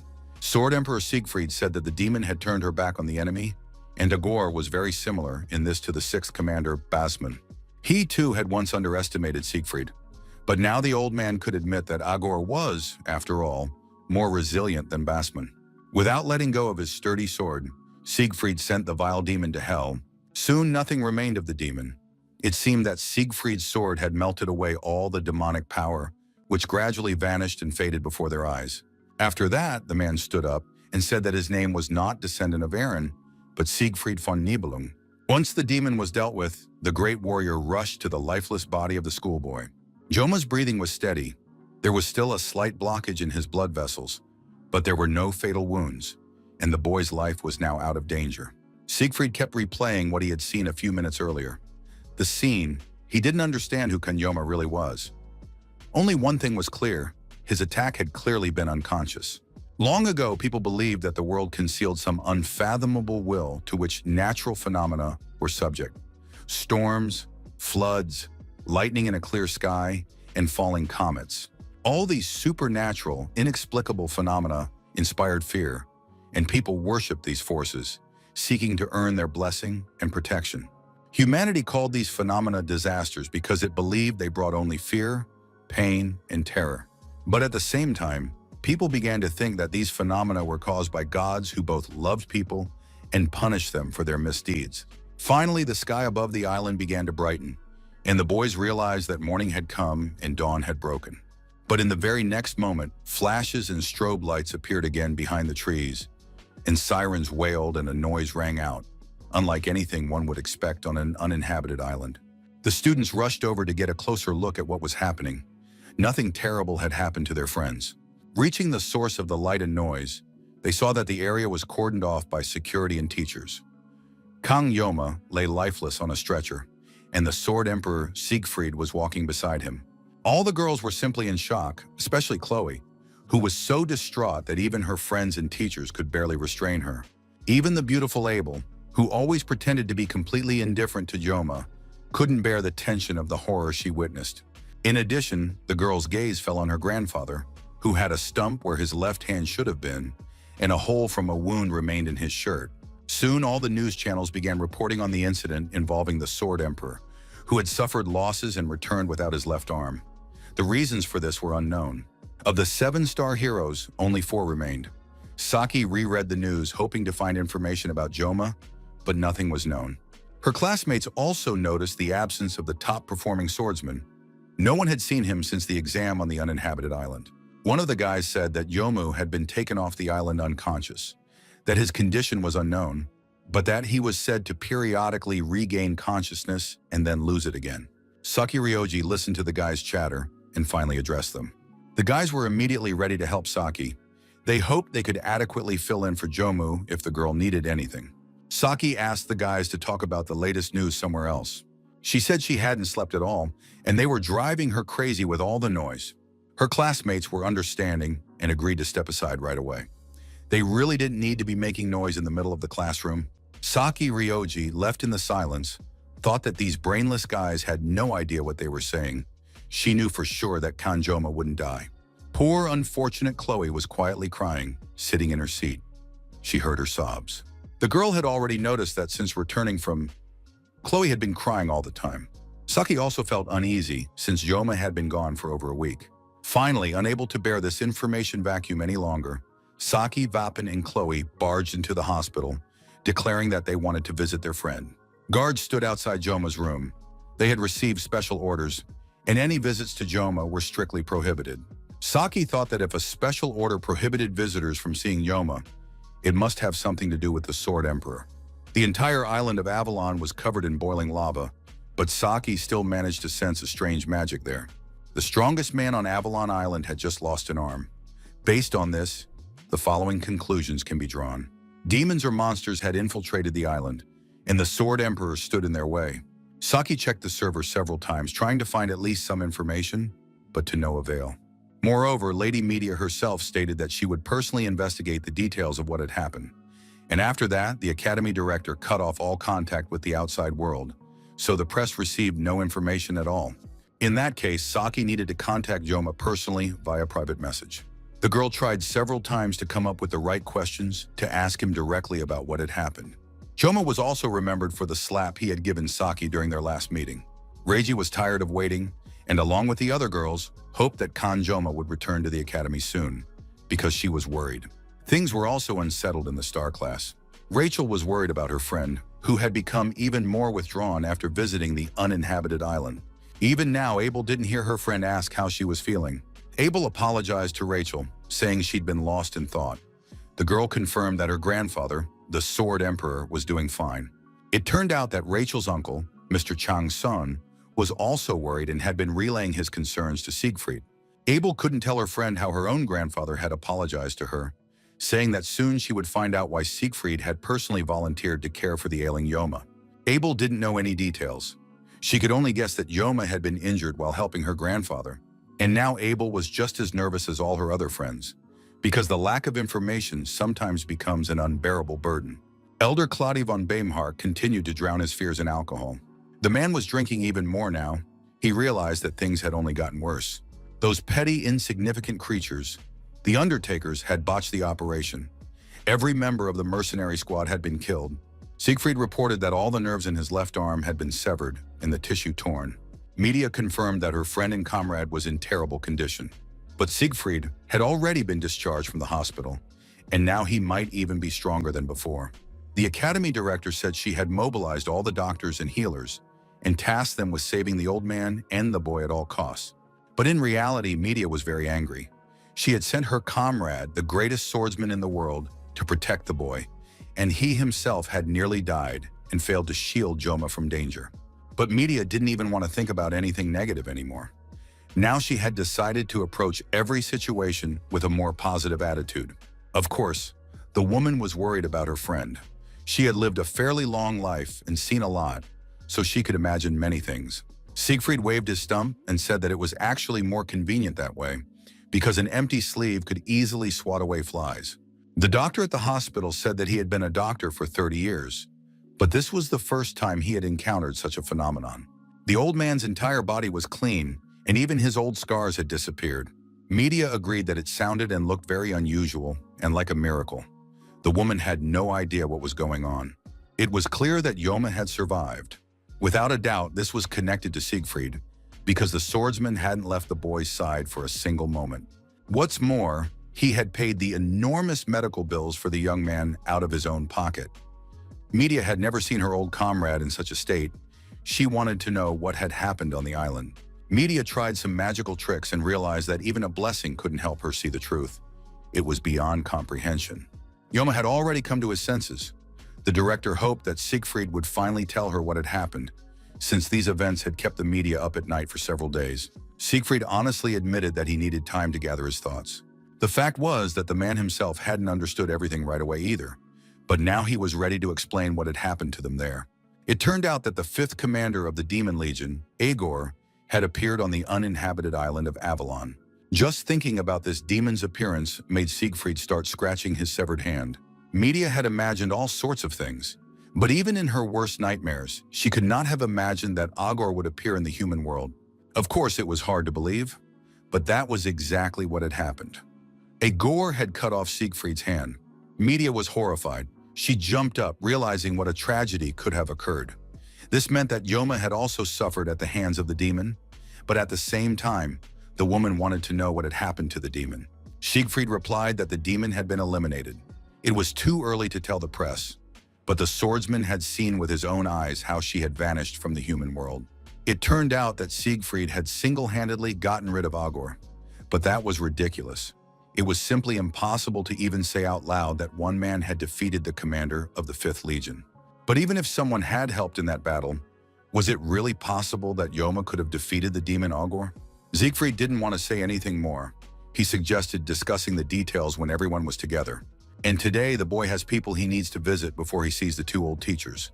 The guy has friends. Media said she wasn't old, so her old man would have to sort things out in the end.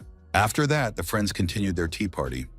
Everyone was thinking about what might have happened and what would happen in the near future. The friends gathered in the academy courtyard. Wappen had called them all together. The guy tried to cheer up the girls, who were completely downcast from anxiety and longing. The young man said he had made a poster to recruit members for their travel club. Wappen felt it was time for them to take the initiative themselves, since up until now, all the ideas had usually come from Joma. The girls stared at the poster, showing no emotion. Chloe chose to just walk away silently so she wouldn't say anything mean. While Saki said that Wappen had surprised her in every way for the first time, she definitely wouldn't have been able to do that. Wappen thought the main colors on the poster were perfectly chosen. He hoped Saki had good taste and would appreciate the beautiful flyer he'd created. With a deft flick of a utility knife, Chloe sliced the poster in 2, thereby showing exactly what she thought of the club's promotional flyer. Wappen was furious. He'd spent the whole day creating that poster, but Chloe thought you couldn't show trash like that to Joma. Wappen was very upset. He felt that you couldn't treat work he'd spent all night on like that. Chloe was unshakable. She said that the great news was the existence of recycling plants. Saki, of course, was nervous too.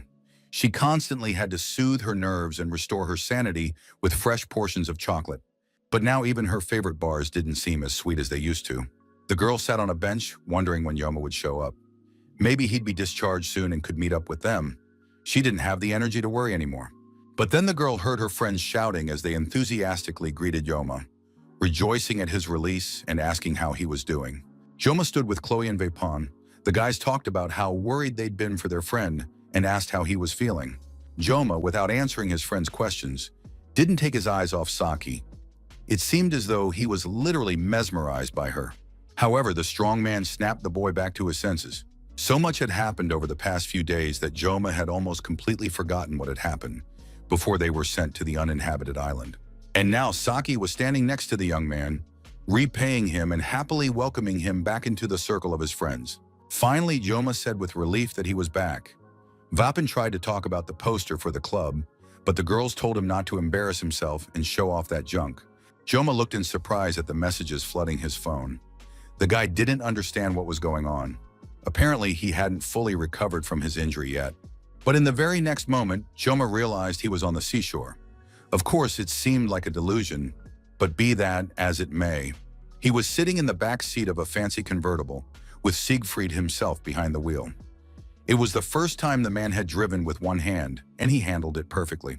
Media immediately announced that she hadn't been to the sea in a very long time, and would now happily spend time here with the guys. It turned out that the academy director had decided to surprise Siegfried and Yoma. She had rented out the entire beach because she believed that you can't take money with you to the afterlife, so you might as well spend it. The group of friends had already arrived early, and now everyone was waiting to meet their beloved Yoma. Yoma arrived in grand style. He was accompanied by the academy director and the Sword Emperor. The arrival of such a party greatly surprised the students. All the kids greeted the adults and started chatting among themselves. Yoma was very surprised when he didn't see Leon among the group. Wapin said there was no need to even ask. Leon had been living in the dungeons lately, and it was already hard to tell whether he was a demon or a human. Yoma understood that there was much more common sense in those words than might seem at first glance. But since such a great group had gathered here, he just needed to enjoy the break and have a wonderful time. After all, the students were just ordinary kids, and they immediately started having fun and playing in the water, competing to see who could swim faster and who could throw the ball farther. Chloe was splashing around in an inflatable ring. The water was very refreshing and pleasant. Wapin easily caught the first wave and rode the surf with delight. Rachel asked them not to forget who she was and promised to remind them right away that she was the coolest girl here. She got so carried away that she didn't notice and crashed into Chloe, who ended up falling into the water. Yoma just stood in the water and watched his friends fooling around like little kids. Abel and Saki were afraid to go into the water, thinking it was too cold. Besides, staying on the shore meant they could attract more attention. Even Rachel was shocked by what she saw, saying it wasn't fair. Little Chloe was ready to kill everyone, and Yoma chose not to get out of the water. Abel didn't understand why everyone there was looking at her like that. While watching the kids, the teachers played chess. Siegfried believed that taking the next step was never easy, but it was impossible not to take it. All of this was so that these kids could continue to laugh, have fun, and simply live. If it's hard to think about solving problems on a global scale, you can simply do something good for at least a few children. Meanwhile, the teenagers started playing volleyball. They felt like ordinary kids on whom the fate of humanity didn't depend.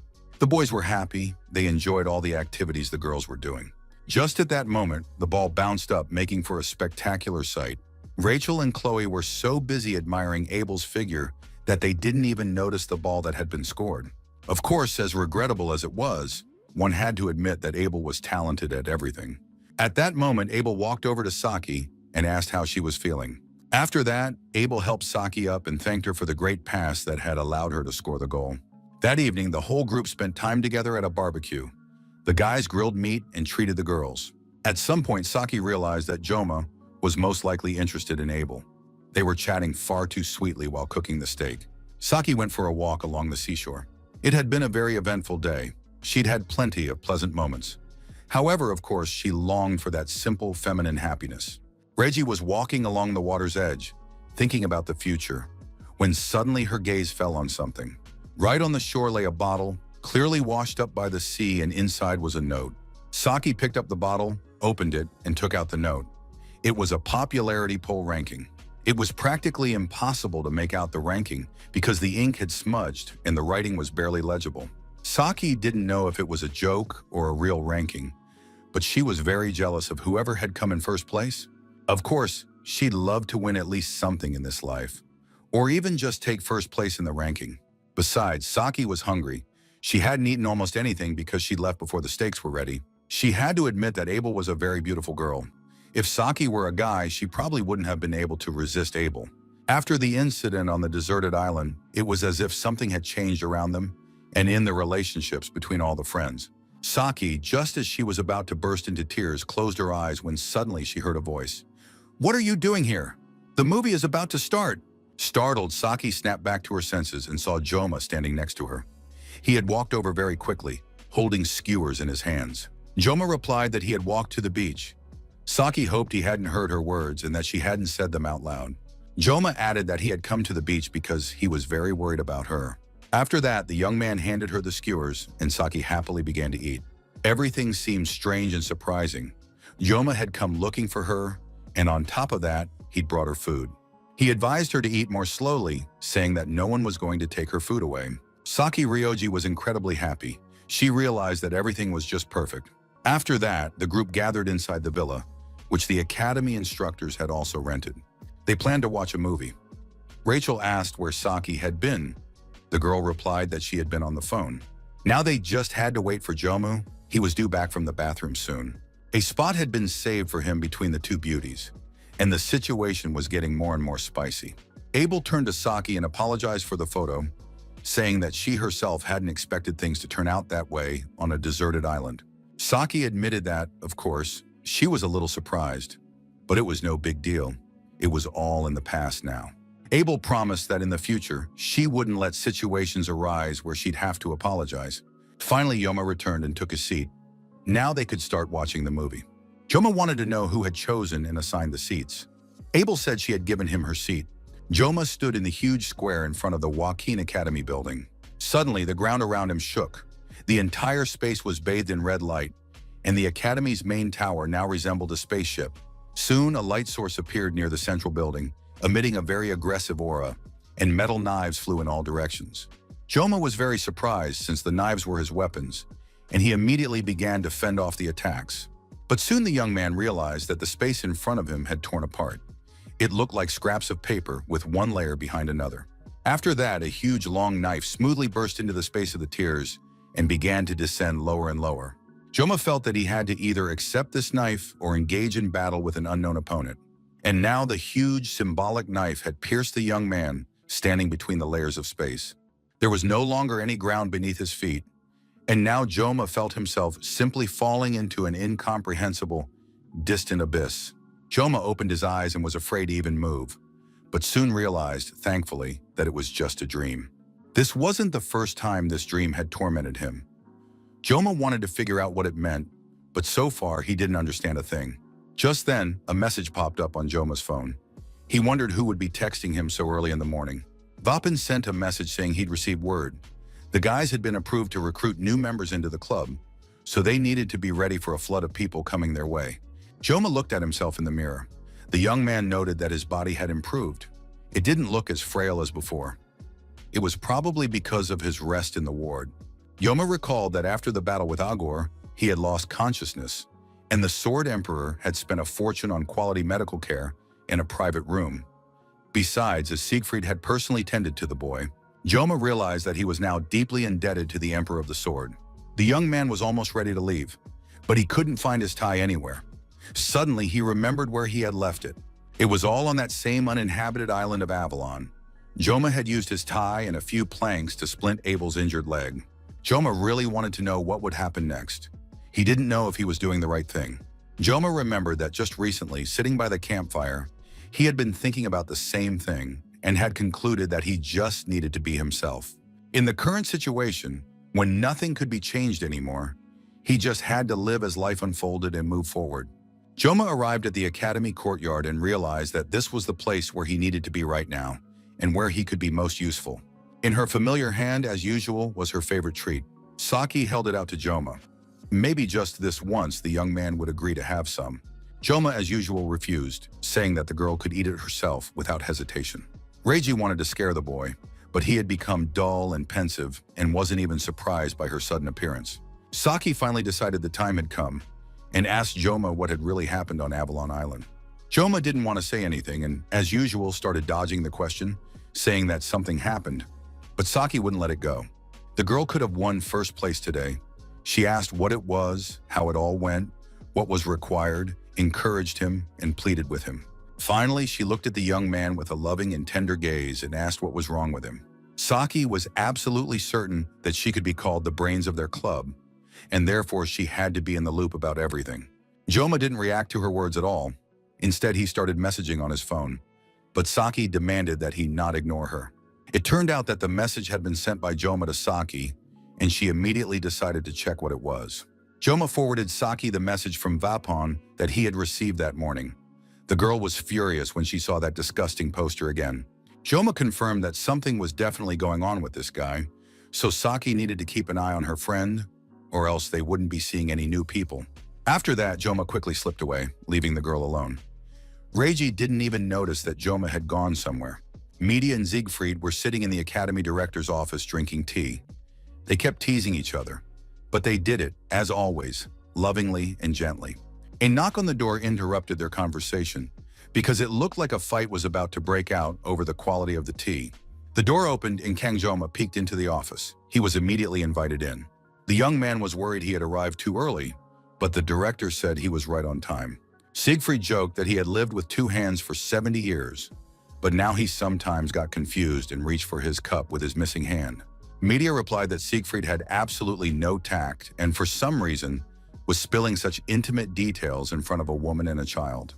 Joma felt like he was on a hot seat. The academy director looked at the boy intently. Finally, Media spoke up. It turned out that Siegfried had told her that Joma had defeated Agor, the commander of the 5th Legion of Demons.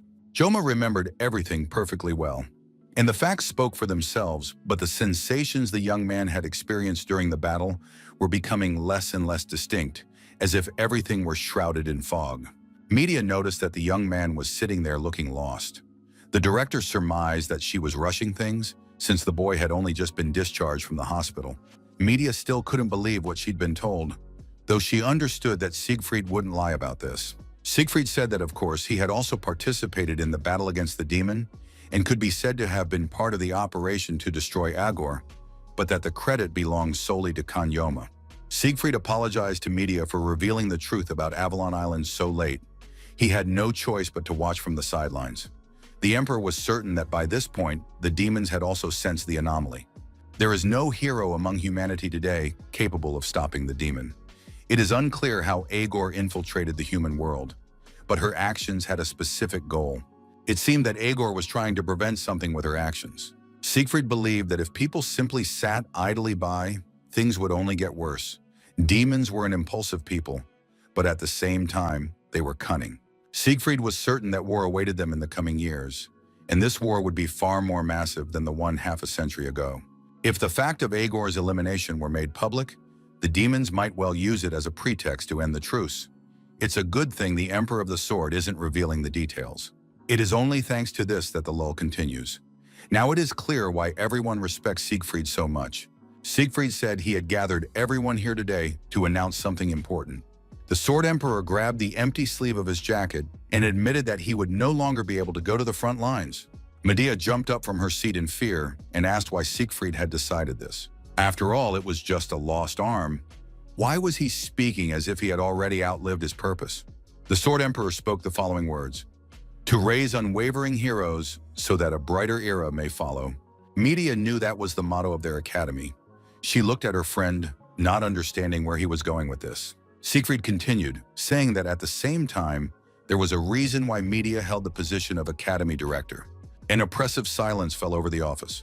Siegfried and Medea were silent, and Joma had no idea how this conversation would end. Finally, Siegfried broke the silence. He said that he would soon cease to be a hero of the 7 stars. Joma could no longer stay silent. The young man looked at his idol in horror. He didn't want to hear about it. But the Emperor of the Sword asked the boy to calm down, saying that he had thought long and hard while Joma was in the hospital. His departure didn't mean he was going to leave the front lines entirely. It just meant that from now on, he would only do what was within his power. Media understood that such a situation would attract enormous attention from the global media, which would give Siegfried no peace. The man replied that he was just about to give them an interview and make an important announcement at the same time to save the journalists' time. Media couldn't understand how her old friend managed to remain so businesslike and sharp for half a century. Joma watched these old men and thought that he had still been trying to do everything possible not to distort the game's main plot too much. After all, when characters start behaving unconventionally, Joma gets very nervous. But now looking back, the guy realized how selfish and self-assured he had been. There is a will of their own in the words and actions of these game characters. To Joma, they are no longer just digital code, but living people with their own selves. So, whatever decisions they make, whatever trials they face, you just have to accept it and move on. After all, closing your eyes and pretending it's all just a bad dream won't work. And watching this sweet couple was a real pleasure. Siegfried remembered that he'd almost forgotten to say the most important thing. Although media had nearly had a heart attack already, it turned out that not all the problems had been addressed yet. Siegfried turned to the young man and said, "Student Kang Joma, I am passing on to you my place as the hero of 7 stars." Silence finally fell over the principal's office, and soft sunlight filled the room. Media stood by the window and looked out at the campus grounds.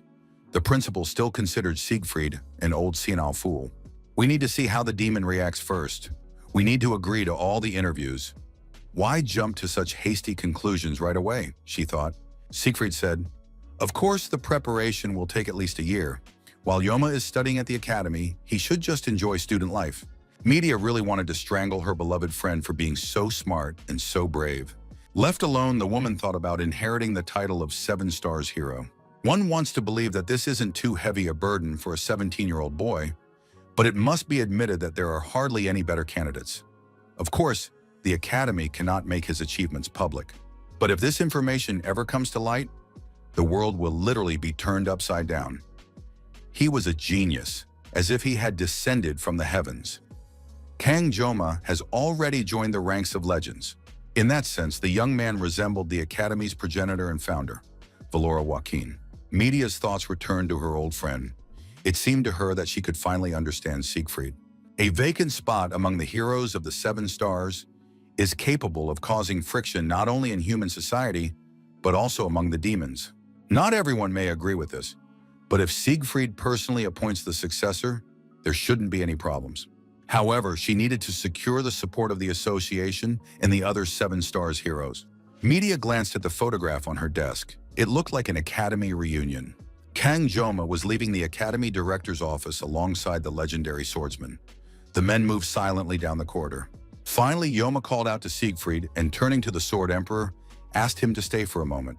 Siegfried immediately asked why the young man wanted to speak with him. It was probably related to inheriting the title of 7 stars hero. Siegfried apologized for not warning the young man about this in advance. But then the swordsman asked the young man, "Why are there still only 4 7 stars heroes?" Joma suggested that this was so that fallen comrades could be honored posthumously. The Sword Emperor agreed. In principle, one could interpret the matter that way. After all, thanks to their great sacrifice, both Siegfried and Joma still stand and live on this earth. However, leaving the seats of the 7 stars heroes empty just for that reason is still a bit strange, and one couldn't help but agree with that. Siegfried admitted that the reason was much simpler than it seemed at first glance. They simply hadn't found worthy heroes yet. Among all the current players and heroes, there are none as strong as the remaining 4, or even stronger than them. Unlike humans, demons become more powerful than humanity with each passing year. Even in the game, their superiority was made abundantly clear. Most likely it was a tactic to attract donations, but the main factor in the difficulty was precisely the demon's extreme racial stats. According to lore, if the demonic army attacks all at once, humanity, despite its numerical superiority, will be wiped off the face of the earth in less than 6 months. Negotiations and deals are also only possible when you have power on your side. Joma wanted to know what all this had to do with the 3 empty spots. He was certain that it was better to have no power at all than to be weak. If the hero of 7 stars were to suddenly lose to some ordinary creature, humanity would certainly not benefit from it. This title grants not only a comfortable position and fame, it entails a huge responsibility, for one must hold back the demons and lead people forward. But in today's world, the true meaning of the 7 stars hero title has been forgotten. Some use the prestige of the 7-star title as a tool for personal gain, making money and gaining political influence. History has seen examples of this, such as the head of state who capitalized on his famous name, Japanese Prime Minister Chogun Saki Kojima, the long-serving prime minister and de facto ruler. In the original storyline, he is mentioned only in passing. He never appeared in person, so he remained a dark horse. Moreover, Reiji Saki never spoke about her family, whereas, for example, Chloe sometimes shared information about her relatives. Only once did Saki say a phrase that stuck in Yoma's mind: "I hate heroes." Yoma understood what Siegfried was trying to tell him, but the boy was interested in something else entirely. The young man wanted to know why Siegfried had chosen him specifically to be his deputy. Siegfried didn't understand. Was the boy pretending to be simple-minded, or was he really that naive?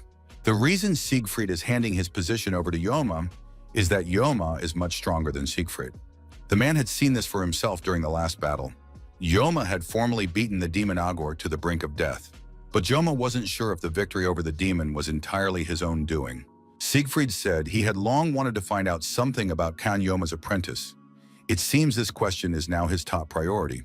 Analyzing the battles, Siegfried had come to the conclusion that the boy's power was limited in duration. Yoma was, so to speak, caught off guard. He had hoped that no one would figure out how things really stood, since the young man hadn't told anyone about it. Now he wanted to know how Siegfried had found out. The Sword Emperor told the boy not to be afraid. He had merely drawn conclusions, and whoever Joma was, such power could not be used without limits. Otherwise, it would destroy Joma himself. During the exam and on the uninhabited island of Avalon, Siegfried noticed that about a minute after using his power, Yoma would faint. It was precisely this that led Siegfried to the conclusions he had reached. Kan Yoma clenched his hand into a fist to gather his courage and turned to Siegfried, saying that he had something to tell him about his power. After that, the men exchanged information that neither of them had ever shared with anyone else in their lives. Siegfried learned that when Yoma activates the blessing, a monstrous pain arises, which is temporarily suppressed by another blessing. Yoma told Siegfried about the blessings of the sword god and painlessness, omitting the minor details. Although the Sword Emperor inspires trust, it is still unwise to reveal all one's weaknesses to others. Yoma opened up to draw on his mentor's wisdom, not for sympathy or understanding. Siegfried promised that this would remain between them and reiterated that using one blessing to suppress the limitations of another was a truly revolutionary idea. Moreover, Yoma has already embraced this power and knows how to use it, albeit with some limitations. Siegfried was once again amazed by the talent of his extraordinary student. But you can't always race against time, so it's important to learn to understand and control your abilities. To do this, Yoma will need an experienced mentor, and Siegfried just happened to need a student with outstanding abilities. Since Siegfried had chosen Yoma as his successor, he needed to train him properly. Of course, Siegfried had already decided to retire, but even the thought of sitting around doing nothing frightened him. The Sword Emperor had practically left when he suddenly remembered something, turned back, and handed the young man his tie. He said that Abel had asked him to pass this on. Now Siegfried needs to settle all his affairs. And then the Sword Emperor would summon Yoma for training. Until then, the young man should enjoy a carefree student life. As both successor and apprentice, Yoma understood that this could not be allowed to happen. In time, he would have to talk Siegfried out of this plan. A dark, quiet night had fallen over the student dormitory. All the boys were fast asleep. Kan Yoma was already asleep in his bed, but the young man twitched periodically in his sleep and moaned. Suddenly, it was as if flashes of light appeared in the boy's mind. Once again, the academy tower loomed before his eyes, and knives flew in all directions. And once again, Yoma fought against these knives, fending off their attack, not understanding why they were fighting him with his own weapons. And once again, reality vanished, and he found himself as if in outer space. Yoma hoped that this time he would be able to hold on and finally see this dream through to the end. The young man recalled Siegfried's words, "You have accepted this power and already know how to use it." In his dream, he also kept hearing the word accept. The knife seemed to dissolve and vanish from the boy's hands. The young man stood up straight, chest out, ready to take any blow. At worst, nothing terrible would happen to him after all. It was just a dream. Yoma offered his chest and a bright beam of light aimed straight at him, ready to die right there. Because it's impossible to die in a dream, but the blow was still very powerful, and now Joma was flying into the void. The pain was hellish. Finally, the boy fell, feeling the vessels inside his body burst. Now Joma lay unconscious and helpless. However, a few minutes later, the young man got up and began to shake the remnants of his clothes off. The shirt had completely vanished. The young man looked at his hands. They were like real ones, and yet very strong. Then Joma felt as if some kind of creature had passed through him, and now the boy remained unchanged. Finally, Joma saw his double, whom he hadn't seen in a long time. It was a white creature, as if created from the energy of lightning. The creature said that it had recreated a familiar place. It was here that Joma had first met it, which was why he had gotten everything mixed up now. The creature added that it had a small correction it would like to explain to Joma. The creature assured him that it wasn't the GM, and Joma was completely confused, not understanding who was standing before him. The stranger spread his arms wide and said that, come to think of it, it didn't really matter who he was. Maybe he is you, or maybe you are him. Although to be precise, it's most likely the other way around. Joma still couldn't calm down. He wanted to know who this creature really was. In response, it just laughed loudly, and this began to annoy Joma. The creature apologized, saying that old memories had come flooding back. Of course, Joma's curiosity was completely understandable and explainable. The creature took out an hourglass and said that if it started explaining who it was, the conversation would drag on for a long time. And there was little time left, so they needed to get straight to the point. People call the creature different things. To some, it is a disaster. To others, nature or even the universe itself. Some call this being God. Even if we assume that the being is God, it is an unusual God. It was the very real, unique, and one-of-a-kind God of the Sword. But the God of the Sword is not the one Joma had in mind. In short, you can call the being whatever you like, because it is what it is. For now, he had to settle on that definition because time was running out. Joma wanted to know why the being had appeared to him. It turned out that the restrictions on Joma had been lifted quite recently. During the battle with the demon Agor, the blessing of the God of the Sword had been deactivated. But it hadn't been completely removed, which is why the creature now appeared before Joma in this form. Even the fact that the creature and Joma could now speak to each other was already a tremendous miracle. Suddenly, there was a loud crash and the hourglass shattered. The ceiling and the space around them also began to spread out and disappear. The creature said that for now, they could only communicate on this level.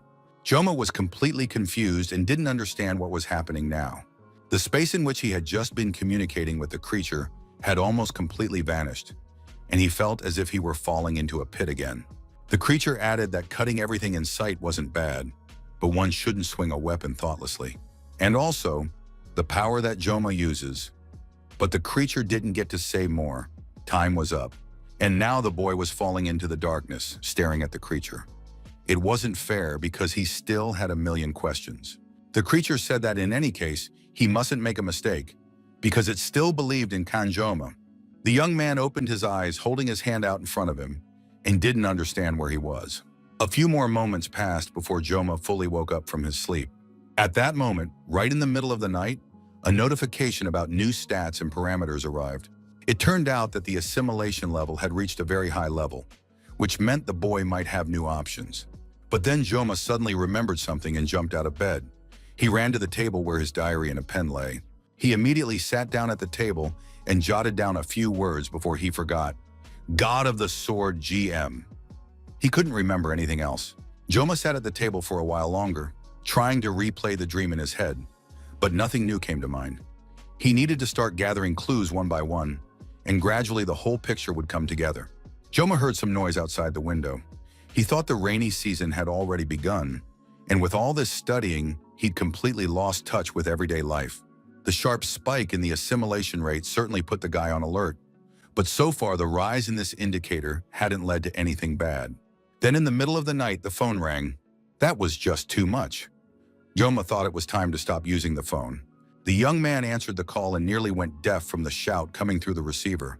Someone yelled at him, "We found it!"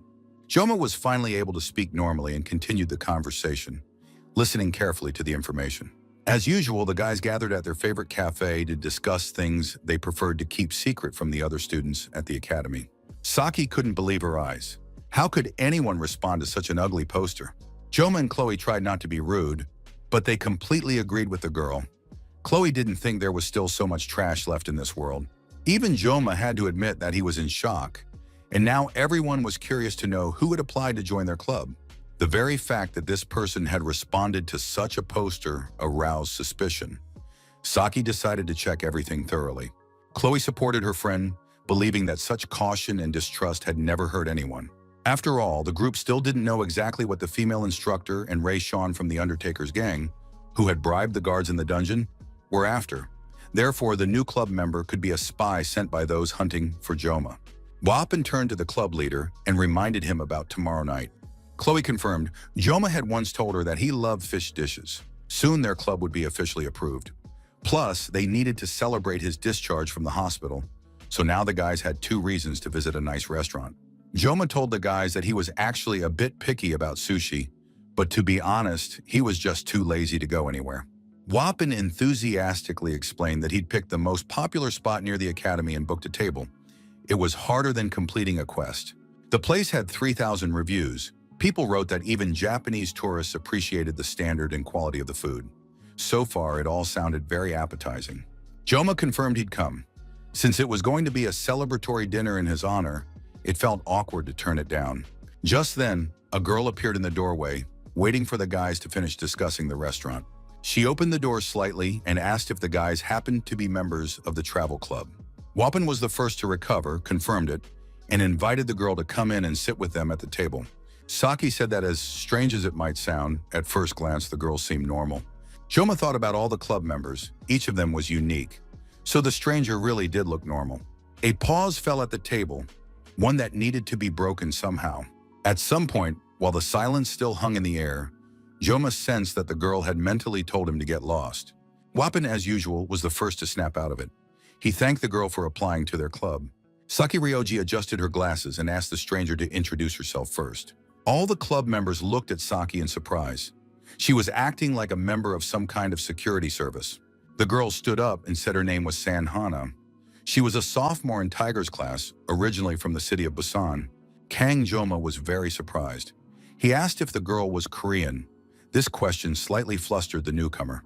Joma knew that the surname San didn't exist in this world, even though he himself had the Korean surname Kang, originally from Earth. Joma said that when he lived in Busan, he used to eat pork soup all the time. It seemed that upon hearing this, the girl relaxed a bit and began to talk. She confirmed that pork soup was very tasty, white broth to which you add pepper, onions, and rice, and mix it all together. Saki elbowed Joma in the side and asked what on earth this was all about. Why had he brought up this topic? After that, Saki took the lead again, saying that her background and name were clear, but now the newcomer had to talk about her motivation and the reasons she decided to join the club. The girl explained that the announcement stated the club's main activities were travel and dungeon clearing. She was having trouble with her practical credits this year and wanted to clear a couple of dungeons. That's when she saw the announcement. According to Saki, this is primarily a travel club, and dungeon clearing is just a secondary activity. Besides, there are plenty of clubs where the primary goal is specifically dungeon clearing. The newcomer replied that in her second year, hardly anyone wants to take on a student with such mediocre stats as hers. The girl added that she was useless, so it was no surprise that no one wanted to deal with her. Saki continued to act like a strict police officer, adding that there was no need to put herself down like that. Then she asked what kind of weapon the new girl had. San Hana replied that she didn't have anything specific, except maybe her fists. Now Saki had no idea if the girl would be able to handle the dungeon.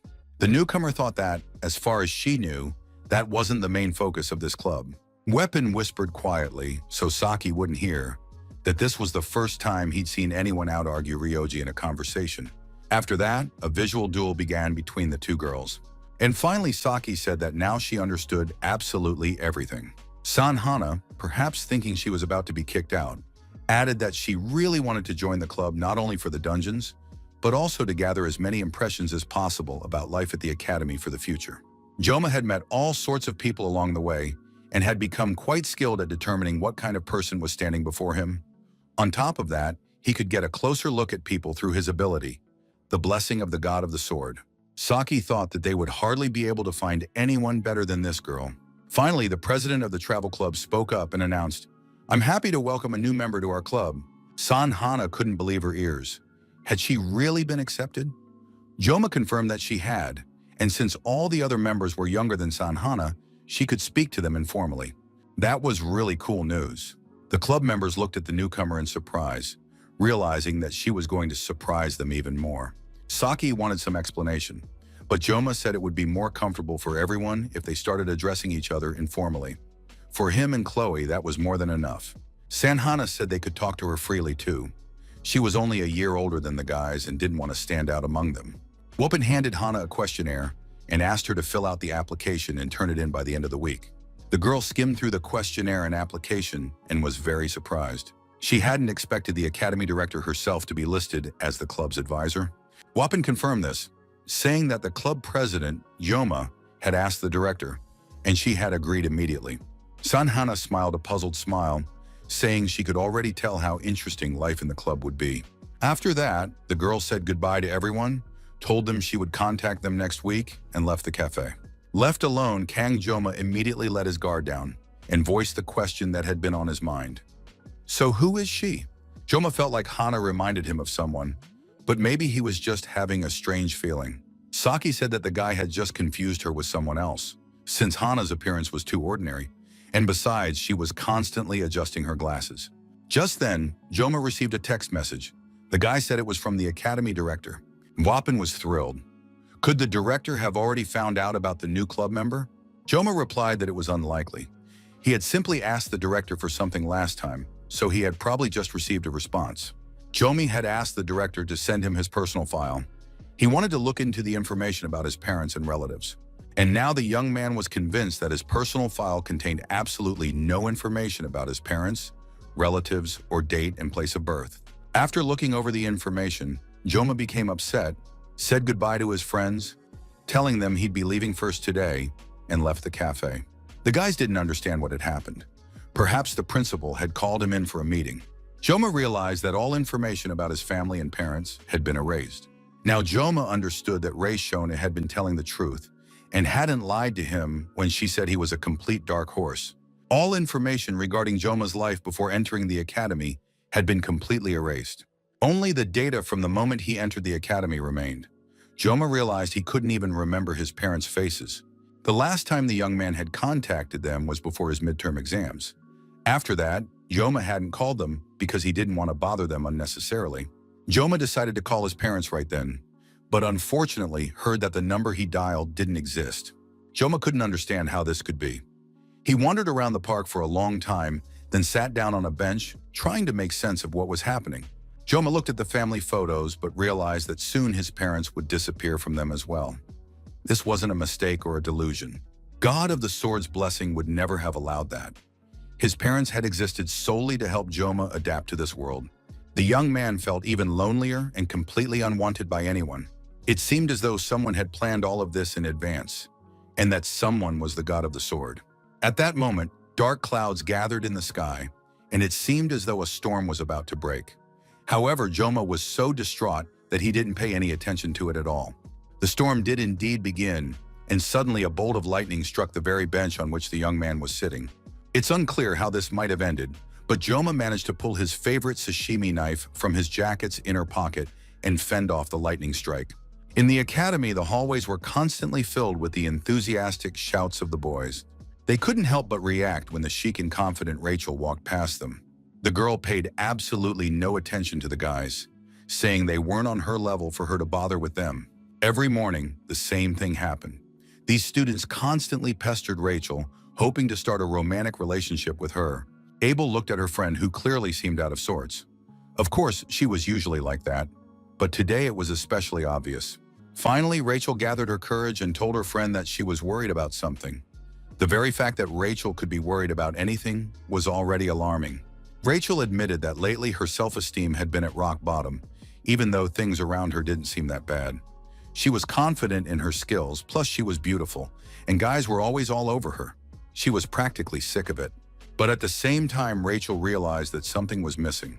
The girl got so carried away staring at her friend's chest that Abel had to cover up, despite Rachel's compliments. She got downright angry when Rachel said that Abel's figure was simply amazing. After that, like a true friend ready to upset her best friend, Rachel told her about the club that Joma had created. Once Abel had completely let her guard down, Rachel asked, What happened between you and Joma on Avalon Island? Abel started making excuses, saying that nothing like what Rachel was implying had happened. She just hurt her leg that day, Joma had fed her, and the next morning he'd left early, barely saying goodbye. Rachel knew her friend wasn't the type to lie, so she decided to take Abel's word for it and even apologize for going too far with her suspicions. Of course, Abel had said before that she couldn't care less about Joma, but now it didn't seem that way anymore. Rachel immediately realized that Abel had also developed an interest in Joma. Abel didn't understand why the conversation had taken this turn, or why they were even discussing Joma. Rachel replied that human feelings are quite fickle, and relationships are an unstable thing. In short, that's why she decided to bring up Joma today. Rachel asked for permission to join the club, but Wapan immediately turned her down, saying they had no openings. He noted that it would be a huge burden to accept a student from the STARS class into the club. Abel wanted to understand how this related to Rachel's declining self-esteem. The girl began to explain that, to live up to her status, she had to visit cafes regularly. That's why she went out first thing this morning to have at least 1 cup of cafe creme or cafe latte, drinks she enjoys every morning. And even if it's just coffee, she had to maintain Demore's prestige. So Rachel headed to her favorite cafe early in the morning. She ordered a strong cold Americano from the barista. The Korean summer turned out to be much hotter than in her homeland, so she needed to cool off first thing in the morning. While Rachel was waiting for her coffee, she spotted her prey in an unexpected place. The girl noticed Joma with the other members of his club, as well as one of the second-year students. She immediately guessed that Joma was conducting an interview for his club, and her memory still held the expression on his face. The thing was, Joma was grinning from ear to ear, and it was unclear what he had found in that girl with glasses. Or maybe Joma is just the kind of guy who'll chase after any new girl. After that, Rachel had to stop her story because Abel was literally boiling with rage. The restaurant looked quite respectable, at least from the outside. Joma noticed the name and thought that in this world, nothing was different from the human world. Most likely, the chef would be European too. Joma thought the main thing was to make sure his professional instincts didn't kick in at a place like this, or else he'd start making sushi again instead of being a student. When Joma walked inside, all the guys were already waiting for their boss. Joma immediately asked if Hana would be coming to the restaurant today. They told him that Hana doesn't eat raw fish, so she told the guys to go ahead without her today. Joma was surprised by this answer, since someone from Busan simply cannot eat fish. However, he didn't share his suspicions with his friends. Soon the whole group entered the dining room, where they were greeted by the waiters. Joma looked around and felt as if he had come home. True, one of the waiters looked suspiciously like someone. At that moment, little Chloe stood up, shielding Joma with her body, and prepared to fight. It turned out that one of the waiters working at this restaurant was her brother Knox. Joma asked the guy what he was doing there, but the answer turned out to be perfectly normal and reasonable. Knox said he was just working a side job. Of course, everyone knew that Knox came from a wealthy family of auditors, and it was unclear why he was working. Joma thought the guy was here incognito and carrying out some kind of assignment. Just then, the head chef shouted, complaining that this was no way to greet guests. After all, just a couple of days ago, the new guy had been practically begging to be hired, and now he was acting all aloof. Knox apologized to the chef and said he'd show the guests to their seats and seat them at the very best table. Saki suggested they ignore it and just go into the dining room. The group sat down at the table and began studying the menu, but Chloe was very pensive and upset. Joma said that Knox probably had his reasons for working here, but since they'd come to the restaurant, it was better to think about how to enjoy their meal. Chloe agreed that that was indeed the better approach. The relationship between the brother and sister was clearly strained, but Joma suspected that it was Knox who had wanted to meet his sister here. Saki said that according to reviews, the local Korean sushi specials were very tasty. The price seemed reasonable, and the quality should match. Saki believed that since they rarely went to restaurants, they shouldn't worry about the prices, but simply enjoy the food. And if Jom didn't like something, they could go somewhere else. However, the young man replied that he wouldn't interfere and that everyone should order whatever they wanted. Soon, Saki called over a waiter to place their order.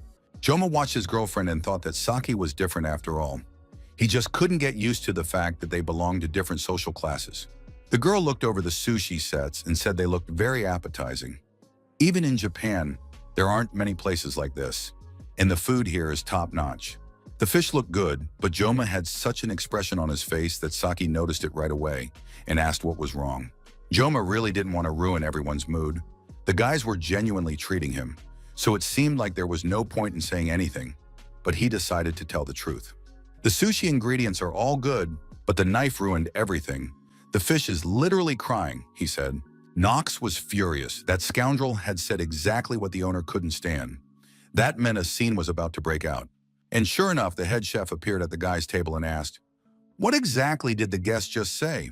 Joma replied that he had said what he had heard. He was ready to repeat it. The chef's technique wasn't bad, but his skill certainly didn't justify the price listed on the menu. The chef listened calmly and said that if the guest felt that way, then perhaps he could teach the chef a thing or two. The chef asked the young man to demonstrate his knife skills. Everyone knew the situation had reached a dead end if Joma was forced to pick up a knife. However, the chef insisted on seeing his skills. Joma thought that this chef really did have excellent hearing. His Korean wasn't great, but he could understand speech on the fly. The young man stood up and the guys immediately tensed up, realizing that things could end badly. The head chef spotted the signature jacket and realized he was looking at an academy student. The man introduced himself. "My name is Mansoor. If this guy cuts better than I do, the food will be free for all the guests." Joma listened to this statement and told the chef not to go back on his word later. The chef didn't see a problem with that. He was just dealing with a little kid who wanted to show off in front of his friends. The chef decided to give him a piece of flounder and teach him a lesson at the same time. The chef said a small flounder was waiting for the boy, but Joma wanted to work with sea bream. Joma had already noticed that there was a sea bream on the cutting board. Ignoring any further requests or instructions, Joma turned around and headed for the cutting table. Of course, Knox knew how masterfully the young man handled a knife. The young man turned to the chef and asked him not to worry, but to simply watch this guest work first. But the chef was worried that the sea bream was very expensive and the stranger might ruin everything. Knox didn't want to say more than necessary, but he still told the chef that this guy could be trusted.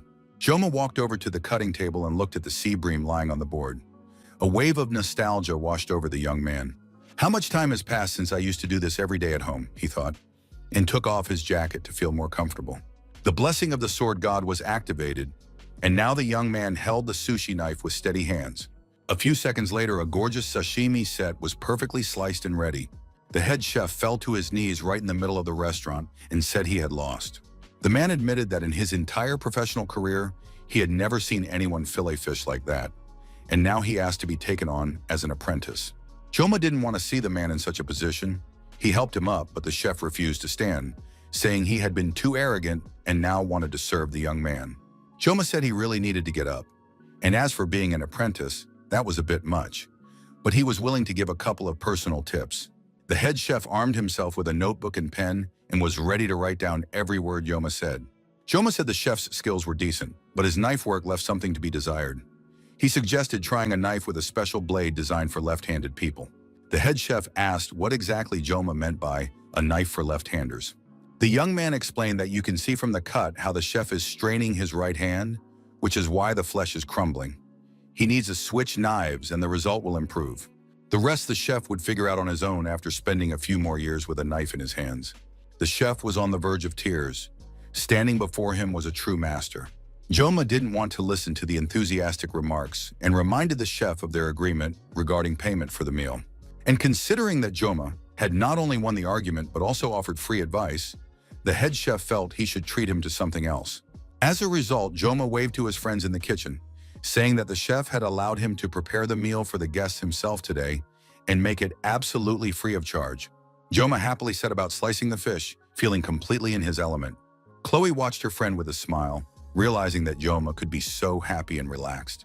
Wapin volunteered to help his friend a little, because when the club president is so happy, how can the club members just sit on the sidelines? Saki Ryoji wasn't too thrilled with the idea, since she hadn't come to the restaurant to cook the food herself. But in the end, Saki also went to the kitchen to help and tried to take Chloe with her. At that moment, Knox approached his sister and said he wanted to teach her a little something. Late that evening, Joma reflected on the events of the past day. Actually, you could call it a sort of company dinner at which he simply couldn't hold back. Although he had enough time and the blessing of the god of the sword to fillet 3 fish, after spending so much time chopping up monsters, demons, and all sorts of vile 2-legged creatures, cutting fish was a pleasure. Perhaps in the future, Joma would open his own sushi restaurant. At that moment, someone approached him. Knox said that thanks to Joma's work, all the food had sold out. Not a crumb was left, and the chef had taken it upon himself to finish everything. But Knox wanted to let him know that Chloe was asking Joma to come see her. Joma asked why Knox had suddenly started working part-time at the restaurant. Knox replied that it was Joma who had once said, "If you work your butt off, you're bound to succeed." Joma remembered that he had indeed said something like that once, and Knox had remembered it and put it into practice. Joma wanted to encourage the guy and said that, of course, he remembered that, especially since Knox is a beast when it comes to work. Knox cleared his throat and said he didn't want to acknowledge Joma's words and had no intention of doing so, but he was willing to admit to himself he'd realized just how valuable hard work is when you're sweating buckets. And now Knox had a pressing question: how to deal with particularly nasty and drunk regular customers. Joma was back in his element and immediately offered a bunch of advice. Knox said it sounded like Joma had already lived a long life. Joma replied that of course he hadn't gotten any younger, he just had a lot of experience. It was clear that the guy wanted to say something else but was afraid to start, so Joma encouraged him to speak up. Knox said that it was forbidden to disclose the clan's internal affairs to outsiders. It was a serious crime, so he wanted to pass the information on through Chloe. However, Joma didn't answer the call. The auditor's investigation into Joma is complete. They found no suspicious facts, and the Elders' Council's request has been withdrawn. Moreover, the head of the Auditors clan is now conducting an investigation into the council itself. The auditors exist to maintain order and are not anyone's attack dogs. Most likely an investigative team will be formed because the Council of Elders is a major target and they'll be digging deep. Knox also decided to join the case. Joma realized that the auditors would no longer be hunting him. If their blades are now aimed at the Council of Elders, whatever happens will certainly have nothing to do with Joma. Joma held out his hand to Knox, thanked him, and said he understood how hard it must have been for the guy to tell him all this. The two shook hands. Knox added that he hadn't done anything special and that the problems had really been with him. Joma hoped that now the relationship between brother and sister would improve at least a little. The two were already parting ways. But Joma suddenly remembered what he could ask. Did Knox know anything about Sanhana? Joma explained that she was a girl who had joined their club and thought that if they were in the same class, they must know each other. Knox confirmed that they were indeed classmates and that he knew Sanhana. She's a quiet girl who does nothing but read. She doesn't stand out, but she has one remarkable trait. Sanhana is always, in everything, right in the middle. Knox had to explain what he meant. Literally, in theory and in practice, Hana always gets average grades. It's not that easy to achieve that on purpose. But at the same time, it's impossible not to notice this strange pattern. Knox was surprised that Joma had shown interest in anyone at all. Joma started to say that it wasn't what it looked like. But before Knox could finish his thought, their conversation was interrupted by the door. The restaurant door swung open, and the head chef shouted that Knox needed to get to work. It was time to tidy up and close the restaurant. The chef also turned to Joma, saying that he had learned a lot from him today and wanted to give him a gift, a knife. Joma replied that for someone who works in the kitchen, a knife is life itself. Did the chef really want to just give a knife away to someone else? The chef began to explain himself, saying that he had always relied on that knife. But now he realized that for a true master, skill is more important than the tool. Joma was satisfied with the answer and said that in that case, he would gladly accept the knife as a gift. The chef bowed his head, saying that it was a great honor for him. Later, Joma opened the knife and immediately realized it was an expensive item. In terms of craftsmanship, the knife was closer to a weapon than a kitchen tool. The young man remembered his first mentor, who used to say, "A master shouldn't blame everything on his equipment." But the master himself was obsessed with knives. A good knife is like a family member. It needs to be given a name. Joma named it the sashimi machine. The chef thought the young man didn't like the gift or that it wasn't good enough. But Joma replied that everything was fine. He was just lost in thought, trying to come up with a name for the knife. The boss immediately decided that the guy wasn't just a craftsman. He was still picking out suitable names in his head. He remembered hearing a phrase somewhere as a child. "The pride of our clan is Sori-kan Joma." And now the young man knew for certain that this knife would be called Sori-kan, which translates to eternal frost. It was late at night, and the city streets were practically deserted. At this dark hour, representatives of various gang groups were gradually gathering for a meeting. Everyone was very busy, so the meeting's leader thanked those who had come for their time. One of the gang members said that if they had been invited, There must be a serious reason for it. The man confirmed that this was indeed the case. The reason was serious. After that, the man in the hood declared that he was the professor in question. One of the gangsters said he was already swamped with work, and now the professor was distracting him. The man wanted to know what had happened. The gangster was sure that the professor had no idea how swamped he was with work. Hearing this, the professor began to laugh loudly, literally roaring with laughter. He couldn't hold it in, and his laughter grew louder and louder. The gangster, who had been annoyed up to that point, was outraged. He must be out of his mind. Why on earth did the professor suddenly start laughing? The professor replied that these people had just signed a contract but were already trying to overthrow the government, and that sounded cute. Hearing the word cute directed at him, the thug flew into a rage and lunged forward, intending to strike the professor. The professor knew that standing before him was a confidant of Mr. Farmarsh, commander of the 4th Legion. Earth element magic was quite rare. The villain didn't understand what the professor was muttering to himself, but that didn't matter because his fists had been itching for a long time. The thug suddenly began to grow, expanding before the eyes of everyone present. A few minutes later, a massive, muscular figure with a furious glare stood before them, towering over the professor, who stood alone and completely calm. Another thug tried to calm his comrade down, saying it would be better not to start a fight here. But the man was already in a rage. He didn't care if anyone tried to intervene. The thug declared he would kill anyone. Before he could do anything, the professor simply waved his hand in his direction. The man added that such power was beyond the capabilities of everyone present, so the space split into 2 separate parts. Even the thugs, who had seen a lot in their time, were stunned to witness the professor's power. After that, the professor said that the demonstration was over and it was time to get down to business. The professor turned to the student, that is the female instructor, and invited her to come closer. The man explained that he had held a chalkboard eraser in his hands for too long, so he had gotten used to treating everyone as students. The instructor would explain the further details of the matter to those present. The girl with lilac hair and pink eyes, an instructor from the academy, stood next to the professor. Her face was hidden by a mask. The instructor spoke up, stating that, contrary to the rumors about the demon Agur, she knew for certain Agur had not been killed by Emperor's sword. Everyone began to whisper, wondering who else could have defeated Agur. The instructor said that the demon had fallen because of a student. His name is Leon van Reinhard, and he is a future hero. The cafe was practically deserted, so he could calmly analyze the new information. Joma sat alone at a table, his mind occupied with important thoughts. The young man understood that the main event was beginning. The Council of Elders was entrusting the investigation to the auditor's house. Even among the aristocracy, the Academy's Council of Elders is considered the pinnacle of elitist snobbery, while the auditors, the guardians of order, are merely pawns. Ordering the murder of a student for no reason is, in essence, treating the auditors like guard dogs. But because of Joma's blunder, he ended up gaining a reliable ally.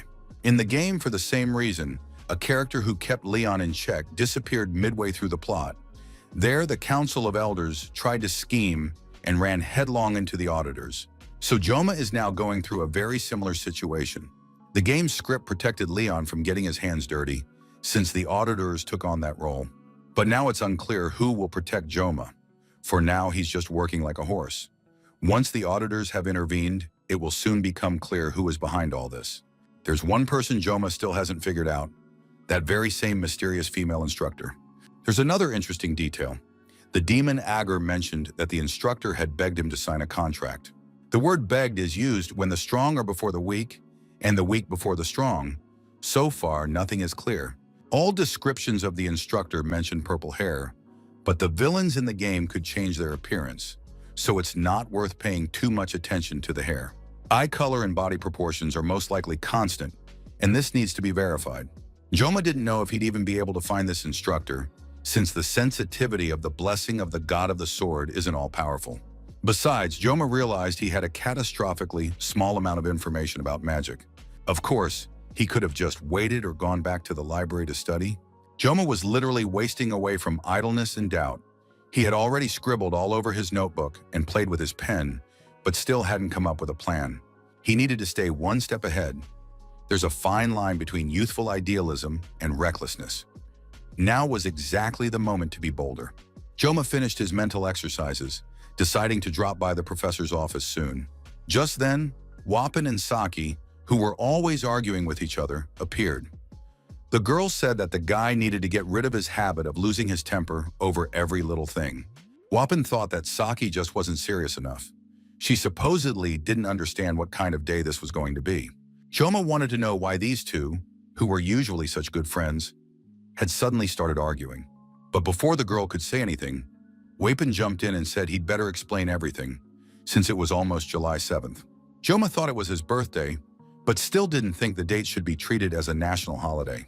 According to Wapan, it was the day when Valor Joaquin sealed Riken, the commander of the First Legion of Demons. Wapan told them this and then fell silent, as if lost in thought. Saki didn't think there was anything supernatural about it and didn't think the day should be treated as some kind of special occasion, but Wapan insisted that special guests would be coming to the academy that day. It would be an old man from the mountains, the strongest assassin Altair, an auditor, the future head of the Steel King's clan, Iron Leg, named Moa Ran. Among the guests would be the pride of the United States and one of the leading candidates for the new 7 stars, Ol Mute. Wapan explained very emotionally to his friends that all these celebrities would be coming to their academy for the festival, and so they would have an excellent chance to earn extra points for their travel club and at the same time save the rector's face. Saki thought her friend just wanted to have some fun and didn't need to hide behind noble goals. While the argument between the friends continued, Hana read a book, and Joma thought about the mess that had broken out in the club. Chloe asked if Joma had any special plans for the day of the festival. Upon receiving a negative answer, the girl blushed with embarrassment and began to say that perhaps in that case they could spend time together. Chloe didn't get a chance to finish her sentence because Wapan jumped to his feet and started explaining his latest idea. He suggested setting up a tasting tent, since their club president was a master with a knife, and it would be great publicity for the club. It wouldn't have been so bad, but Chloe got really angry because Wapan had interrupted her conversation with Yoma. To everyone's surprise, Yoma supported the idea of setting up a tasting area, saying it wasn't a bad idea. The young man realized that Wapan needed to be rescued from Chloe immediately. Saki didn't understand Yoma's position at all, since the guy had never been interested in such events. He was probably planning to make a splash in front of the world's powerful figures. Of course, the young man wanted to reply that, of everyone present, Saki was the one most connected to those in power. But Joma said he had no specific reason. During the holidays, he'd just be running around the dungeons anyway. Until now, they hadn't had a chance to participate in anything like this. And anyway, in reality, there aren't that many days in the year when you can just relax and enjoy the holiday. Joma said there weren't that many left. This statement really surprised Saki, who wanted to know what "not many left" meant. For a second, Joma mentally transported himself 3 years into the future, to the time of the second war between humans and demons. How could he have blurted something like that out to the kids? Joma realized he'd become too careless around them. Saki kept pressing him. She wanted to know what Joma was hiding. Surely he knew something the rest of them didn't. The girl remembered that there had already been several situations where Joma knew more than the others. Joma realized he was in a tough spot. He was being pressured from both sides by the angry girls. Wapan showed remarkable insight. He realized that the club president was in danger. So the guy began to talk very emotionally about what a wonderful poster he would make to advertise their upcoming event. Wapan waved his arms loudly and enthusiastically and sketched a design. The poster was, as usual, ugly and unattractive. However, Hana said she really liked it, since she herself had joined the club after seeing his poster. Wapan realized that he had won this battle and saved Yoma, so now there was no tension between them. Saki wouldn't let it go. She felt that Wapan was constantly getting in her way, first with that ridiculous club poster, and now with his ideas. Saki said she'd thought it over and made a decision. There were too many rowers in this boat. It was finally time to establish a clear hierarchy in the club. This needed to be done so that Wapan could no longer do whatever he pleased and meddle in other aspects of the club's work. After that, the guys moved to the training hall. Wapan had been waiting for this moment when he could finally pin Saki to the ground. Saki agreed that if she lost, she would stop getting in Wapan's way and would accept his idea at the festival without argument. The rest of the club members were just supposed to watch the match. Of course, it was just a practice match, but it should still be interesting. And so the two friends faced each other to finally determine whose ideas were more important. Wapan was armed with his flute. The guy wanted to clearly demonstrate which of them was the most useful member of the club. Saki couldn't let those words slide and had to put her friend in his place. Saki's main weapon is a longbow, but since they weren't in subspace right now, she wouldn't be able to use it properly. Wappen decided it would be enough to keep his distance from her and chip away at her health and mana points. As soon as the start of the duel was announced, Wappen immediately began playing his flute. This was how he cast his magic. Saki crouched down to grab her bow and prepared to attack. Wappen tensed up the moment he saw the girl grab her weapon. He knew it would be foolish to use a bow in this situation, so he decided to quickly cast debuffs on her. However, in the next instant, the guy looked up and saw Saki leaping toward him. It was too late to react. Wappen was surprised to see the archer in close combat and wanted to say she was a fool, since her blessing wouldn't work at that range. But just at that moment, Saki struck her opponent with her bow, and the blow was quite powerful. Wappen didn't have time to finish his thought. That blow was enough to send the guy flying across the entire training hall, smashing through walls and partitions with his back. The spectators of this amazing match all gasped in surprise. Saki Reiji Milo, smiling coyly, asked the club president, "Can we consider this match over?" No one wanted to hear the answer, nor could they, because at that very moment, Wappen, lying there like a broken vessel, was playing his flute to restore his health. There were only a few days left until the festival, and the group gathered at their travel club to prepare for the important event. Everyone took it very seriously and did their best. Chloe was practicing her cooking skills. She fried an egg in the shape of a heart. She was in charge of the food. Sanhana was in charge of purchasing and distributing the ingredients. She had already placed an order for kimchi, pork shoulder, and vegetables to be delivered. She bought enough food to last for the 3 days the festival would run. Weepan, as always, was very nervous. He had already rented the pavilion, but the tables, chairs, and gas setup weren't ready yet. The guy had no idea when he'd managed to get it all done. Saki gave the guy a disapproving look.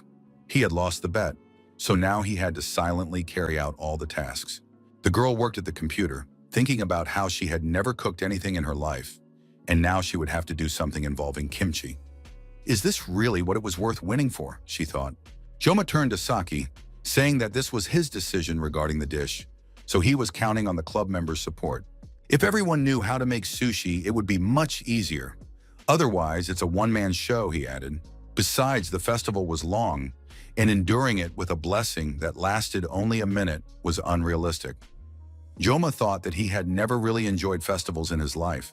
The young man had been working since he was 17, so he'd never had such joys in his life. That's exactly why he was so interested in the release of the mobile game Wonderful Blessing. Surely the guy secretly hoped that this game wouldn't affect anything in his life. But the calm came to an end when, about 2 years into the game, the demons noticed Leon. Joma, looking out the window, thought this would be the last festival they'd hold here. At that moment, Hana approached him. She wanted to know what he was thinking, with such a sour expression on his face. Hana guessed that, judging by his expression, Joma thought the festival would be the last. Joma decided that the girl could read minds. Hana asked Joma if he remembered what she had said when she joined the club. Unfortunately, Joma hadn't remembered and now couldn't answer Hana's question. At that moment, Vapan let out a wild scream. The thing was, the guy had remembered something and, clutching his head, said he needed to step away for a moment. Joma also took advantage of the situation and told the guys that he would step out and fill them in on the details later. Saki Reiji gave these slackers a very stern look.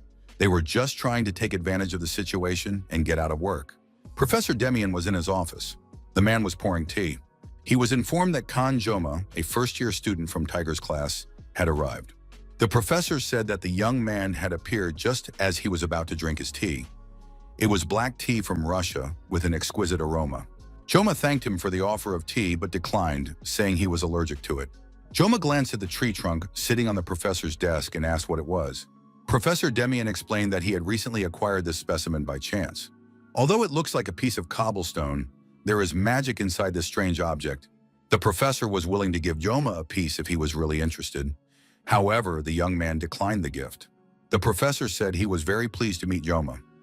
If the young man has any questions, the professor is ready to answer them as best he can. Joma replied that he was still interested in the phrase, "May the blessings of the gods be with you." Professor Demian said that those words had also caught his attention, so he had conducted a little research. The man went to his desk and brought back a book. He said that he had recently traveled to Russia specifically because of this book. Joma looked at the unfamiliar tome with interest.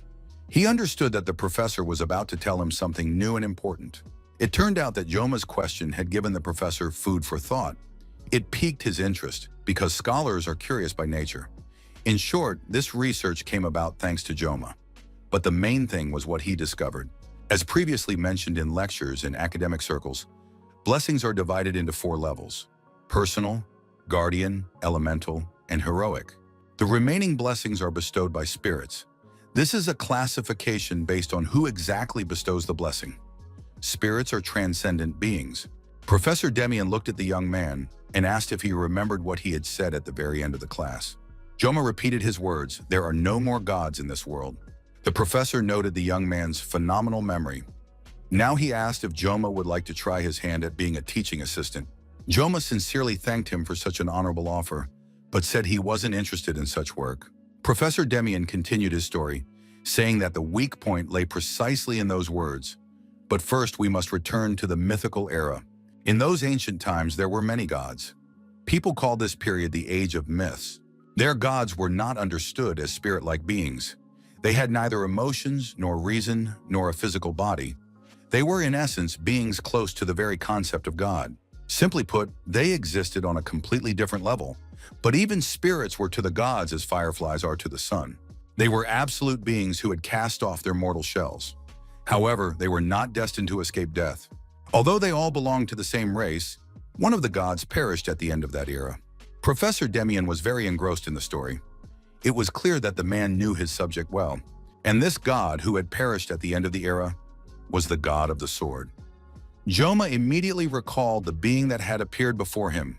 The phrase, "May the blessing of the gods be with you," was used by people who, after the end of the mythical era, worshiped this god and asked for his power. That was all Professor Demian could tell the young man at the moment. Joma was walking back from the professor's office, thinking that he had received a little information. However, that was still not enough. But it was surprising that because of the words Joma had spoken in class, Professor Demian had even made it all the way to Russia. Well, maybe it wasn't Joma's fault after all that the professor had to go to such a miserable place. Well, Russian black tea, that's just too much. Suddenly, Joma felt as if he had started to feel a bit strange. Joma decided that without his sashimi knife, his field of perception had narrowed. Without his favorite weapon, he felt a strange sense of isolation. Joma thought that even his personality had changed. The young man returned to the club to his friends and now watched along with everyone else as Chloe fried an egg. A few more days of preparation flew by, and soon Joma was showing his friends the kimchi jjigae dishes he would be preparing. Finally, the day of the festival arrived. Over 20 years of working with a knife, Joma had helped get many of the establishments where he worked back on their feet. He never accepted financial compensation, seeking out only those small restaurants that could close at any moment. It wasn't altruism, but for his own satisfaction. A single sashimi knife marked the revival of this dish. It's awkward, of course, to admit it, but there was something romantic about it. Joma believed that his teenage obsession had manifested itself late. It was probably due to his first mentor. And now the entire club team had lined up to greet their boss. The girls were dressed in special outfits. They looked like a cross between maids and waitresses. Wapan tried to keep everyone's spirits up until the festival opened. There were just a few minutes left. Serving food and handling money is no easy task, but there's no need to worry because everyone has practiced enough. Today, they just need to do what they've already rehearsed, and then everything will work out. Joma also thought that today might be the last festival, but since they decided to participate, they needed to enjoy it. The festival really was wonderful, and absolutely everyone came. Rachel was taking pictures and trying to calm her friend down, saying that everyone was enjoying the festival, and now no one would recognize her for sure. Abel stuck on a funny mustache, thinking she had become invisible and unrecognizable. The girls were having the time of their lives. Rachel was genuinely enjoying the celebration and the atmosphere. It was wonderful, fun, and noisy here, and on top of that, the Sword Emperor was supposed to show up. Abel also thought that a little fun now and then wouldn't hurt to lift her spirits. The girl replied that her grandfather had already retired and usually didn't like noisy events. Rachel confirmed that her uncle would never in a million years come to a festival like this either, so she felt very comfortable. The girl found a promotional flyer lying on the floor. This year, the Academy was once again showcasing the heroes who were the first to stand up and defend humanity against the threat of demons. There were supposed to be two standout newcomers this year, a hero from India, the great king of adventure Mahatma Sinbad, as well as a hero from Russia who walks through fire, Vladimir Sychev. The scale of this year's festival was simply magnificent. A multitude of journalists, celebrities, and very important guests attended the event. Ms. Allmute was also in the crowd. She was considered one of the candidates for the future 7-star hero, and now everyone wanted to interview her. Allmute was something of an idol to many, and the guys gazed at this cool woman in awe. Allmute had always been known for her calmness and composure, and how cool it was to see her in person today. Vapin got so carried away that he even forgot about the flyers he was supposed to be handing out. Saki grabbed her friend by the ear, saying that he'd been sent to hand out flyers. Yet he was getting distracted even though there was a ton of work to do at the booth. The young man tried to explain that he couldn't just walk past a world-class hero. But Saki reminded her friend that they'd ended up in this situation with the booth because of his suggestion, and now he wanted to shirk his duties. Wapin, in his battle with Saki, fell to the ground just as two beauties, Rachel and Abel, were passing by. Back at the tent, everything was going perfectly. Joma was preparing kimchi chi, Chloe was helping him in the kitchen, and Hana was delivering orders. Joma took notice of Chloe's work. He'd only shown her a little, and the girl was already handling the knife perfectly. Joma entrusted her with the slicing because he didn't want to waste a blessing unnecessarily. Besides, he was the only one who knew how to make kimchi jjigae. The number of guests kept growing. Joma was surprised that Saki and Vapon had gone somewhere, but just then the couple returned, and along with them came the Academy's biggest stars. Rachel rushed over to hug Joma with excitement and joy. At the last moment, the girl noticed little Chloe holding a knife in her hands. That was enough to make her leave Joma alone. Abel took the opportunity to chat with the young man. She crept up to him quietly and greeted Joma. Eventually, the girls sat down at a table and ordered a serving of kimchi jjigae each. Joma realized he'd been so caught up in preparing for the festival that he hadn't even considered the possibility that these two beauties might show up. He needed to feed the girls quickly and get them out of the tent. Rachel and Abel were already ready to order, but it seemed like Hana was simply ignoring them and didn't want to approach them. Rachel pointed at Hana and told her friend that this was the new girl she'd already told her about. Rachel was sure that Abel was just pretending not to care. But in reality, Abel didn't like the fact that girls were hanging around Joma either. Abel brushed it off, but Rachel decided not to press her friend since it was just a festival and they needed to relax. Maybe they should have done something similar too.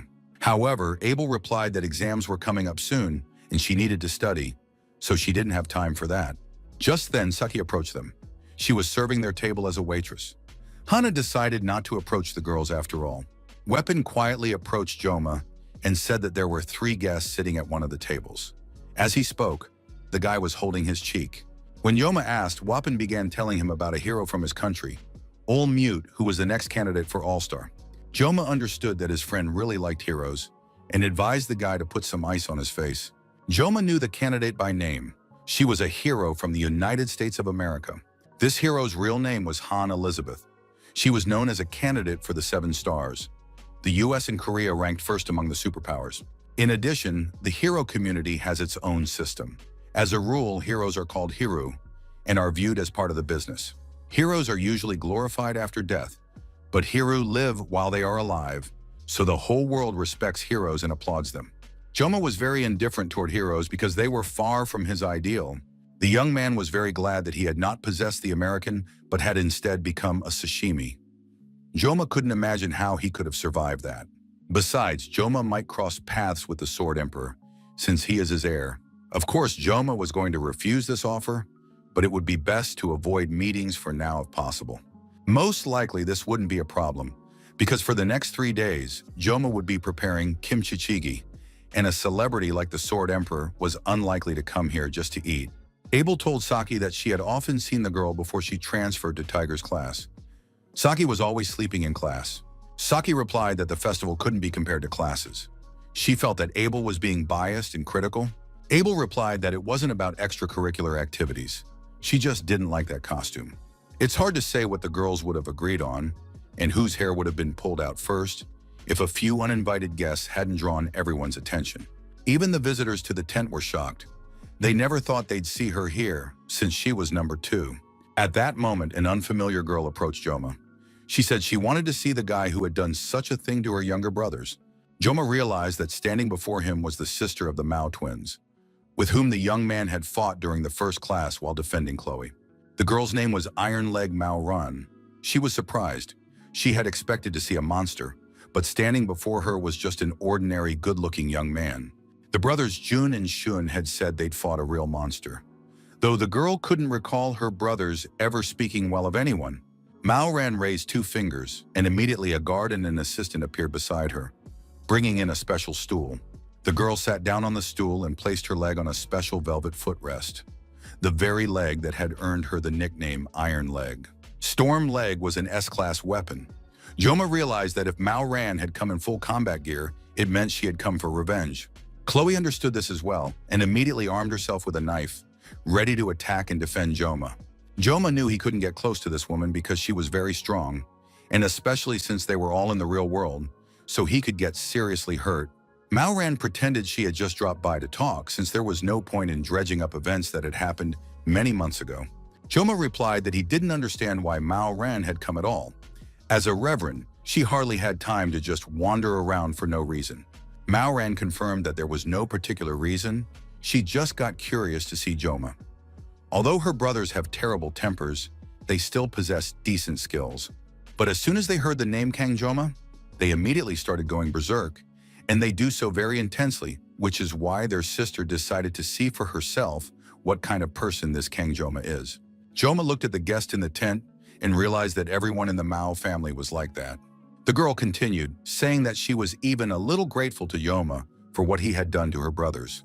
Because of Jun and Shun, the family's reputation was in the gutter. Mao Ran had tried to rein them in time and again, but nothing worked. But after Joma gave them a little reality check, those crazy twins stopped causing trouble, and now their sister, as a member of the family, could finally breathe a little easier. Joma understood that these words were best translated as, "Thank you for getting rid of those who were standing in the way of my future," since Mao Ran was now also vying for the title of 7-star hero. Mao's status and popularity could be compared to old Mute's. Among the candidates, she was in a lower position. Mao Ran's level was inferior to all Mute's, and the stigma of being the sister of the good-for-nothing twins, her brother's problems, and her place among the 7 stars shaped her attitude toward Joma. So the guy turned around and headed back to the kitchen, saying he needed to get back to cooking. Mao Ran hadn't expected the guy to react this way to her arrival and failed to show the proper respect and enthusiasm. The girl went on to say that there was one more thing for which she had to thank Joma. It was very nice of him to open the stall selling Chinese pao kai. Everyone knows that there is still a dispute between Korea and China over the origin of this dish. After that, Mao Ran turned around and left the tent with her bodyguard, although it was obvious to absolutely everyone that the woman was furious. Besides, she managed to provoke Joma, who didn't want kimchi to be referred to in that way. But Mao Ran said it wasn't a problem, since it was just ordinary, well-known pao kai. Joma was ready to just let the insolent girl get away with it, since he didn't want to draw attention. But there was one thing he couldn't forget. Joma called the girl to follow him. The guy was going to beat up Mao Ran. News of the upcoming show immediately spread throughout the festival grounds. Word was that there would be a battle between some student and Mao Ran. Everyone wanted to see as soon as possible how the contender for the title of hero would deal with this newcomer who had received special status. And when all the students abandoned their other activities and headed to the training hall, Leon pretended he wasn't interested. Only a few minutes had passed. Never before had the guys headed to practice with such enthusiasm. The stands were packed, and everyone was chanting Mao Ran's name. Rachel and Abel also went to watch the amazing show they were about to see. Abel thought about how Joma always seemed to be at the center of everything. It soon became clear that not only students had come to the stands, but also distinguished guests. Among these guests was Old Mute. She was eager to see her main rival, Mao Ran, lose. Mao Ran was in a great mood. She recalled the days when she herself had studied at this academy. Mao Ran asked her opponent, was he really feeling well? Because after the battle, he would end up just like her little brothers. Joma had a handsome face, but if his head was a mess, he wouldn't be able to marry, or he'd simply take Mao Ran as his wife. The girl was always happy to have new slaves. Joma replied that he now understood his opponent. The last of the Steel King's line was provoking her opponent so she could then defeat him and justify all her actions. Mao Ran confirmed with surprise that the boy was smarter than she'd thought. but he'd still fallen for the provocation involving kimchi. At that moment, a subspace began to open, and the opponents prepared to cross over and begin the battle.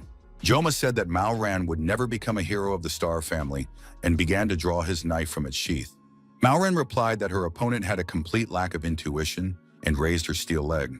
After that, the opponents lunged at each other, intent on ending the battle instantly.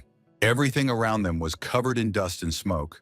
Mao Ran realized that the guy wasn't such a useless kid after all. He had hidden behind a veil of smoke. Gradually, the smoke began to clear. Mao Ran stood somewhat unsteadily on her feet. And at that moment, her head, severed clean off, lay separate from her body right there on the ground. The entire travel club team was worried about their leader, but the guys couldn't leave the tent. Wappen tried to get the girls back to work, saying that right now they shouldn't be worrying about the club leader, but about the customers. Saki also kept saying that Joma would be back soon, and they just needed to keep working. The spectators in the stands didn't understand what had happened. Mao Ran merely staggered, since the opponents hadn't even had a chance to do anything yet. However, those who understood even a little more than the average spectator saw and understood absolutely everything. The opponents emerged from subspace. Mao Ran could barely stand, touching her throat in horror. The girl made sure her head was still in place. She didn't understand what had just happened. But Mao Ran guessed that a battle of minds had taken place between them. A battle of minds is accessible only to masters of the highest level, such as the members of the 7 stars. However, there are exceptions to every rule. After all, if talent surpasses experience, even at a young age, the coveted doors can open. That was the case with All Mute. Mao Ran thought that she didn't like any of this at all. The girl didn't understand why Joma had entered her mind, since the duel would take place in subspace and none of them would actually die. It turned out that this guy just didn't want her reputation to suffer. He was demonstrating his abilities in secret to avoid conflict between the states. Mao Ran looked at the guy and realized this was a two-pronged plan. Some rumors had reached Mao Ran in high circles, and now the girl understood who the official heir appointed by the Sword Emperor was. There was constant envy, jealousy, fear, and trepidation among all the candidates. Mao Ran didn't want to give up her place among the candidates to some boy, after all. She hadn't come here for nothing. Mao Ran wanted to show everyone that she was the one who was worthy, and so she was grateful to her opponent, through whom she intended to achieve her goals. Mao Ran finally calmed down, pulled herself together, and rushed to attack the boy. Mao Ran activated the hurricane wind and the wheel of the storm. She delivered kicks, but Joma easily dodged the attack. Joma amazed those present with his reaction speed and agility. Mao Ran swung her legs, intending to destroy her opponent immediately with the storm. The impact of the falling weight was truly powerful, and cracks appeared on the ground. After that, the girl activated her crushers, and stones and shards flew in all directions. Soon, Mao Ran understood why her brothers had literally fallen into a stupor after their fight with this guy. He was very fast and never got hit. Mao Ran unleashed a hail of storm projectiles, and now it seemed the young man had nothing left to counter with. Joma parried several blows, but at one point felt a projectile strike his chest. Taking advantage of the confusion, Mao Ran activated Heavenly Official, and with tremendous speed and power, flew toward her opponent, striking him with her foot. But for some reason, the blow had no effect. Joma managed to raise his knife, using it as a shield. Although the weapon was covered in cracks, the attack was repelled. Joma then used healing, and both he and his weapon were whole again. Mao Ran was surprised, but immediately continued her attacks. She intended to keep doing this until she managed to break through his defense. But her attacks soon came to an end, because Mao Ran's arm flew high into the air, severed from her body. Mao Ran was in shock. She recovered from the excruciating pain she had felt and stared at this guy, who turned out to be so strong. Mao Ran knew she couldn't lose. She mustn't lose. The girl couldn't understand how she let things come to this. Tears welled up in her eyes. Mao Ran shouted that she didn't want to lose, but everything around her was a blur of magical flashes, and now nothing could be guaranteed. As if in a dream, the girl watched All Mute walk away, leaving her far behind. The duel that was supposed to propel Mao Ran forward and show everyone who was truly worthy of being the new hero turned out to be a complete failure. The winner of the subspace duel was Academy student Kang Joma. Absolutely everyone present saw and heard it. The continent's star, Mao Ran, had been defeated. Soon word spread through the tent that the duel had ended. Now they could calmly get back to work since their leader had won. Saki said she had always been confident in Joma and that he would handle it quickly. Rachel and Abel were returning from the gym after watching the match. Rachel admitted that she couldn't eat this kimchi stew. Abel replied that she was full too and didn't want to eat anymore. Joma didn't understand how that could be, since they had only just watched the battle, and there must still be plenty of delicious food in the tents. The guard looked at his mistress in fear. Maoran was holding onto the wall, even though she felt fine, since the match had taken place in subspace. That's why she hadn't suffered any injuries. However, the worst had happened. The girl had disgraced herself in front of the whole world and lost to a 17-year-old teenager. Of course, it was a shame for all the people who were rooting for Maoran, but she herself had seen that Joma was a real jackpot. Very soon, he would rise even higher. And when that happens, Maoran's own reputation will rise along with him, and everyone who is laughing at her now will end up on their knees, even all mute. The guard couldn't understand. Was this student really that strong, and why did Miss Mao rate this guy so highly? Maoran explained that she had seen quite a few people who were called geniuses during her time at the academy. All Mute was one such genius. In the wider world, these are the heroes of the 7 stars. But this boy is walking a path that cannot be reached by effort alone. Maoran believed that the boy was not a human, but a true monster. And so said those whom the continent calls stars. In the subspace of the Joaquin Academy, an unexpected clash occurred. A monstrous newcomer descended from the heavens, shattered the continent's star. Maoran, the continent's best fighter, faced off against the Academy's freshman.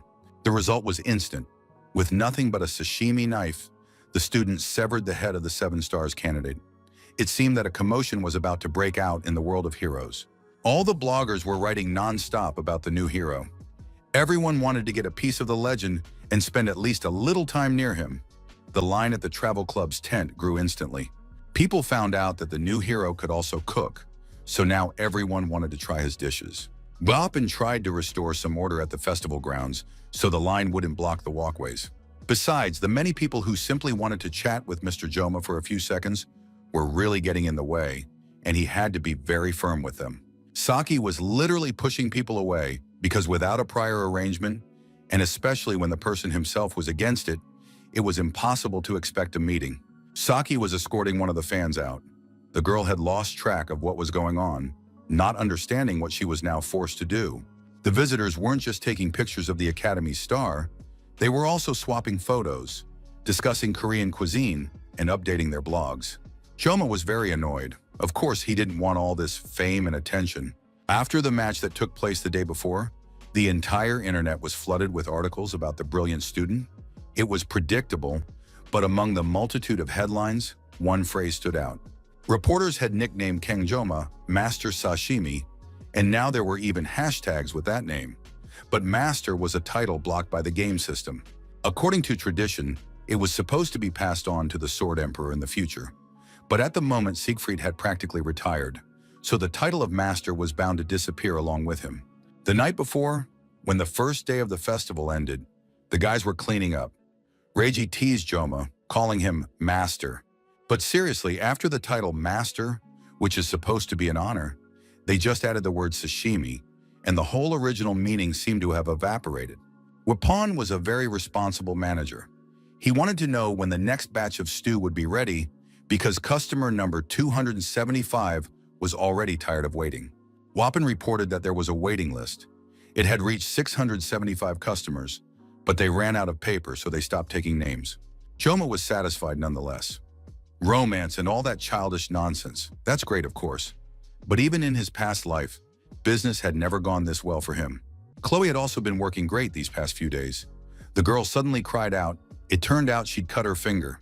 Joma thought, if this keeps up, someone might get hurt. There's a desperate shortage of hands. Joma has to pick up the knife himself. At that moment, unexpected guests entered the tent. It was the restaurant's head chef. They greeted Joma and praised his successful work. Joma was very busy. He apologized to the guests, saying he would come see them personally next time. But it turned out the men hadn't come as customers. They'd read the articles and realized many customers were expected today, so they'd come to help. Joma was surprised. After all, they were practically strangers. The guy warned him that they would have to get to work right away. But that didn't stop the chef. They said they were happy to help since now they had to call Joma Master Sashimi. Eventually, things really got going. Knox was now helping his sister, and the chef was doing a great job with the stew. And so another day of the festival passed. The crowd at the travel club's tent didn't let up all day long. Joma sat there in the evening, exhausted. He knew they'd never be able to pull something like this off again, but it had still been fun. Knox approached the guy saying that cleanup was almost done, but they were short on some ingredients for tomorrow. However, the head chef had promised to bring them. Joma thanked Knox. However, the young man felt that the chef deserved the thanks, since it had all been his idea. In any case, thanks to his assistance, Joma was able to catch his breath a little, because he definitely wouldn't have been able to handle the whole crowd on his own.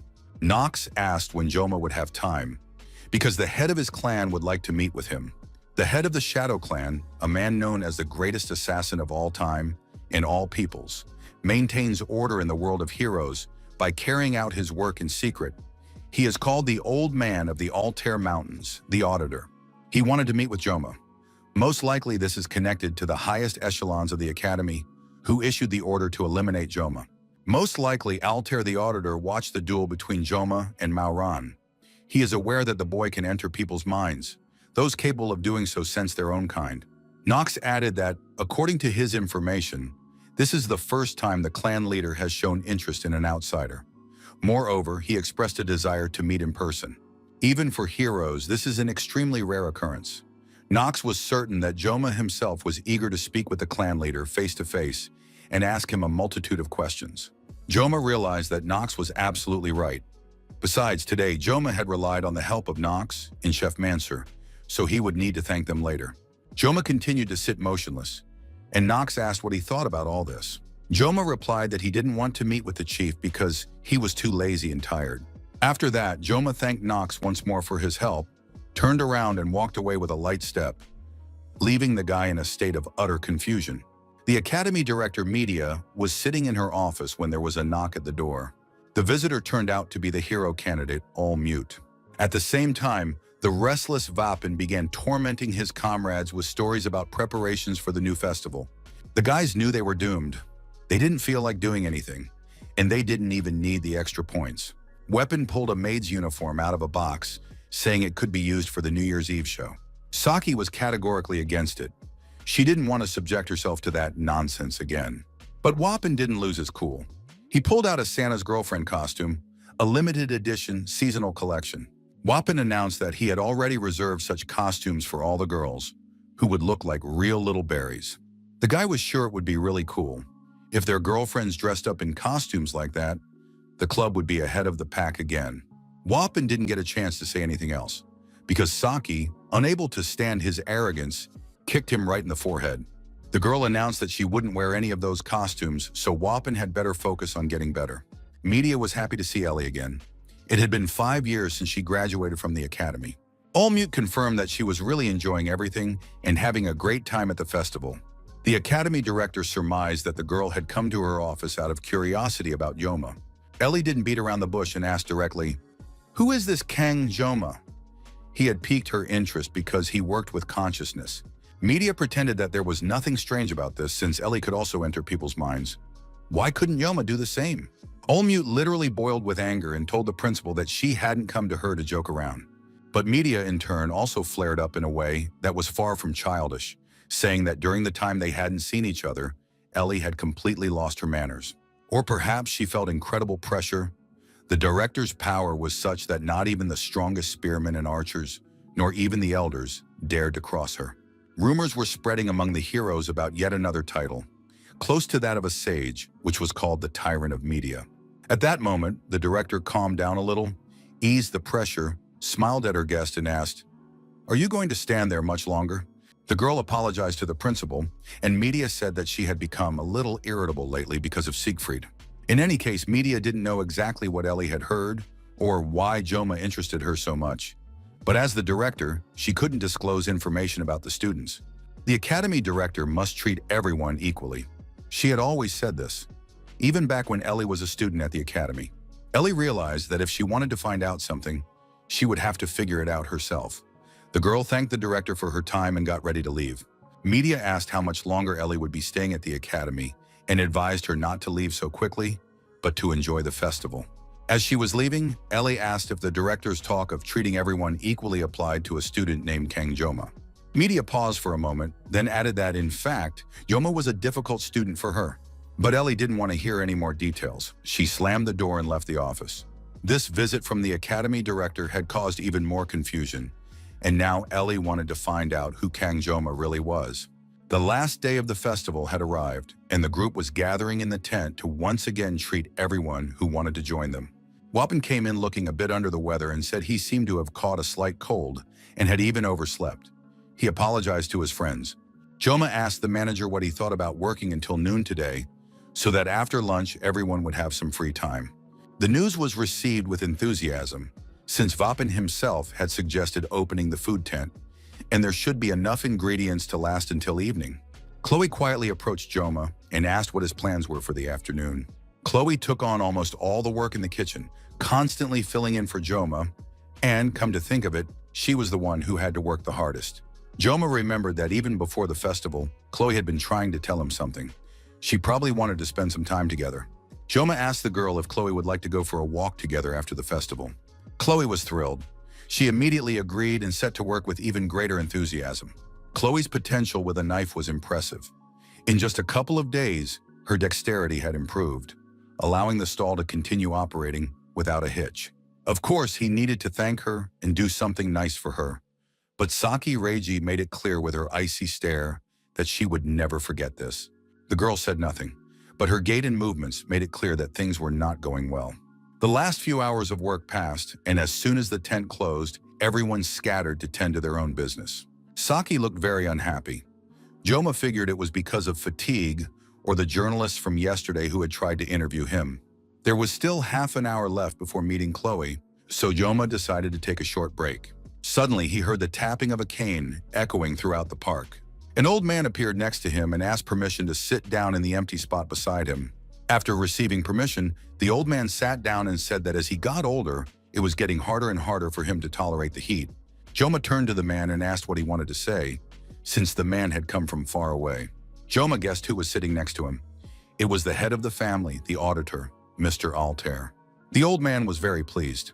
He said the young man had an excellent intuition and wanted to know how Joma had figured it out. Joma had seen the old man's staff in a past life, but he couldn't mention that. It was Kane's sword, the Syndicate. This item was very popular in the game because it belonged to the head of the mercenary clan. Joma had once wanted to get his hands on it too.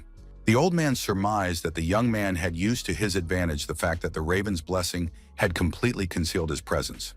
That wasn't the case, but Joma didn't argue. The old man asked Joma why he had been looking for the boy. Joma replied that it was because the elders had ordered an assassination attempt on him. The clan leader replied that they settled their own family matters. There was no point in digging up the past. The reason he was looking for Joma was far more important. Joma couldn't understand what could be more important than a planned assassination. Maybe it had to do with his ability to enter people's minds.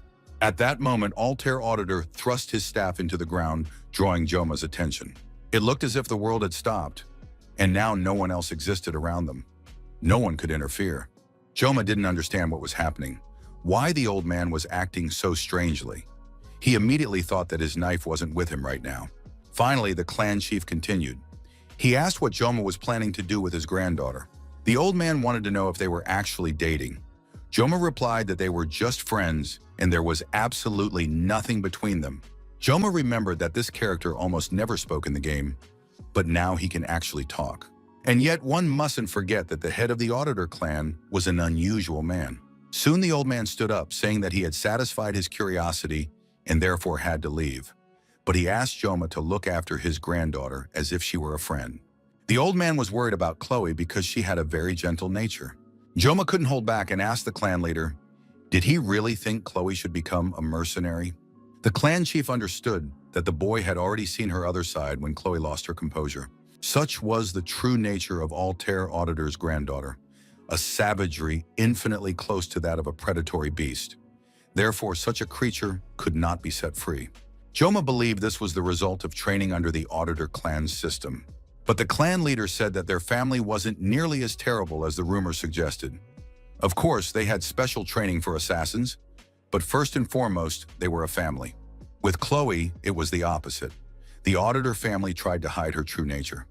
Despite years of mental training, as soon as emotions flared up, Chloe immediately bared her teeth.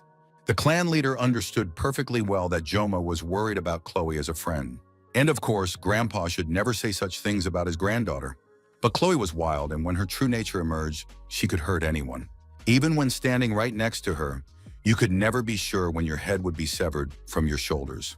As he was leaving, the old man said that if Yoma wanted to stay alive, but at that moment, the boy demanded that he finish his performance. The old man didn't seem to understand what was being talked about or what show was being referred to. Joma demanded that he not pretend to be worried. That was bad enough, but mixing lies with words was even worse. Joma activated the blessing of the god of the sword, and it turned out that all the people who had been peacefully strolling around were decoys. They immediately shed their outer shells, drew their weapons, and were ready to destroy. Altair Auditor raised his hand and ordered everyone to retreat. After that, he asked the young man when Joma had noticed it. Joma sheathed his knife and said that the old man himself had noted the young man's remarkable insight. The clan leader admitted that Joma had exceeded all his expectations. The outcome was beyond belief. Joma was sitting alone on the bench again, thinking about Chloe, who had only just begun to mend her relationship with her brother. Altair had mixed lies into his words, trying to confuse Joma. It was still unclear what his goal was. Joma realized that if it weren't for the presence of the weapon, he wouldn't have noticed a thing. At that moment, Chloe appeared in the distance. The girl was walking toward him with joy. Chloe apologized for being so late, but Joma said it was no big deal. He had just been relaxing. Altair Auditor recalled the previous encounter and noted the young man's perceptiveness, which had allowed him to spot the mercenaries disguised as passers-by. Moreover, the young man possessed a cool-headed courage. Even sitting right in front of the clan leader, Joma didn't flinch. The young man also had a remarkable ability to make split-second decisions in response to mental influence. It became very intriguing to wonder who Kang Joma really was. To call him a genius would be an insult. The clan leader walked into a deserted alley and called out to his grandson, Nox. The grandfather said the trip had been worth the journey. Nox was pleased that the clan leader had not been disappointed. Altair Auditor said that this was a first in his life. It was the first time he had ever felt afraid. Now the old man knew exactly what fear tasted like. Joma said that the academy was truly enormous, so it was no wonder Chloe had taken so long. Chloe immediately suspected that something had happened while she was gone. But Joma didn't want to talk about his meeting with the head of the Auditor clan. So he replied that nothing special had happened. He'd just been relaxing. Joma checked the schedule. There was supposed to be a festival that evening, and when the sun went down, they'd set off fireworks. In the meantime, they could just go for a walk. That's how the whole day went. The kids walked around, visited all sorts of attractions, and Joma felt tired and sat down on a bench. Chloe immediately decided that Joma was tired because of her. She was very empathetic and sensitive. She thought she needed to help Joma more, because in her opinion, she still wasn't very good with a knife. Joma knew that he hadn't actually cut anything while working at the stall. He'd only been cooking. If it weren't for Chloe, the stall would have lost all its customers. Joma realized that the girl had shouldered the entire process herself. He reached out, ruffled Chloe's hair, and thanked her for everything. Chloe was very touched by Joma's gesture, and in turn thanked him for his tenderness and attention. It's unclear how this gathering would have ended, but Wapin spotted his friends and waved to them from a distance. All the club members gathered around the bench. Wapin apologized for being late, saying they had taken a long time to get ready. Joma didn't understand why they had come at all, since the guys had planned to spend time apart. Wapin showed a text message on his phone, saying that Joma himself had texted everyone that they needed to meet at 5 o'clock. Joma knew which of his friends was a computer genius, and also who didn't like his relationship with Chloe.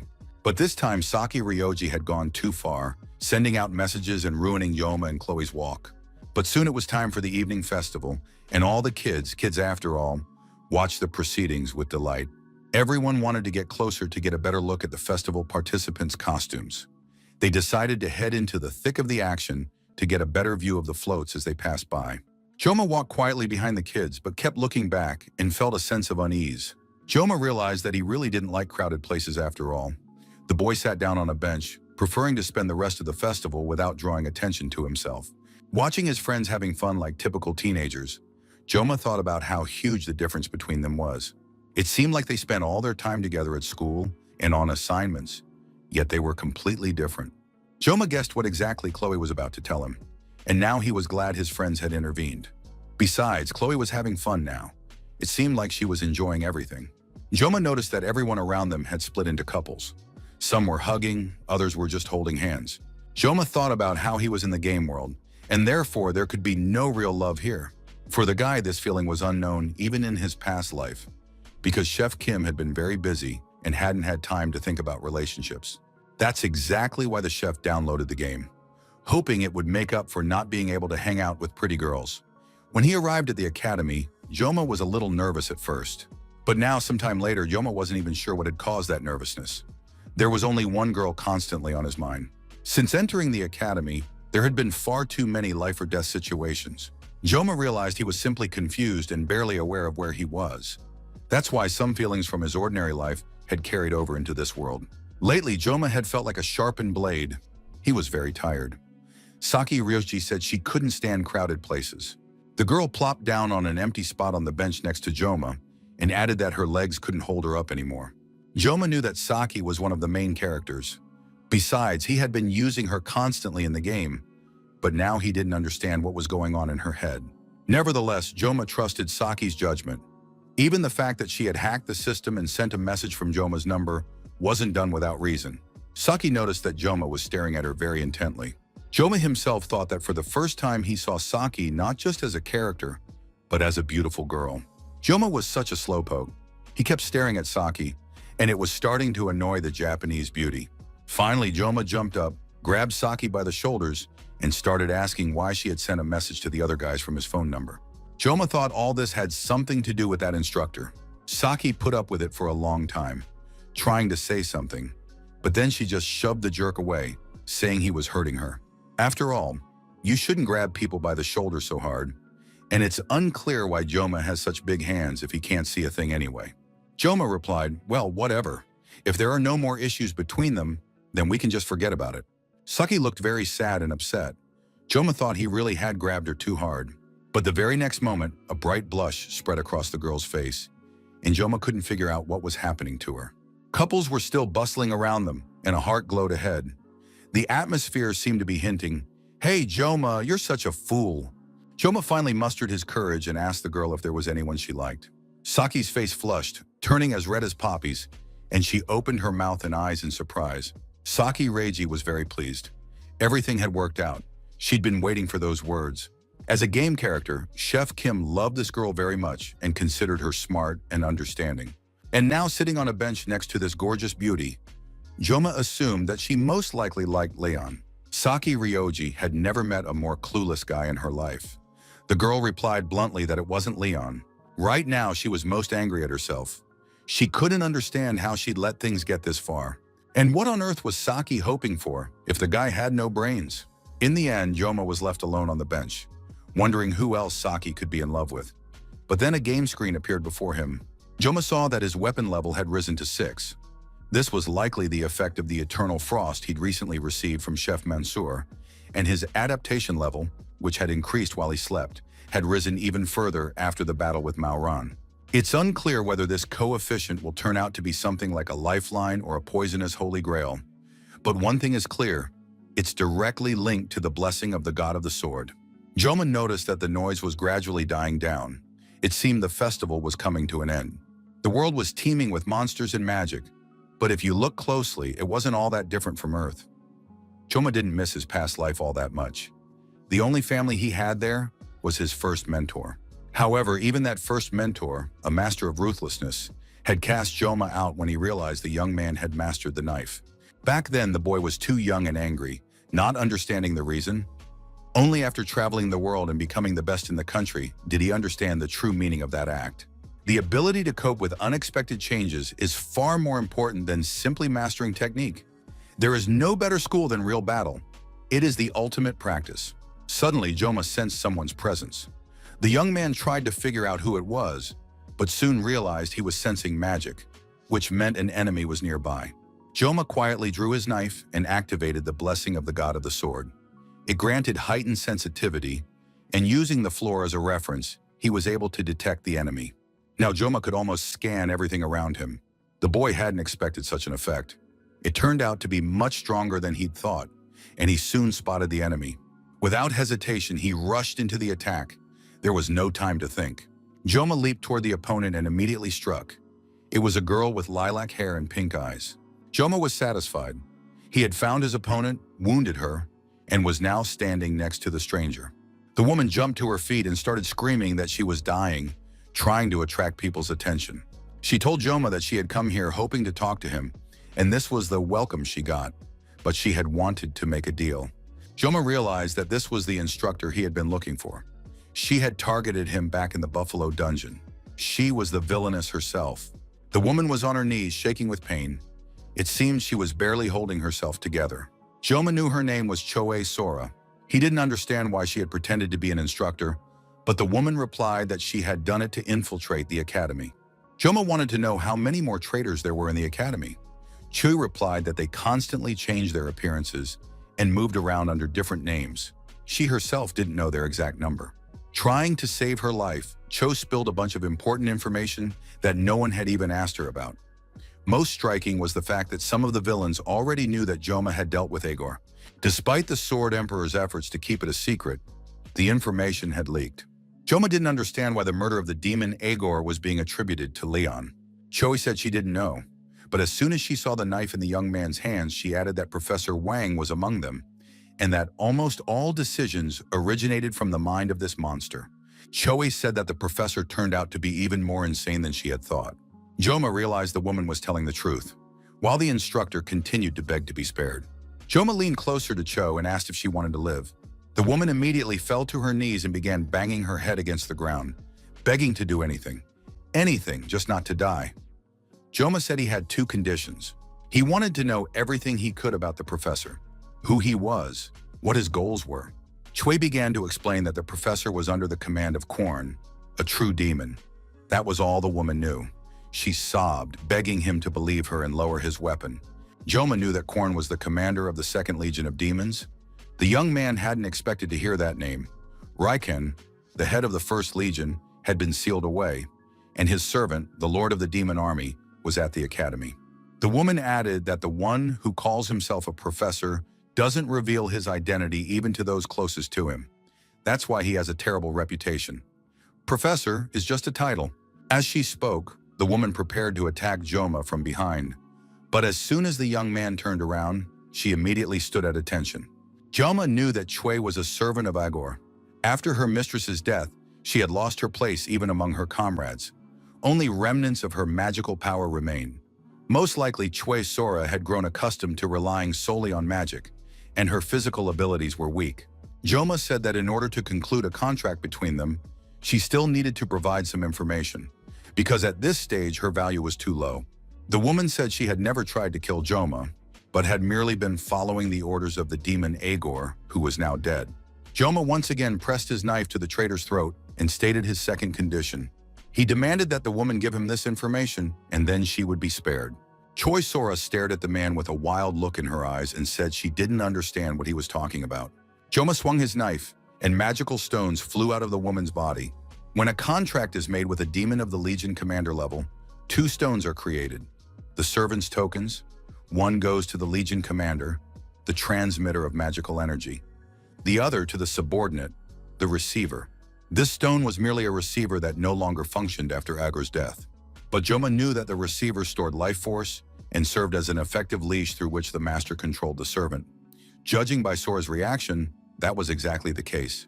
Joma looked at the woman, who still didn't understand what had happened to her. The young man said that Choi Sora had now become a villain, but she seemed to have just woken up from a sleep. She was that clueless about what was happening. Joma knew that people like her would do anything to survive.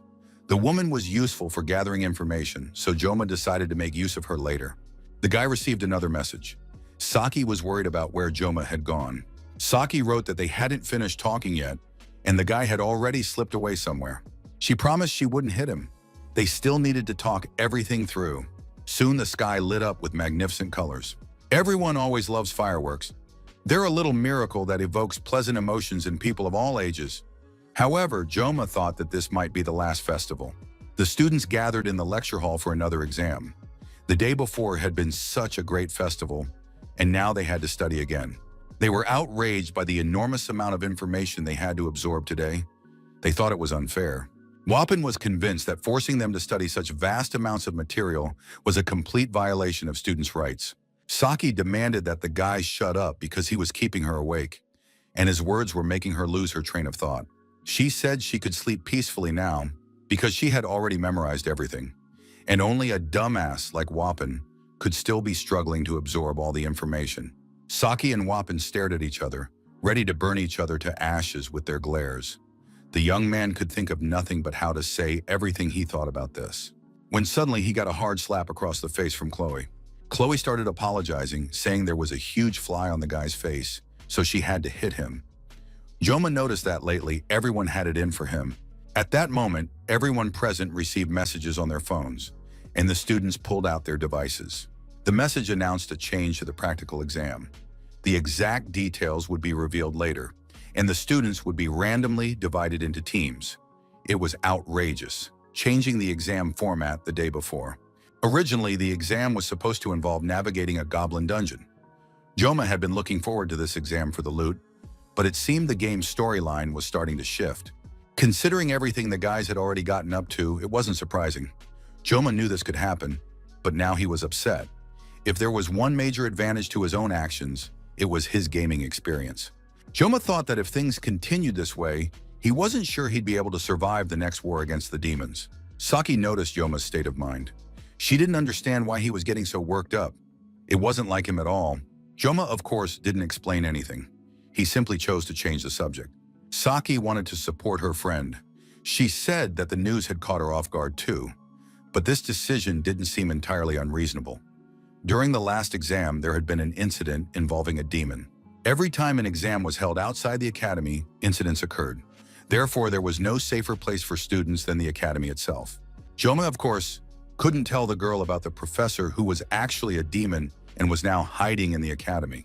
Looking at it from that perspective, Saki was indeed right.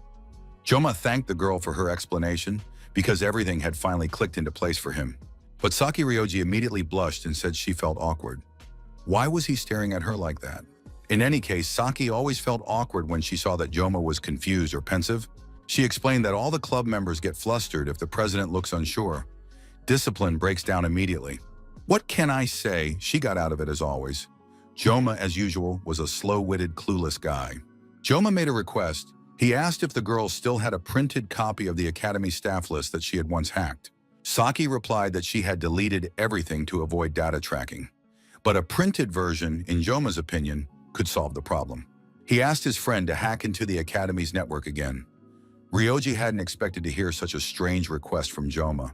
The young man allowed her to tell the club members part of the truth. He shared the information that enemies were operating undercover at the academy. The others were stunned. Chloe suggested that the incident with the Buffalo Dungeon was their doing. Of course, Joma couldn't be completely sure of this, because these people were constantly changing their appearance and living under various disguises. Saki decided to create a new list of academy staff and compare it with the printed list. It was a great idea. The club had been created as a protective measure. If there were people who might pose a threat in the future, it was better to find out about them in advance. After listening to everything, Vapin said that while he certainly had many questions, he was ready to listen to Joma and do whatever was necessary. Chloe and Saki fully supported the club leader's initiative. Joma thanked the guys sincerely. He thought that this explanation would suffice for now. Saki said that all information about the academy staff is automatically updated every month. It seems they use not only the cloud, but also subspace for this.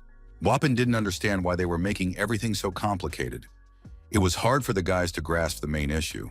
Optimization is the periodic deletion of fictitious data to reduce the volume of information. That's how the system works, and thanks to this, it's now possible to identify the right people. Joma wanted to know when the girl would finish this task and bring the new lists. Saki replied that it wasn't that difficult, but she felt that Joma relied on her help too often. It wasn't clear how the guy was supposed to respond to this complaint, but in a way, Saki was right. Joma understood that there was absolutely nothing he could do for Ryoji. He had no money, no status, and no fame, while she was the daughter of the Prime Minister of Japan. Joma asked her directly if Saki wanted anything in return for the favor. At first, the girl was even offended, but after thinking it over, she said she would ask him for something later. Joma immediately tensed up, but Saki told him not to worry. She didn't want anything material and would explain everything when the time came. The next day, a mountain of printouts was ready. The guys had barely gathered when Saki had already finished everything. She had printed out all the employees' data, including any suspicious movements. Now they just had to check everything. Joma was very pleased. He knew the girl would handle it perfectly if she took on the task. She always sees things through to the end.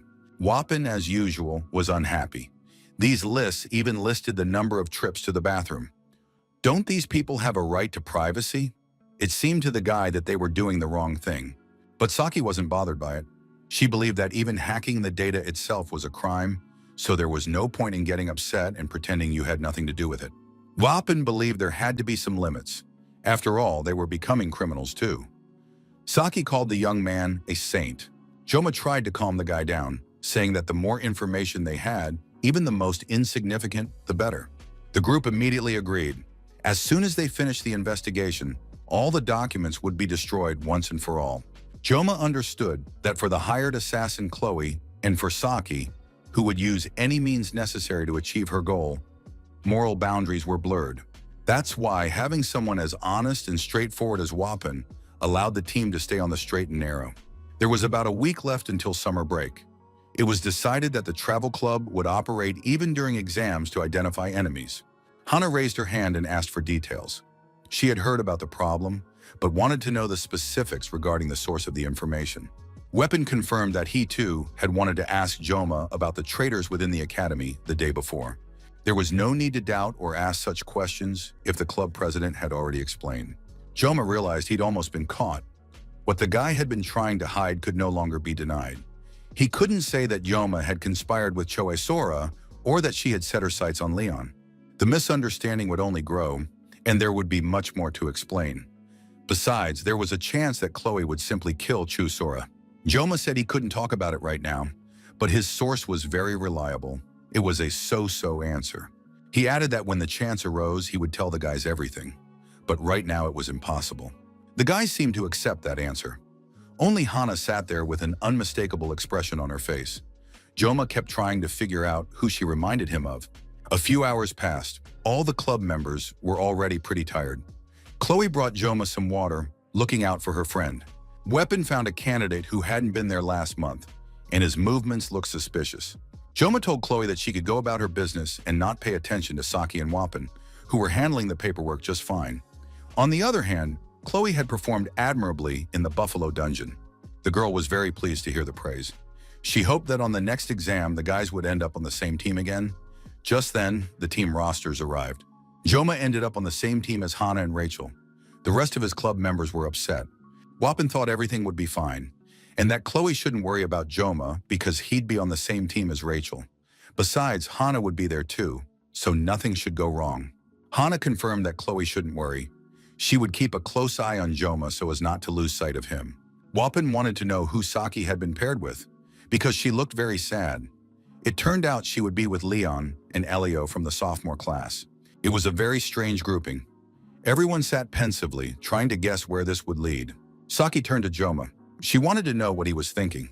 But Joma replied that it was nothing serious, wished everyone good luck on the exam, and suggested they finish up and go rest. It was already late in the evening, but Saki and Hana were still working on the lists. Finally, Hana said she was going to leave too. The girl had practically left the room when Saki suddenly called out to her. She had found something suspicious. Saki wanted to understand why San Hana's name was on the list of teachers. She wanted to find out who San Hana was. Perhaps it was time for San Hana to take off her mask and reveal herself to everyone without pretense. Saki said that Hana had a gentle disposition, and her words and actions were always well considered in everything she did.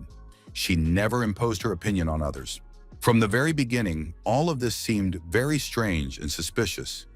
Saki decided not to call the girl Hana anymore, but rather to address her by her official title.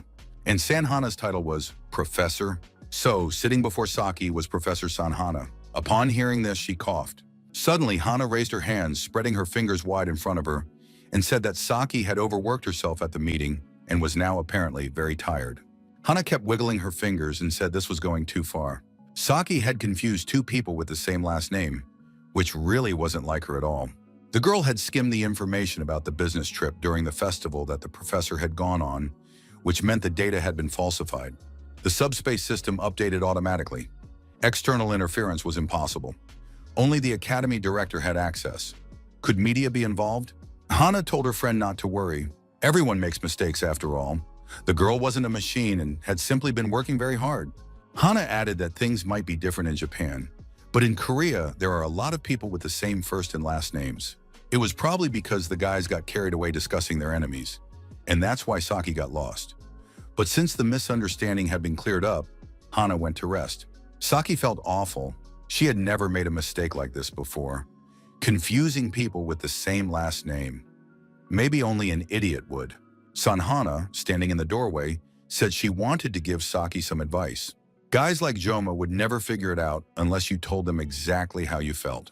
Hana added that out of all the girls, she was rooting for Saki. After that, Hana waved her hand and left. Joma woke up before his alarm and lay in bed, thinking about the upcoming exam. Not only had they changed the exam content, but they'd also given a new assignment. He had plenty on his plate, and on top of that came the stress from Rachel, a very burdensome character. Rachel shows interest not out of affection, but to ensure a strong heir. That's been her mindset since the very beginning of the game. Perhaps that's why the developers made her a die-hard loner, to create a contrasting effect. Because of this, she became the character I won over last. Of course, Rachel was initially interested in Leon too, but now we just have to hope the exam goes smoothly. Suddenly, right in the middle of the night, the phone rang. It was Ryoji calling. The young man answered immediately, asking why she wasn't sleeping. He didn't understand why she wasn't sleeping either. However, Saki never slept at night. Joma asked if she had noticed anything strange in the documents. Saki replied, "Do you really think I'd only call you about work? Usually people call in the middle of the night if something urgent has happened. Besides, they used to only communicate through text messages." Reiji said she just wanted to wish him good luck on the exam, then said goodbye and hung up. It was all strange and out of character, but there was no time left to think about it. Dawn had broken, the sun was rising, and she had to get ready. The building where the exam would take place looked perfectly normal from the outside, but it was a special academy building, inside which a completely different atmosphere reigned. Inside was a room created by the academy's founder, Valor Joaquin.